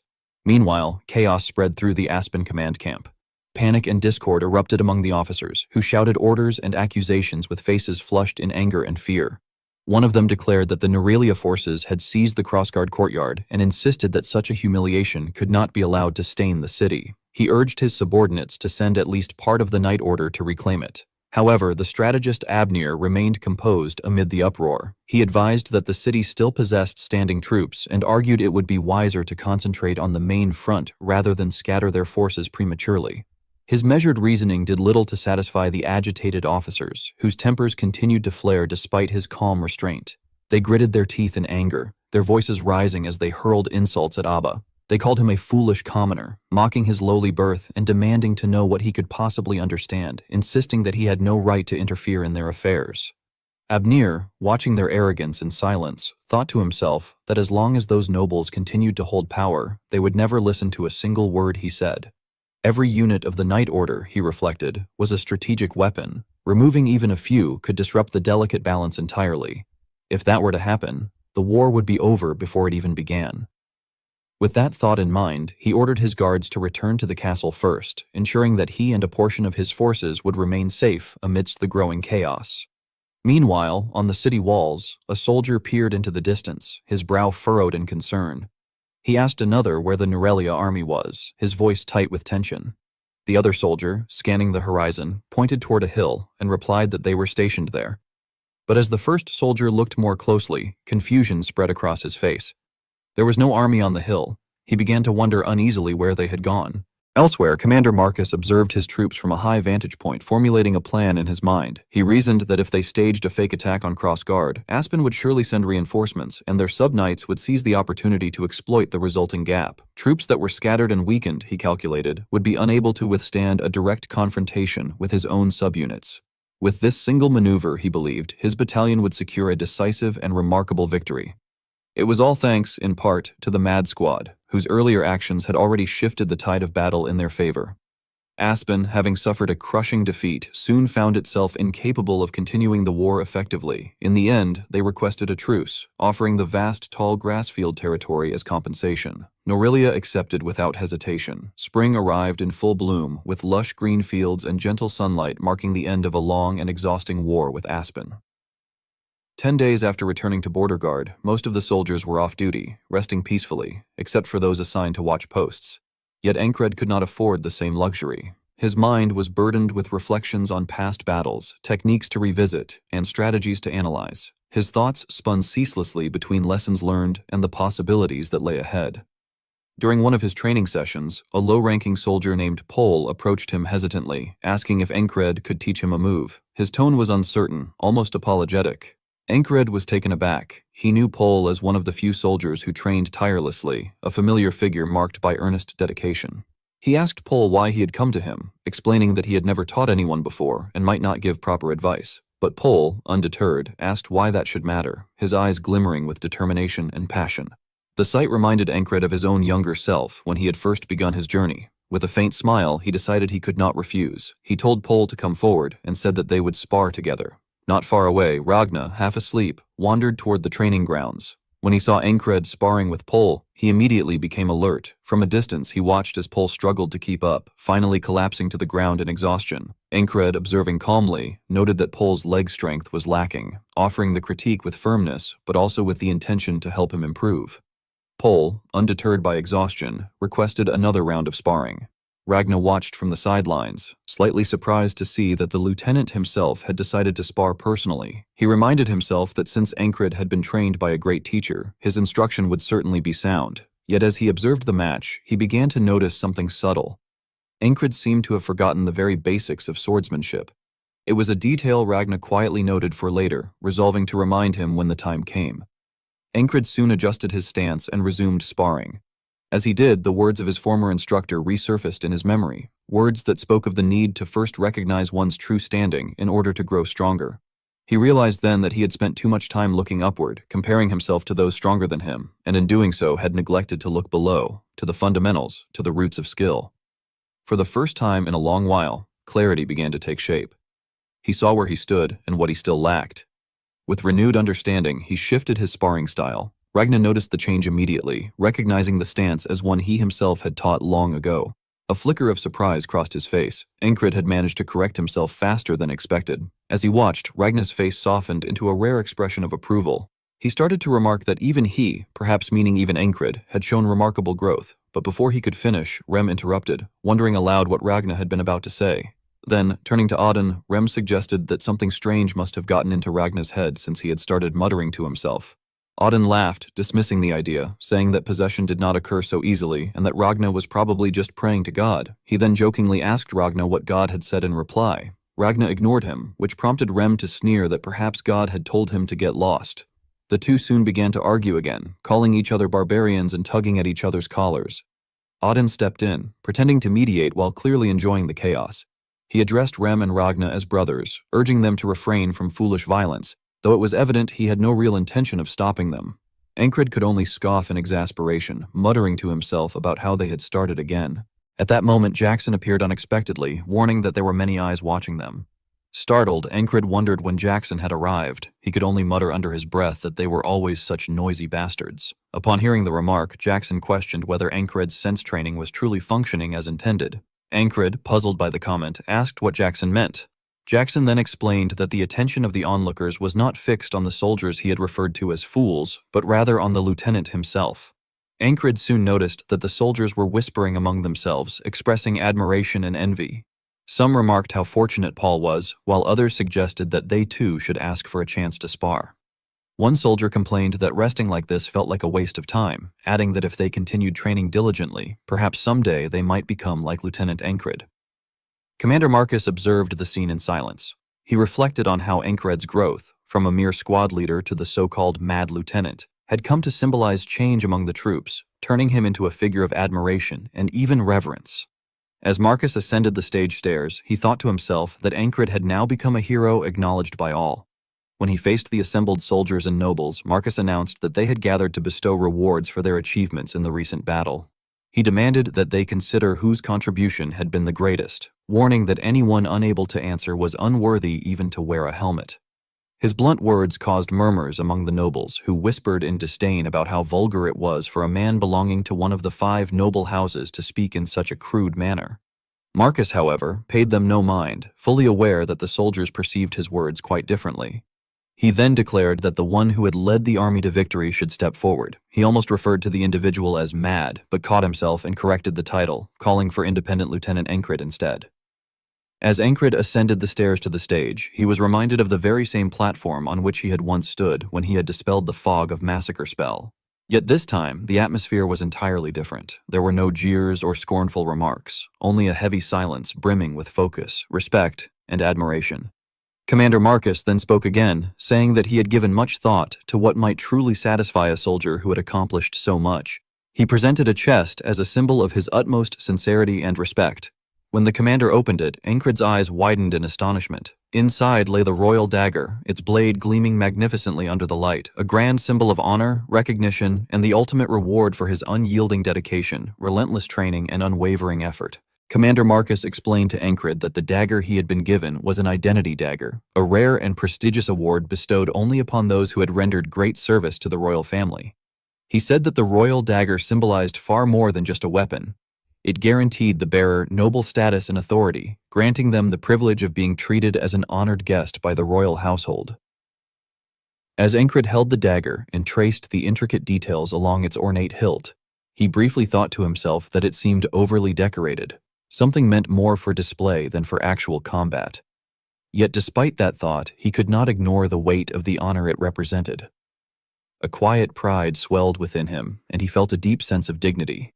This, he realized, was what true honor felt like. As the soldiers around him erupted in cheers, he raised his hand in acknowledgement, a silent gesture of respect to his comrades. He reminded himself that a knight who sought nothing but strength was no different from a mercenary. A true knight, he believed, was one who built honor upon skill and fought for a purpose that transcended battle itself. With that conviction, Encred stood tall, his eyes gleaming with renewed determination. He lifted his hand toward the cheering soldiers again, a gesture of camaraderie and unity, silently recognizing the significance of the moment. The dagger, he understood, was not merely a symbol of recognition, it was his stepping stone toward becoming a true knight. Amid the applause, Rem frowned, clearly dissatisfied. He muttered under his breath that he too had done something worthy of acknowledgement, questioning why only the lieutenant was receiving all the attention. His tone carried both frustration and mockery. Auden, however, clapped joyfully beside him, his face beaming with a broad grin. He remarked, half in admiration and half in jest, that it looked as though a god had finally answered the prayers of his soldiers. Meanwhile, Ragna, still groggy from the long day, sleepily asked whether they were heading back now, his tone casual and uncertain, as if he wasn't entirely sure where the evening was leading. Andrew, on the other hand, cheered loudly, his voice filled with enthusiasm as he declared how amazing Encred was. Commander Marcus, wearing a wide grin, turned to Encred and said he was glad to see the lieutenant pleased with the reward. But his tone shifted slightly as he added that Encred shouldn't be satisfied just yet. There was still a personal gift awaiting him, something he could look forward to. Though slightly surprised by the statement, Encred felt his anticipation stir. He wondered what Marcus might have planned for him, but before he could ask, the commander raised his voice over the crowd and declared that they would feast that night. He gestured expansively and announced that he had brought the finest liquor, urging everyone to drink until they dropped. As the celebration continued, Encred couldn't help but notice that some of the nobles still cast disapproving glances in Marcus's direction. Watching them, he smiled faintly to himself, thinking that the commander certainly had a fiery personality. He could already picture what the banquet might hold, feeling a blend of curiosity and unease about it. When night fell and the banquet began, the air grew heavy with the rich aroma of roasted food and the clinking of glasses that filled the hall. Rem, ever loud and unrestrained, began making boisterous remarks as he drank. He called out to Ragna in a teasing tone, asking whether he wasn't drinking. Ragna, always the cynic, replied mockingly that his taste was refined, unlike Rem's. Unwilling to back down, Rem suddenly flung his drink straight into Ragna's face, laughing loudly as he told him to stop being so picky and just drink. Ragna, furious, grabbed Rem by the collar and growled that the drink was now mixed with barbarian spit. His face twisted in disgust as he glared at Rem. At that moment, Auden, grinning mischievously, overturned an entire barrel of liquor over both of them, drenching them completely. Enred watched the scene unfold, both entertained and faintly amused by the absurdity. Auden chuckled and told the two to behave while drinking. Red-faced and irritated, Rem called Auden a big oaf and muttered that he would dunk him headfirst into another barrel next time. Ragna, still disgusted, grumbled under his breath, but it was clear the chaos had slightly improved his mood. Encred observed all of this with detached amusement. For someone who had once threatened to smash heads if the booze turned out bad, Auden now seemed to be enjoying himself immensely. Amid the laughter and noise, Enred suddenly realized that Jackson was nowhere to be found. He wondered if Jackson had gone into the city, though he doubted it. Jackson didn't seem like the type to enjoy such noisy gatherings. As Enred drifted into thought, Esther climbed into his lap, breaking his reverie. Even then, Encred found his mind wandering elsewhere. He would have much preferred to be training with his sword rather than sitting at a banquet. His brief moment of solitude was soon interrupted when Pin approached, holding 2 drinks in her hands. She asked, in a teasing yet gentle tone, whether he was thinking about training again. She sat beside him and offered him one of the drinks, encouraging him to cheer up and relax. She told him to enjoy the moment and take it easy, her voice carrying a soothing warmth that he couldn't help but notice. She urged him to drink with her, hoping to lift his spirits. Just as he was about to respond, the ferry commander appeared. The moment she stepped forward, all the soldiers fell silent and turned their attention toward her. Encred, too, noticed her approach and was instantly drawn to her presence. She called him a wicked man for sitting so casually with another woman, claiming that her heart was torn to shreds at the sight. Encred, keeping a straight face, replied dryly that she must be right. His tone was casual but carried a trace of playfulness beneath the surface. His remark shifted the soldier's mood immediately. They began murmuring among themselves, accusing him of being heartless. One of them even shook his head in disbelief, saying that he couldn't understand how Encred could say such a thing when the fairy commander's eyes were so full of wounded sorrow. The commander herself played along with their teasing, a faint blush tinting her cheeks. Pin, still flustered, admitted that she hadn't expected Encred to be so callous. Encred merely shrugged and said he hadn't done anything. Meanwhile, Esther watched the entire exchange with growing irritation and disbelief, her expression tightening as the playful scene continued. She believed she was holding back, yet in truth, she was channeling her strength to help him recover and hasten his healing. Despite her efforts, he continued to flirt with other women, a fact that irritated her to no end. Inwardly, she called Encred a cheeky bastard, her annoyance simmering until, in a sudden flash of frustration, she headbutted him. The soldiers around them were stunned into silence, unable to comprehend what they had just witnessed. The leopard, as they often called her, seemed to have grown jealous, and Encred, somehow, had managed to charm across species. They exchanged bewildered glances, unsure how to react to their fairy commander's unexpected outburst. One soldier, drunk and enraged, abruptly stood up and drew his sword. He shouted at Encred, demanding to know how many women he was after now, mentioning Jenny's name with fury in his eyes. He declared that he could no longer endure it, and that he would show Encred his place. Yet when he caught sight of Encred's calm, confident smile, his resolve began to waver. His grip on the sword loosened as hesitation took over. Encred then stepped forward with a piercing glare, his voice low and edged with menace, saying something that made the soldier flinch. The intimidation was enough. The man quickly sheathed his sword and began to back down. Seeing this, the other soldiers jeered and pushed him, shouting that a man should never go back on his word, demanding that he fight. At that, Cries, ever the opportunist, immediately set up a betting booth, calling out to the others to place their wagers. The growing commotion drew the attention of a soldier from the border guard, who soon approached the crowd. The ferry commander, watching the scene unfold with increasing unease, demanded to know the reason for his arrival. One of the soldiers pointed to his comrade and explained that they had come to introduce Zenok to Encred. Since the captain of the border defense was usually away on external missions, Zenok had never met the famous figure from their battalion. The ferry commander raised an eyebrow and remarked that their timing couldn't have been worse. Encred, she said, was likely only interested in duels at the moment. As the challenge was issued, the soldiers began mocking the earlier defeated man, calling him weak and angrily demanding their money back. The humiliated soldier, still grumbling, told them to shut up and try fighting Encred themselves if they thought it was so easy. Encred, carried away by the thrill of competition, thought that his previous opponent had not been enough. When the duel began, his hunger for challenge only grew. He longed to face someone stronger. His eyes wandered across the room until they landed on the ferry commander, but she refused his unspoken challenge. He then turned his gaze toward a soldier from the border defense, yet that man too declined. Perplexed, Encred turned to Cries and asked why they would refuse. Cries only grinned and replied that not everyone was as insane as Encred. Mac, ever the serious one, looked toward Andrew and asked if he truly intended to go through with it. Andrew's eyes burned with determination as he answered that he did. This would be his proof. Auden, Rem, and Ragna exchanged glances of surprise at his resolve, while Encred also took note of the young man's seriousness. With deliberate movements, Andrew unsheathed his sword. He said he had learned perseverance from their captain and that he dreamed of restoring his family's honor, just as his mother had wished before she died. Yet his own shortcomings had left him restless. It was their captain's unwavering pursuit of his dreams that had inspired him, the man he aspired to become and deeply respected. With fierce resolve, Andrew declared that Andrew Gardner hereby challenged Lieutenant Encred to a duel. He proclaimed that he had trained tirelessly so as not to fall behind his captain, and that now he would prove it.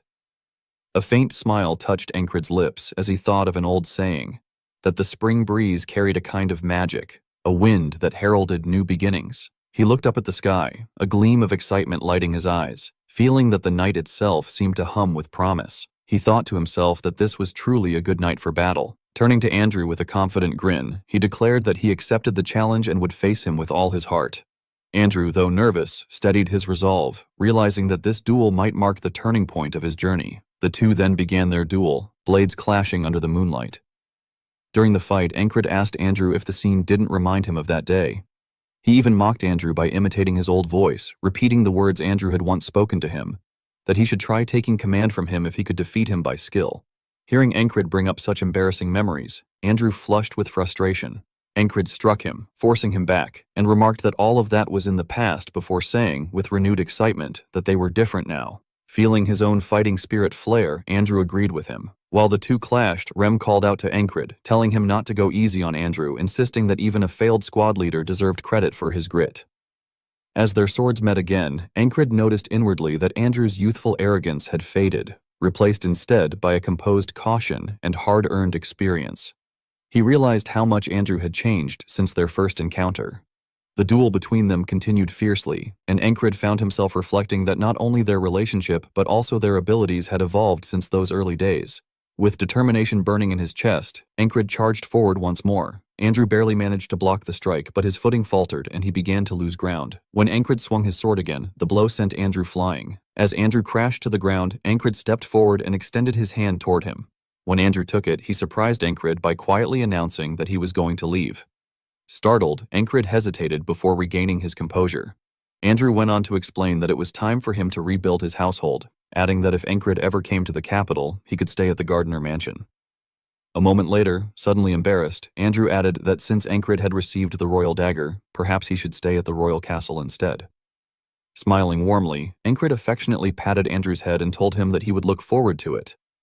Andrew, his heart full, responded with a bright smile, saying that he would too. Nearby, Ragna, having witnessed their exchange, turned to Mac and asked whether he was going with Andrew as well, but then he noticed that Mac was quietly crying, overwhelmed by how much Andrew had matured. Trying to lighten the atmosphere, Auden told Mac to wipe away his tears, saying it was a joyous occasion. Mac, sniffling, wiped his eyes and nose on Rem's sleeve, much to Ragna's disgust. Furious, Rem demanded to know if Mac had a death wish. As Andrew ran toward Mac, he called out to Rem, telling him to stop bullying the poor man. Watching his teammates laugh and bicker, Encred thought that the banquet would surely last until dawn, and that none of them would regret staying to enjoy it.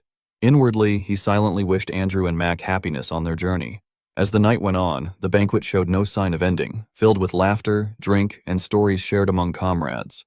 By dawn, Andrew and Mac boarded the carriage bound for the capital, both looking exhausted after a night of relentless teasing from the squad.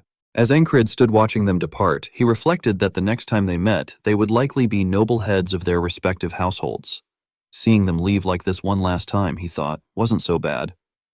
Even after the long night, Encred did not neglect his morning training. It was both a promise to himself and a step toward his ideal of becoming a true knight. As he trained, Commander Marcus approached him, remarking with a knowing smile that, as expected, Encred was already awake. Enred was taken aback to see Commander Marcus appear before him, but his attention was soon drawn to the frog and the squire standing quietly behind the commander.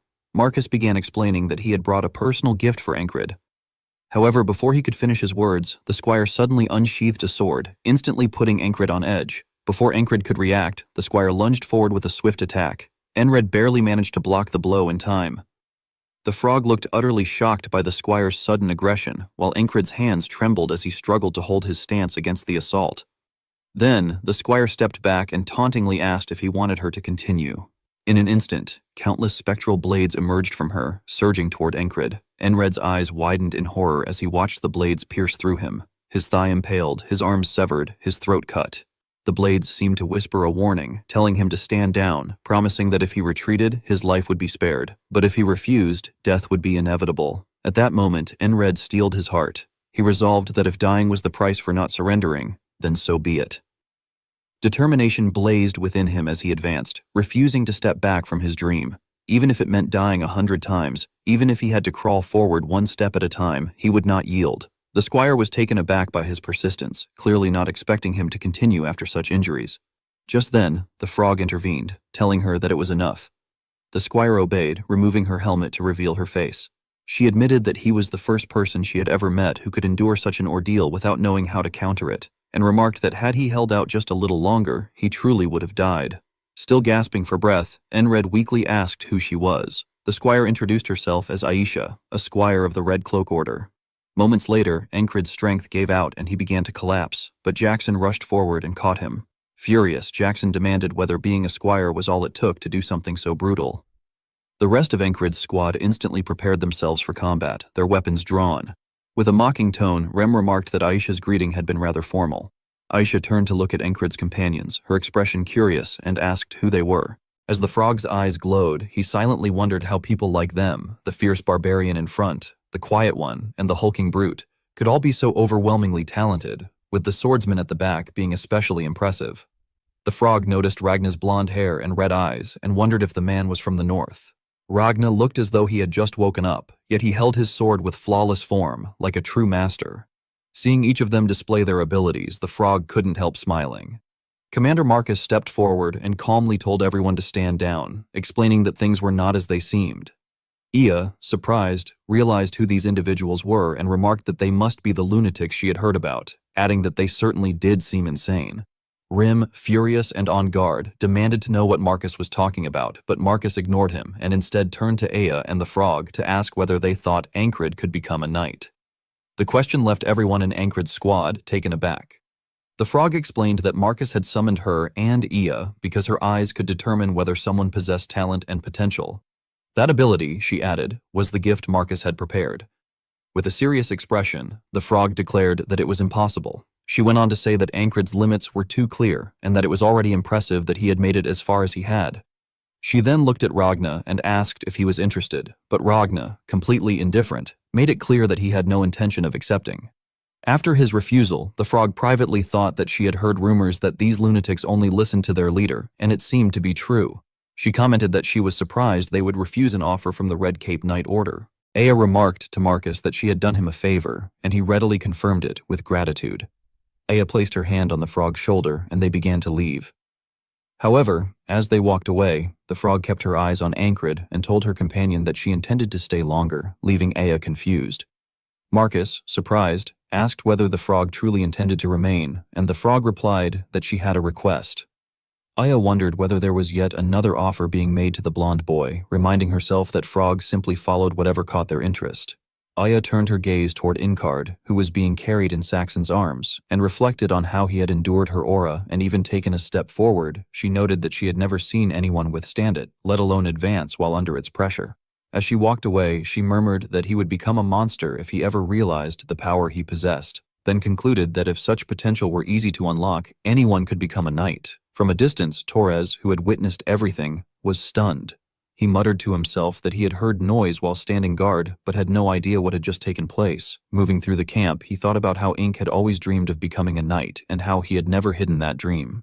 Everyone in their battalion knew about it. Worried, Torres reflected that Ink had always stood tall despite what others said, but that hearing it was impossible, even for someone like Inkid, could be devastating. Concerned about Inkrid's reaction to the frog's assessment, Torres headed to his barracks and knocked. Rim opened the door and mockingly referred to him as the one who had been rejected for being too ugly. Torres questioned whether Rim truly needed to call him that, but Rim ignored the complaint and simply asked what he wanted. Torres's eyes widened in shock when he spotted the frog sitting beside Anchor's bed, and he demanded to know why she was there. The frog, startled by the outburst, asked who he was. Torres noticed that the others were acting as if nothing unusual had happened and silently thanked them for their insensitivity. He wondered why they treated the situation as if it were normal.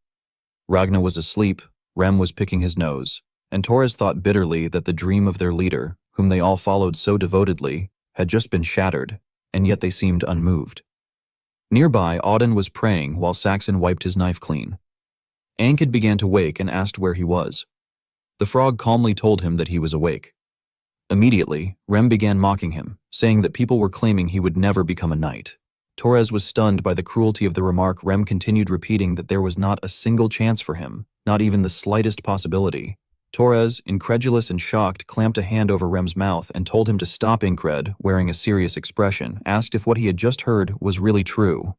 Torres then tried to lift their spirits by telling Incred that he didn't need to pretend to be fine, insisting that he understood. Rem, muffled and irritated, cursed Torres for covering his mouth. Anchored, however, showed no sign of demoralization and questioned what Torres was even talking about, leaving Torres momentarily speechless. Rem, furious behind him, began beating Torres. At that moment, Ankid stood up, grabbed his sword, and told Rem that he was going out to train. Rem, surprised, asked if he intended to train immediately, and Ankid responded that he had no time to waste since he had missed morning training after having passed out. Ragnar woke up as well and, while stretching, asked what Ankid had left for before leaving the barracks himself. Meanwhile, Rem continued roughing up Torres the frog, observing the interaction between Anchor and his squad, laughed and commented that the situation was entertaining. Torres, baffled, asked Anchor how he managed to stay so calm. Rem replied by asking why Torres thought Anchor was so stubborn. Auden added that Ankid would have reacted the same way, even if the one who had spoken earlier hadn't been a frog but a real knight. Saxon added that he was simply that stubborn, though, put more kindly, he was persistent. Torres reflected on their responses, thinking that Anchor possessed no sense of defeat, despair, or willingness to give up. Because of that, he would never be talked out of anything. Torres scolded himself for having worried unnecessarily. Rem then asked if Torres was leaving, and Torres replied that he needed to train as well, adding with determination that he refused to lose to Anchor. Outside in the training field, Anchor was doing push-ups while thinking about the power of a proton knight, the illusion of a flurry of blades. He considered that the sensation involved was not ordinary murderous intent. Before he could finish the thought, the frog interrupted and asked whether he was curious about the powers Iya had displayed. Surprised, Inkred responded by calling the frog's words intimidation and then asked if that was the proper name of the skill. At that moment, Ragna arrived and asked what distinguished knights from ordinary people. He explained that those who had surpassed their limits dreamed of knighthood, but that no one could become a knight without awakening this particular power. He added that only 1 in 10,000 could learn it, a mysterious power that did not work for just anyone. Inkred stared at him, and the frog warned Ragna that showing such a thing might make Ankred give up. Ankred, however, paid no attention to the warning and insisted on knowing what the power was. The frog, puzzled by Ankred's persistence, silently studied him. Ankred urged him again to explain. The frog finally smiled and explained that the intimidation Aya had shown was only a part of that power. Ragna added that the term referred broadly to all the abilities knights used to surpass human limits. Ink watched him intently as Ragna concluded with a serious expression, stating that the power was called will. Ragna continued speaking in a calm yet unwavering tone that carried through the quiet air. He explained that will was the power of one's resolve, the manifestation of a person's deepest conviction, something often referred to as willpower. He described it as the greatest mystery a human could manifest, a force so elusive and profound that even lifelong scholars of the subject could never fully grasp its nature. He added that to obtain will, a person must first face and surpass their own limits. Only by confronting the unseen wall within oneself could the seed of will begin to awaken. He paused before explaining how one might truly awaken will. His eyes narrowed slightly, as if recalling something distant and difficult to describe. In the end, he told Ankred that he would understand when the time came. Ankred, whose mind always latched onto any hint of power, immediately asked what he was supposed to know and whether Ragna himself even understood it. His tone carried both curiosity and impatience. Ragna, unbothered, responded by saying that Ankred could not understand it at the moment, and that there was no way to explain it, since the nature of awakening differed for every individual. The frog, who had been quietly observing, then interjected. It remarked that will manifested differently for every person and that only the one destined for it could understand how to awaken their own will. The frog further told Ankred that he had not even surpassed a single limit yet, so it was too early for him to speak boldly. Ragna nodded lightly in agreement, reinforcing the claim that one could not understand will without first pushing beyond a true limit. Ankred then asked the question burning in his mind, how one was supposed to surpass a limit. He asked earnestly, genuinely trying to comprehend the path ahead. The frog replied that only Ankred himself could know that, and that he would not understand his limits unless he felt them directly. But before the frog could even finish speaking, Ankred picked up his sword in a sudden decisive gesture, declaring that he understood. His voice held no hesitation as he resolved internally that he would simply keep repeating what he had been doing until it killed him. His expression was grim, yet full of determination. The frog smirked and remarked that, in its opinion, the approach would not work anyway. Deep in its mind, it began thinking again. Its ability to appraise others worked on instinct. Instincts formed through long experience. It reminded itself that it had observed countless humans, from the weak and hopeless to exceptional prodigies, so naturally it was better at judging talent than any other frog. It assessed talent using 2 criteria: whether the person possessed true talent and whether they had the will to move forward. Usually, if the first criterion failed, the second was irrelevant. But Ankred, that man, had overwhelming will, something unlike anything the frog had ever seen. He was a completely unknown existence, far outside the frog's expectations. Frogs lived driven by personal desires. Some sought overwhelming strength, others spiritual love. But the frog desired the exploration of the unknown above all, and Ankred, captain of the Mad Squad, was precisely that, an unknown existence walking in human skin. Calling Ankred's title to mind, the frog concluded that it would be staying with him for a while. When Ankred extended his arm toward the frog and asked for its name, the frog took his hand and introduced itself as Luger. In that moment, the frog found himself thinking again. Ankred intrigued him more than anything else. This strange and unknown existence stirred his curiosity in a way nothing ever had, As night slowly fell and the sky deepened into shades of navy blue, torches flickered across the outpost while the soldiers settled into their evening routine. During dinner, the soldiers were taken aback to see the frog sitting with the mad squad. Whispers spread quickly among them like sparks leaping across dry leaves. Torres quietly muttered to himself that the frog had truly decided to stay. The soldier beside him, noticing his expression, asked whether he knew something. That simple question broke whatever composure remained, and soon all the soldiers crowded around Torres demanding to know what had happened and why the frog was with the mad squad. Irritated, Torres abruptly stood up and began leaving the dining area, calling the others idiots, complaining that they stank and telling them to stop crowding him. Observing the scene, Rem frowned and remarked that they had no manners.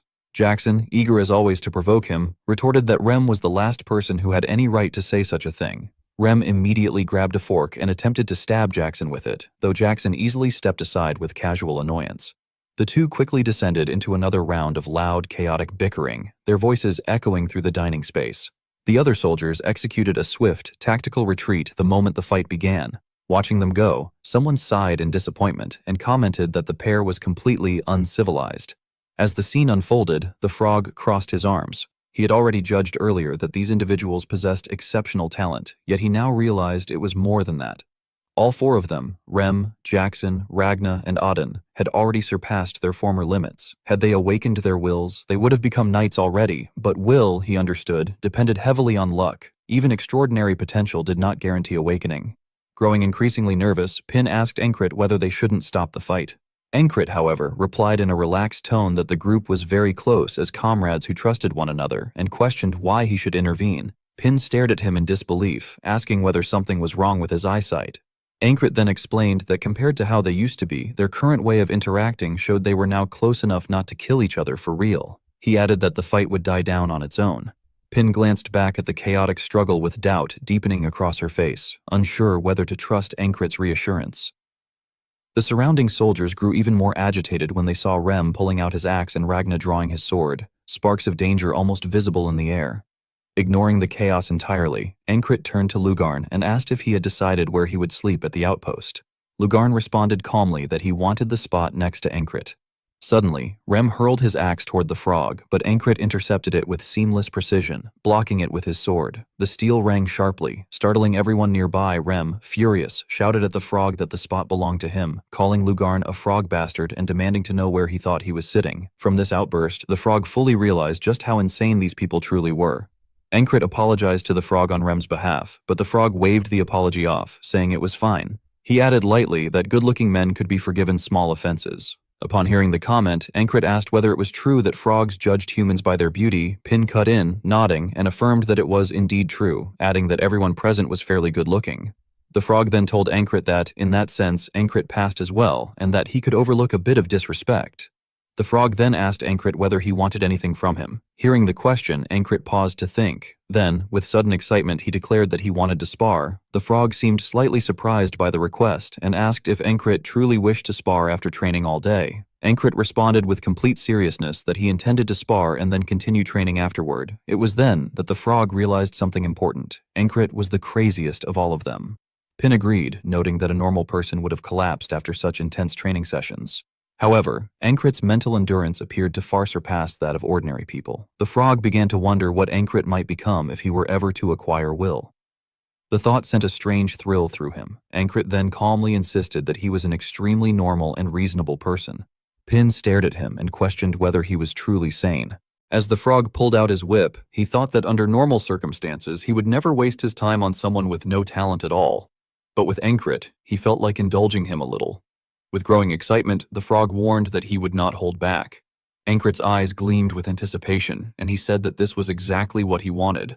The scene then shifted to the Duchy of Aspen. Aspen's strategist sat in dim candlelight, a battlefield map unfurled before him. He admitted to himself that predicting absolute victory had been arrogance. With all the strategies they had prepared, he had believed they would not lose so easily. Yet the defeat had begun with Mitch Hurrier's death. After that, their provocation had failed, and even the giant had been slain. At the center of all those events stood that mad squad leader, Enkrit. He reminded himself that the war was not entirely over. When the ceasefire ended someday, Aspen would claim victory. That was what he believed. But he also acknowledged that if Enkrit interfered, things would become troublesome. He knew that the Grey Dog had already sent assassins after Enkrit once. At the time, he had found it strange for them to target a mere squad leader. Unexpectedly, however, this approach might be the answer. He considered the swamp of Matur, home to assassins of exceptional skill, a guild known for never failing a contract, a guild owned by the Aspen Royal Palace itself. The strategist then issued his order. By the authority of the Royal House of Aspen, the soldier known as Encrit was to be killed. The assassin moved like a shadow, slipping through the darkness until he reached the barracks where Encrit was having dinner. Silence wrapped around his movements as he approached his target. Just as he was about to strike, a hand suddenly appeared behind him. A cold blade touched the side of his neck. Jackson emerged from the shadows, pressing a dagger against him and demanding in a low voice to know who he was. On the outskirts of Aspen territory, tension filled the hidden base beneath the Monterild swamp. Inside the dim underground chamber, a guild leader slammed his fist onto the wooden table, furious as another report arrived. They had lost contact with their assassins for the 5th time. The weapons on the walls rattled, and his expression showed not just failure, but humiliation. A figure stepped forward from the shadows and reported that an unknown individual had interfered again.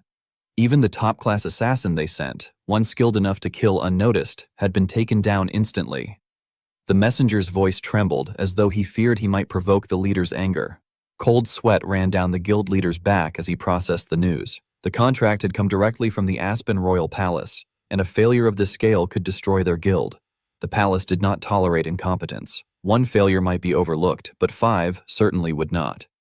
He tapped the table repeatedly, each tap revealing his rising fear. After a moment of thought, he muttered that only one group could finish the job now, then firmly ordered the deployment of their best assassins, the Lux brothers.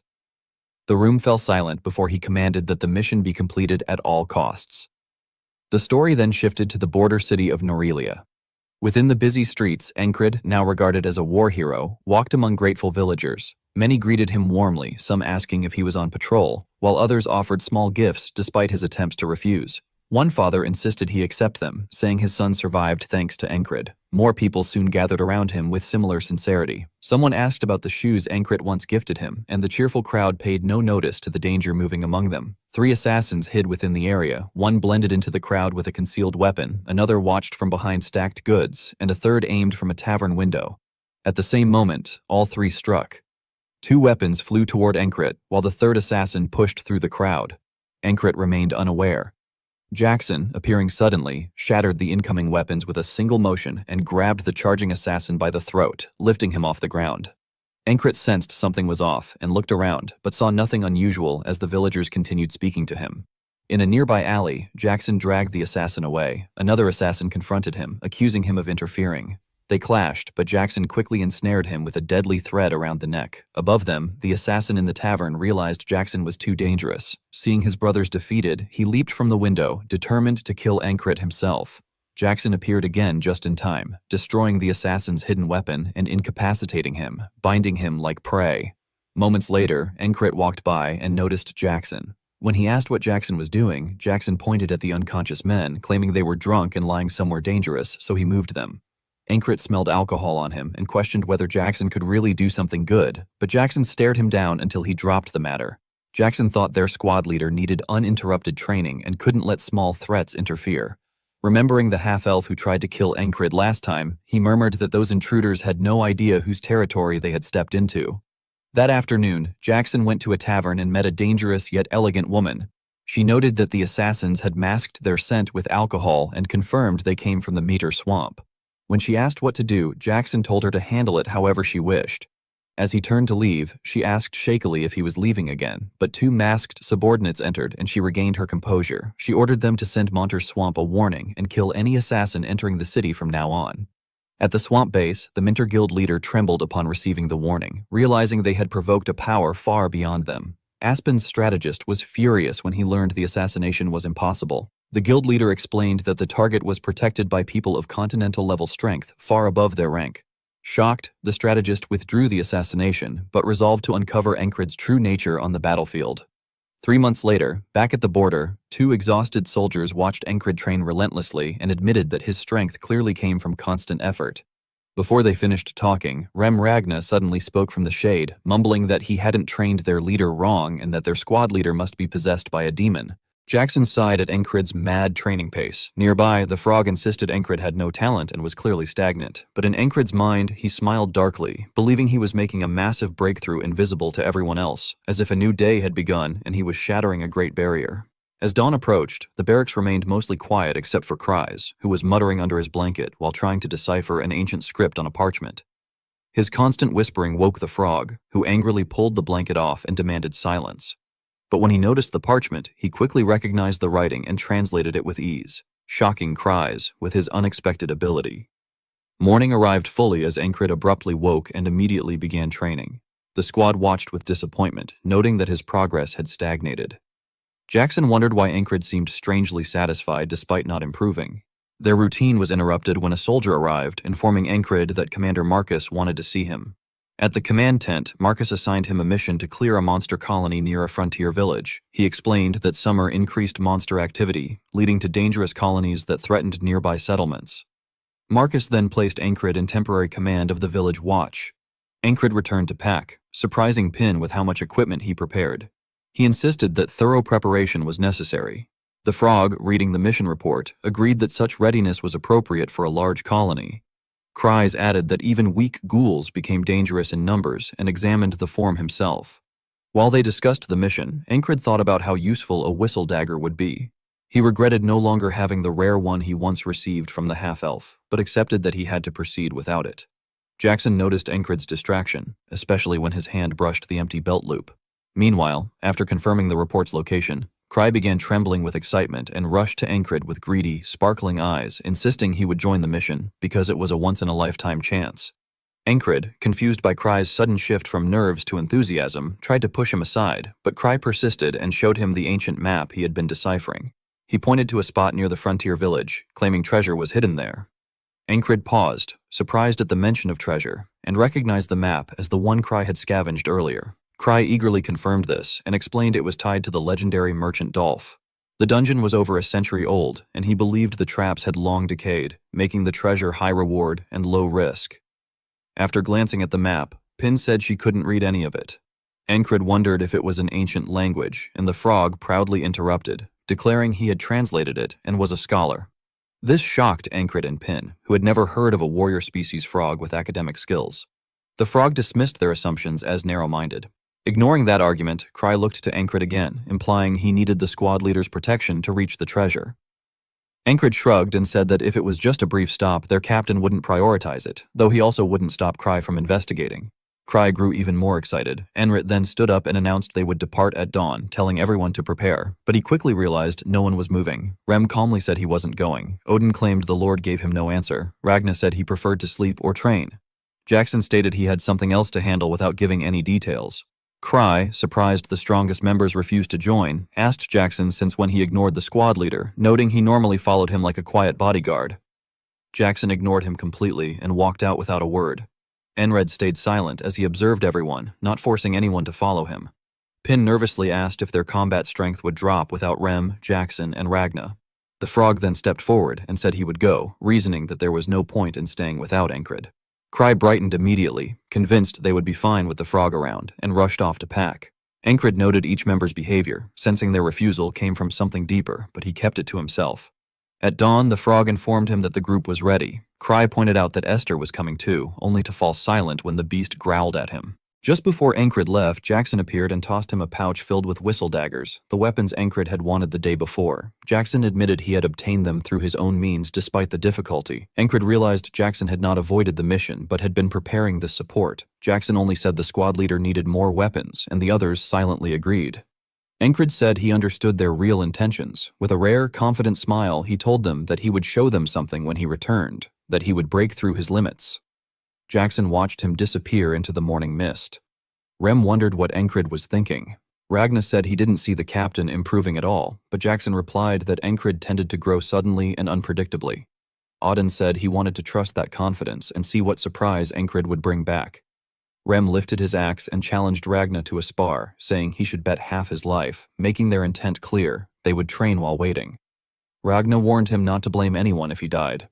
Odin seriously said he would join too, not wanting to fall behind, and Jackson cracked his knuckles, offering to accompany him. With excitement in his eyes, Rem thought that if the captain kept his word, things had better get interesting when Encred returned. They would grow stronger too, ready to challenge him again. Chaos spread among the ferocious beasts, as it was explained that a colony tended to attract nearby monsters and wild creatures, and because of that, the journey to the town had been expected to be difficult. Encred powerfully swung his sword, cutting down a monster. Fighting alongside him was Luagarn, who, despite her visible tension, remained remarkably strong, remarking that there were far too many of them. Kreis, growing increasingly anxious, shouted that they had already encountered 6 groups since they began. Finn, overwhelmed with guilt, cursed under his breath and apologized, insisting that he had been certain this was the correct route. Encred calmly reassured Finn, telling him not to worry and urging the group to keep moving. As dusk fell and moonlight covered a thorny side path where monsters supposedly did not pass, it was noted that Pin knew the way. Suddenly the roars of wild beasts echoed from all directions as they charged toward Encred's group. Finn shouted in disbelief, complaining that they kept running into these beasts again and again. Luagarn voiced her confusion, stating that the situation was strange even with a nearby colony and that this place was not Devil's Gate either. Encred reflected on Devil's Gate, known as the source of monsters and beasts, a land unreachable by humans and suspected to be the origin of all monsters, and admitted to himself that he had a bad feeling about the situation. He struck down another monster, and the scene shifted to a strange town filled with guards. The town's mayor greeted Encred's group with seriousness, welcoming them and introducing himself as the leader of the town.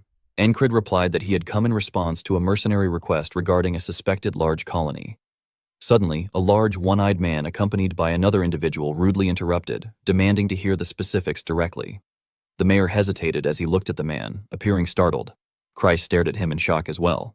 The man then introduced himself, stating that he was the leader of the town's watch, Deutsch Fullman, while extending a handshake to Encred. Encred responded by introducing himself as Platoon Encred of the Border Guard. After the introduction, the watch captain bluntly stated that they had already taken care of the colony, explaining that the town watch consisted of well-trained mercenaries and that ordinary monsters and beasts were no match for them. He went on to praise the massive wall, calling it a masterpiece built by a town engineer, asserting that no regular monster or beast could ever breach it.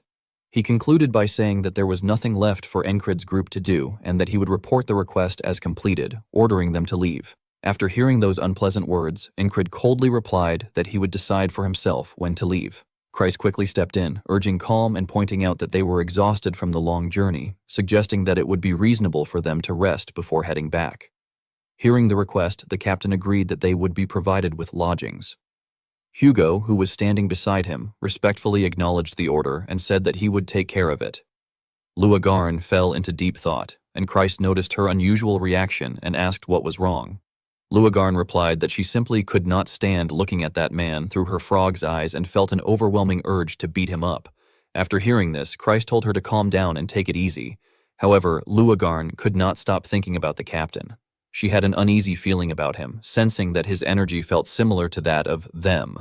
Meanwhile, Hugo, the captain's subordinate, cheerfully announced that he would guide them to their rooms. Luagarn tried to reassure herself that she was overthinking things, and told herself that it must have been a coincidence. Kreis then spoke to Encred, commenting that the people here seemed openly hostile, and added that he could understand why. Encred did not quite grasp Kreis's meaning, as his thoughts were still focused on the one-eyed man. Kreis continued, saying that Encred had come with the authority to command, and that Deutsch must have felt as though he was about to lose control over his watch. Encred replied that he did not think that was the whole story. Nearby, Finn was talking with Luagarni and asked whether she believed it was true that the colony had been eliminated. She answered that it was probably not true, reasoning that based on the number of monsters they had encountered on the way, the colony must still exist. Upon hearing this, Encred said that it did not matter, and that they would do what they had to do. Kreis then asked Encred how long he planned to keep training, and where he had even found those rocks. Encred responded that there was still time left. Finn then yawned, said that it was late, and announced that he was going to bed. Hearing this, Kreis also said that he would do the same and went to rest. On the other hand, Luagarn continued to brood over Encred. She observed that he kept repeating the same training because he was not improving, and yet she could not understand how he could still have that kind of expression. Her thoughts drifted back to the past, remembering how training had once been fun, and how she had promised to help him for as long as he needed her, recalling the time when she still had the mental bond that frogs and humans shared. She reflected that the feeling had never changed, and that things might have been different if her lover had not died to them. Looking toward Encred, she asked him whether training was fun. He replied without hesitation that it was. Hearing his answer, she seemed to sink deeper into thought. The scene then shifted to the mayor and the captain. The mayor loudly called out to Deutsch and insisted that although they had defeated the beast horde many times, there were still too many of them and that they needed to accept outside help. The captain immediately rejected the idea, shouting that this was their town. He declared that everyone there had come to escape corrupt nobles, that they had worked day and night to build the town from nothing, and that if they allowed city people to interfere again just because of some monsters, those people would soon take control of the town.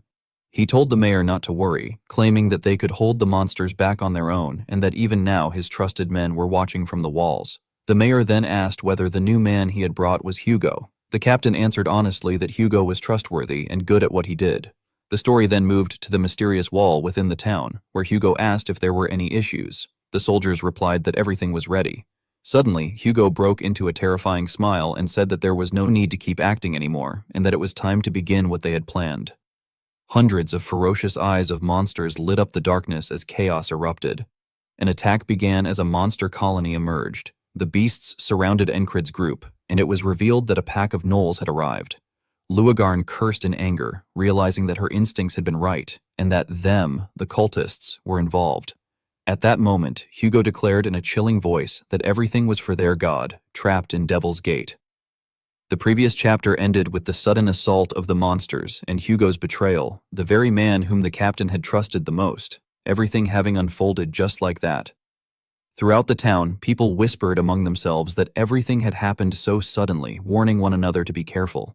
Meanwhile, a drowsy guard struggled to stay awake, yawning heavily. Encrid, however, continued to train with unwavering dedication.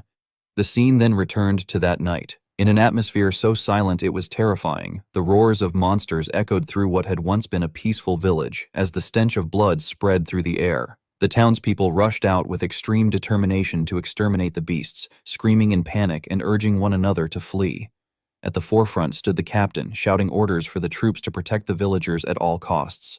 On another side of the battlefield, Chryse shouted anxiously, urging the captain to move quickly. Encrid responded with firm resolve, calling out to Lugarn and insisting that they had to stop the group of beasts. However, he apologized and stated that he needed to go somewhere else. Lugarn, meanwhile, appeared to be losing control. He declared that he had sworn an oath to kill every cultist responsible for the death of his beloved. At that moment, a wave of monsters surged toward Encrid's group, charging in with savage ferocity. Encrid shouted orders, instructing Finn to check the situation at the defensive wall and calling out to Chryse and Esther. Facing the monsters head-on, Encrid coldly warned them not to stray far from him. His sword pierced deeply into one of the beasts, sending blood spraying everywhere as the battlefield descended into unprecedented chaos. Even as he continued killing, Encrid thought to himself that they had to carve a path forward. He reminded himself that he had fought his way out of a monster horde before, and that he only needed to do the same again, dodging and slashing them down. He swung his blade relentlessly, finishing off each monster with brutal efficiency, as agonized roars echoed across a scene drenched entirely in blood.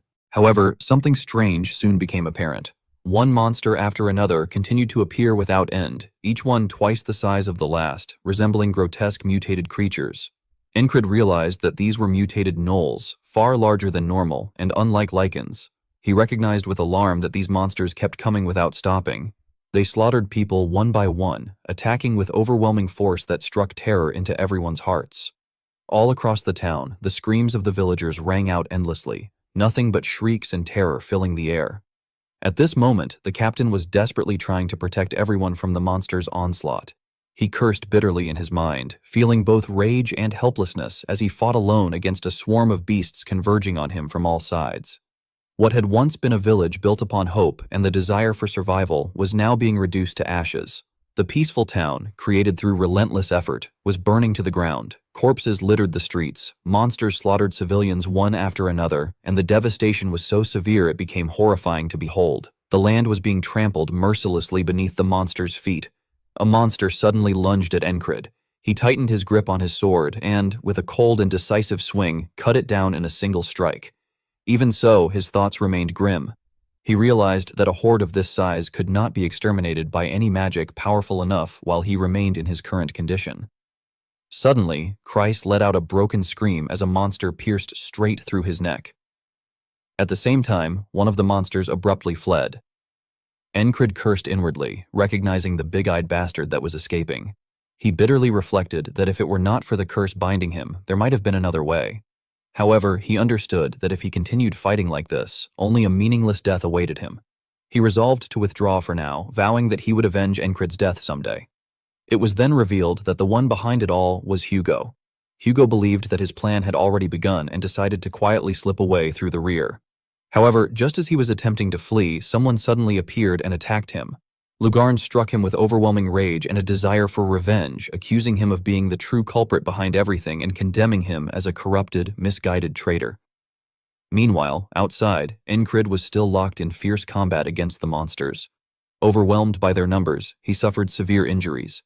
He felt as though his body were shattered, realizing that he could no longer lift his arms. Exhaustion consumed him completely, and he no longer had the strength to keep fighting. He could not even raise his sword. As he looked around, he saw the bodies of townspeople scattered everywhere. Among them, he noticed a young boy desperately trying to survive, lying motionless and holding his breath to avoid being noticed. That sight reignited Encrid's resolve, forcing him to stand once more. At that moment, a massive monster advanced toward him, the leader of the monster colony. Encrid stepped in front of the child, bracing himself to confront the beast head-on. He challenged it to come forward. The monster charged. Encrid poured every last ounce of strength into his swing, but the attack missed. When he turned around, he saw the creature holding a blade, poised to strike him down from behind. The monster thrust its weapon, but Encrid narrowly avoided the fatal blow. The attack sliced his face, blood flowing down as he stared back at the monster with eyes filled with killing intent.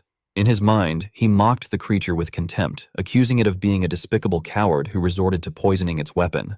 Amid a sea of flames, the village burned fiercely as if everything were being reduced to ash, and the merciless battle between Encrid and the monsters showed no sign of ending. Encrid realized that he was unable to move because of the poison, yet he also understood that he had not been returned to the beginning of today. His screams echoed through the air as he sensed that the leader of the colony was deliberately enjoying watching him suffer instead of finishing him off. Encrid collapsed to the ground, blood spilling everywhere, while the surrounding monsters howled in delight. Even so, he refused to give up. Anger burned in his eyes as he resolved that killing the leader was the only way to destroy the entire colony. He recognized that, unlike most gnolls with their short legs, this leader was exceptionally fast and had even coated its blade with poison, which meant that he could not allow it to wound him even slightly. The leader monster was truly a formidable challenge for Encrid, completely different from the others, and he knew he had no choice but to kill it. He questioned how a single human was supposed to face such a situation and wondered what one person could possibly do against a wave of monsters. His thoughts drifted to Krace, recalling that he had told him to stay behind him, yet he could no longer sense him and assumed he was probably dead. He also remembered sending Pin beyond the walls, only for her not to return, which made him believe that something terrible must have happened there as well. Lugarn had once remarked in surprise that someone being fully armed so early was unusual. Although everyone else had been asleep at the time, she had remained awake, sitting quietly in a corner. Encrid had asked her whether she knew anything about the cultists. She had been taken aback and remained silent at first, but the anger in her eyes had been unmistakable. Clenching the hand resting on the table, she had explained that they were a rotten group of lunatics, and that among all the cults spreading across the continent, the worst was the Church of the Holy Devil's Gate. She had said that they believed the Devil's Gate to be their holy land and worshipped the Demon of Sixes, before finally asking why he wanted to know. Encrid had then recalled the monsters attacking the village and stated that gnolls had appeared in the town, adding that he had an ominous feeling about it. Holding his sword, he had reflected that he did not understand why cultists were present in the town, but he had sensed that Lugarn seemed to share some past history with them. Returning to the present, Lugarn shouted that it was exactly as she had thought, and identified the attackers as cultists. She remarked that having a frog on their side would have been helpful, but there was no time left to persuade her. The leader monster continued its assault on Encrid, yet he managed to drive his blade straight through it. He reflected once more on what a single human could do against a wave of monsters and concluded that he had no choice but to use everything he had built up so far. Krace and Finn ran together with monsters close behind them. Krace shouted for their boss, trying to understand what was happening, while the captain yelled for the watch to protect the others. As they ran, everyone suddenly witnessed a scene they could scarcely believe. Encrid standing firm as he cut down the strongest monster. Encrid relied on the heart of the beast, his sense of the blade, and his skill in knife-throwing as he continued to cut down the monsters surrounding him, making the battlefield more brutal than ever. He focused all his power into a single point as the beasts continued to attack the villagers relentlessly, leaving the people clinging to one another and resigning themselves to fate. Still gripping his blade, Encrid advanced toward the monsters to protect them, engaging in hand-to-hand combat. Upon seeing this, Chryses stared in bewilderment and amazement, unable to believe that Encrid was facing so many monsters alone. The surviving villagers were equally stunned that they were still alive. One woman murmured that they could survive, while a man added that it was possible with Encrid on their side. The captain continued fighting alongside the others, shouting for the watch to rally together and urging everyone to help Encrid. As the monsters charged forward without mercy, the people cried out together, vowing to protect their town. Encrid swung his blade again and again, cutting down one monster after another, until a massive creature wielding twin blades appeared behind him, its eyes gleaming as it fixed its gaze on him. The number of monsters facing them continued to grow, leaving everyone in shock. Lost in thought, Encrid noticed a strange figure holding a lamp high in the air and declaring that it was useless, and that this was his limit.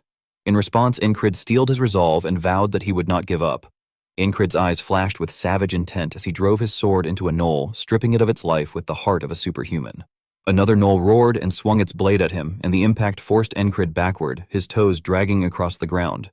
Refusing to lose, Encrid let out a thunderous roar and poured all his strength into his strike. With a single swing, he tore through several gnolls at once, their bodies severed and sent flying apart. Suddenly, a gnoll with distinct golden eyes charged forward through the corpses still suspended in midair. Encrid swung the twin swords in his hands, his eyes blazing with nothing but fury. Once again he charged left and right, cutting down the gnoll monsters surrounding him. He continued to swing his blades tirelessly, slaughtering his enemies until they were utterly erased. At that moment, the gnoll leader stirred, its white mane shifting slightly. At the same time, the remaining gnolls grew even more frenzied as they rushed toward Encrid. In the blink of an eye, a spear pierced through his thigh, sending blood and flesh spraying everywhere. Even so, Encrid gripped his twin swords tightly and clenched his teeth, enduring the pain. The gnoll leader then began to approach slowly, wielding two blades. Elsewhere on the battlefield, a warrior was impaled through the back by a gnoll's spear. Deutsche Fullman was struck in the neck by a monster's axe. In another place, Pin had an arrow pierce his throat, while Kreis suffered severe injuries and bled heavily. With the spear still lodged in his thigh, Encrid collapsed face first onto the ground, his knee slamming against the hard earth. Supporting himself with his hands, he struggled not to fall completely. In the distance, the gnoll leader stood between two rows of monsters, watching him. Encrid raised his head, drenched in sweat yet maintaining a cold gaze, and cursed the enemy inwardly, thinking that it was a cunning bastard. The gnoll leader lifted its sharp sword as if responding to Encrid's growl, and Encrid realized it was accusing him of waiting until it was injured before attacking. Suddenly, Encrid surged forward, killing intent overflowing. Blood sprayed like rain through the air as Encrid and the gnoll leader unleashed their strongest techniques simultaneously. Encrid's pupils constricted as he glanced back and realized that the attack had grazed him yet again. Moments later, Encrid slammed face first into the ground. Grinding his teeth, he bitterly lamented inwardly, unable to accept it, feeling as though the enemy truly enjoyed watching him suffer. Behind the other monsters, the golden-eyed gnoll watched with a hostile glare.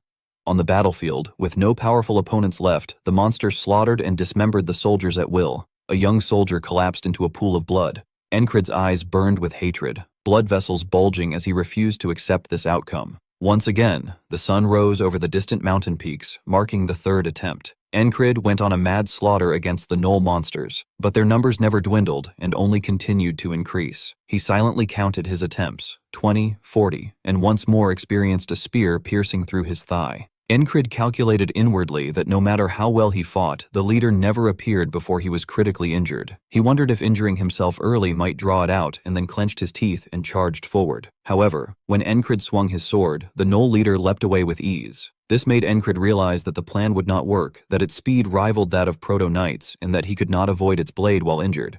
As another cut appeared on his body, he endured the pain and wondered if there truly was no other way. Visualizing the gnoll army standing before a brick wall with calm water beneath their feet, Encrid analyzed whether he could surpass that wall with what he possessed. Suddenly, he recalled sitting with Jackson in the team's resting room, when Jackson had remarked that Encrid's dodging sense was only halfway there, a statement that had deeply confused him. Jackson, sitting on the bed, had glanced at him and explained that the matter was not about watching and dodging, but something more fundamental. In the present, Encrid woke up on his bed. Unlike usual, he did not jump up immediately, but stared at the ceiling in thought. After a while, he sat up while the others remained fast asleep. Then, in a low voice, he murmured the realization of coordination. Shortly afterward, the alarm bell rang repeatedly. After changing into his uniform, Encrid resolved inwardly that if what he had was not enough, then he would have to try something new. He remembered Jackson pointing with his finger and telling him to reduce the thinking time required to act. back on the battlefield, a gnoll lunged at him with its mouth wide open, sharp teeth exposed. Encrid lowered his body and dodged its attack. He evaded that one only for another monster to strike immediately after. Suddenly, he frowned tightly as he noticed a spear approaching his face at point-blank range. Jackson's words echoed in his mind, urging him not to hesitate. Even so, the gnoll's spear still struck its target, and Encrid collapsed heavily to the ground as blood burst from his head. He lost his life there, while the gnoll moved on to seek a new target. Once again, Encrid experienced the same scene of the gnoll charging at him with its jaws wide open. This time, when it thrust its spear, he anticipated it and leaned backward, narrowly avoiding the blow. Staring at the monster's snarling sharp teeth beside him, Encrid frowned deeply and recalled Jackson's teaching that he should be ready to react to anything. At the same moment, the gnoll bit down on Encrid's neck. Repeating the cycle once more, Encrid managed to escape the bite and surged forward to attack the monster before it could pounce again, reflecting on Jackson's words about repeating actions until they were ingrained in the body. With eyes as cold and sharp as blades, Encrid thrust his sword straight through the gnoll's head. He reminded himself of the need for precise judgments, quick movements, and the strength to support them all, yet he was struck again and collapsed with a spear piercing his heart. Lying beneath the gnoll's feet, he reflected that proper coordination only occurred when all of those elements worked together. After dying time and time again, Encrid accumulated experience with each death. This time, he tilted his body, allowing the spear to graze past his face. The gnoll struck only empty air and gnashed its teeth in rage. Immediately, it spun around and raised its spear for another attack. Encrid, utterly exhausted and drenched in sweat, gasped for breath. When all the soldiers had fallen, Encrid became the last one to be killed by the monster, marking the 100th attempt. As the gnoll pulled out its spear, his blood and flesh gushed out violently. Then came the 101st attempt, during which Encrid was once again able to avoid that strike. The monster swung its deathly axe toward him. Encrid slightly lowered his body, gripped his sword tightly, and pressed forward, urging himself to keep going. When the two clashed, blood poured down like rain. Encrid's blue eyes flashed with icy resolve as he furrowed his brow and continued swinging his sword, determined to last just a little longer until he could fully understand the true nature of the dodging sense. The townspeople screamed in terror when they saw the gnolls charging toward them, crying out in panic that monsters were attacking. Seeing that the situation was spiraling out of control, Deutsche urgently shouted for everyone to protect the townsfolk and kill the attackers. Suddenly, something made him break out in a cold sweat in shock. Nearby, Kreis, who was fighting alongside Pin, stared in disbelief and blurted out that it looked as though their platoon leader had appeared. Esther also widened her eyes, silently doubting her own sight, as she thought that he must have lost his mind to charge into such a large group of gnolls. On the other side, Encrid moved like lightning, narrowly dodging a spear thrust aimed at him. Watching this, Esther wondered what he was trying to accomplish.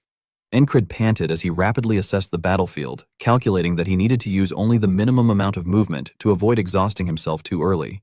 He slipped through an opening on the gnoll's left side, reminding himself to predict their attacks and stay one step ahead. The monster quickly followed up with another strike, but once again missed its target. Encrid planted his hand on the ground and twisted his body, only for another spear to graze his shoulder moments later. As he glanced at the blade coming for him, Encrid analyzed the situation, thinking that he had to process all of this even while fighting.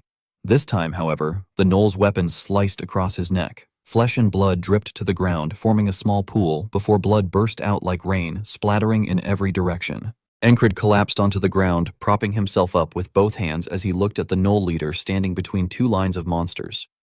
Refusing to accept defeat, he swung his sword and lunged forward with resolute eyes, thinking that the leader only revealed itself when he was critically wounded. At the same time, the gnoll slashed a deep cut along his arm. As blood sprayed out, Encrid reminded himself that there was a trick he had learned after dying many times to this poison. He lowered his center of gravity, bracing his hand against the ground to evade the monster's attacks. Even so, the gnolls riddled him with spear thrusts as he lay on the ground. In his heart, Encrid reflected that this fate was far better than writhing endlessly in agony. Once again, everything repeated. Encrid suddenly sat upright on the bed in the squad's resting quarters. He realized that the day itself was designed to train his sense of dodging. Nearby, Luagarn rested her chin on her hand and asked why he was fully armed so early in the day. Her words startled Encrid, making him turn his head toward her. He carefully observed Luagarn and recalled that she had not changed at all across all of these repeated todays, always chasing after the cultists and never returning. Encrid then asked whether she knew about the cultists.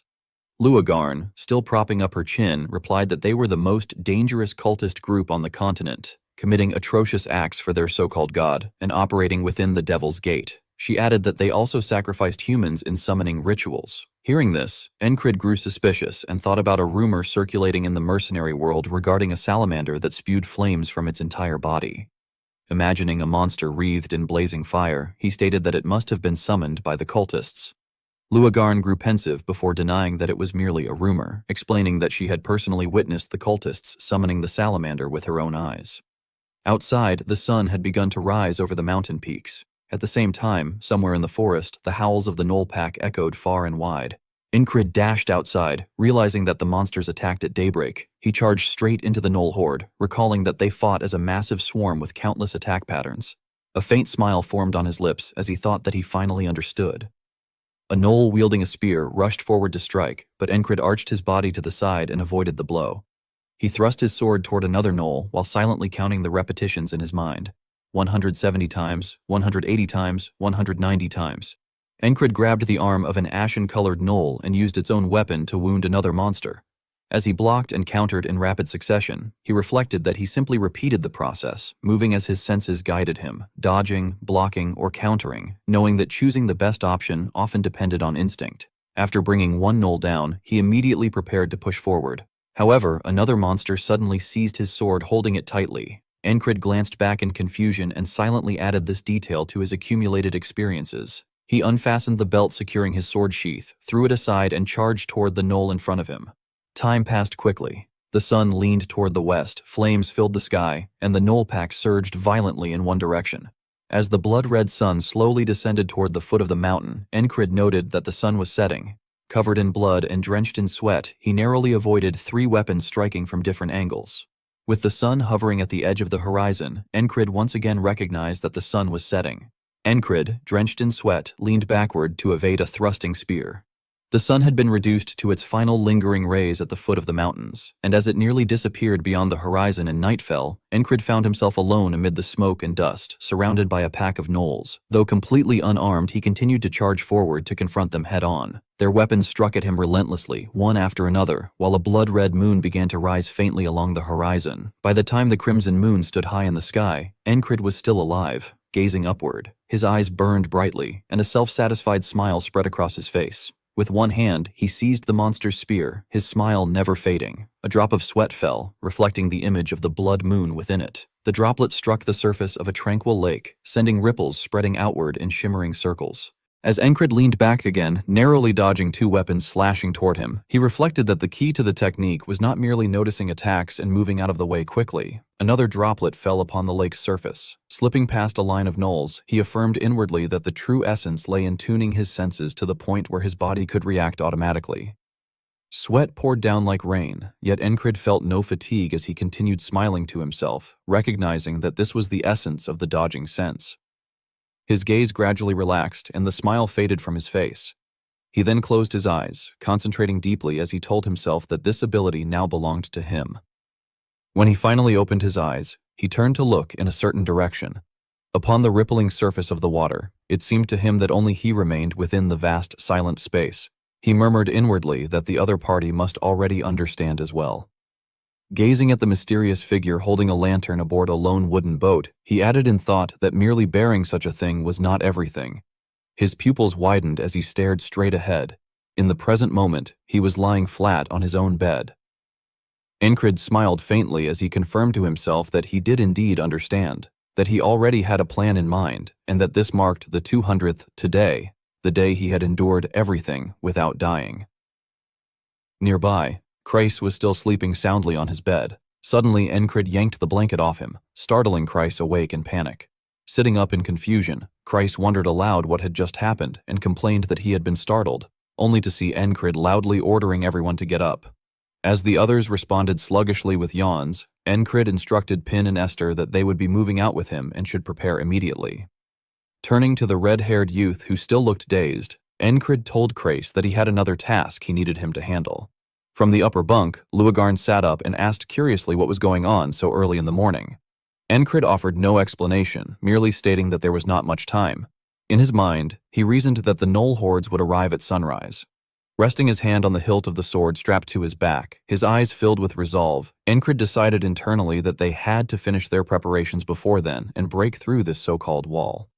Suddenly, he looked at Luagarn and said that he had just remembered something, which immediately made her suspicious. He went on to explain that there had been cultists who had escaped during a mission from his days as a mercenary, and that there were people in town who looked exactly like them. Hearing this, Luagarn questioned whether he was truly certain about such a memory. Encred met her gaze with unwavering conviction and firmly asserted that no one possessed a better memory than he did. At once, Luagarn ground her teeth and exclaimed that her instincts had been correct all along. She then stormed toward the door, declaring that she would go see that person herself. Encred merely watched her leave without stopping her, thinking to himself that Luagarn had never returned in previous cycles, but that this time he had sent her out before the monsters arrived, so things might turn out differently. Even if she failed to return, he reasoned, it would not affect his plans. Afterward, he ordered his subordinates to bring him Deutsch Fullman, instructing Kreis to handle it.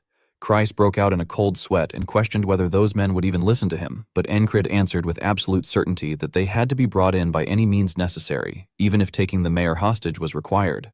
Still deeply uneasy, Kreis hesitantly asked whether Encred was truly serious about that, but Encred did not respond.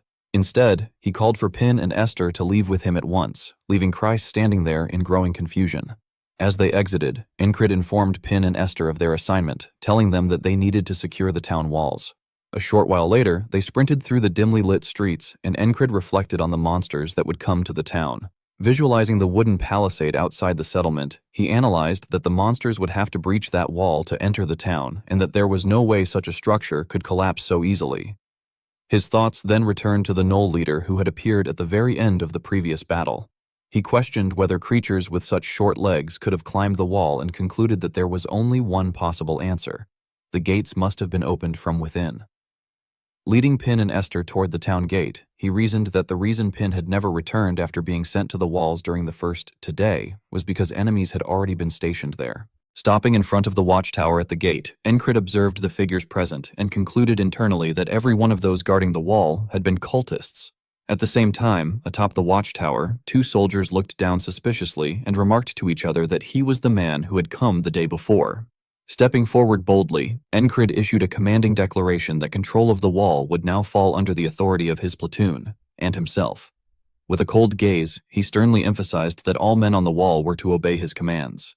Hearing this, one soldier on the watchtower looked confused and wondered what he was even saying, while another soldier at the base of the tower grew anxious, questioning whether Deutsche was even aware of this situation. Encred drew his sword and resolutely stated that any disobedience would result in immediate execution. At once, several soldiers on the watchtower shouted angrily, cursing him as a bastard. At the same time, Encred recalled the death bell from previous regressions, remembering that the bell had rung whenever the monsters attacked. Raising his sword, he hardened his resolve, refusing to allow the soldiers to reject his orders, and reasoned to himself that if everyone here were cultists, the bell would never have rung, meaning that at least one innocent watchman was present. Spotting a bearded man at the foot of the tower charging toward him, Encred inwardly identified him as the one, then sliced apart an arrow fired from above. He remembered that the bearded soldier had been the one who rang the alarm bell and realized that this was the face he had seen on the 200th today. Meanwhile, a soldier on the watchtower pointed with an arrow and ordered the others to kill him. Seeing this, the bearded man turned back in terror and screamed for them to wait, insisting that he was still there. Despite his plea, a rain of arrows poured down. Encred rushed forward, shielding the man from behind and knocking the arrows away. At another corner, Esther clawed her way up the wooden palisade and climbed onto the tower to attack the soldiers above. Esther pounced on one soldier, preventing him from firing, while at the same time Pin was also climbing the tower. As soon as she arrived, she grabbed another soldier by the arm and slammed him face down onto the floor. Down in the yard, Encred calmly waited as the first sunlight touched his body, noting that the sun was rising. Watching the rays pass through the wooden stakes, he immediately understood that sunrise meant the gnolls were coming. He then turned to the bearded soldier and asked whether the gate was secure. After hearing that it was locked, Encred still cautiously ordered him to check it again. Seeing this, the soldier restrained by Pin cried out in panic. At the same time, the soldier inspecting the gate shouted in alarm when he noticed something strange, then reported in horror that the bar was cracked. Outside the walls, the gnolls were surging forward in droves. From the watchtower, Pin saw them approaching and shouted a warning that the colony was advancing. The bearded soldier hurriedly grabbed another intact bar and shouted that they needed to replace it immediately. Suddenly, the soldier pinned by Pin twisted his arms behind his back, unleashed death energy toward the bearded man, and shouted angrily that they should not interfere with what they had done for their god. Nearby, another soldier whose arm was being bitten by Esther fired death energy with his free hand. Sensing the danger, Encred shouted an urgent order to push those bastards over. Without hesitation, Pin gritted her teeth, grabbed the spell-casting soldier by the collar, and lifted him up. Then she and Esther threw both soldiers over the wall, while their streams of death energy shot straight into the sky. The two soldiers fell just as the gnolls surged forward. The monsters trampled over their bodies and rushed toward the gap at the gate. However, the bearded soldier managed to wedge the intact bar into place just in time, replacing the cracked one. Unable to break through, the monsters could only slam against the gate in frustration, lifting their heads and howling angrily. Inside the town, Kreis dragged the village chief by the neck and brought him before Encred, while Deutsche arrived with his men and loudly demanded to know what was going on. Encred glared at them, silently assessing the situation, recognizing Deutsche and the watch, and noting that Kreis had brought them just in time. Kreis released the village chief and announced that he had done exactly as instructed. Turning to face Deutsche, Encred informed him that the gnolls were at the gates. With icy eyes, Encred declared in a low, forceful voice that this was an emergency and that he was taking command as requested. Deutsche, not understanding the situation, hissed in fury and began to protest. Suddenly, the sound of the gate being battered made the bearded soldier cry out in fear, cutting Deutsche off mid-sentence. Immediately, Encred shouted sharply, demanding whether Deutsche could not tell what was more important right now and ordering him to have his men fire their bows. Realizing the seriousness of the situation, Deutsche cursed, saying that Encred had better explain everything later. He then climbed the wall and commanded his soldiers to take positions and shoot them all. Arrows quickly rained down upon the gnolls, drawing continuous bloodshed among the monsters. Meanwhile, Encred was troubled by another concern, realizing that even if the gates held, as long as the gnoll colony remained at the gates, this, today, was not over. He pointed in a direction and asked the bearded soldier whether that was a side entrance. After the man confirmed it and asked what about it, Encred seriously requested that he open the door just slightly. The request made the soldier's eyes roll back in shock, his mouth hanging open, while those holding the gate screamed that the monsters were pushing through and told them to hold the door. Dazed, the bearded man asked whether he should do it now. Afterward, Encred looked up toward the wall and called out for Esther to help him. As if waiting for that very signal, Esther leapt down from the wall. She landed directly on the head of a gnoll. With fluid movements and sharp claws, Esther sent several nearby monsters flying. A soldier who had been firing arrows suddenly stopped and shouted that there was an opening. Seeing Esther block the gate and prevent the gnolls from approaching and smashing it down, a soldier cried out in shock that the puma had made them stop. At the same time, Encred surveyed the situation and indicated a specific spot, signaling that it was there. Meanwhile, the bearded soldier focused all his strength and skill on carefully opening the gate.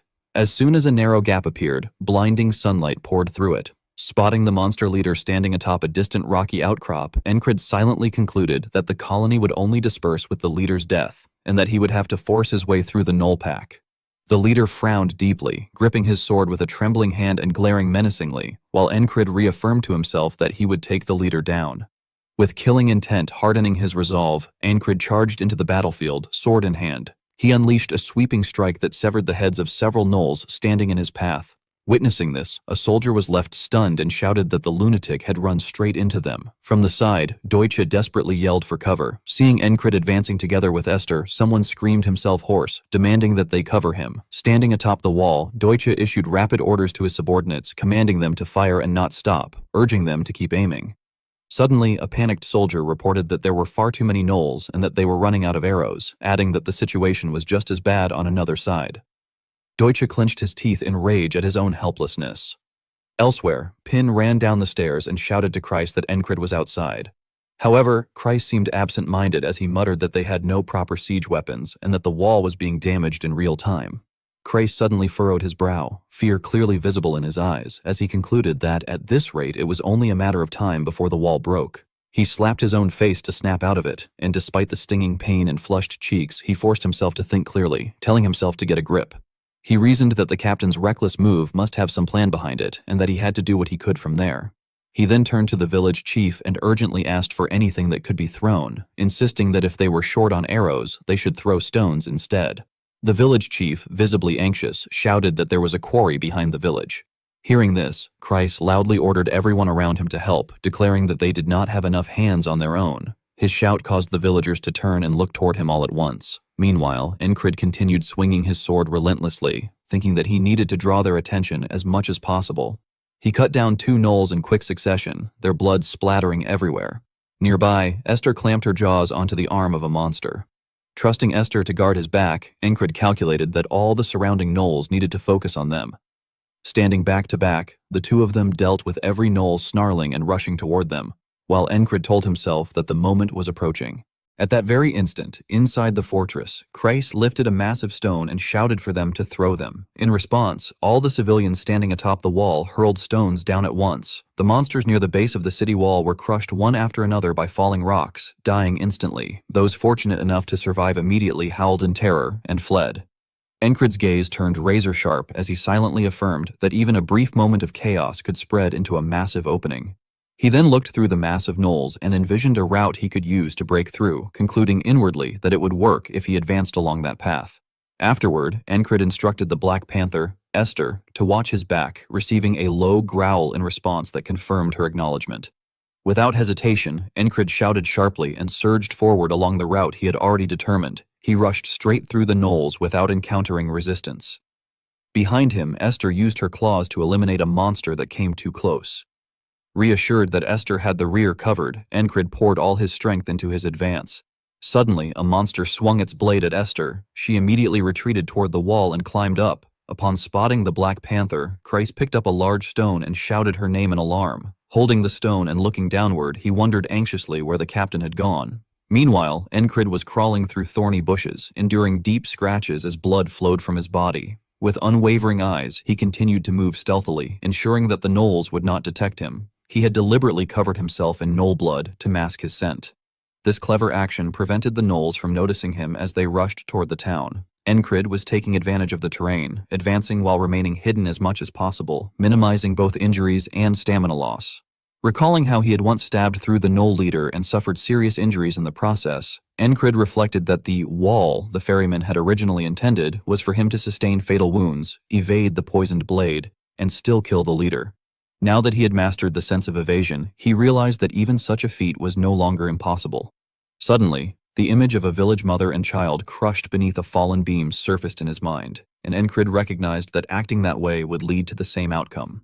In those repeated regressions, Kreis had also suffered a painful death when an arrow pierced his throat, while the gnoll monsters continued their frenzied slaughter. In the present moment, Encred lowered his posture and sprinted through the thorn bushes toward his chosen target, reaffirming that all of those tragedies were things he could not accept.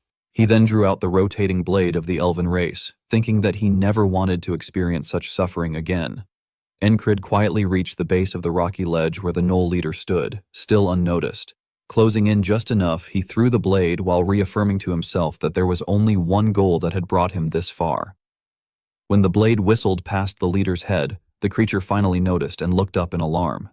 Seizing the moment of distraction, Encred drew his twin swords, determined to kill the leader without taking a fatal wound. Only then did the leader sense his killing intent, turning its glowing yellow eye toward him and growling. Encred slashed at the creature, but the leader ducked and narrowly avoided the strike, alerting several nearby gnolls. They immediately roared and rushed toward the two of them. However, the leader released an overwhelming killing intent and glared at its subordinates, causing the gnolls to freeze and look up at it instead. Observing both the leader's reaction and the hesitation of its underlings, Encred inwardly noted that this was exactly as he had expected. He struck heavily at the leader's back while calculating that the leader only appeared once victory was assured, intending to force him to kneel before everyone in order to elevate its own authority. The leader swiftly shifted its glowing golden eyes, narrowly avoiding the blade as it grazed past, then moved like the wind to leap aside.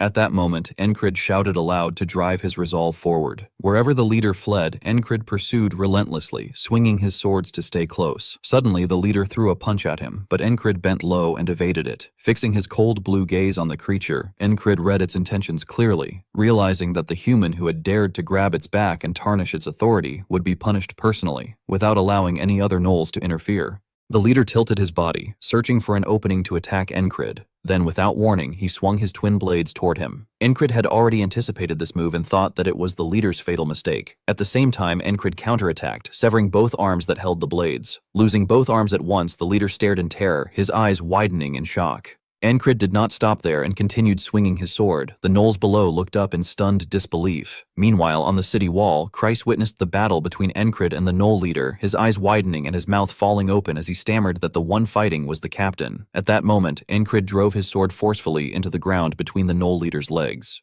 When Kreis saw Encred cleave the monster's body vertically, he exclaimed in disbelief that Encred had killed the colony leader. Encred, his eyes filled with killing intent, thought that no matter how fast or venomous the colony leader was, to someone like him who was not exhausted, it was nothing more than a single gnoll.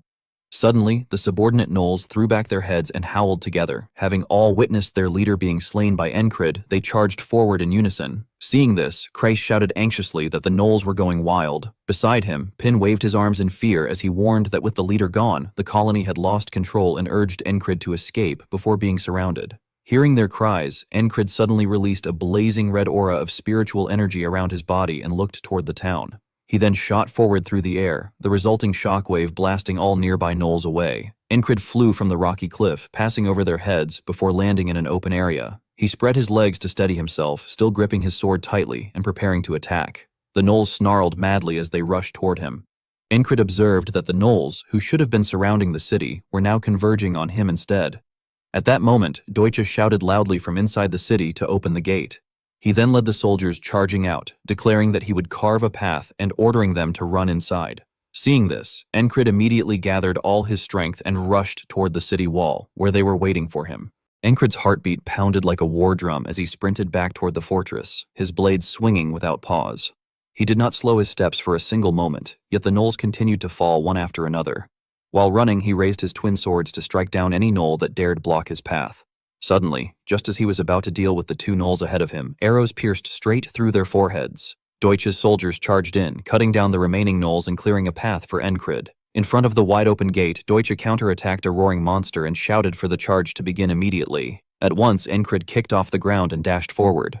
Behind him, a pack of gnolls pursued relentlessly, but they were quickly stopped as soldiers thrust their spears forward, halting them in their tracks. On the city wall, Pin and Kreis stared in shock with their mouths agape. Encred's footsteps thundered against the ground as he leaped through the fortress gate. Seeing this, Deutsche loudly commanded the unit to retreat. The soldiers then pulled back together, running into the fortress while shouting for everyone to enter the gate at once. The gate slammed shut just as the first gnoll lunged forward. In the next instant, blocked outside, the gnolls howled in fury. At the same time, civilians on the wall began throwing stones downward, shouting for the gnolls to get away. Immediately, heavy rocks struck the gnolls' heads one after another. As the monsters fled in panic, the people continued to curse and urged one another to throw more stones and crush them. Only after retreating some distance did a few gnolls turn back to shriek in rage. Inside the fortress, the soldiers who had rushed out to clear the path for Encred collapsed where they stood, some dropping to one knee, others lying flat on the ground, gasping for breath. On the wall, Kreis was drenched in sweat, while several civilians beside him were still holding stones, ready to throw. However, the land outside the walls was now littered only with corpses lying in pools of blood, with not a single gnoll left alive. Only then did Kreis raise his arm high and shout loudly that the gnoll colony had retreated. The civilians rejoiced, embracing one another as they declared that they were safe. The soldiers also raised their hands to the sky, cheering that they had succeeded. Yet Encred lay face down on the ground, and Deutsche stood watching him, both showing no outward emotion. Deutsche cast a sideways glance and reflected silently that everything had happened in an instant.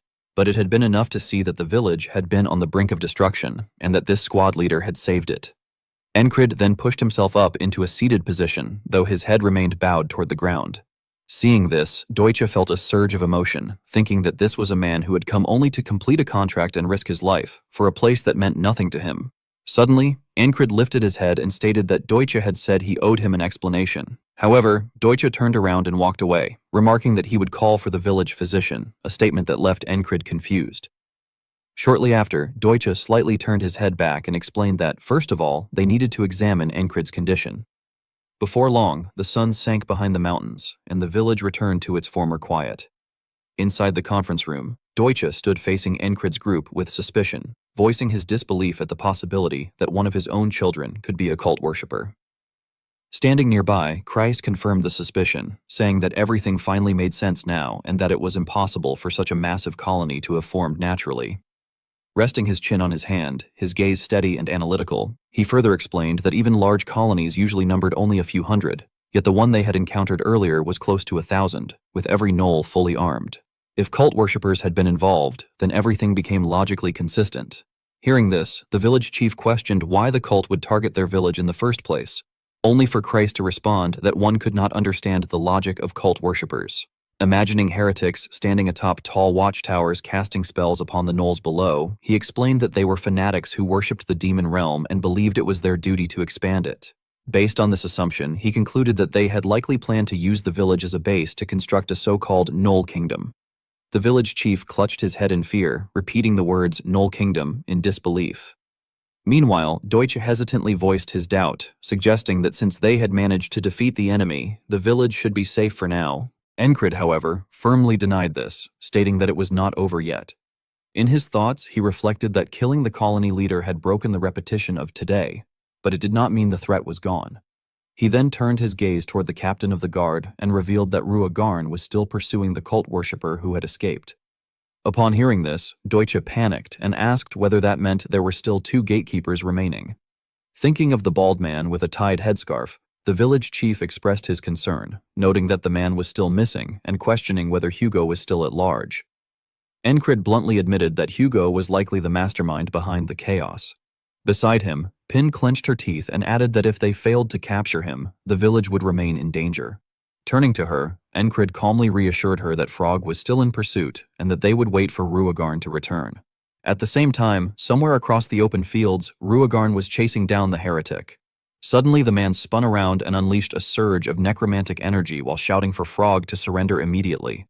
Ruagarn narrowly avoided the attack by lowering her body at the last moment. In the next instant, she moved like lightning and grabbed Hugo's arm, causing him to panic. However, in the blink of an eye, Hugo transformed into air itself, slipping free from Ruagarni's grasp. Fury rising within her, she cursed inwardly at the familiar outcome and attributed it to the power of the cult. She reflected that this very ability was the reason that the despicable cult known as the Sanctum of the Demon Realm continued to gain new followers. Visualizing a hand infused with deathly magic being bestowed upon a believer, she concluded that it was because anyone could so easily obtain power through it, radically changing their lives. Suddenly, Hugo reappeared behind Ruagarni. He immediately turned and fled once more, prompting her to grimly assess the situation. Judging by the sheer number of abilities he could wield, she deduced that he was a priest who had been deeply involved in the cult for a long time and that he had managed to evade her precisely because of those powers. After that, Ruagarni lashed her whip toward him. In an instant, the tip of the whip coiled several times around Hugo's body, forcing him to a halt.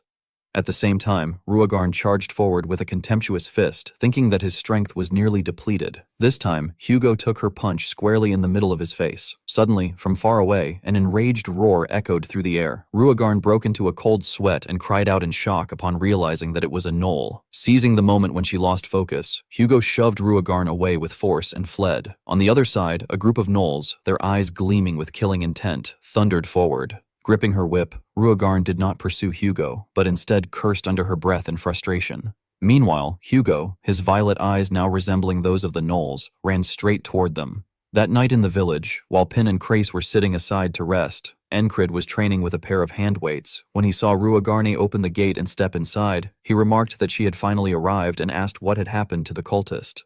Ruagarni looked at Encred with sorrow and explained that the cultist had escaped. Hearing this, Pin twisted his mouth in disbelief and wondered how someone like Ruagarn could have failed to capture a cultist. Crace echoed the doubt, questioning whether she had truly failed. This irritated Ruagarn, who warned them sharply not to repeat that remark. She then pointed in a certain direction and told Encred that his subordinate was starting to go too far.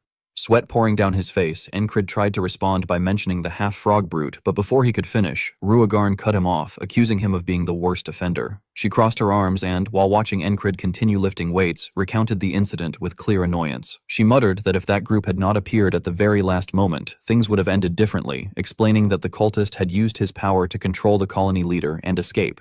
Upon hearing this, Encred stated firmly that the cultist was a tenacious bastard, and asserted that they would certainly return to the village. Resting his chin on his hand, Pin frowned uncomfortably and murmured that this meant they would have to fight another group of gnolls. Suddenly, Encred slammed the weights onto the ground and declared that it would not be a problem. Rubbing his wrist, he proposed that the scattered colonies were dangerous and could not be left alone. He suggested that it would be better to deal with the cultist and settle everything at once. Pin questioned how they could possibly defeat 1,000 gnolls, especially if the cultist had become their new leader. Beside him, Kreis commented that the situation was growing worse. However, his eyes gleamed as he rubbed his hands together, remarking that monsters were unpredictable, but humans were different and their thoughts could be read.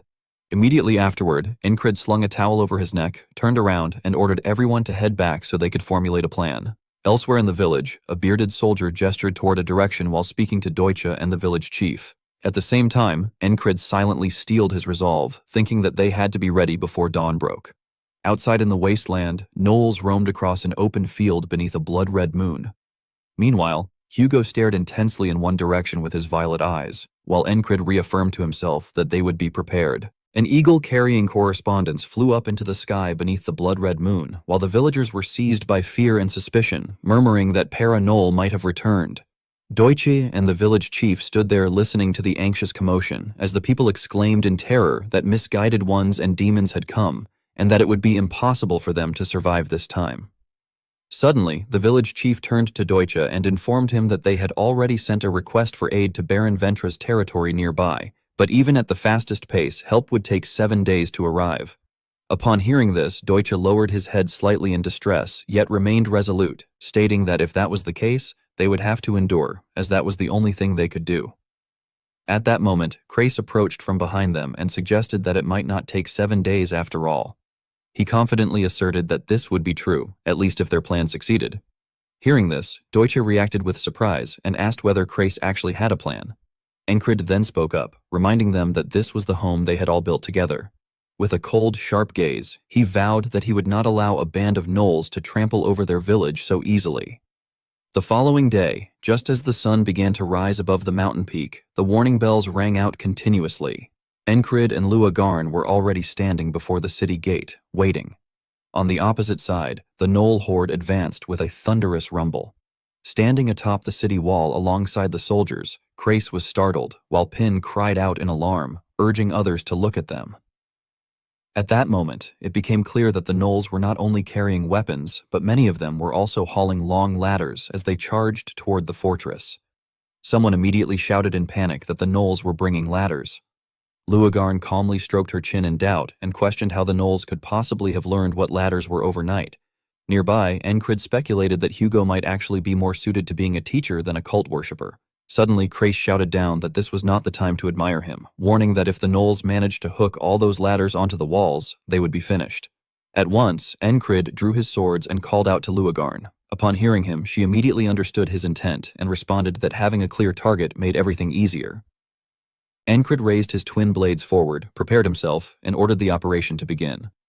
Somewhere among the gnolls, Hugo curled his lips into a contemptuous smile, thinking that they were fools. He then swung his arm, commanding the gnoll horde to charge, convinced that the defenders were choosing to die willingly. The gnolls rushed straight toward Incrid and Luagarn. At the same time, Incrid recalled the plan he had discussed with Krosh the previous evening, in which they had concluded that the strategy remained the same. A new colony would collapse if its leader were killed. Deutsche had shown concern upon hearing this, suggesting that they should temporarily disregard the strength of the cult worshipper and charge in to assassinate the gnolls' leader once again. However, Kreis had shaken his head in refusal, warning that the gnolls would scatter in all directions and threaten every nearby settlement, turning the task of hunting them down one by one into a nightmare. Incrid had then proposed that they must first reduce the gnolls' numbers. Acting on this decision in the present moment, he swung his twin swords toward the first wave of gnolls. The sharp blades carved out a sweeping arc, instantly cutting down several of them. Yet despite being wounded, the gnolls, still under Hugo's magical control, showed no sign of pain and continued charging forward. Seeing this, Incrid unleashed an even more powerful strike, severing one gnoll's arm and splitting the head of another clean in two. Fragments of gnoll bodies were sent flying through the air. Incrid leapt upward and targeted a gnoll carrying a ladder, striking it down. The ladder was split lengthwise and shattered into countless pieces. Witnessing this scene, Hugo turned pale, his eyes widening in terror. Luagarn was no less astonished, recalling that when she had chased the cult worshipper the day before, she had heard claims that Incrid could defeat the gnoll leader on his own, something she had honestly not believed. Now, watching him effortlessly eliminate every gnoll that charged forward, she silently reflected that he had only recently been stuck in a stagnant phase, showing no signs of growth at all. Incrid seemed tireless as he continued to swing his sword again and again, his face obscured by his hair so that his expression could not be seen. However, the ferocious gleam flashing in his eyes was unmistakable. Seeing this, Luagarn silently remarked to herself that he was now stronger than before. Encred wielded his twin blades, striking left and then right, and every swing claimed the life of an invader. Before long, Knoll body parts were scattered violently through the air, with Encred at the center. Within a 2-meter radius, not a single Knoll could approach him. Luagarn, overwhelmed by the sight, thought in shock that Encred was strong enough to turn the tide of the entire war all by himself. Suddenly, something flashed within Luagarn's golden pupils, and she told herself that he was now almost on par with a knight. Meanwhile, atop the city walls, civilians and soldiers worked together to hurl stones and fire arrows downward. Any Knoll that managed to slip past Encred was either wounded or killed by the barrage of rocks and arrows. Luagarn continued fighting relentlessly as well, swinging her whip while feeling her heart pound intensely. Her whip coiled around a Knoll carrying a ladder, and she flung it aside, then used the creature itself as a weapon to strike other Knolls. Inwardly, she felt a quiet sense of joy, believing that Encred was finally seeing her mysterious strength. Luagarn smiled as she watched fragments of the shattered ladder scatter everywhere, feeling as though she had become a young girl again. On another front, Encred unleashed another sword strike, cutting down several more Knolls. Witnessing this, Hugo was seized by fear and turned to flee, thinking in disbelief that the man was insane and capable of cutting down 100 Knolls in an instant. He realized that if things continued this way, the Knolls would be completely routed. While running, he raised his hand and ordered the Knolls to retreat. Seeing this scene, Encred bent forward slightly, gasping for breath, and called out Luagarn's name.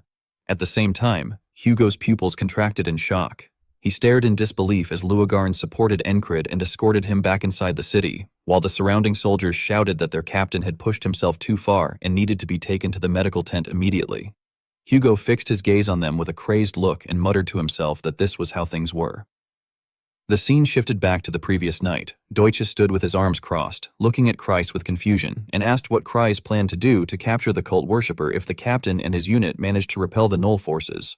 With a worried expression, Deutsche shared his understanding of the man who had once been his subordinate, stating that Hugo would never willingly show himself and that he was extremely meticulous and cautious. However, Kreis replied with great confidence, smiling as he said that men like Hugo would relentlessly pursue something once they were made to believe in it. Sure enough, in the present moment, after witnessing Luagarn supporting Encred, Hugo ordered the Knolls to turn back and resume their attack. He reasoned that the captain was simply too strong, and as long as Encred remained there, he would never be able to conquer the village. Recalling how Encred had weakened and needed support, Hugo assessed that such power could not last forever. He curled his lips into a delighted grin, thinking that all he needed to do was slowly drain Encred's strength. Imagining Encred fighting alone against an overwhelming horde of Knolls, Hugo calculated silently that 1 day, 2 days, 3 days, even 4 days of continuous attacks using guerrilla tactics would be enough. As he looked at the dark circles under Encred's tired eyes, he became fully convinced that holding off the Knolls for 4 consecutive days would inevitably exhaust him. Suddenly, a Knoll closed in on Encred. However, Luagarn appeared just in time, lashing out with her whip and sending the monster flying, saving him from danger. Encred took advantage of the brief respite to stand beside her and catch his breath. Without warning, Hugo stepped forward from somewhere nearby. His eyes gleamed as he rushed toward Encred's back, thinking that this was his chance to kill someone who had already run out of energy. Immediately afterward, he spread his palm and manifested necrotic energy, telling himself that he would unleash all of his divine power to sever Encred's neck. Hugo hurled a sphere of deathly energy toward Encred, who appeared to be exhausted ahead of him. Suddenly, the situation reversed when Encred spun around and slashed with his sword, severing Hugo's arm. Hugo stared in disbelief at his mutilated limb, his eyes rolling back in shock. Encred calmly wiped the dark bruise beneath his eye and remarked that acting like that was quite difficult after all, before fixing Hugo with a cold, sharp gaze and pointing his sword at him. From atop the city wall, Cross looked down and assessed the situation, noting that Encred had begun the battle by openly displaying his strength, which convinced the cult fanatic that the Knolls would be unable to stop him. He explained that Encred had then deliberately pretended to be fatigued so that the overly cautious opponent would lower his guard. Observing the pile of Knoll corpses outside the wall, Kreis added that, given Hugo's personality, he would certainly attempt to use the Knolls to continue assaulting the captain, and that thanks to this, they had managed to wipe out most of the Knoll horde there. After that, Kreis beamed brightly and said that the moment the cult devotee appeared, he had immediately fallen straight into their trap. Only then did Hugo realize his predicament. Clutching his bleeding arm, he screamed in fury, accusing them of being filthy bastards and demanding to know whether they had deceived him. Under the sunlight, Encred looked at him with contempt and stated that only a fool would fall for such a cheap trick. Standing atop the fortress wall, Deutsche pointed forward and ordered the archers to take aim. Immediately, the bows were directed toward Hugo, who was being pressed by Encrid and Luagarn. Luagarn stepped forward threateningly, telling Hugo not to expect any chance of escape. Seeing this, Hugo clenched his teeth and thought that the situation was bad, realizing that the madman's strength exceeded his expectations and that his escape route had been completely blocked. Unable to attack and with no path to retreat, Hugo lamented inwardly that this was the grand mission of the Sanctum of the Demon Realm. He then glared fiercely, raised his hand and generated deathly magic while asking if they thought it was already over. At the same moment, the blood beneath Hugo's feet suddenly rose and manifested into entities, forming a swirling vortex that surrounded him. Hugo declared that even if he had to sacrifice his life, he would fulfill Sanctum's mission. However, witnessing this scene, Encrid began to speak in surprise, while Luagarn stepped in front of him and warned him to be careful. Meanwhile, a monstrous creature of blood and death appeared behind Hugo, opening its crimson mouth and growling. Observing it, Luagarn explained that it was a summoning spell. With madness filling his eyes, Hugo commanded the creature, ordering the Hound of Huaren to tear them apart. The monster immediately charged toward the two of them. At the same time, Encrid and Luagarn leapt in opposite directions to evade it. Luagarn then swung her whip to attack the Hound of Huaren, and the whip moved as fast as lightning, splitting the monster's head in two. However, within moments, the creature's severed head reattached itself as if nothing had happened. This sight horrified Luagarn. Tightening her grip on the whip and pressing her lips together, she stated that although its form was visible, it could not be physically touched and attacks simply passed through it, explaining that the cultist had summoned a wraith. She then swung her whip above her head, and it transformed into a will-o'-the-wisp-like stream of light as she stated that physical attacks were useless against a wraith. Witnessing this, Encrid exclaimed in astonishment, asking whether the whip was a magical artifact. As she rushed forward to confront the Hound of Huaren, Luagarn replied that she had long hunted cultists and had therefore prepared for situations like this. The magical whip wrapped several times around the Hound of Huaren's foreleg, and she continued explaining her preparedness. With that, Luagarn yanked the whip forcefully, severing the monster's front leg. Unable to regenerate due to the whip's magic, the creature howled in rage. Watching the battle from outside the combat circle, Hugo evaluated the situation inwardly, thinking that the beast could rampage as much as it wanted because Frock, the Hound of Huaren, was merely bait to draw their attention. Suddenly, Hugo extended his hand and launched deathly magic while thinking that this was a summoned creature he had called forth with his entire power.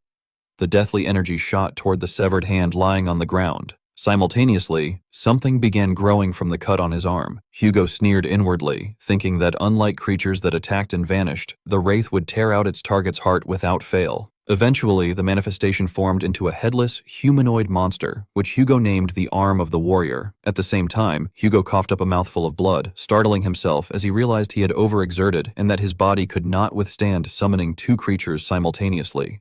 With bloodshot eyes and gritted teeth, he nevertheless resolved to continue. Meanwhile, the Arm of the Warrior suddenly appeared behind Encrid and raised its weapon to launch a surprise attack. Sensing the killing intent, Encrid swiftly turned his head. Nearby, Luagarn lashed out with her magical whip and shouted a warning for him to watch out. At that moment, madness surged in Hugo's bloodshot eyes as he laughed inwardly, believing it was too late to evade, asserting that the wraith's attack would penetrate any defense as long as he could kill Encrid. Seeing the Arm of the Warrior slash toward Encrid, Hugo smugly thought that he had won. However, Encrid's blade had already been swung. Elsewhere, Esther's eyes suddenly glowed with deathly light. Back at Encrid's battlefield, his sword pierced into the flesh of the Arm of the Warrior. With sharp, composed eyes, Encrid calmly sliced apart the monster that had attempted to ambush him. Witnessing the scene, Hugo turned pale and stared in terror with his eyes widened, while Luagarn also glanced over in shock. Encrid looked at the quantum light energy on his sword and expressed his astonishment, wondering what Kahaya was. From atop the wall, Esther looked down and thought that he always acted recklessly, adding that she had already expected him to face a dangerous situation while fighting the cult worshippers. She then recalled how she had touched her claw to Encrid's sword earlier and told herself that, the previous night, she had secretly infused mana into the sword. Returning to the present, Esther turned around and cast a subtle glance, indicating that he should consider it a gift from her. On the battlefield, Hugo pointed at Encrid and shouted angrily, demanding to know what that sword was.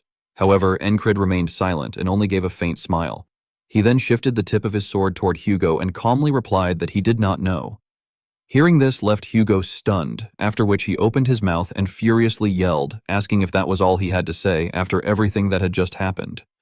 At that moment, Hugo suddenly dropped to one knee and spat out a mouthful of blood. As sweat poured down his body and his pupils bulged, he clutched his chest and screamed internally, cursing while realizing that the side effects of the failed summoning were attacking his heart. With veins bulging across his face, Hugo staggered before collapsing face first onto the ground. Encred watched the dust rise as Hugo hit the ground and reacted with suspicion. On Luagarn's side, the hound Hueren suddenly vanished, leaving her confused. Luagarn widened her eyes and remarked that the wraith had suddenly disappeared. Behind them, Encred approached, turned Hugo's body over to check him, and stated that there was no need to fight anymore. Squatting beside Hugo's corpse, he looked up and announced that the cult worshipper was already dead. Suddenly, the gnolls were released from Hugo's control and threw their heads back as they howled. Luagarn then watched them scatter in panic and commented that the remnants of the brainwashed monsters were fleeing. At the same time, a soldier shouted excitedly, declaring that the troops should launch their final assault. The soldiers then opened the gate, charged out toward the gnolls, and yelled that they must eliminate them so they would never threaten the village again. After some time had passed, Deutsche approached Encred from behind and addressed him as squad leader Encred. He then bowed and expressed his gratitude for protecting their village, while apologizing for the disrespect he had shown on the first day. However, Encred responded that he had merely carried out the duty he had been given, and added that the same likely applied to Deutsche. Encred then held his sword and walked toward Luagarne, who was still swinging her whip, telling her that they should deal with the remaining enemies. Watching him leave, Deutsche broke into a sweat and muttered that the man was truly remarkable, while the village chief behind him added that he was truly safe now. Deutsche immediately regained his composure, grabbed his weapon, and warned the chief that there were still enemies outside, but the chief waved his hand dismissively and said it was fine because they were not a threat. The chief then glanced upward, causing Deutsche to become puzzled. Turning around, the chief looked at the fortress wall made of sharpened wooden stakes and remarked that the fortress was badly damaged. Deutsche followed his gaze and reassured him that it was only temporary, adding that if they wished to develop it into a proper city, they would need to rebuild the fortress more solidly. Hearing this, the chief agreed that he was absolutely right. Beneath the fluttering leaves, soldiers frantically stabbed and slashed at the gnoll horde. Suddenly, the chief suggested discussing the name of the fortress that would be built and proposed a possible name. Meanwhile, on the battlefield, Encred continued relentlessly slaughtering monsters. Watching him, Deutsche murmured that it was beautiful and insisted that no better name could exist. He then looked at the soldiers eliminating the gnolls behind Encred and asked for the chief's opinion, adding that he was certain the entire village would agree. Time quickly passed, and the soldiers joyfully raised their weapons and cheered. The villagers on the wall were equally excited, while Deutsche continued by stating that the fortress would be named after the hero who had saved the village. Deutsche and the village chief then smiled together as they looked ahead, where Encred was raising his sword in victory. Around him, the soldiers celebrated and followed suit, and Deutsche loudly finalized the new name of the village as Encred Wall. After defeating the gnoll, the villagers and the warriors raised their cups together and cheered, shouting that they were celebrating. As they congratulated one another, they excitedly called out for another round and praised the homemade cheese. Pin suddenly raised her voice and insisted that he could not just leave like that, pleading with their village hero to let them celebrate first. Standing with one hand on her hip and drinking beer while watching everyone, she remarked that although that was what they said, they were actually the ones enjoying themselves. Hearing this, Encred responded that they had already expressed their gratitude enough. Out of nowhere, Kreis approached their table in confusion and asked why there was so much food there. Encred explained that everyone had brought out their secret weapons from home, especially the apple cider that was said to have only 2 bottles left. Immediately, Kreis grabbed a bottle, lifted a mug, and drank it in one gulp. Her eyes lit up with excitement as she declared that if they distributed it as border guards, they would surely become rich. Esther, now curious, reached her hand toward the table near Encred. Seeing that, he picked up the bottle and poured the drink into Esther's mouth, commenting that he appreciated their hospitality but felt as though they were consuming the village's food supplies. Someone beside him then spoke up, asking what the problem was and saying that this was how the villagers repaid those who had saved them. Luagarn smiled at him and told him that he should at least enjoy a little. After that, the two of them fell into silence. Meanwhile, the village chief, his face flushed red, rested his chin on his hand and announced that he had decided to marry his daughter to squad leader Encred. A person next to him agreed, saying there was no better match out there. Immediately, a woman nearby who was lulling a child to sleep angrily shouted that the girl was only 5 years old and called him an idiot. In another corner, a child excitedly declared that he would join the hero's squad and train under him, prompting someone beside him to scold him for being just a little kid. At another banquet table, a soldier looked at his leader and asked about Commander Deutsche, and the commander replied that joining Encred's squad was not actually a bad idea. The soldier then slapped Deutsche on the shoulder and teased him, asking whether that was betrayal. Meanwhile, Kreis put her arm around a villager and greeted him, asking if he was the brewing expert there and suggesting that they discuss business for a moment. The joyful atmosphere continued as some villagers even proposed celebrating the day every year and suggested calling it Encrid Day. Hearing this, Encrid lowered his head slightly, though a faint smile appeared on his lips. He then looked up and said that it sounded good. Thinking about the countless battles he had endured, Encrid reflected that over the past 4 days, while deceiving cultists and fighting the Knoll, he had felt it himself. His combat abilities had surpassed their previous limits. He realized something even more profound, yet lamented inwardly that without will, this power could not remain stable. He thought that although he had balanced it with the heart of the superhuman, it was, as expected, still insufficient. Luagarn then brought up the way one obtains will and asked Encrid whether he was curious.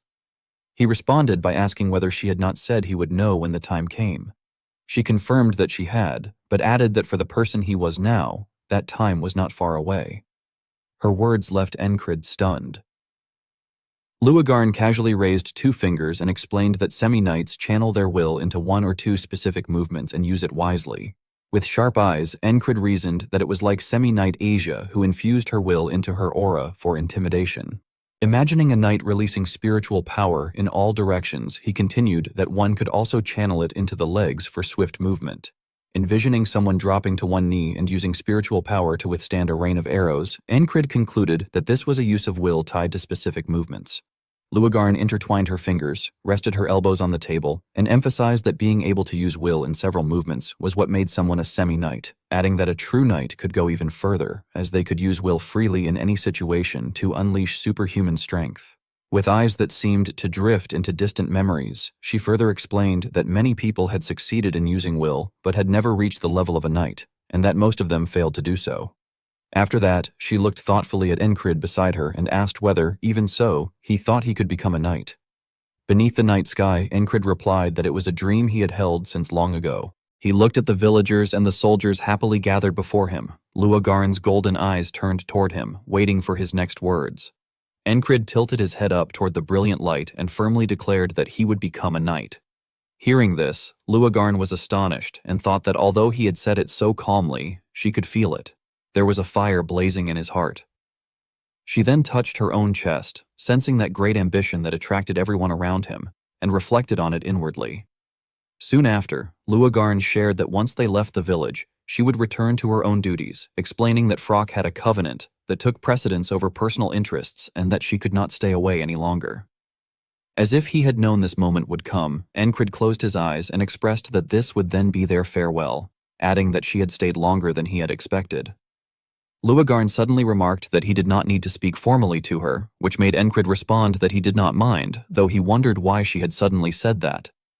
Smiling as she revealed her feelings, Luagarn confessed that she did not like formal attitudes from someone to whom she had already given her heart. Narrowing her eyes playfully, she promised that if he became a knight, she swore she would fall in love with him. Thinking about what that meant, Luagarn explained inwardly that for Frock, spiritual love was different from marriage. It was a love that conveyed the deepest feelings of the heart. They did not mind if their spiritual partner had another lover. In fact, they might even introduce themselves to that person and ask for understanding. She glanced at Encrid and reflected that a human who received love from Frock was extremely rare and special. Encrid looked back at her and frankly replied that it was up to her. Hearing this, Luagarn stretched and laughed softly to herself, wondering whether he understood how important this matter truly was. Beneath the blood-red moon, she admitted in her thoughts that even that side of him attracted her. The next day, when the sun was already high in the sky, someone asked whether this was the correct village. The commander of Baron Ventra's army questioned his subordinate about the village that had sent an emergency message regarding a large-scale monster colony attack. Meanwhile, in the village, the townspeople were digging holes with shovels. As they worked together, they chatted excitedly, describing how Encrid had slashed and cut down 500 enemies alone and shouting that they should name the fortress after him, chanting his name repeatedly. Deutsche, unaware of the mounted group behind him, cupped his hands around his mouth and shouted that the monster's flesh and blood could become excellent fertilizer, adding that they had almost buried them all and that only a little remained. Seeing this, the commander of Baron Ventra's army expressed suspicion, wondering whether there was not supposed to have been an attack there, while his subordinate speculated that, setting the attack aside, it looked as though the villagers were farming instead. Suddenly, the village chief ran toward them and asked whether they were from Baron Ventress' forces. Scratching his head awkwardly, he explained that it seemed they had made them come all that way for nothing because the colony had already been dealt with. Upon hearing that, the commander of Baron Ventress' army asked how they had handled it, and the village chief informed him that because of interference from cult worshippers, the colony that had arrived had grown extremely large. He added that they had thought they would die at that time, but the commander of Baron Ventress' army listened in astonishment as the village chief explained that there had been a great hero who had cut down 500 monsters and defeated cult worshippers to save the village. The man standing behind him could not hide his doubt and asked whether that hero was the very Encrid they had been singing about. He then continued to question whether the man was a wandering knight or perhaps the leader of a mercenary group. However, the village chief denied this and clarified that Encrid was merely a squad leader from the border guard. Upon hearing that, one of the soldiers broke into a cold sweat and repeated in disbelief that he was just a squad leader, while the commander let out a thoughtful hum. After a moment, the commander looked at the village chief and stated that he wished to meet him, only to be informed that Encrid had already left, saying that his duty had been only to deal with the colony before departing immediately. The commander of Baron Ventress' army fell silent and murmured that he understood. He then turned his horse to leave, saying that since the area was now safe, they would also return. As the horses galloped away, kicking up clouds of dust, his subordinate curiously asked whether he believed the story had truly happened, muttering about someone cutting down 500 enemies alone. The commander interrupted him, stating that it was surely exaggerated.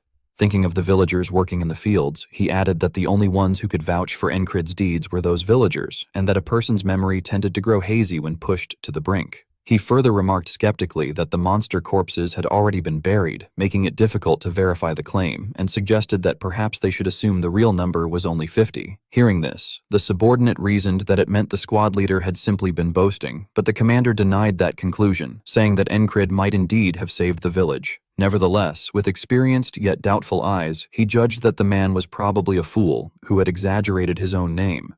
Imagining the possibility of encountering Encrid later, the commander added that if they were to meet him, it might be best to teach him a small lesson. Elsewhere, Kreis picked up a crumpled map and declared that at last all their time and hard work would be rewarded.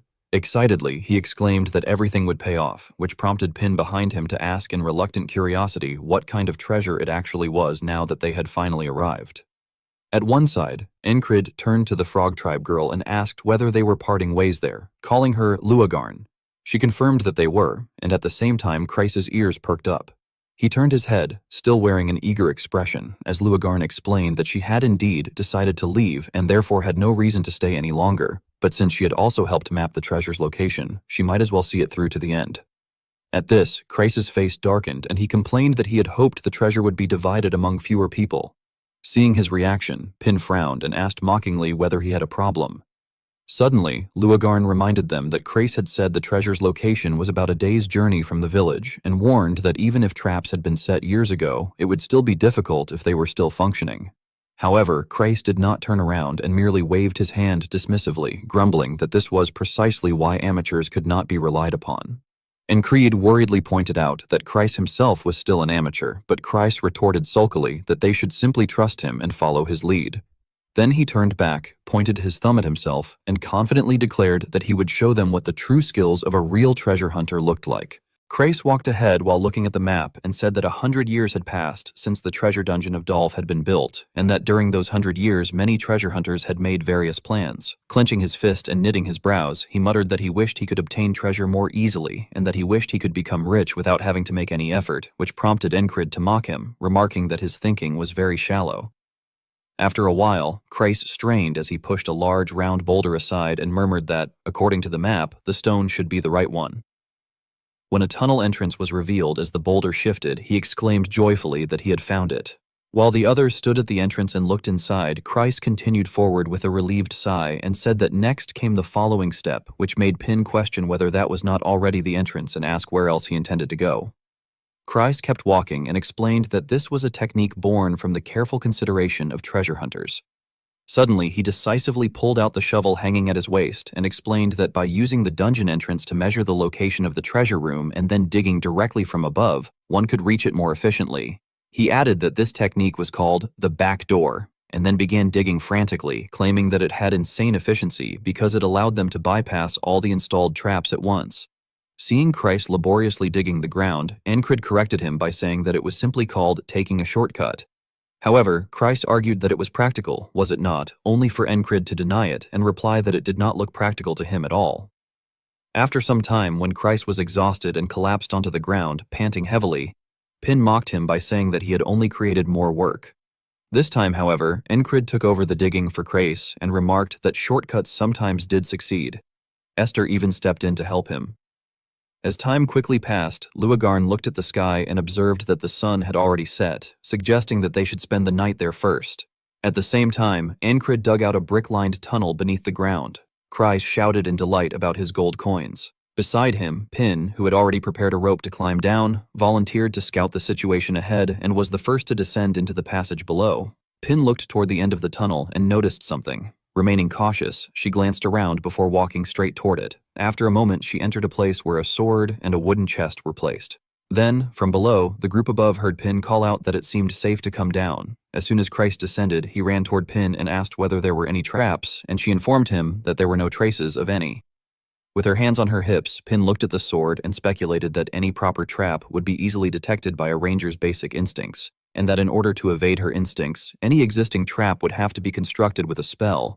Luagarn agreed, adding that doing something like that would be somewhat excessive for a wealthy person from ancient times. Meanwhile, Esther slowly stepped inside, glancing around with suspicion. Christ quickly pried open the lid of the chest in the room and exclaimed excitedly that if there were no traps, he would not hesitate at all.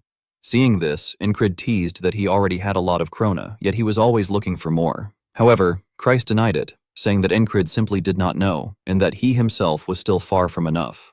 As he struggled so hard to force the lid open that his body trembled, Christ declared enthusiastically that his salon was not merely meant to become the best in the capital, but that he wanted to establish branches spread across the entire continent.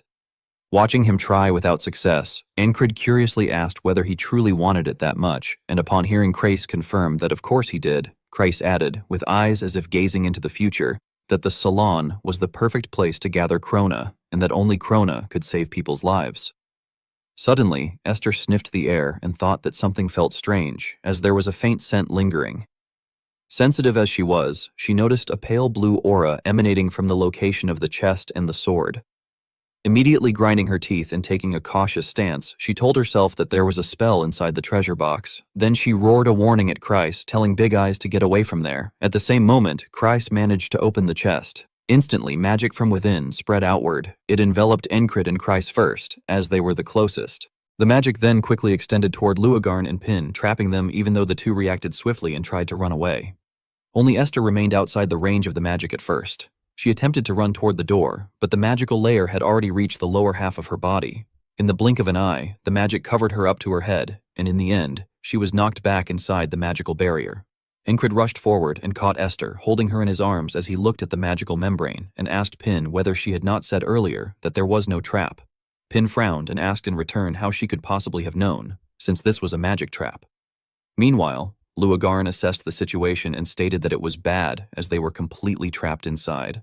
Esther slipped out of Encrid's arms and blamed herself, thinking that it was her fault, and that if only the trap had not been so old that its scent had faded. Seeing this, Encrid gently patted her head and asked if she was all right. Touching the magical membrane, Esther remarked that it was not a difficult trap to remove, but that gathering enough power to do so would take about 2 days. Suddenly, Christ looked into the chest and cried out that the treasure was empty, asking where his gold had gone. Encrid was left speechless, thinking that even at a time like this, Christ was still worrying about gold. Pin, standing beside them, looked into the chest and said that it was not entirely empty, as there was some kind of note inside. She picked it up and read aloud that only those who obtained the treasure could leave. As Pin continued reading, Christ seemed to lose faith when he heard the lines asking whether they had come through the back crack, apologizing but stating that this was the only trap in that place. Luagarn then realized aloud that the back door used to be called the back crack. Pin continued examining the paper and questioned whether that technique had been nothing but a waste of time. Hearing this, Christ felt dizzy and angrily refused to believe it, demanding that if the treasure chest was empty, then what treasure they were supposed to obtain, and cursing Dolph. Suddenly, Encrid pointed forward and loudly interrupted, saying that there was one remaining. Only then did Christ stop obsessing over the chest and look up at the sword, wondering if it was that old blade. Observing it, he commented that perhaps 100 years had worn down its edge, but its core was still alive, making it a good sword. Yet with tears streaming down his face, Crace lamented that no matter how one looked at it, it was merely junk, though in the end he conceded that it was the only thing that met the criteria as treasure in that place. Afterward, he grasped the sword's hilt with both hands. Instantly, it felt as though Cross had appeared in a corridor of an ancient castle. Sweating nervously, he looked around in confusion, wondering where he was. All of a sudden, a knight clad in full armor raised his sword and aimed it at him. Terrified, Kreis raised his hands to shield himself and screamed loudly. When the others saw Kreis suddenly fall backward, Pin and the rest were stunned. Worried, Pin shouted to ask what was wrong. Kreis abruptly sat up, turned his head sharply, and yelled that a madman had attacked him from behind with a sword, only to exclaim in confusion that the attacker had disappeared. Pin, baffled, asked what he was talking about. She then stepped forward and, muttering that she had merely touched the sword, grasped the hilt as if to draw it. At that same moment, she too saw the armored knight raise his sword to attack her. Startled, she quickly let go of the sword and screamed in shock, calling the attacker a madman. This made Kreis even more frightened as he exclaimed that he had told her so. Luagarn suddenly spoke up, saying that she would try. She then placed her hand on the sword's hilt. However, she quickly let go of it and stood still as if something had affected her. Seeing this, Encrid silently assessed that Frock skin had a distinctively smooth texture, which was why Frock weapons, known as loop weapons, were designed with rings on their handles. He imagined a dagger hilt with 2 loops attached to it. On the other side, Luagarn switched hands and touched the hilt of the ancient sword, thinking that the sword did not have a handle and that it would therefore be difficult for a Frock to wield. She then stammered that she almost could see it and, after a brief moment, declared that she could now see the creature that had used the sword. The 3 cries broke into cold sweat when Luagarn informed them that the sword appeared to be a demonic sword possessed by a spirit. With one hand resting on the hilt, she turned to the others and continued that if Dolph's records were trustworthy, then they would have to kill the spirit and pull out the sword in order to deactivate the magic trap. Hearing this, Crace suggested whether they could simply ignore the spirit and pull the sword out directly. Luagarn warned him that the spirit would split his skull before he could do so, prompting Kreis to grumble in reluctant admiration. Meanwhile, Encrid stepped forward toward the ancient sword and reflected that a demonic sword that harbored a spirit could not be affected by physical strength, as such beings could only be erased by holy energy or incantations. He then grasped the sword's hilt. Instantly, just like Crace before him, Encrid found himself standing within the corridor of an ancient castle. He recalled the sensation he had felt when using his swordsmanship to eliminate a gnoll, thinking that during the battle with the cultist, an incomprehensible light had suddenly burst from his sword and driven the spirit away.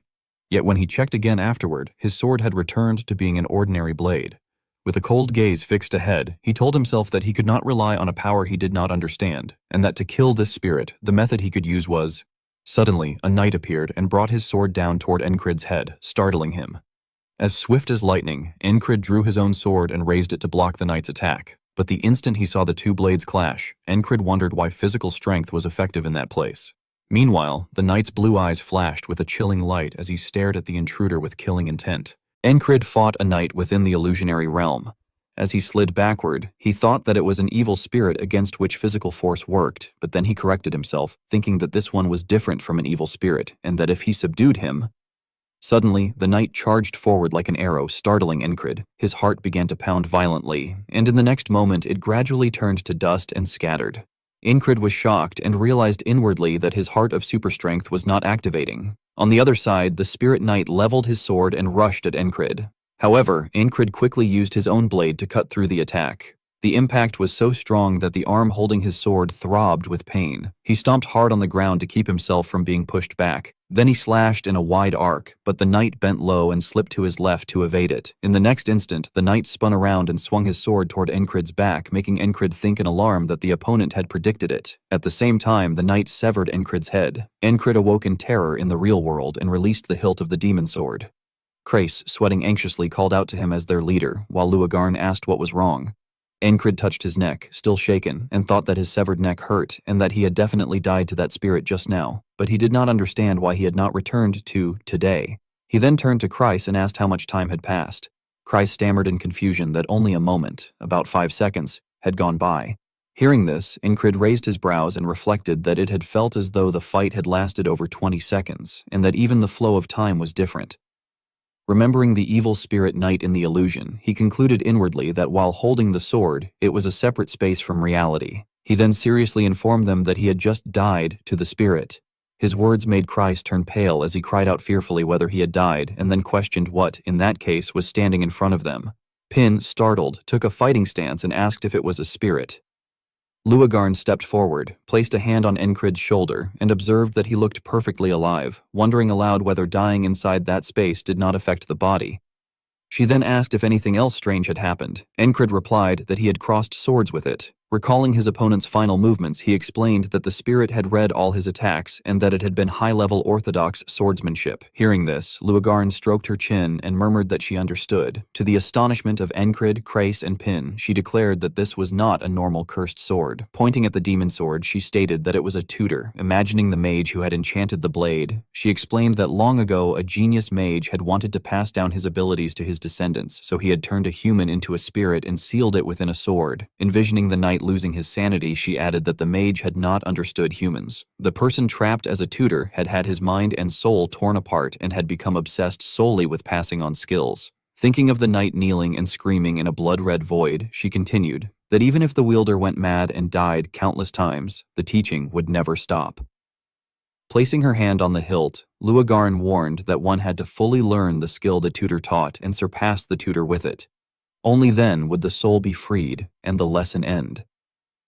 After finishing her explanation, she revealed information that left Encrid gaping in shock and Kreis utterly dejected, as Kreis realized that the treasure Dolph had meant was swordsmanship. Luagarn then cautioned that he should give up on it, explaining that a human mind could not endure repeated death and that anyone would become irreversibly insane. Her warning made Encrid doubtful. Suddenly, Kreis clutched his head and shouted that it was his fault, while Pin suggested that if they waited, perhaps the barrier would weaken. Encrid merely uttered a vague sound in response. Off to one side, Luagarn looked at her hand and muttered that if the handle had a ring, she could pull it free. Suddenly, Kreis shouted that he would take responsibility, yet Encrid ignored him and gestured for Luagarn. When no one listened, he stomped heavily on the floor and stepped toward the demon sword, announcing that he would simply do it. At once, Kreis and Pin stopped shouting and looked over. However, before Encrid's hand could touch the hilt, Luagarn seized his wrist and told him to stop. With a sharp gaze, she emphasized that she knew his will was strong and asked whether he thought this was a joke. She then looked at him and said that she did not want to lose her future lover for nothing, but he cut her off by calling her name. With resolute eyes, Encrid declared that this was something he could do. Hearing this, Luagarn was momentarily stunned. At the same time, Encrid grasped the demon sword tightly, and once again, he returned to the illusionary realm. Encrid suddenly opened his eyes when he felt an overwhelming pressure descending upon him. The evil spirit knight swung his sword at him, and Encrid hurriedly bent down and spread his legs to lower his body and evade the strike. Drawing his sword, he said that it was a rough welcome and asked whether the knight had been waiting for him as well. The knight's eyes flashed with killing intent as he charged again. On his side, Encrid's momentum was no less fierce. As he swung his sword, he thought that, as expected, neither his sixth sense nor his focus was activating, and that the only thing he could rely on there was swordsmanship. The clash of blades rang out sharply, and streaks of spiritual energy scattered in all directions. Suddenly, the knight twisted his sword and dragged it along Encrid's blade, startling him. Encrid immediately launched a preemptive strike and rushed forward, telling himself that even if he died, he would awaken in reality without having to repeat today to pass the time, and that this was a training ground where he could retry again and again. The knight's sword slashed down along Encrid's body, but Encrid leaned back and narrowly avoided it. Even so, one of his ears was severed. With a crazed look in his eyes, he laughed and asked whether it was efficient, remarking that nothing was easier for him than repeated death. Gripping his sword tightly as he charged at the knight, he declared inwardly that this tutor was the perfect tool. Outside, Luagarn looked at his back and called him a fool. In a worried tone, she stated that even priests of the god of endurance failed 9 times out of 10. Hearing that, Pin reassured her that they had no choice if they wanted to escape. Then, glancing anxiously toward Encrid, Pin suggested that perhaps he was trying to protect their minds by handling it alone. After a while, Encrid released the hilt of the demon sword. Rubbing his trembling sword arm, he remarked that the sword strike that had cut his arm at the end was amazing. He then reenacted the knight's stance for the others, saying that the tutor had definitely moved like that and that something was different. Without waiting for their reaction, he stepped back onto the demon sword platform and announced that he would go check again. Encrid continued talking to himself, saying that he thought he was getting it and that it was like that, which left Kreis staring blankly and pointing, while Pin admitted that he was sorry and that he had been mistaken. The two then turned away, and Krace asked whether they had all forgotten that their squad was called Madmen. Pin replied that maybe Encrid was already crazy, so he could not become any crazier. Immediately, Krace suggested that since Encrid would be like that for a while, they might as well eat dinner.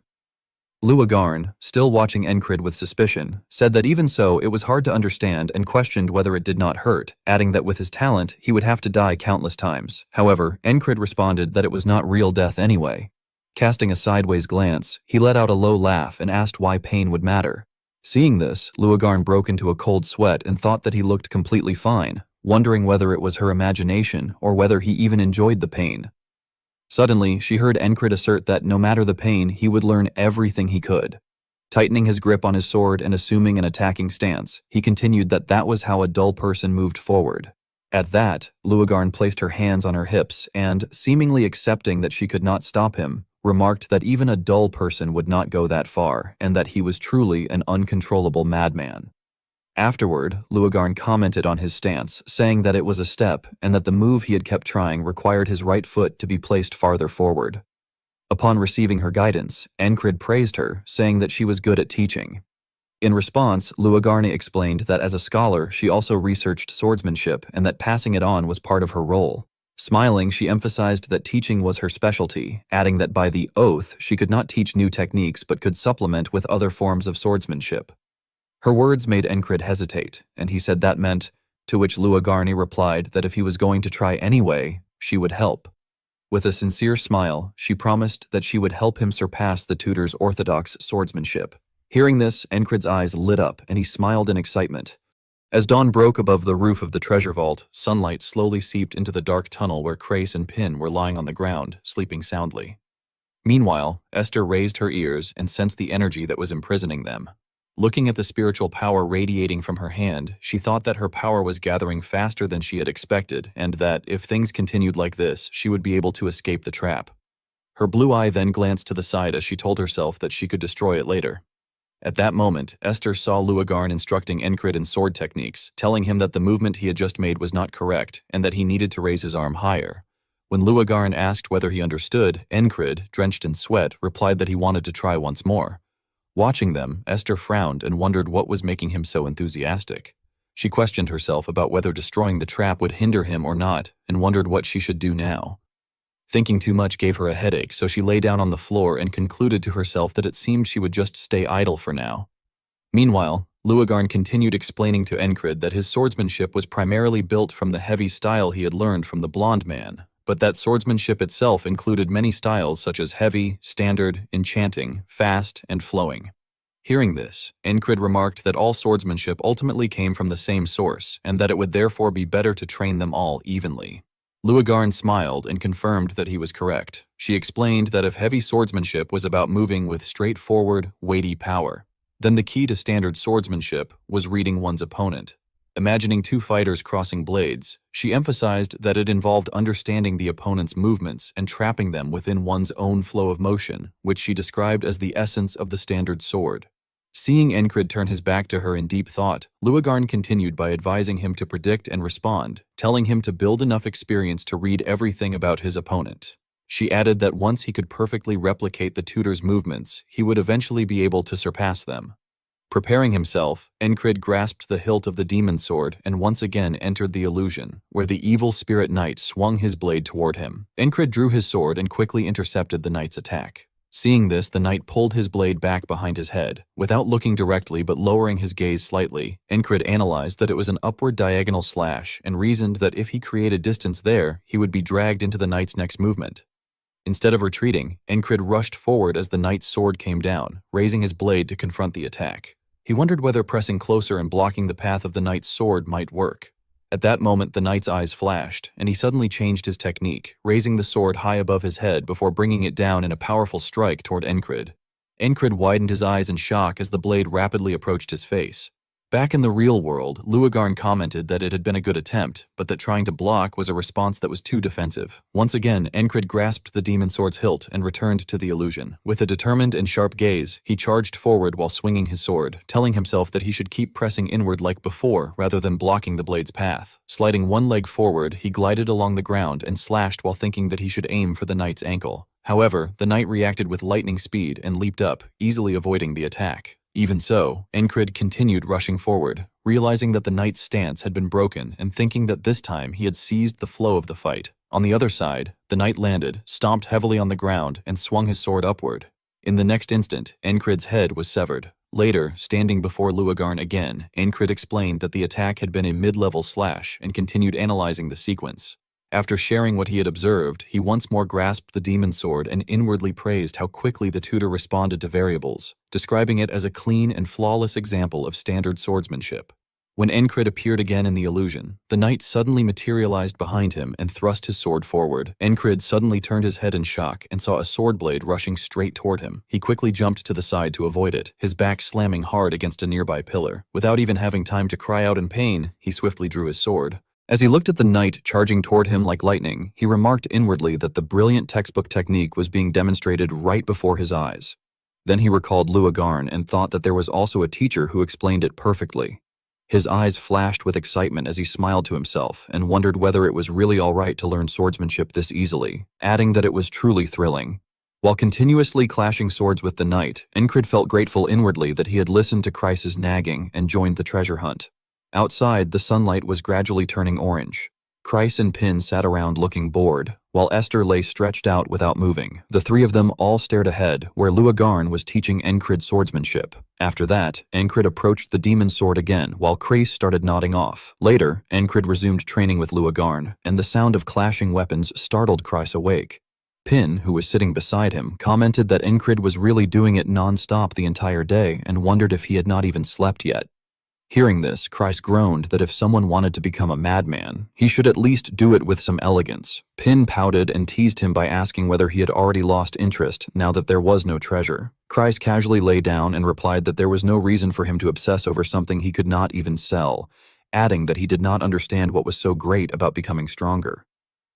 Looking ahead again, Pin murmured that she supposed that was the case and said that she thought she understood how Encrid felt. As she watched his back while he practiced tirelessly, she observed that if he could move forward, he would move forward because he was not satisfied with the limits that others set for him. Pin's eyes shone brightly as she said that watching Encrid reminded her of something again. Then she looked at Luagarn and reflected inwardly that Encrid possessed a determination so strong that no suffering could stop him. She thought that he had already grabbed the tutor and died hundreds of times as if it were nothing, and she wondered whether that was the reason he had become so skilled. At that moment, Encrid swung his sword rapidly and powerfully. Seeing this, Pin concluded in her mind that he was skilled enough to imitate it perfectly. As she watched Encrid's eyes grow cold while he brought his sword down, she realized inwardly that every movement he made came from what he had observed while fighting the tutor. Encrid spun around and slashed horizontally, creating a crescent-shaped arc with his blade. Luagarn's eyes widened in astonishment as he thought that he was witnessing Encrid's talent with his own eyes. He reasoned that it was impossible for a fool to develop so quickly, and wondered what exactly this was. The firm and resolute back of the man before him left a strong impression on Luagarn. Meanwhile, Encrid told himself that when he had learned the sense of evasion while fighting the Knoll Pack, there had been no time to understand it with his head, so he had had no choice but to risk his life and feel it with his body. Holding his sword, he concluded inwardly that after using his body countless times, understanding had naturally followed, and he had discovered a way to learn techniques more easily. Tightening his grip on the sword hilt, Encrid reflected that those who mastered skills faster and more easily than others were the ones called talented. A delighted smile appeared on his sweat-soaked face as he shouted in his mind that a talent that had never existed within him had finally begun to sprout. At that moment, Luagarn spoke honestly, saying that what Encrid possessed was not human determination, but something terrifying that gave him chills. Hearing that, Chrysa, still lying on the ground without even turning to look at Encrid, remarked that Encrid must have been possessed by a wraith. Pin then asked whether they should stop by the temple on their way back. Encrid was left speechless and replied that there was no need. Seeing this, Luagarn reminded him that that much training should be enough and told Encrid to go in there and surpass the tutor. A moment later, Encrid seriously stepped forward and grabbed the hilt of the demon sword. In the blink of an eye, he returned to the knight's training illusion. This time, however, the knight did not attack immediately and instead stood facing him, which made Encrid suspicious. Encrid raised his sword into a guard stance and asked why he was just standing there and told him to come at him. Suddenly the knight spoke, saying that Encrid was truly the first of his kind he had ever seen. This left Encrid stunned. Curious, he asked whether the knight could speak, and the knight replied that of course he could, explaining that before becoming a tutor, he had once been human. The knight then admitted frankly that Encrid's desire for swordsmanship was immense and said that his desire had awakened his conscience. However, Encrid suddenly rushed forward and attacked, startling the knight. The knight reacted quickly and slashed out, breaking Encrid's attack. With a cold gaze that radiated chilling intent, Encrid smiled and told him that there had been enough talking and that they should fight first. As Encrid charged at the evil spirit knight to attack, he thought that after fighting his tutor hundreds of times, he could now see every movement clearly.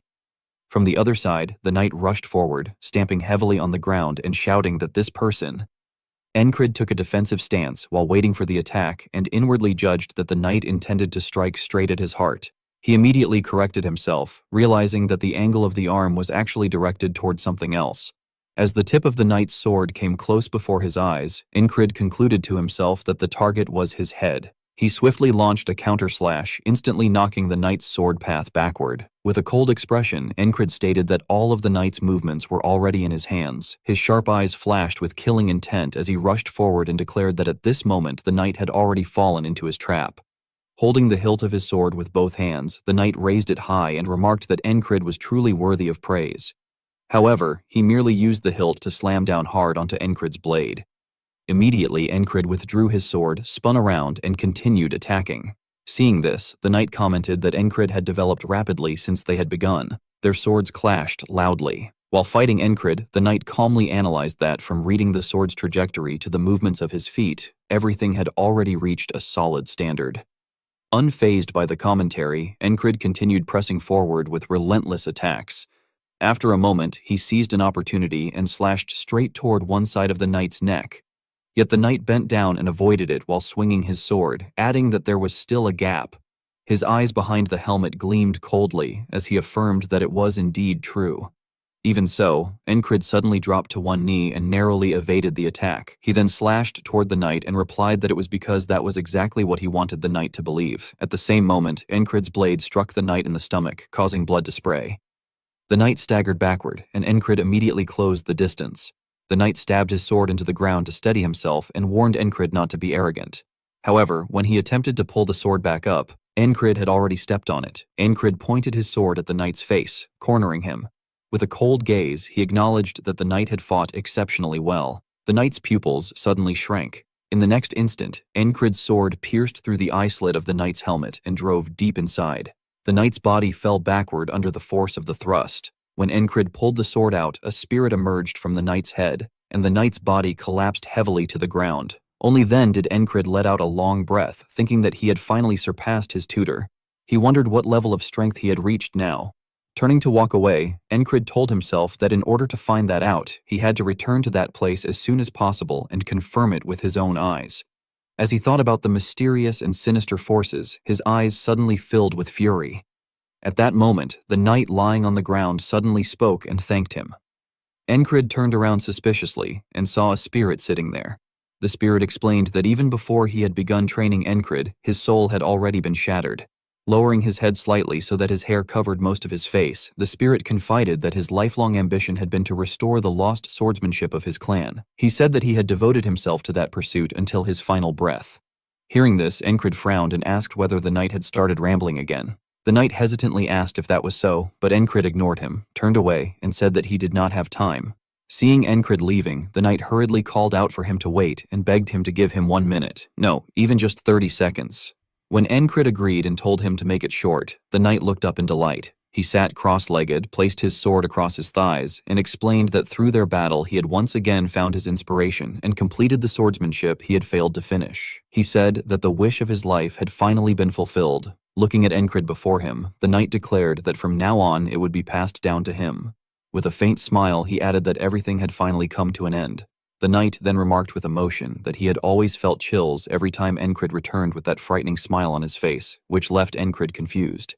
Gradually, the knight began to fade away and bid him farewell, saying that he had never wanted to see him again. As the blue energy dissolved into the air, he insisted that he was serious and that they would never meet again. Before leaving this place as well, Encrid sighed that it had been the knight who had tormented him from the very beginning, but that it was fine since everything had ended now.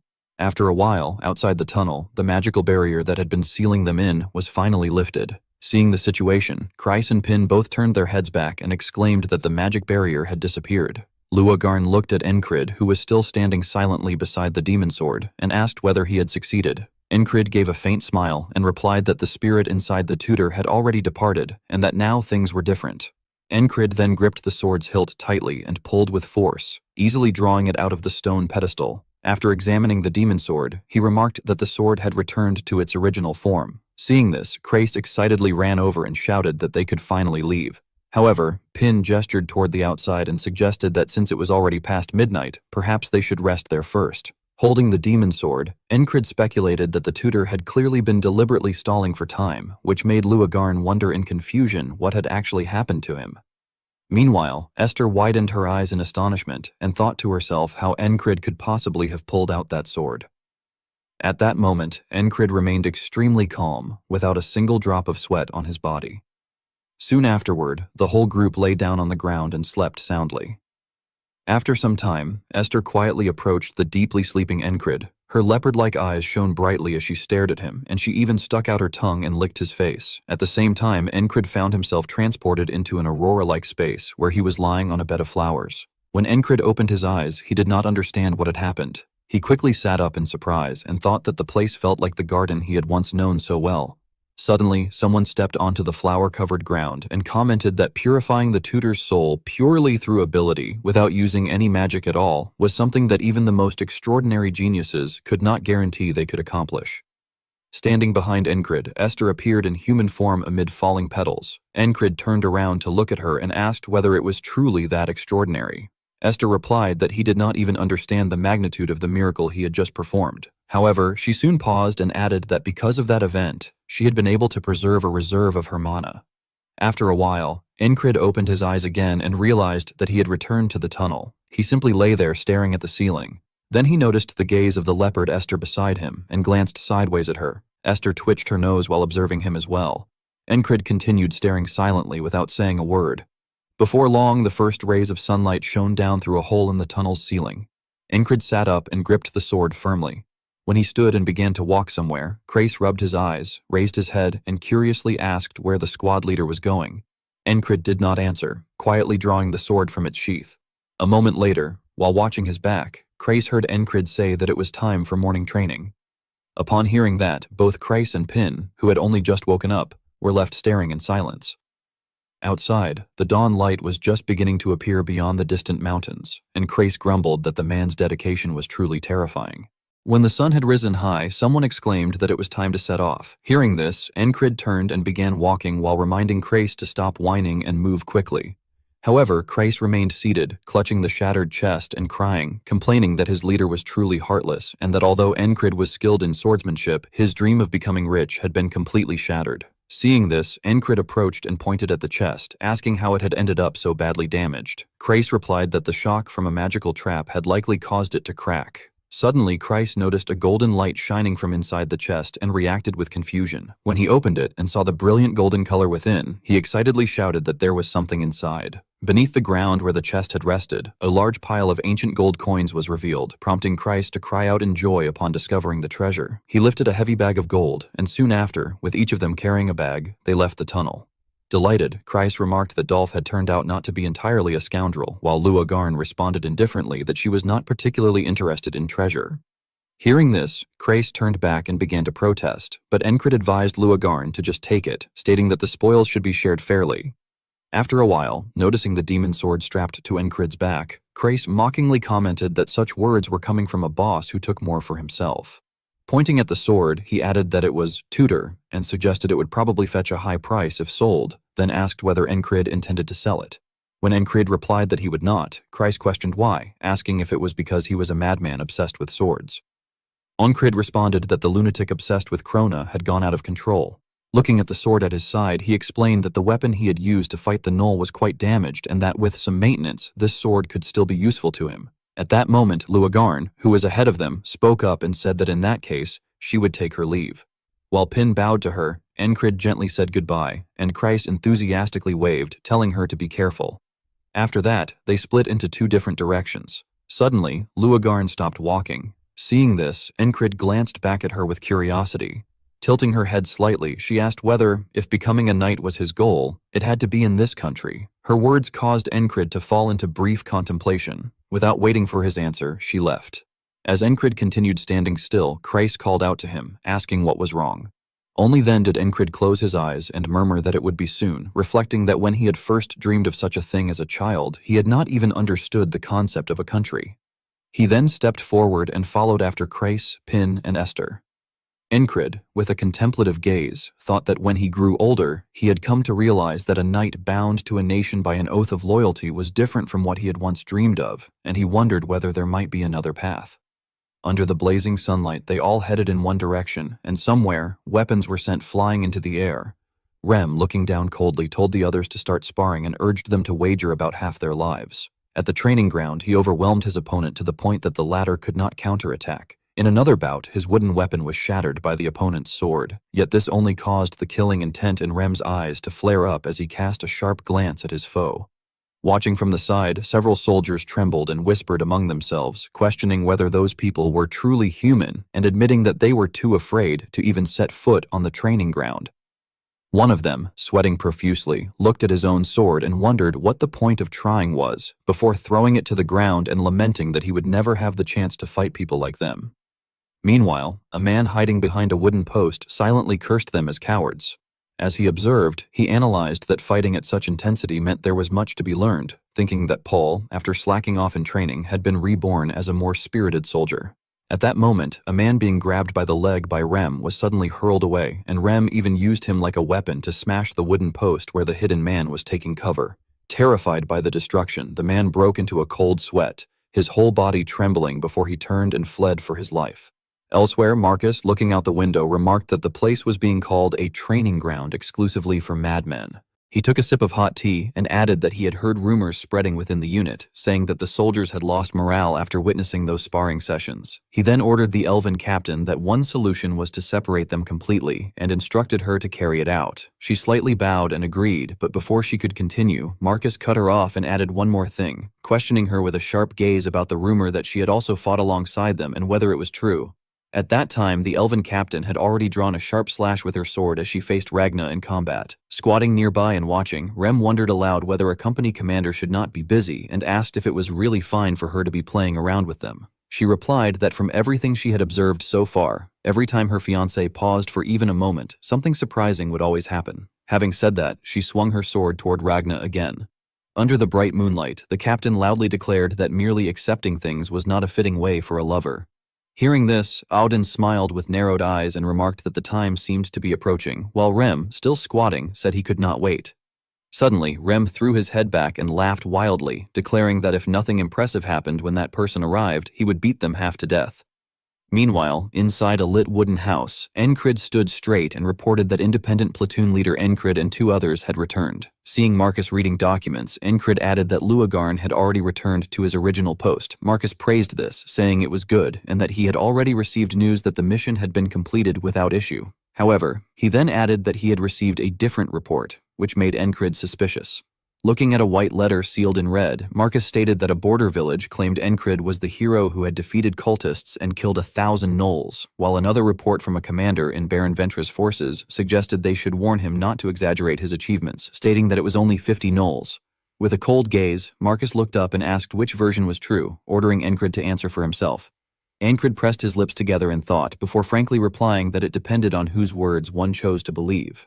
After saying that, he bowed his head again and thought about how much weight the words of a platoon commander truly carried, reasoning that someone of Marcus's rank as a battalion commander would surely already know the answer. Hearing this, Marcus smiled again and cheerfully announced that from that moment on, the independent platoon would be promoted to a company, telling him to continue carrying out his duties as a company commander.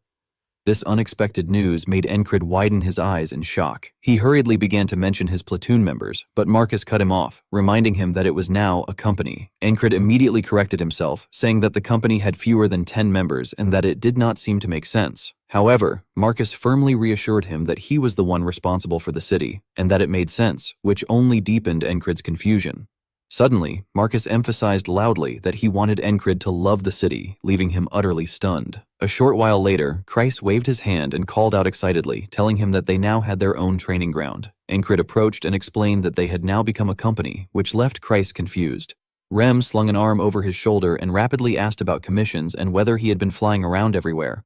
Kreis, still not understanding, pressed him to explain what he meant by company, while Ragna asked with concern whether he had returned without any broken limbs.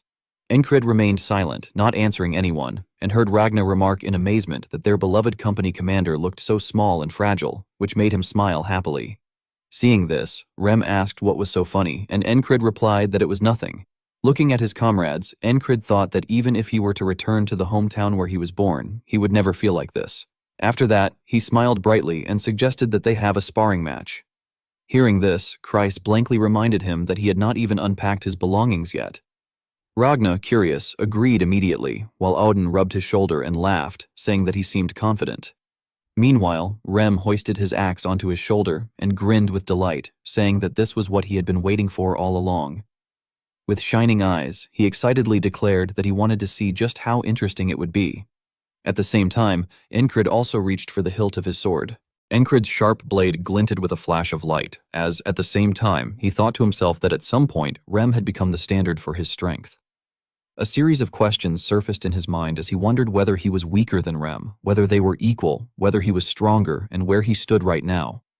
Meanwhile, the others outside continued to watch the ongoing battle intently. Rem narrowed his serious eyes slightly as Encred brought his weapon down powerfully toward his head. The clash of two solid weapons echoed through the air as Rem raised his own to block the strike, letting out a short exclamation. He then bared his teeth in an excited, cold grin and remarked that Encred was coming on strong from the start. Encred, unwilling to yield, frowned and warned that if Rem did not take this seriously, he would be pushed back. Hearing this, Rem found it amusing and commented on Encred's confidence before shouting loudly that he wanted to see what Encred had. Rem then swung his axe back with force and brought it down in a heavy strike, which Encred managed to block. The scene of the two exchanging blows unfolded rapidly, with the continuous sound of weapons clashing ringing out. Encred, his eyes faintly glowing blue, drew his sword back, while Rem glared upward with red pupils. Sparks flew repeatedly as their weapons collided, and Rem leaned aside to evade the heavy sword descending toward him. Watching the scene, Odin raised an eyebrow and thought that Encred possessed excellent physical strength, noting that even if it was thanks to using the barbarian's technique, his stamina had improved tremendously. At the same time, Jackson curiously wondered whether Encred had developed coordination, reflecting that he definitely had not mastered his dodging sense before and questioning when he had become so proficient. Ragna, resting his chin on his hand, considered that the technique Encred was using seemed to be the righteous sword technique and observed that Encred had not learned it half-heartedly but was blending it naturally with the heavy sword technique. Encred showed no intention of stopping and continued swinging his blade. His sword was about to collide with Rem's axe again when he delivered a powerful strike that made Rem cry out for help. Driven by the momentum, Rem quickly stepped back while thinking that his rhythm was no longer breaking Encred's, and that while before he had found enough amusement in simply toying with him, things had now changed. With sweat running down his face, Rem smirked inwardly, affirming that he was surging with excitement and bloodlust to the point where he would have to risk half his life. After that thought, Rem charged forward forcefully, pushing Encred back. His expression darkened as he glared ahead and thought that if he could not stop himself now, the fight would not end as just a spar. Unaffected by the pressure, Encred swung his sword decisively and slashed Rem's arm, drawing blood while internally urging himself to keep going. Without stopping, he followed up with another strike as Rem, in turn, told himself to continue just a little more like this. Rem then struck Encred's upper arm, while Encred cut into the man's back. A thrill-filled smile spread across Rem's face as he swung his axe forward again, thinking that he would push on until he could truly risk his life. The sharp blade of the axe was about to reach Encred's shoulder, but he immediately twisted his body to evade the attack. Seeing this, Rem was startled and thought that Encred had not been able to raise his guard, and that it was already too late for him to pull his axe back. Suddenly, a blade appeared before Rem's eyes and severed the handle of his axe. The sound of the broken weapon hitting the ground echoed throughout the area as he stared ahead in shock, drenched in sweat. At that moment, Jackson, standing behind, spoke in a low voice and accused him of trying to kill his opponent the moment he saw an opening. Rem, irritated, retorted that he wanted to know why Jackson was stepping in, insisting that he would have stopped cleanly on his own. Odin, raising his eyebrow, hesitated before admitting that he could also understand why Rem had been unable to stop himself.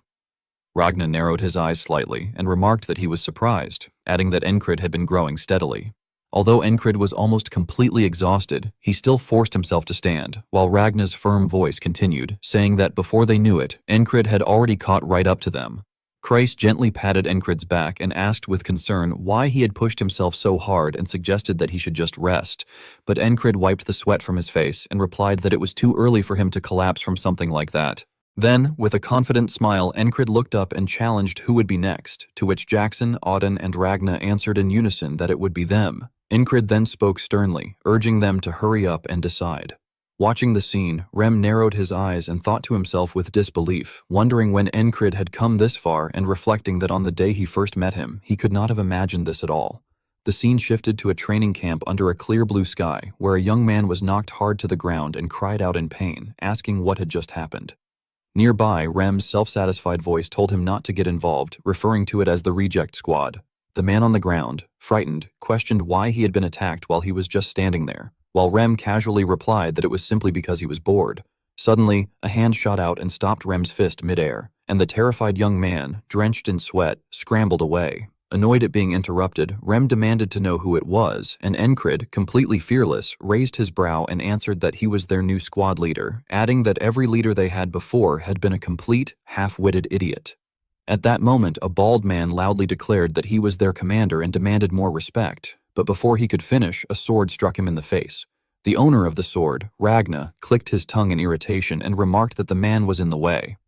Another scene appeared, showing a fully armed man shouting energetically for Squad 444 to follow his lead, but before he could do anything, a sharp spear pierced through his neck. A man wearing a smug expression grinned and said that he had heard they fought well and wanted to see who was better. Someone shouted urgently for the medical barracks, and after Auden knocked the man flat to the ground, he quietly clasped his hands and prayed that the man might go to heaven. Another furious shout rang out, reporting that someone over there was in critical condition, drawing weary reactions from those present. The scene then shifted inside a room, where Rem sat on the bed, frowning as he questioned whether all those idiots had their brains roasted in their skulls and complained about someone barking orders at them. Christ calmly wiped his belongings with a cloth and replied that the man probably just wanted to make a name for himself, reasoning that even though they were rejects, managing capable people like them would still be considered an achievement. Rem frowned and let out a sigh, commenting that those weak fools sure had wild dreams, and added that he had assumed the new guy, Encrid, would be no different, thinking he would just be another idiot barking orders without knowing his place. Returning to the past, as Rem pressed his opponent's face down, a loud voice suddenly demanded to know what he was doing as the leader of the reject squad. A man pointed at him and angrily scolded Encrid, asking whether he could not see that his squad member was causing trouble and telling him that if he was the leader, he should get him under control. Hearing those words, Encrid broke into a slight sweat and reluctantly agreed. He then glanced sideways and told Rem to do as the man said before returning to his sword training, completely ignoring Rem's gaze. Seeing this behavior, Rem scoffed and wondered to himself what the hell was wrong with that guy. Under the fading light of dusk, the clashing of swords continued to ring out. Encrid, gritting his teeth, struggled to block the relentless strikes of the enemy soldiers, his body drenched in sweat as he gasped for breath. Suddenly, a soldier from Encrid's side rushed in and stabbed the opponent, freeing him from danger. The soldier then pushed past the kneeling Encrid and angrily shouted at him to stop getting in the way and to get lost. Encrid lowered his head, unable to catch his breath, while soldiers hurried around him. At that moment, Rem passed by. Glancing at Encrid, Rem thought that after observing him for so long, he had come to a conclusion. When Encrid's sword struck a tree trunk, Rem internally judged that Encrid was someone without talent. Seeing Encrid drenched in sweat, swinging his sword with all his strength, Rem further remarked to himself that Encrid was wasting his time on a futile goal. Under the blazing sunlight, only Encrid's heavy breathing could be heard. Then Rem spoke up, asking why he was pushing himself so hard. Lying on the grass, Encrid looked up at him in confusion. With his hands in his pockets, Rem expressed concern, asking what would happen if Encrid died from exhaustion. Encrid calmly replied that if that happened, it would simply be the end. Rem frowned and questioned that if he already knew it would end, then there was no reason to do it, was there? However, Encrid asked in return whether there even needed to be a reason, adding that he simply wanted to do what he could. Hearing that, Rem's eyes widened in surprise as he thought that although Encrid lacked talent, he was not someone he could hate. Smirking slightly, Rem then crouched down and asked whether Encrid would agree if he said he wanted to train him to become strong. After some time, as Rem swung an axe toward Encrid, he recalled that it was precisely for that reason that he had been the one to first offer to teach him the heart of the beast. He reflected that despite all that training and the considerable time spent, the improvement had been minimal, and deep down he had already given up. However, on a blood-soaked battlefield, he later realized that Encrid had changed. In a flash, as Encred's sword swing sent an enemy's head flying into the air, Rem acknowledged to himself that from that moment on, Encred had never stopped improving. In the present, sunlight streamed into a small room where Encred lay shirtless on a bed, staring at the ceiling without moving. Sitting on the bed beside him, Rem asked whether he was awake. Encred sat up, inwardly wondering why Rem was staring at him like that. After a moment, he asked if Rem had just done something, leaving Rem confused. The two then exchanged questions back and forth, with Encred asking who Rem had killed and what he was talking about, or whether he had crippled someone, while Rem retorted by asking what Encred took him for to say such things. Sensing that the exchange would not end easily, Encred fell silent and stared at Rem intently. When he finally looked away, Rem complained in irritation that Encred's gaze was piercing him. Encred responded that as long as Rem did not cause trouble, everything was fine. Rem then became serious and began explaining that the first weapon he had learned as a child was the spear, taught to him by his father. Encred, who had been about to get out of bed, stopped and turned back, commenting that when he thought about it, Rem really was skilled with a spear. Rem replied that he was actually quite proficient with almost all weapons, boasting that he could figure out how to use one just by swinging it a few times. Encred mocked him, asking if he was showing off, but Rem told him to just listen first. Rem continued that when he was 15, the Western War broke out, and he had played a fairly important role in it. This surprised Encred, who reflected on the meaning of the Western War, recalling that it had begun when various tribes in the Western region each declared their own king, which was why the war was also known by another name. After a long conflict, one tribe had emerged victorious, but the consequences had been devastating. He imagined the scene of one side kneeling before the other and concluded that the entire Western region had been reduced to ruin and was eventually taken over by the Empire. Narrowing his eyes, Encred recalled how he himself had once been attacked by a monster, and thought uneasily that while Rem had already made a name for himself in war at the age of 15, he himself had merely struggled to survive in a mercenary group, fighting tooth and nail. The difference in talent made it impossible for time to be equal between them. Even so, as Encred sank into thought, Rem suddenly spoke again, saying that there was something he wanted to ask. With a serious gaze, Rem asked whether Encred truly wanted to become a knight. Encred looked at him and answered that he did, thinking firmly that he would not give up. After that, the two fell into silence, neither of them saying another word. Rem hesitated, thinking about what he should say but initially holding back. However, he eventually stated that if that was the case, he would also become a knight. Observing the young man before him with experienced eyes, Rem inwardly decided that he knew it must sound strange, and as he looked at Encred, he thought that Encred would surely laugh and call him all talk, perhaps saying that becoming a knight could not be achieved merely by defeating one's superior, or even asking if he had gone mad. When Encred called out approvingly, Rem was momentarily taken aback. Encred then firmly emphasized that if that was the case, he should become a knight, which left Rem stunned with his mouth slightly open. Shortly after, Rem smirked to himself, thinking that Encred was indeed an interesting person. A little later, as Encred stood up, put on his clothes, and suggested that they should spar with spears later, Rem replied that there was no need to even ask. Carrying his axe as he headed for the door, Rem smiled faintly to himself and remarked inwardly that if things were going to remain this enjoyable, he could not allow Encred to get ahead of him. Looking at the village being guarded in shifts by soldiers, Rem reflected that people believed there was only one path to becoming a knight, but in reality, that was not the case. Imagining a leader standing atop a mountain, wielding a spear and a scythe while shouting to the sky, he told himself that even in the West, there were figures similar to knights, named after an ancient legend of heroes who would pioneer a continent, and that they were called warriors. As he walked toward the sun, Rem concluded inwardly that he was a top candidate among those warriors. However, before leaving the West, he frowned slightly and wondered whether he needed to reclaim what he had once left behind.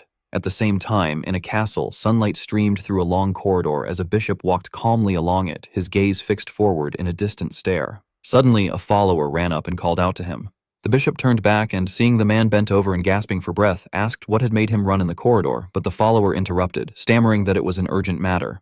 The two then spoke in hushed voices in the hallway, after which the bishop frowned and angrily questioned how they could have failed to seize the pioneer village because of merely a squad leader. He further demanded to know whether they were certain that the man was not a member of any knight order, prompting the follower, sweating profusely, to reply that it could be confirmed he was not.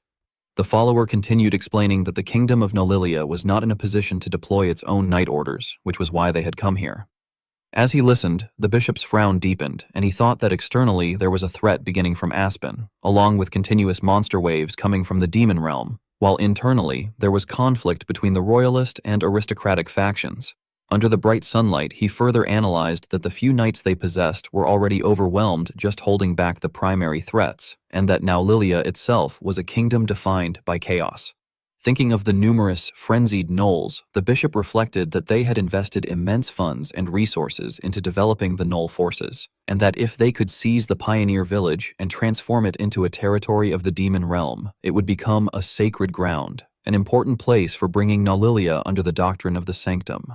Though anger simmered within him, after a moment his expression gradually relaxed, and he then smiled faintly in an eerie manner, stating that such an outcome was too significant to have been accomplished by a mere squad leader alone, and was most likely the result of a chain of coincidental, yet interconnected events. Turning to walk away, the bishop remarked that with the tasks ahead of them, they could not continue dwelling on what had already happened. This caused the follower to ask hesitantly whether they should take separate action. Hearing this, the bishop stopped and instructed that first, they could not simply stand by and watch someone oppose the will of God. Suddenly raising his voice, he ordered that it be sent, which made the follower turn pale and stammer in shock. Recalling a mysterious cloaked figure riding a beast, the bishop spoke in a low, forceful tone, specifying the manticore. With a dark expression, he then thought about the unnamed squad leader, concluding that such a coincidence would not happen again, and that, as it should be, he hoped the man would find his way into the embrace of God. Elsewhere, a monster bound in iron chains roared in fury, its eyes glowing with a golden light as it carried a black-cloaked rider rushing forward at great speed.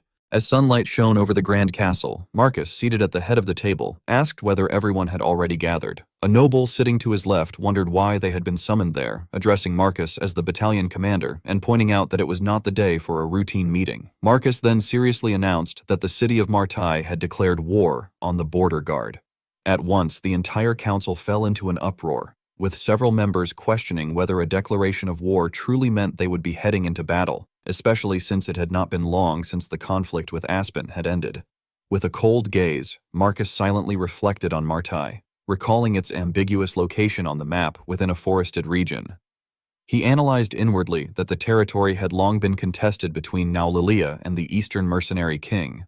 Although it currently belonged to Naulilia, its long history meant many inhabitants were of Eastern descent and they were skilled fighters. Thinking of a certain figure, Marcus further noted to himself that someone known as a general now controlled Martai and was expanding its influence as a mercenary city. The captain under Encrid then expressed his opinion that the border guard was not only a military city but also a vital trade route, suggesting that Martai likely intended to seize it and use it as a central hub to expand further. Hearing this, Marcus nodded in agreement. Seeing this, a bald nobleman clenched his fist anxiously and asked what they were supposed to do, pointing out that their soldiers were still exhausted from the battle with Aspen and arguing that it would be impossible to face a full army from Martai under such conditions. Another person then suggested that they should request aid from neighboring territories as soon as possible. However, a different noble crossed his arms coldly and questioned whether those neighboring regions would truly help the border guard even if asked. He smirked and added that those territories also desired the land, and it was even possible they might cooperate with Martai and divide the border guard among themselves. He then turned to Marcus and asked whether it would not be wiser to choose a safer option rather than trusting regions that could betray them at any moment. After that, he remarked that there was actually a good alternative and, with a cunning look, proposed that they cooperate with the Black Leather Guild. Upon hearing this, Marcus cast a scrutinizing glance at him. Suddenly, another noble stood up abruptly, slammed the table, and shouted in outrage, asking why they should cooperate with those plunderers. He confronted the cunning noble directly, arguing that their own people had suffered because of them and questioning how they could possibly trust such individuals. The other noble retorted that they should think of the long-term benefits and insisted that everything he proposed was for the good of the border guard. Before he could finish, Marcus slammed his wine cup onto the table and ordered them to stop. Instantly, silence filled the room. Marcus then continued, asserting that the soldiers of the border guard were not weak. With a resolute gaze, he declared that they would not accept help from outside forces and that they would fight Martai and win with their own strength. Hearing this, the cunning noble lowered his head slightly in dissatisfaction, his eyes filled with killing intent as he clenched his teeth in anger. After a while, everyone left, leaving Marcus alone. Turning toward the direction they had gone, he remarked that the man must be angry and asked whether the other person had seen his expression earlier, adding that he thought the man had wanted to hit him. The captain of Encrid's company replied that there was no one crazy enough to mess with the warmonger, and then asked who had given that nickname. Marcus, resting his chin on his hand, remarked that he had, and when the captain commented that he was indeed skilled at such things, Marcus responded that it should be taken as a compliment. With a resolute look in his eyes, Marcus then brought up Baron Bancento, thinking of the cunning noble with visible displeasure on his face, and stated that the man had not even tried to hide the fact that he was colluding with the Black Leather Guild, adding that the person always by his side was likely a guard sent by the guild. Hearing this, the captain wondered if Marcus intended to eliminate him, but Marcus explained that although they disliked him, killing someone like that in the city would amount to murdering a noble. He then glanced behind and added that the man's way of acting was rather careless, so they would simply wait for the right opportunity. Outside the castle, beneath a crimson sun, Baron Bancento furiously kicked over a fish cart and cursed. The two vendors hurriedly picked up their fish while complaining about their goods, whereas Bancento stormed off in rage, shouting that Marcus was damned and that just because he was a noble, he acted superior, but when the time came, he would be nothing more than someone surviving on the battlefield. The man in black walking beside him speculated that Marcus must have something he relied on, and Bancento agreed, saying it had to be that group of lunatics. With a savage look, he ground his teeth and added that especially their leader, Encrid, was an irritating bastard. And although it was said that he had become a company commander after killing 1,000 enemies in a pioneer village, that was clearly an exaggerated and empty tale. At that moment, someone stepped out from a narrow alley, and Bancento immediately crashed into Encrid, crying out in pain. Clutching his injured nose, he angrily demanded to know who dared to do that, but he fell silent upon realizing it was Encrid.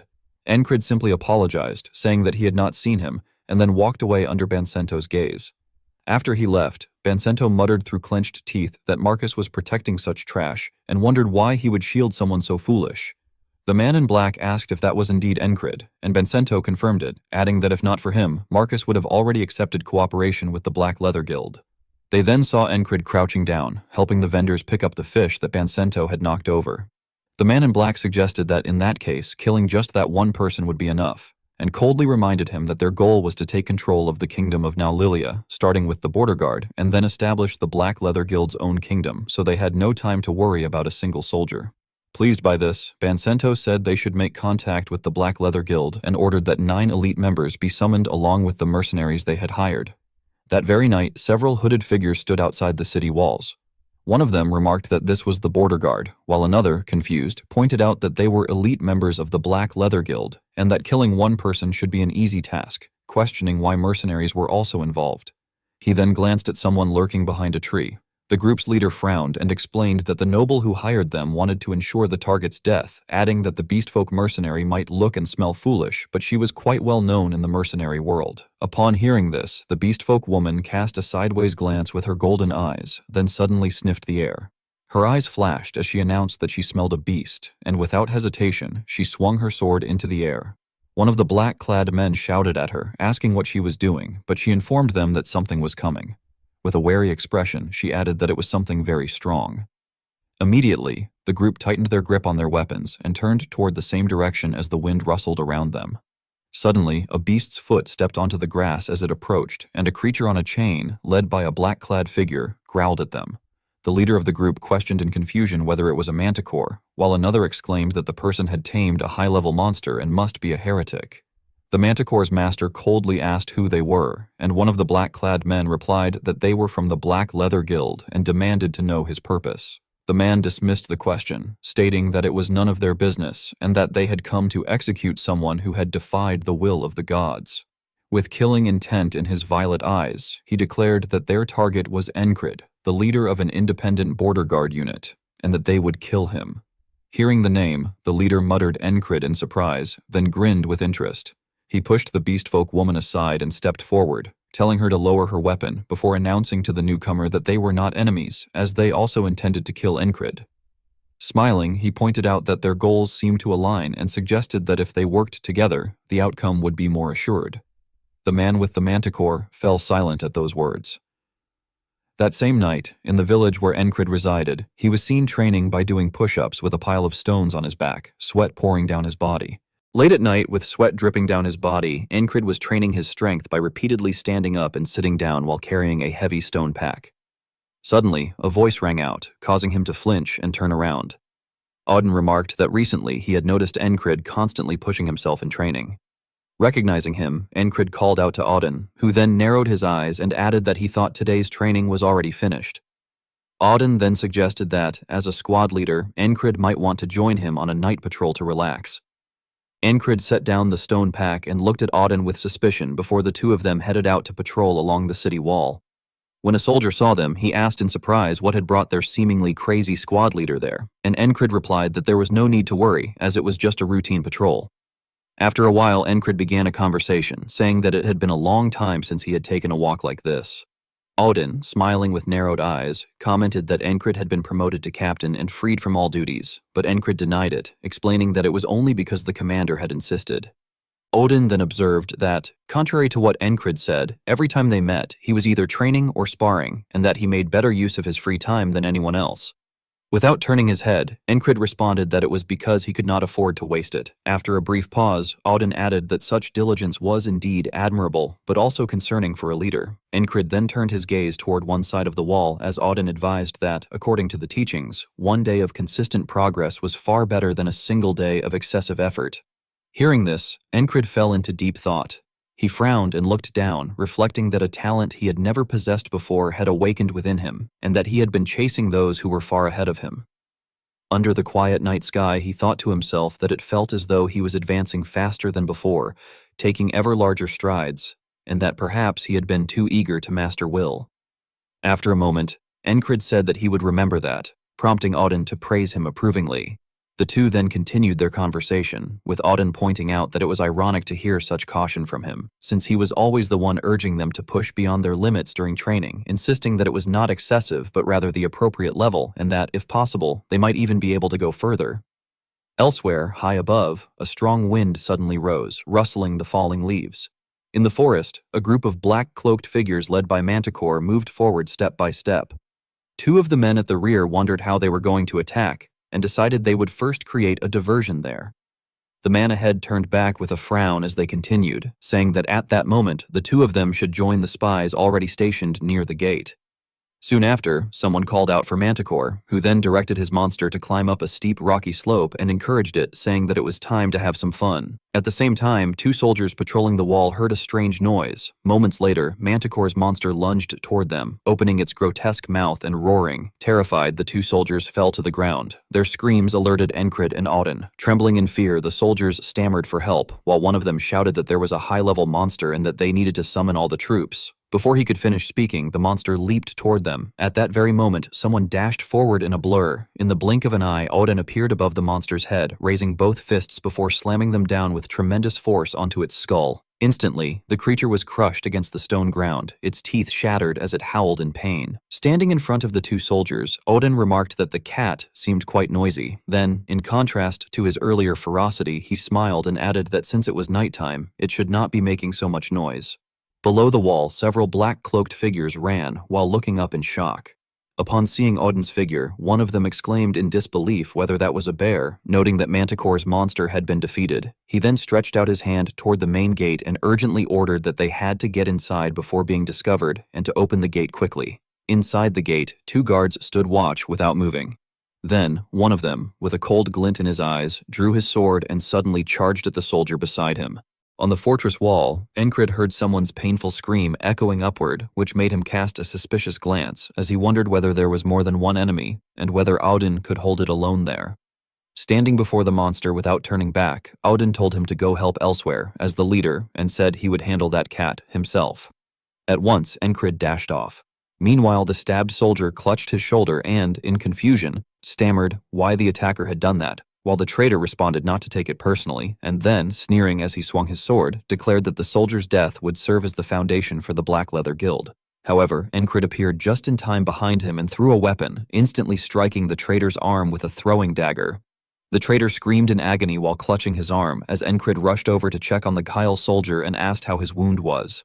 Frowning, Encred reflected that after dying multiple times, he could assess the severity of an injury at a glance and began evaluating the soldier's current condition, while the soldier sat still, breathing with difficulty. Suddenly, Encred gestured behind him and remarked that the soldier's condition was still fine, telling him to go to the treatment room on his own. This caused the soldier to cry out in terror that his stomach had been stabbed and that he could not possibly walk there, but Encred calmly pointed out that judging by how loudly he was shouting, his condition was actually much better than he claimed.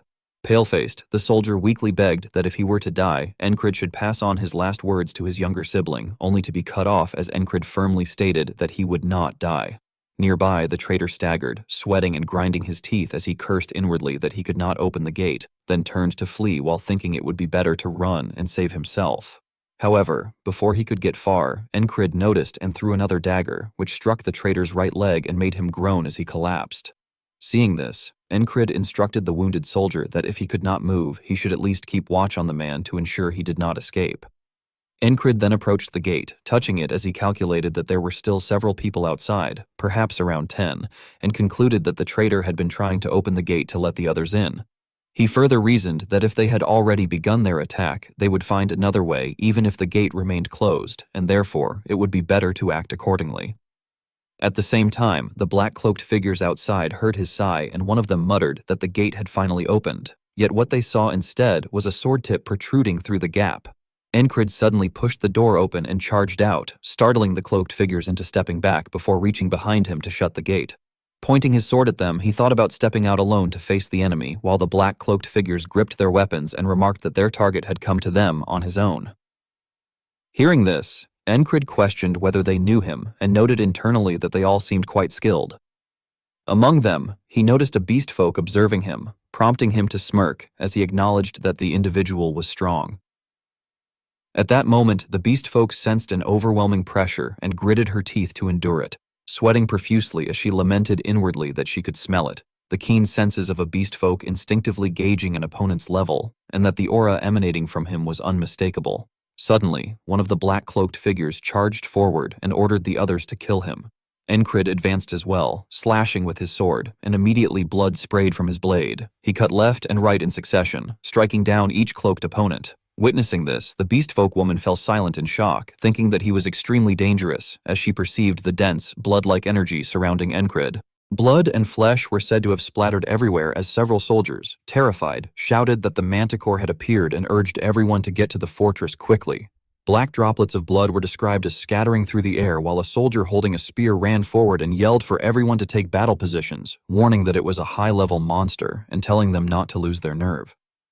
On the other side, Auden was described as striking the monster across the face, sending it crashing to one side. The soldiers who had just arrived were said to be panting in shock, gasping in disbelief at what they saw.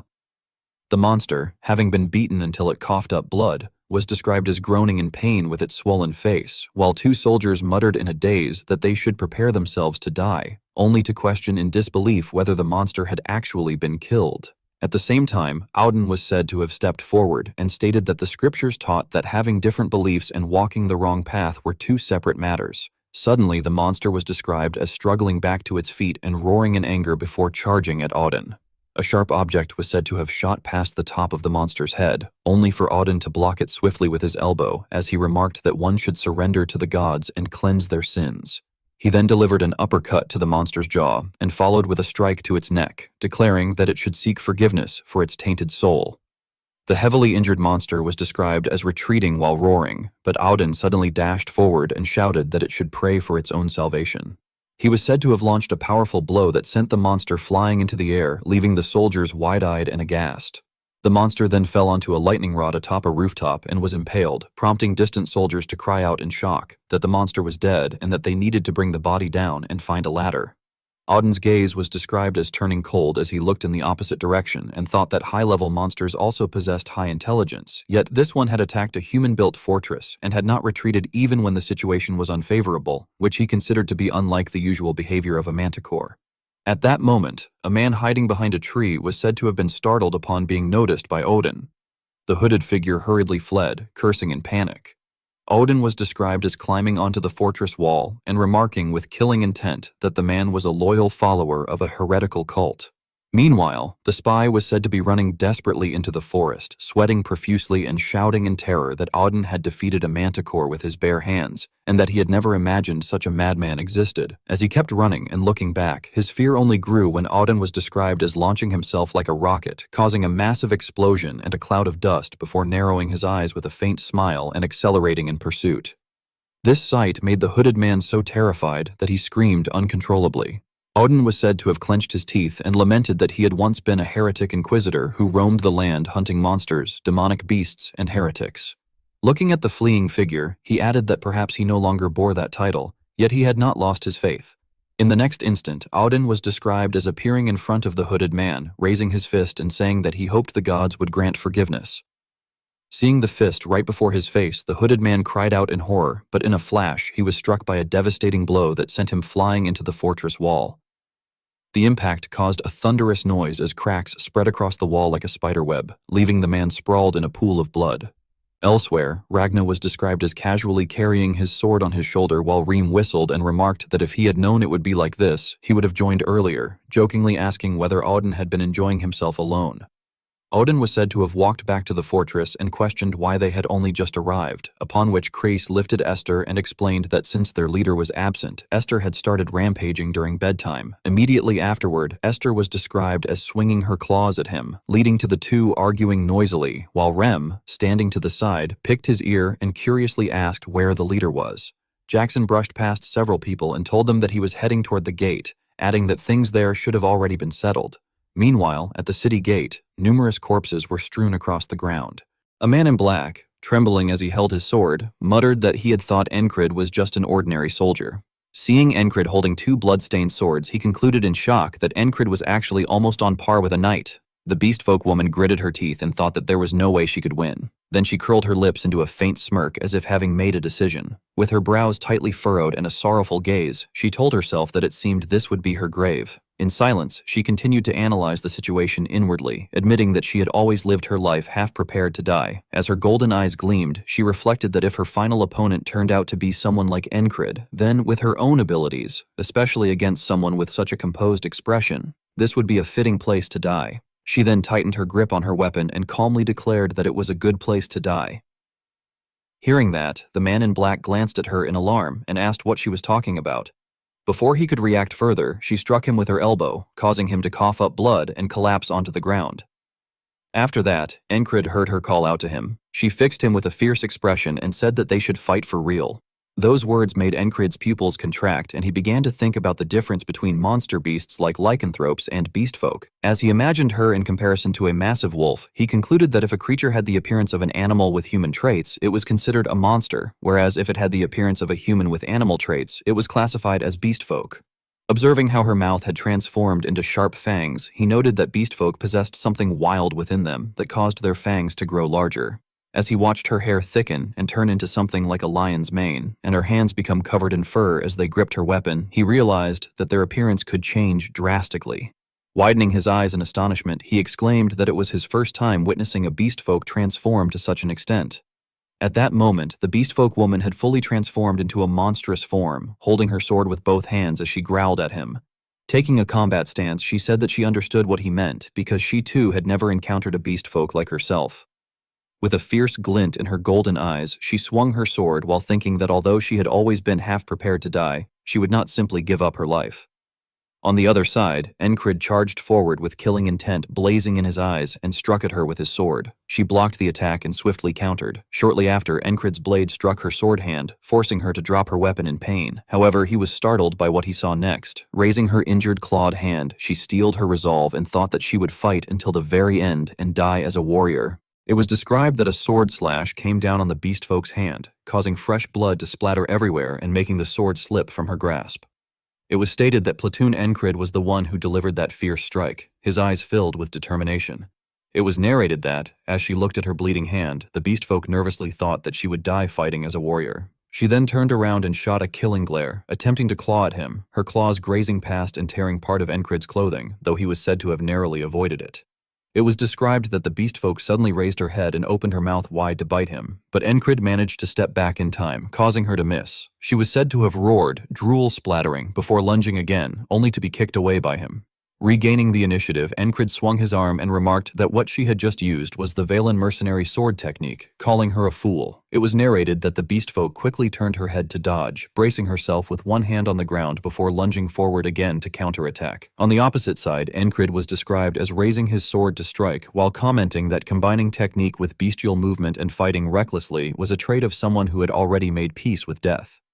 It was said that, seeing her injury, the beast folk ground her teeth in hatred and roared furiously, which made Encrid grow wary as he questioned what that strange obsession was. He was described as spinning in midair and driving his elbow into her chin, forcing her mouth shut. It was narrated that, while she was still staggering, Encrid quickly landed and attempted another strike, his eyes filled with killing intent as he observed the despair on her face. At the same time, the beast folk was said to have fiercely sought revenge, and their swords clashed with a sharp, metallic sound. It was described that, at that moment, the beastfolk felt shaken as she thought of Crimheart, the only god of the beastfolk who governed past lives and creation. Meanwhile, Encrid was said to have retreated his blade to avoid her attack as she continued thinking that all beastfolk hoped to reach Crimheart's temple after death. It was narrated that the beastfolk landed heavily and immediately had to leap again as Encrid slashed low across the ground, declaring that she should die as a warrior. She was described as gritting her teeth and flipping in midair before dashing behind him to strike his blind spot, though he still managed to turn and block. It was said that the beastfolk roared savagely as she charged at him, thinking that a beastfolk who died as a warrior would continue to live as Crimheart's sword within the eternal vortex. Their blades clashed heavily once more as she shouted to raise her spirit, only to be struck again by Encrid. It was narrated that her sword fell from her hand and she collapsed backward, unable to resist, groaning in pain while inwardly calling out to Crimheart, wondering if she could come to him. Memories of her past were said to surface as she recalled being exiled by her own kind and wandering without a clan. She remembered trying to prove herself through the sword and becoming a mercenary, only for her plan to fail, thinking bitterly that it was unfair. It was described that tears welled up in her eyes as she struggled to rise again, insisting that it was not her fault for being born that way and lamenting that she had not even had a child yet. Her eyes were said to flash with hatred as she questioned why it had to be only her. It was narrated that, despite her efforts, she could not succeed, as Encrid swung his sword straight toward her head. However, it was said that his expression suddenly froze as if he had witnessed something, and his blade stopped just before splitting her head in two. It was described that the beastfolk collapsed to her knees before him, panting heavily as tears streamed down her face, asking why she alone had to live like that, before breaking down in sobs. It was said that, witnessing this scene, Encrid fell silent for a moment, unsure of what to say. After a while, he finally asked whether she still wanted to live. It was narrated that the beastfolk raised her head, revealing her tear-streaked face. At that moment, a voice from behind was heard asking whether he did not intend to kill her. Platoon Encrid turned around and asked since when they had been there. Rem stepped forward with a smile and replied that they had been there since he started fighting her. Then, tilting his head and staring straight at the beastfolk's face, he wondered whether that creature was a monster or a beastfolk. The person beside him smiled and explained that she did not possess any evil energy, and that she was a beastfolk. Crace, hiding behind Platoon Encrid, cautiously asked where she came from. Rem poked the beastfolk and called out, asking if she was not going to answer and why she was just sitting there crying. She lowered her head and mumbled weakly.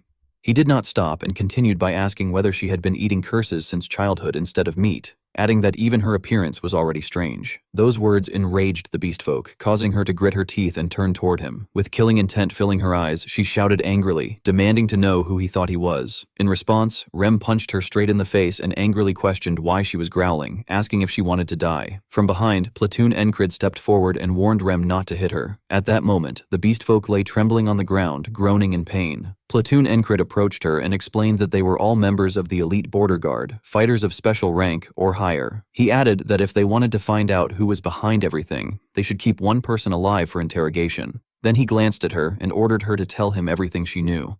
The beastfolk, still shedding tears, looked up at him. Slightly moved, she lowered her gaze and said that she understood and that she had only been stalling for herself. Finally, she gave up, sat up, and extended both hands toward him. Platoon Encrid silently glanced at her before turning away and leaving without another word. As he walked away, Esther suddenly let out a cry. Ragna pointed at her and complained that the beast was acting up because the captain was not there and was causing trouble, asking if she was going to sleep now. Platoon Encrid gently reached out, patted Esther's head, and told her to go inside, adding that he first needed to report to the battalion commander. Inside the meeting room, Marcus coldly asked whether he had defeated the intruder in the middle of the night. From across the room, Platoon Encrid seriously replied that they had captured one intruder for interrogation and that he could confirm it. Hearing this, Marcus let out a sigh. He then lowered his head and pondered, saying that it was not necessary because this was the doing of Vice Baron Bancento, adding that he had always suspected the man would do something like this, but that he had acted faster than expected. Suddenly, he let out a sinister chuckle. After a moment, Marcus raised his head and praised him, calling it good work. Mad Captain. Seeing Platoon Encrid's confusion, Marcus explained that thanks to this, they now had a strong pretext and that he could finally deal with that irritating face. Meanwhile, Platoon Encrid began to think to himself whether the battalion commander already knew something and that the matter would be resolved quickly. His eyes lowered as he calculated that the same would apply to the fate of that female beastfolk. At that moment, outside, the beastfolk had already been tightly bound with ropes and was being dragged away. Inside the hospital room, the sound of non-stop conversation could be heard. When someone asked whether he had completed his report, Platoon Encrid replied while refilling the oil lamp that he had already finished it. Rem then suggested that they should go to sleep, but Encrid hesitated and admitted that he still needed to review the battle. Another person complained that they could not sleep because of him and asked the captain to put out the light. Encrid argued that the attack had not been his fault, though in the end he reluctantly lay down and said that he had no choice and would just review everything while lying down. As he closed his eyes, he quietly told himself that he needed to. Suddenly, Rem sat up again and asked if he had already fallen asleep. Odin laughed cheerfully and remarked that Encrid really needed to learn how to rest when the time came. Ragna sounded rather helpless as he called him a training addict and then asked why the big lug had to drag him to the wall. Someone else simply answered that it had been necessary advice. Meanwhile, Esther kept staring at Platoon Encrid as he rested with his eyes closed. Inside Encrid's mind, a single drop of water gently fell. Sitting alone in the center of his thoughts, he reflected that she had used agile movements and flexible responses as though she had been prepared to die. Yet in the end, she had cried because of her desire to live. He continued imagining the beastfolk woman and wondered what she would have done if he had reacted differently. Deep inside, he admitted that he wanted to fight her again. On the opposite side, the beastfolk charged toward him once more. As Encrid raised his twin swords, he told himself that he wanted to test his strength even further. However, the beastfolk before him suddenly vanished. Esther had made them disappear and remarked that he was now even training in his dreams. Encrid turned toward her in confusion before quietly calling out her name. Esther stepped forward and commented that it was no wonder he could not get rid of his fatigue, since he truly was a high-maintenance man. Encrid then seriously asked whether this was her original form. Esther had clearly not expected such a question and froze blankly for a long moment. At that instant, the beastfolk on the opposite side growled fiercely, but Esther casually snapped her fingers, causing them all to dissolve into empty illusions. She then calmly warned him not to act as though he knew her in the other world.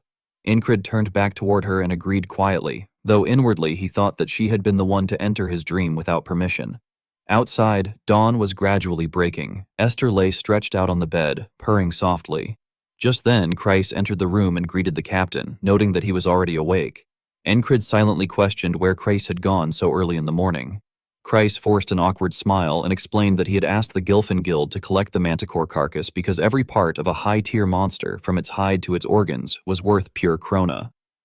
Encrid bluntly remarked that Kreis certainly was diligent. Kreis then continued by saying that he had heard yesterday's attackers were members of the Black Blade Bandits. He muttered that they had likely targeted the border guard while taking advantage of the situation with Martai. Encrid immediately asked about the situation on Martai's side, and Kreis quickly informed him that rumors were spreading that their army had already been organized and preparations for marching out were complete. According to him, a territorial war was practically just around the corner. Lowering his head with uncertainty, Kreis added that there was no way the battalion commander would overlook the Black Blades after pulling such a stunt at such a critical moment.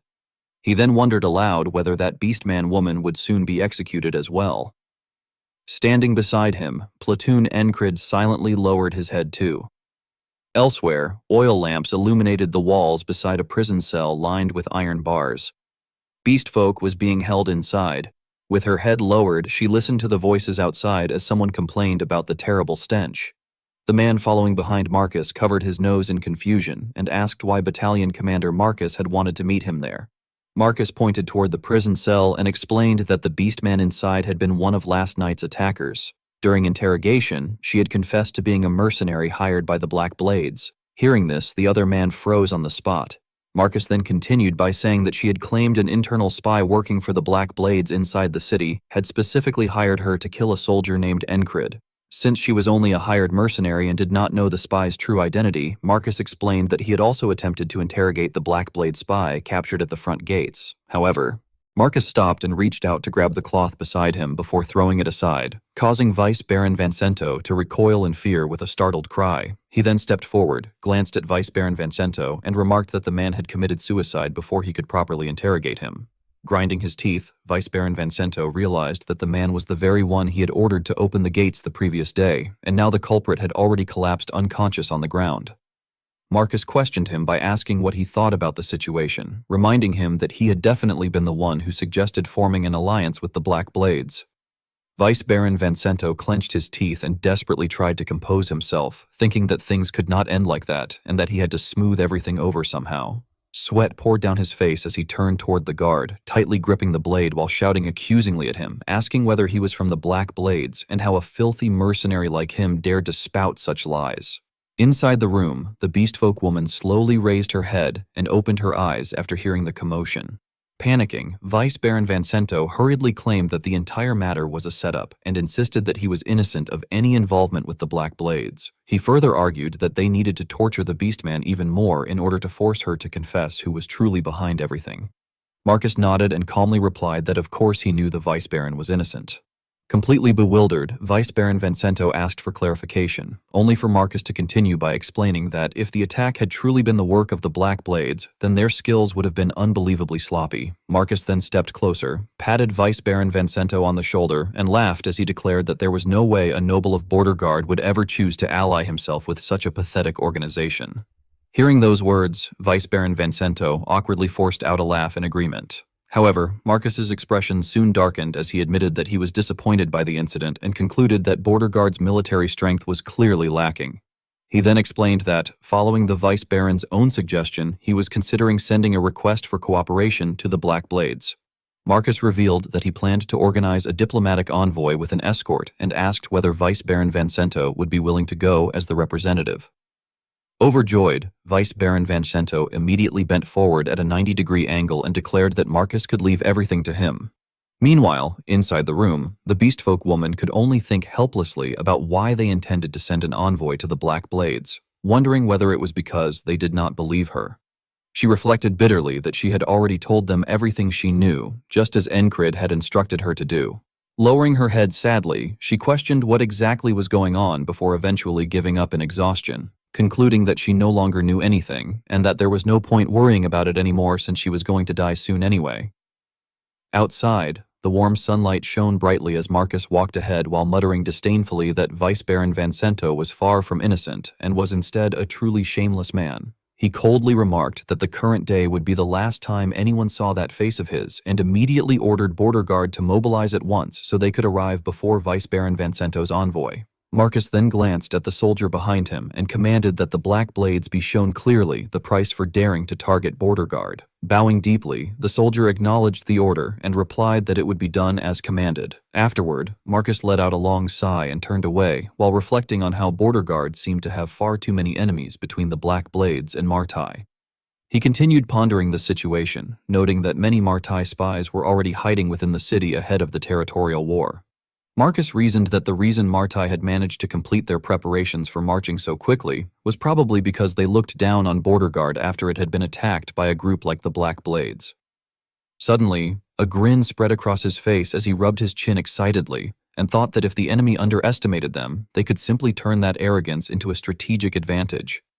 Nevertheless, Marcus soon became cautious again and reminded himself that since they were already being underestimated, perhaps it would be best to keep their trump card properly hidden. Rem cautiously asked what escort they were talking about. Platoon Incrid seriously replied that escorting the delegation heading to the Black Blade Bandits had been a direct order from the battalion commander. Rem looked somewhat confused as he questioned whether the Black Blades were not the same people who had attacked the city and wondered why they were sending a delegation to them. Standing beside him, Kreis added that it probably did not mean they were truly escorting anyone. Platoon Encrid nodded firmly and said that he knew, then carefully explained that it actually meant they were supposed to kill him, since the escort target, Vice Baron Vincento, was likely collaborating with the Black Blades. Ragna then asked whether that was why he was bringing the barbarian along. Kreis nodded and remarked that killing nobles was probably his specialty. Rem excitedly declared that killing allies was his specialty too. Immediately afterward, the group suddenly rushed outside shouting that his specialty was coming while screams echoed everywhere. After that, Ragna sadly commented that if they already knew he was a collaborator, they should simply kill him instead of going through the trouble of sending him away.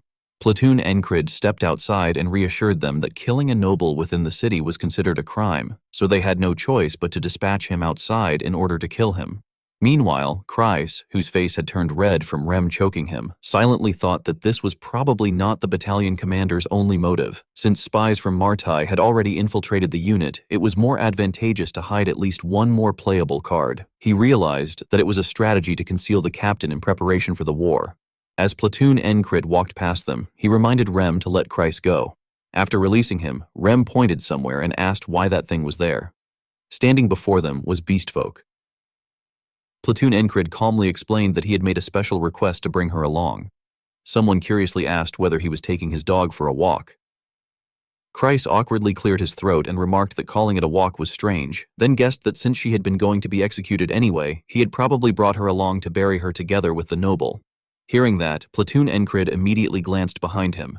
Beastfolk merely lowered her head in silence. Soon the carriage was brought over, and everyone gradually approached it. Sitting inside the carriage, Baron Bencento questioned why there were only 3 escorts for such an important delegation. He complained that they had even included a trashy braggart and 2 barbarians, then furiously shouted that they should show him the proper respect and cursed those lowly peasants. Behind him, just as Ragna was about to draw his sword, Platoon Encrid immediately stopped him by calling out to Rem. On the other side, Rem had already raised his axe high in anger and muttered that it was uncanny as always. At the very back, Beastfolk silently wondered whether they had already traveled pretty far from the city. Since they were going to kill him anyway, she questioned why they were dragging things out so much.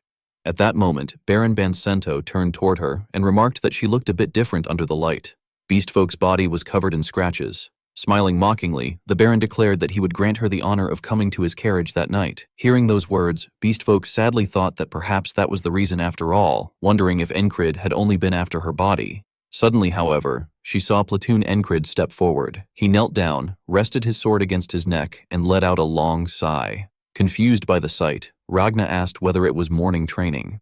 Platoon Encrid bent his knees and exhaled heavily as he explained that he had been unable to do it earlier because they had departed at dawn. He then reminded Ragna that he was doing his swordsmanship training too and warned him not to skip it. Continuing his exercises, Platoon Encrid answered that of course he would keep training. Beastfolk was deeply shocked by this. She realized that her body could not possibly be his goal and firmly denied the thought to herself. Beside her, the heavy sounds of Platoon Encrid's breathing continued endlessly as he trained. Staring blankly in confusion, she wondered why in the world Encrid had chosen to spare her life. Meanwhile, Platoon Encrid remained completely focused on his training without paying attention to anything else. Sometime later, Baron Bencento impatiently asked whether they were almost there. The driver immediately replied that they had already passed the marker. The Baron sneered that there was no need to bring trash into the dawn of the Black Blade Kingdom. Suddenly, Beastfolk, who was walking behind them, noticed something carved into a tree. Looking at the 2 slash marks in alarm, she realized that it was the Black Blade's ambush marker. After some time, night finally fell. While the group sat gathered around the campfire, Beastfolk was once again tightly tied to a tree. Baron Bencento irritably shoveled food into his mouth while grumbling that they dared to serve him such a subpar meal and that it was not even fit for pig slop. He spat the food out, causing Rem to grow irritated. Ragna's hand, which rested on his leg, trembled slightly in anger. Sitting beside him, Platoon Encrid quickly calmed him down by telling him to finish cleaning up his food before going to sleep. Ragna casually lay down and told them to make the barbarian do it. Meanwhile, the Beastfolk watched the situation with conflicted feelings, thinking that they were far too calm and that if they kept acting like this, they would become sitting ducks for the Black Blade's ambush. Suddenly, she noticed a plate of food being placed in front of her as Platoon Encrid simply asked whether she wanted food. The Beastfolk hurriedly shook her head and replied that she was fine, but he sat down anyway, left the plate beside her, and told her to eat if she wanted to. The Beastfolk cautiously weighed her options, thinking that it would be better to warn them beforehand, only for Platoon Encrid to suddenly raise his head and ask whether she was not planning to run away. Shocked, she stammered out a confused question about running away, but he bluntly remarked that she did not seem very bright before asking why she thought he had brought her along in the first place. At that moment, realization dawned on her, and she muttered that it could not be true. Gritting her teeth, the Beastfolk demanded to know whether he had really been trying to give her a chance to escape and asked why he would do such a thing. Platoon Encrid gently answered that she had wanted to live. Inwardly, he reflected that she possessed a pure thirst for life and a longing for the choices she had never been allowed to make before. As he remembered the tear-soaked look on her face, he admitted to himself that it had been impossible to ignore how vivid her emotions were. Meanwhile, the beastfolk remained lost in confusion, wondering why he had not asked anything of her and yet was still willing to let her go. Lowering her head, she told herself that it was impossible because no one had ever shown her such kindness before, and tears once again gathered at the corners of her eyes. When she noticed Platoon Encrid preparing to leave, the beastfolk hurriedly called out for him to wait. Nervously, she warned him that the Black Blades were preparing to ambush them. Afraid that he might not believe her, she quickly explained that she had seen their marker along the way and revealed that the noble bastard was planning to kill them. The moment she finished speaking, Rem abruptly severed Baron Banseto's head. The coachman immediately screamed in terror while the beastfolk stared in horror with wide eyes and a gaping mouth. Ragna, however, merely remarked that Rem had done it. Filled with anger, Rem explained that the bastard had completely abandoned his table manners. Platoon Encrid let out a long sigh and commented that this had happened earlier than planned before, wondering whether they had held back long enough. The terrified coachman stumbled backward, realizing in shock that this had all been planned from the beginning and that they had never intended to act as a delegation at all. Convinced that they had meant to kill the Baron from the start, he rushed toward the horses while cursing loudly. As he hastily fled, he shouted that he was at a disadvantage alone and that he needed to regroup with his comrades lying in ambush. Watching him escape, Rem remarked in surprise that the man was getting away, but Platoon Encrid calmly explained that he was obviously trying to reunite with his ambushing allies. Ragna then repeated the word ambush in confusion, prompting Platoon Encrid to explain that the beastmen had warned him about it. The others reacted with mild surprise and commented that she had at least proven useful. After that, Platoon Encrid declared that they should go catch the fleeing man. Panicking, the beastfolk cried out for them to wait and insisted that she had only warned them so they could avoid the ambush, demanding to know why they would chase after it instead. Platoon Encrid looked puzzled and remarked that she had been asking obvious questions for quite a while. Lightly touching the sword at his waist, he explained that it was because he wanted to fight. The beastfolk froze in confusion at his answer, and Platoon Encrid suddenly seemed to remember something. Turning around, he sliced through the ropes binding her with his sword before gently informing her that she was free now and could run away or do whatever she wanted. Having finally regained her freedom, the beastfolk stood there blankly, unable to decide what to do, before absent-mindedly wondering whether that had really been supposed to be obvious. The group hurried straight ahead. Rem curiously remarked that she had been wondering why he had brought her along and that now she understood the reason. Platoon Encrid, still not understanding, turned back and asked what she meant. Rem immediately burst into laughter and teased him by asking whether beastmen were his type. Ragna joined in and asked if that was why he had not accepted the fairy. Excited that someone was supporting her, Rem exclaimed that it made perfect sense. However, Platoon Encrid continued rushing forward seriously without paying attention to them and bluntly stated that it was nonsense. He then stopped briefly and reminded everyone to focus. At that moment, the group spotted the man who had killed the horse lying on the ground. The sword strike had been incredibly precise, stabbing directly into the horse's neck. The bandit pulled out his blade and pointed it toward the group threateningly, asking if they had followed him and what they planned to do now that they could no longer escape. Platoon Encrid calmly replied that it certainly looked that way. Ragna nodded with a sigh and commented that it was unfortunate. The bandit immediately shouted angrily that it was unfortunate for them, not for him. As soon as he finished speaking, several more figures dressed in black appeared around them. The bandit confidently declared that their little act ended there. Stepping forward, he mockingly suggested that they beg for their lives while they still could. Rem, completely fearless, exclaimed in amazement that it was an ambush. Platoon Encrid played along by sarcastically saying that he was so surprised, while Ragna only looked bored and muttered in exasperation. Their reactions made the bandit grit his teeth furiously before shouting for his men to kill them.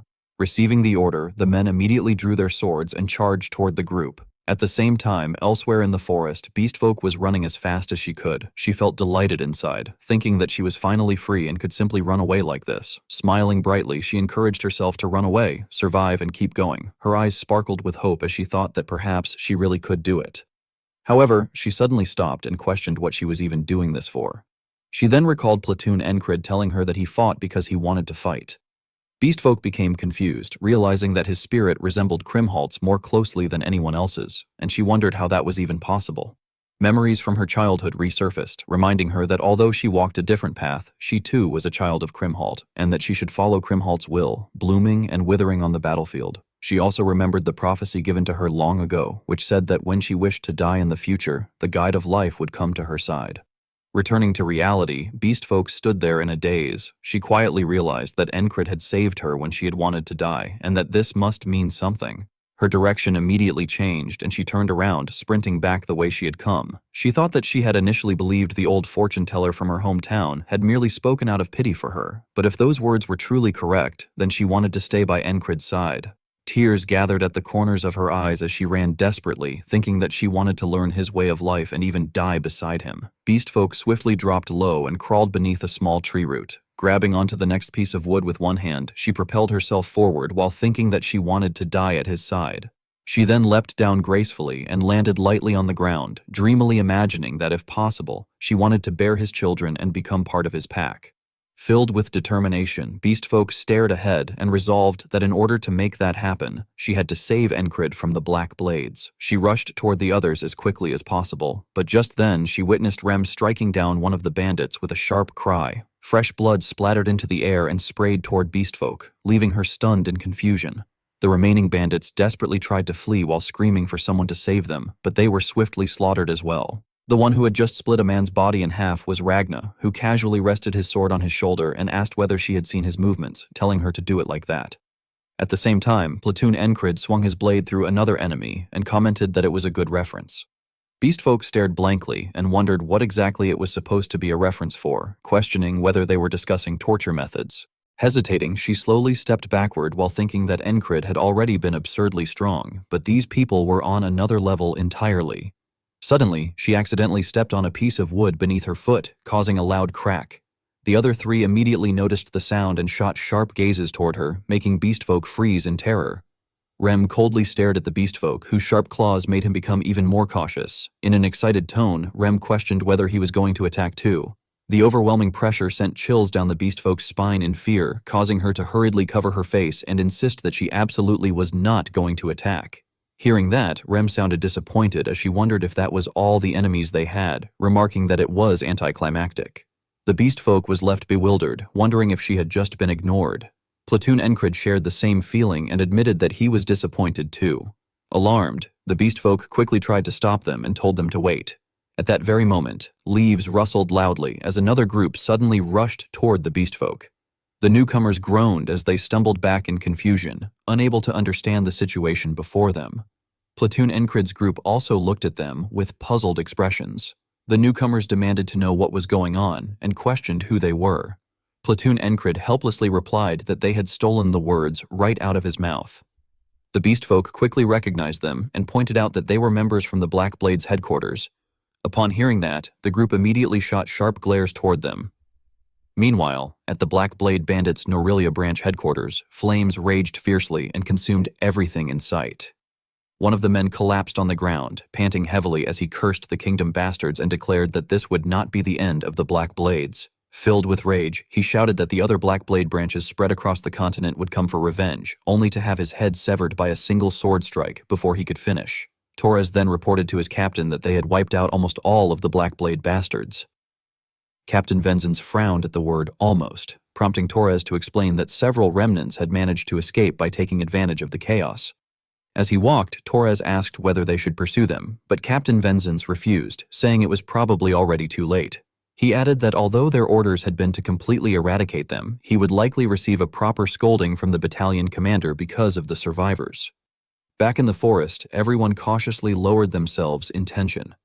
Platoon Encrid was the first to speak, saying that although he did not know why they looked so miserable, they must have come to meet their Black Blade comrades. Pointing his sword at the group before him, he declared that he would let them meet their comrades in heaven. The moment he finished speaking, the enemy panicked and tried to flee while screaming in shock. Cries of agony echoed continuously as blood splattered everywhere. Watching the slaughter, the Beastfolk blankly muttered that they truly were madmen. Even so, she gritted her teeth and resolved that if she could just remain by Encrid's side, then she too would become a madman. With that determination, the Beastfolk joined the chaotic battle herself. She drove her fist straight into one man's chest and declared that she would become a madman as well. Ragna watched in surprise and wondered whether they had not been on the same side, questioning if killing her own allies was also her specialty. Platoon Encrid was equally bewildered as he silently thought about that beast girl. Meanwhile, on the other side of the battlefield, the Beastfolk continued gritting her teeth and fighting relentlessly without pause. Beastfolk charged toward the enemy with a long scream, shouting, "Ha!"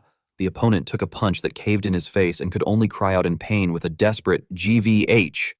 Seeing this, one of his comrades rushed forward with a saber to assist, yelling that Beastfolk was a treacherous bastard. However, Beastfolk swiftly planted a foot on the first man's body and used it as leverage to spring into the air. Thanks to that agility, Beastfolk successfully avoided the saber-wielding enemy's powerful slash. Even while airborne, Beastfolk managed to twist around and retaliate with a knee strike directly to the man's face. With that single spontaneous maneuver, Beastfolk succeeded in sending 2 burly men to their graves. The remaining enemy, realizing that the situation had turned against his side, shouted a warning in disbelief, demanding to know what the hell that was and complaining that she was stealing all of his prey and could not simply smash all of their heads open. Contrary to his warning, Beastfolk was now bent over with both hands on her knees, breathing heavily. Repeated labored huffs echoed through the area as though proving that her body had already reached its limit. Platoon Encrid watched the weakened Beastfolk standing before him, yet he did not react immediately. He simply allowed her to gasp for breath and sweat profusely. Nearly a full minute passed before he finally asked what it was that she wanted to do. Gripping her knees tightly, Beastfolk answered with difficulty that even if she ran away, she no longer had anywhere left to return to. When she finally raised her head, she shocked everyone by asking him to take her in as his subordinate. Platoon Encrid did not answer at once. He pressed his lips together thoughtfully before eventually giving a firm response that even surprised himself, saying that he would. The reason behind that promise remained unspoken. In his mind, he reflected that ever since he had taken that beastman out of prison, the right to decide their fate had belonged to him. Besides, the company happened to be short on manpower. As he continued observing her, another thought surfaced. He recalled that the beastman supposedly had some kind of legend concerning golden eyes. Overwhelmed by unexpected joy, Beastfolk carefully sought confirmation, asking whether he would truly accept her. Internally, Platoon Encrid felt inclined to reply that it was probably not that important. Fortunately, 2 of his companions spoke up first, one asking whether that meant they had a new recruit and adding that he hated it when they shed fur everywhere. Having her sore spot struck, Beastfolk immediately raised her voice in protest, exclaiming in alarm and insisting that they should not treat her like an animal. For the first time, she formally introduced herself, declaring that her name was Dunbachel and demanding that everyone call her by her proper name. Without even turning around, Platoon Encrid interrupted and calmly addressed her as Dunbachel. He then adopted a serious tone and instructed the group that it was time to head back. At those words, Dunbachel was overcome with emotion. She thought that she finally had someone who would say they should head back together. The realization that she now had a pack filled her with such gratitude that her face turned bright red and tears nearly welled up in her eyes. Unfortunately, all of those heartfelt emotions vanished the moment she found herself straining to pull a heavily loaded carriage.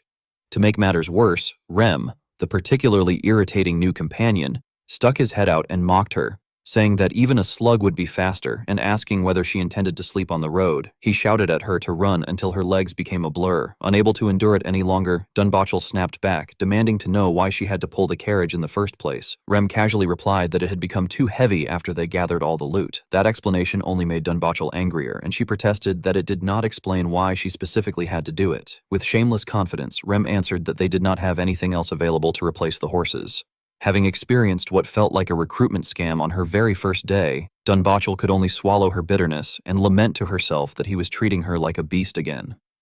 Platoon Encrid did not participate in the verbal sparring. Instead, he quietly reflected that Rem had secretly been disappointed after Andrew left. He continued watching the man laugh and joke while considering that he had initially worried about Dunbachel because they had first met as enemies. Yet seeing Rem already acting so friendly, he concluded that she would likely fit in well with the rest of the company. Rem, who had been idly looking around moments earlier, suddenly redirected his criticism toward another companion, demanding to know whether the man was seriously lying down and remarking that he seemed to have things far too easy. The only reply he received was a long, indifferent yawn. Meanwhile, Dunbachel was suffering not only from physical exhaustion but also from growing regret. She quietly wondered whether staying had truly been the right choice. At the same time, a large mounted force appeared on the road cutting through the narrow mountain pass. Their blazing torches illuminated the darkness as though they intended to turn night into day.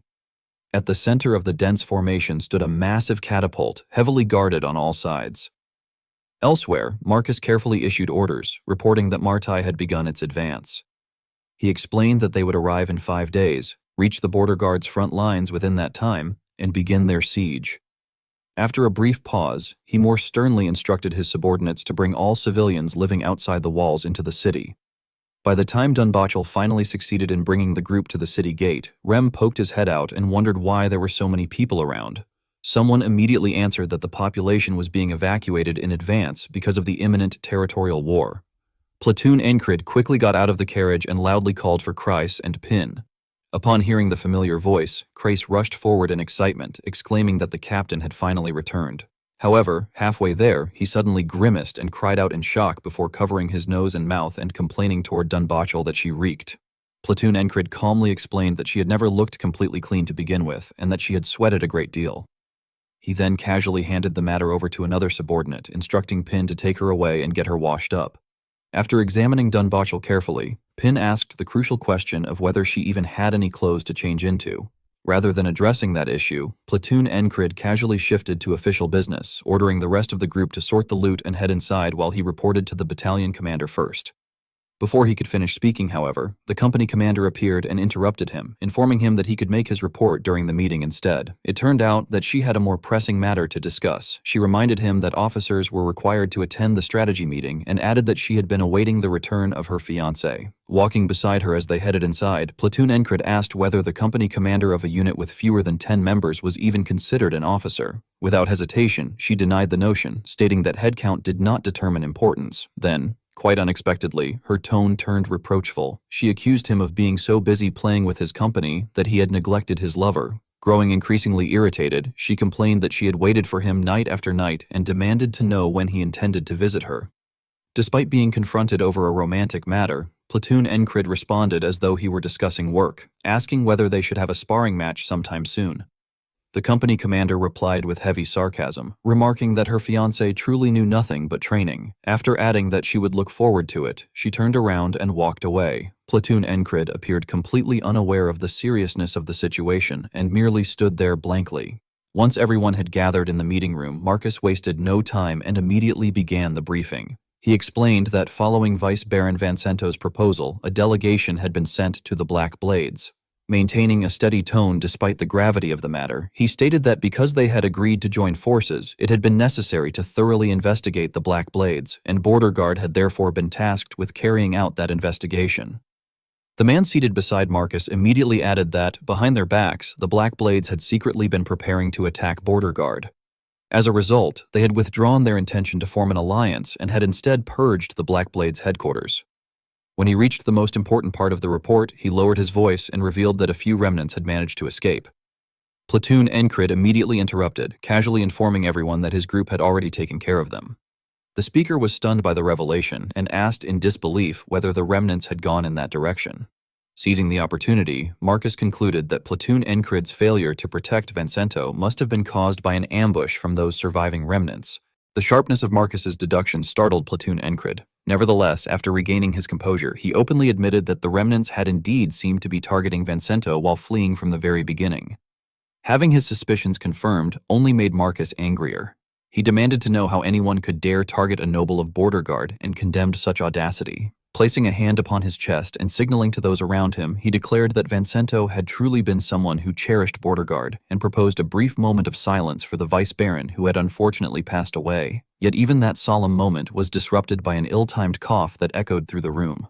Observing everyone's reactions, Platoon Encrid inwardly sneered, reflecting that there was likely no one present who failed to realize that the exaggerated mourning was merely an act.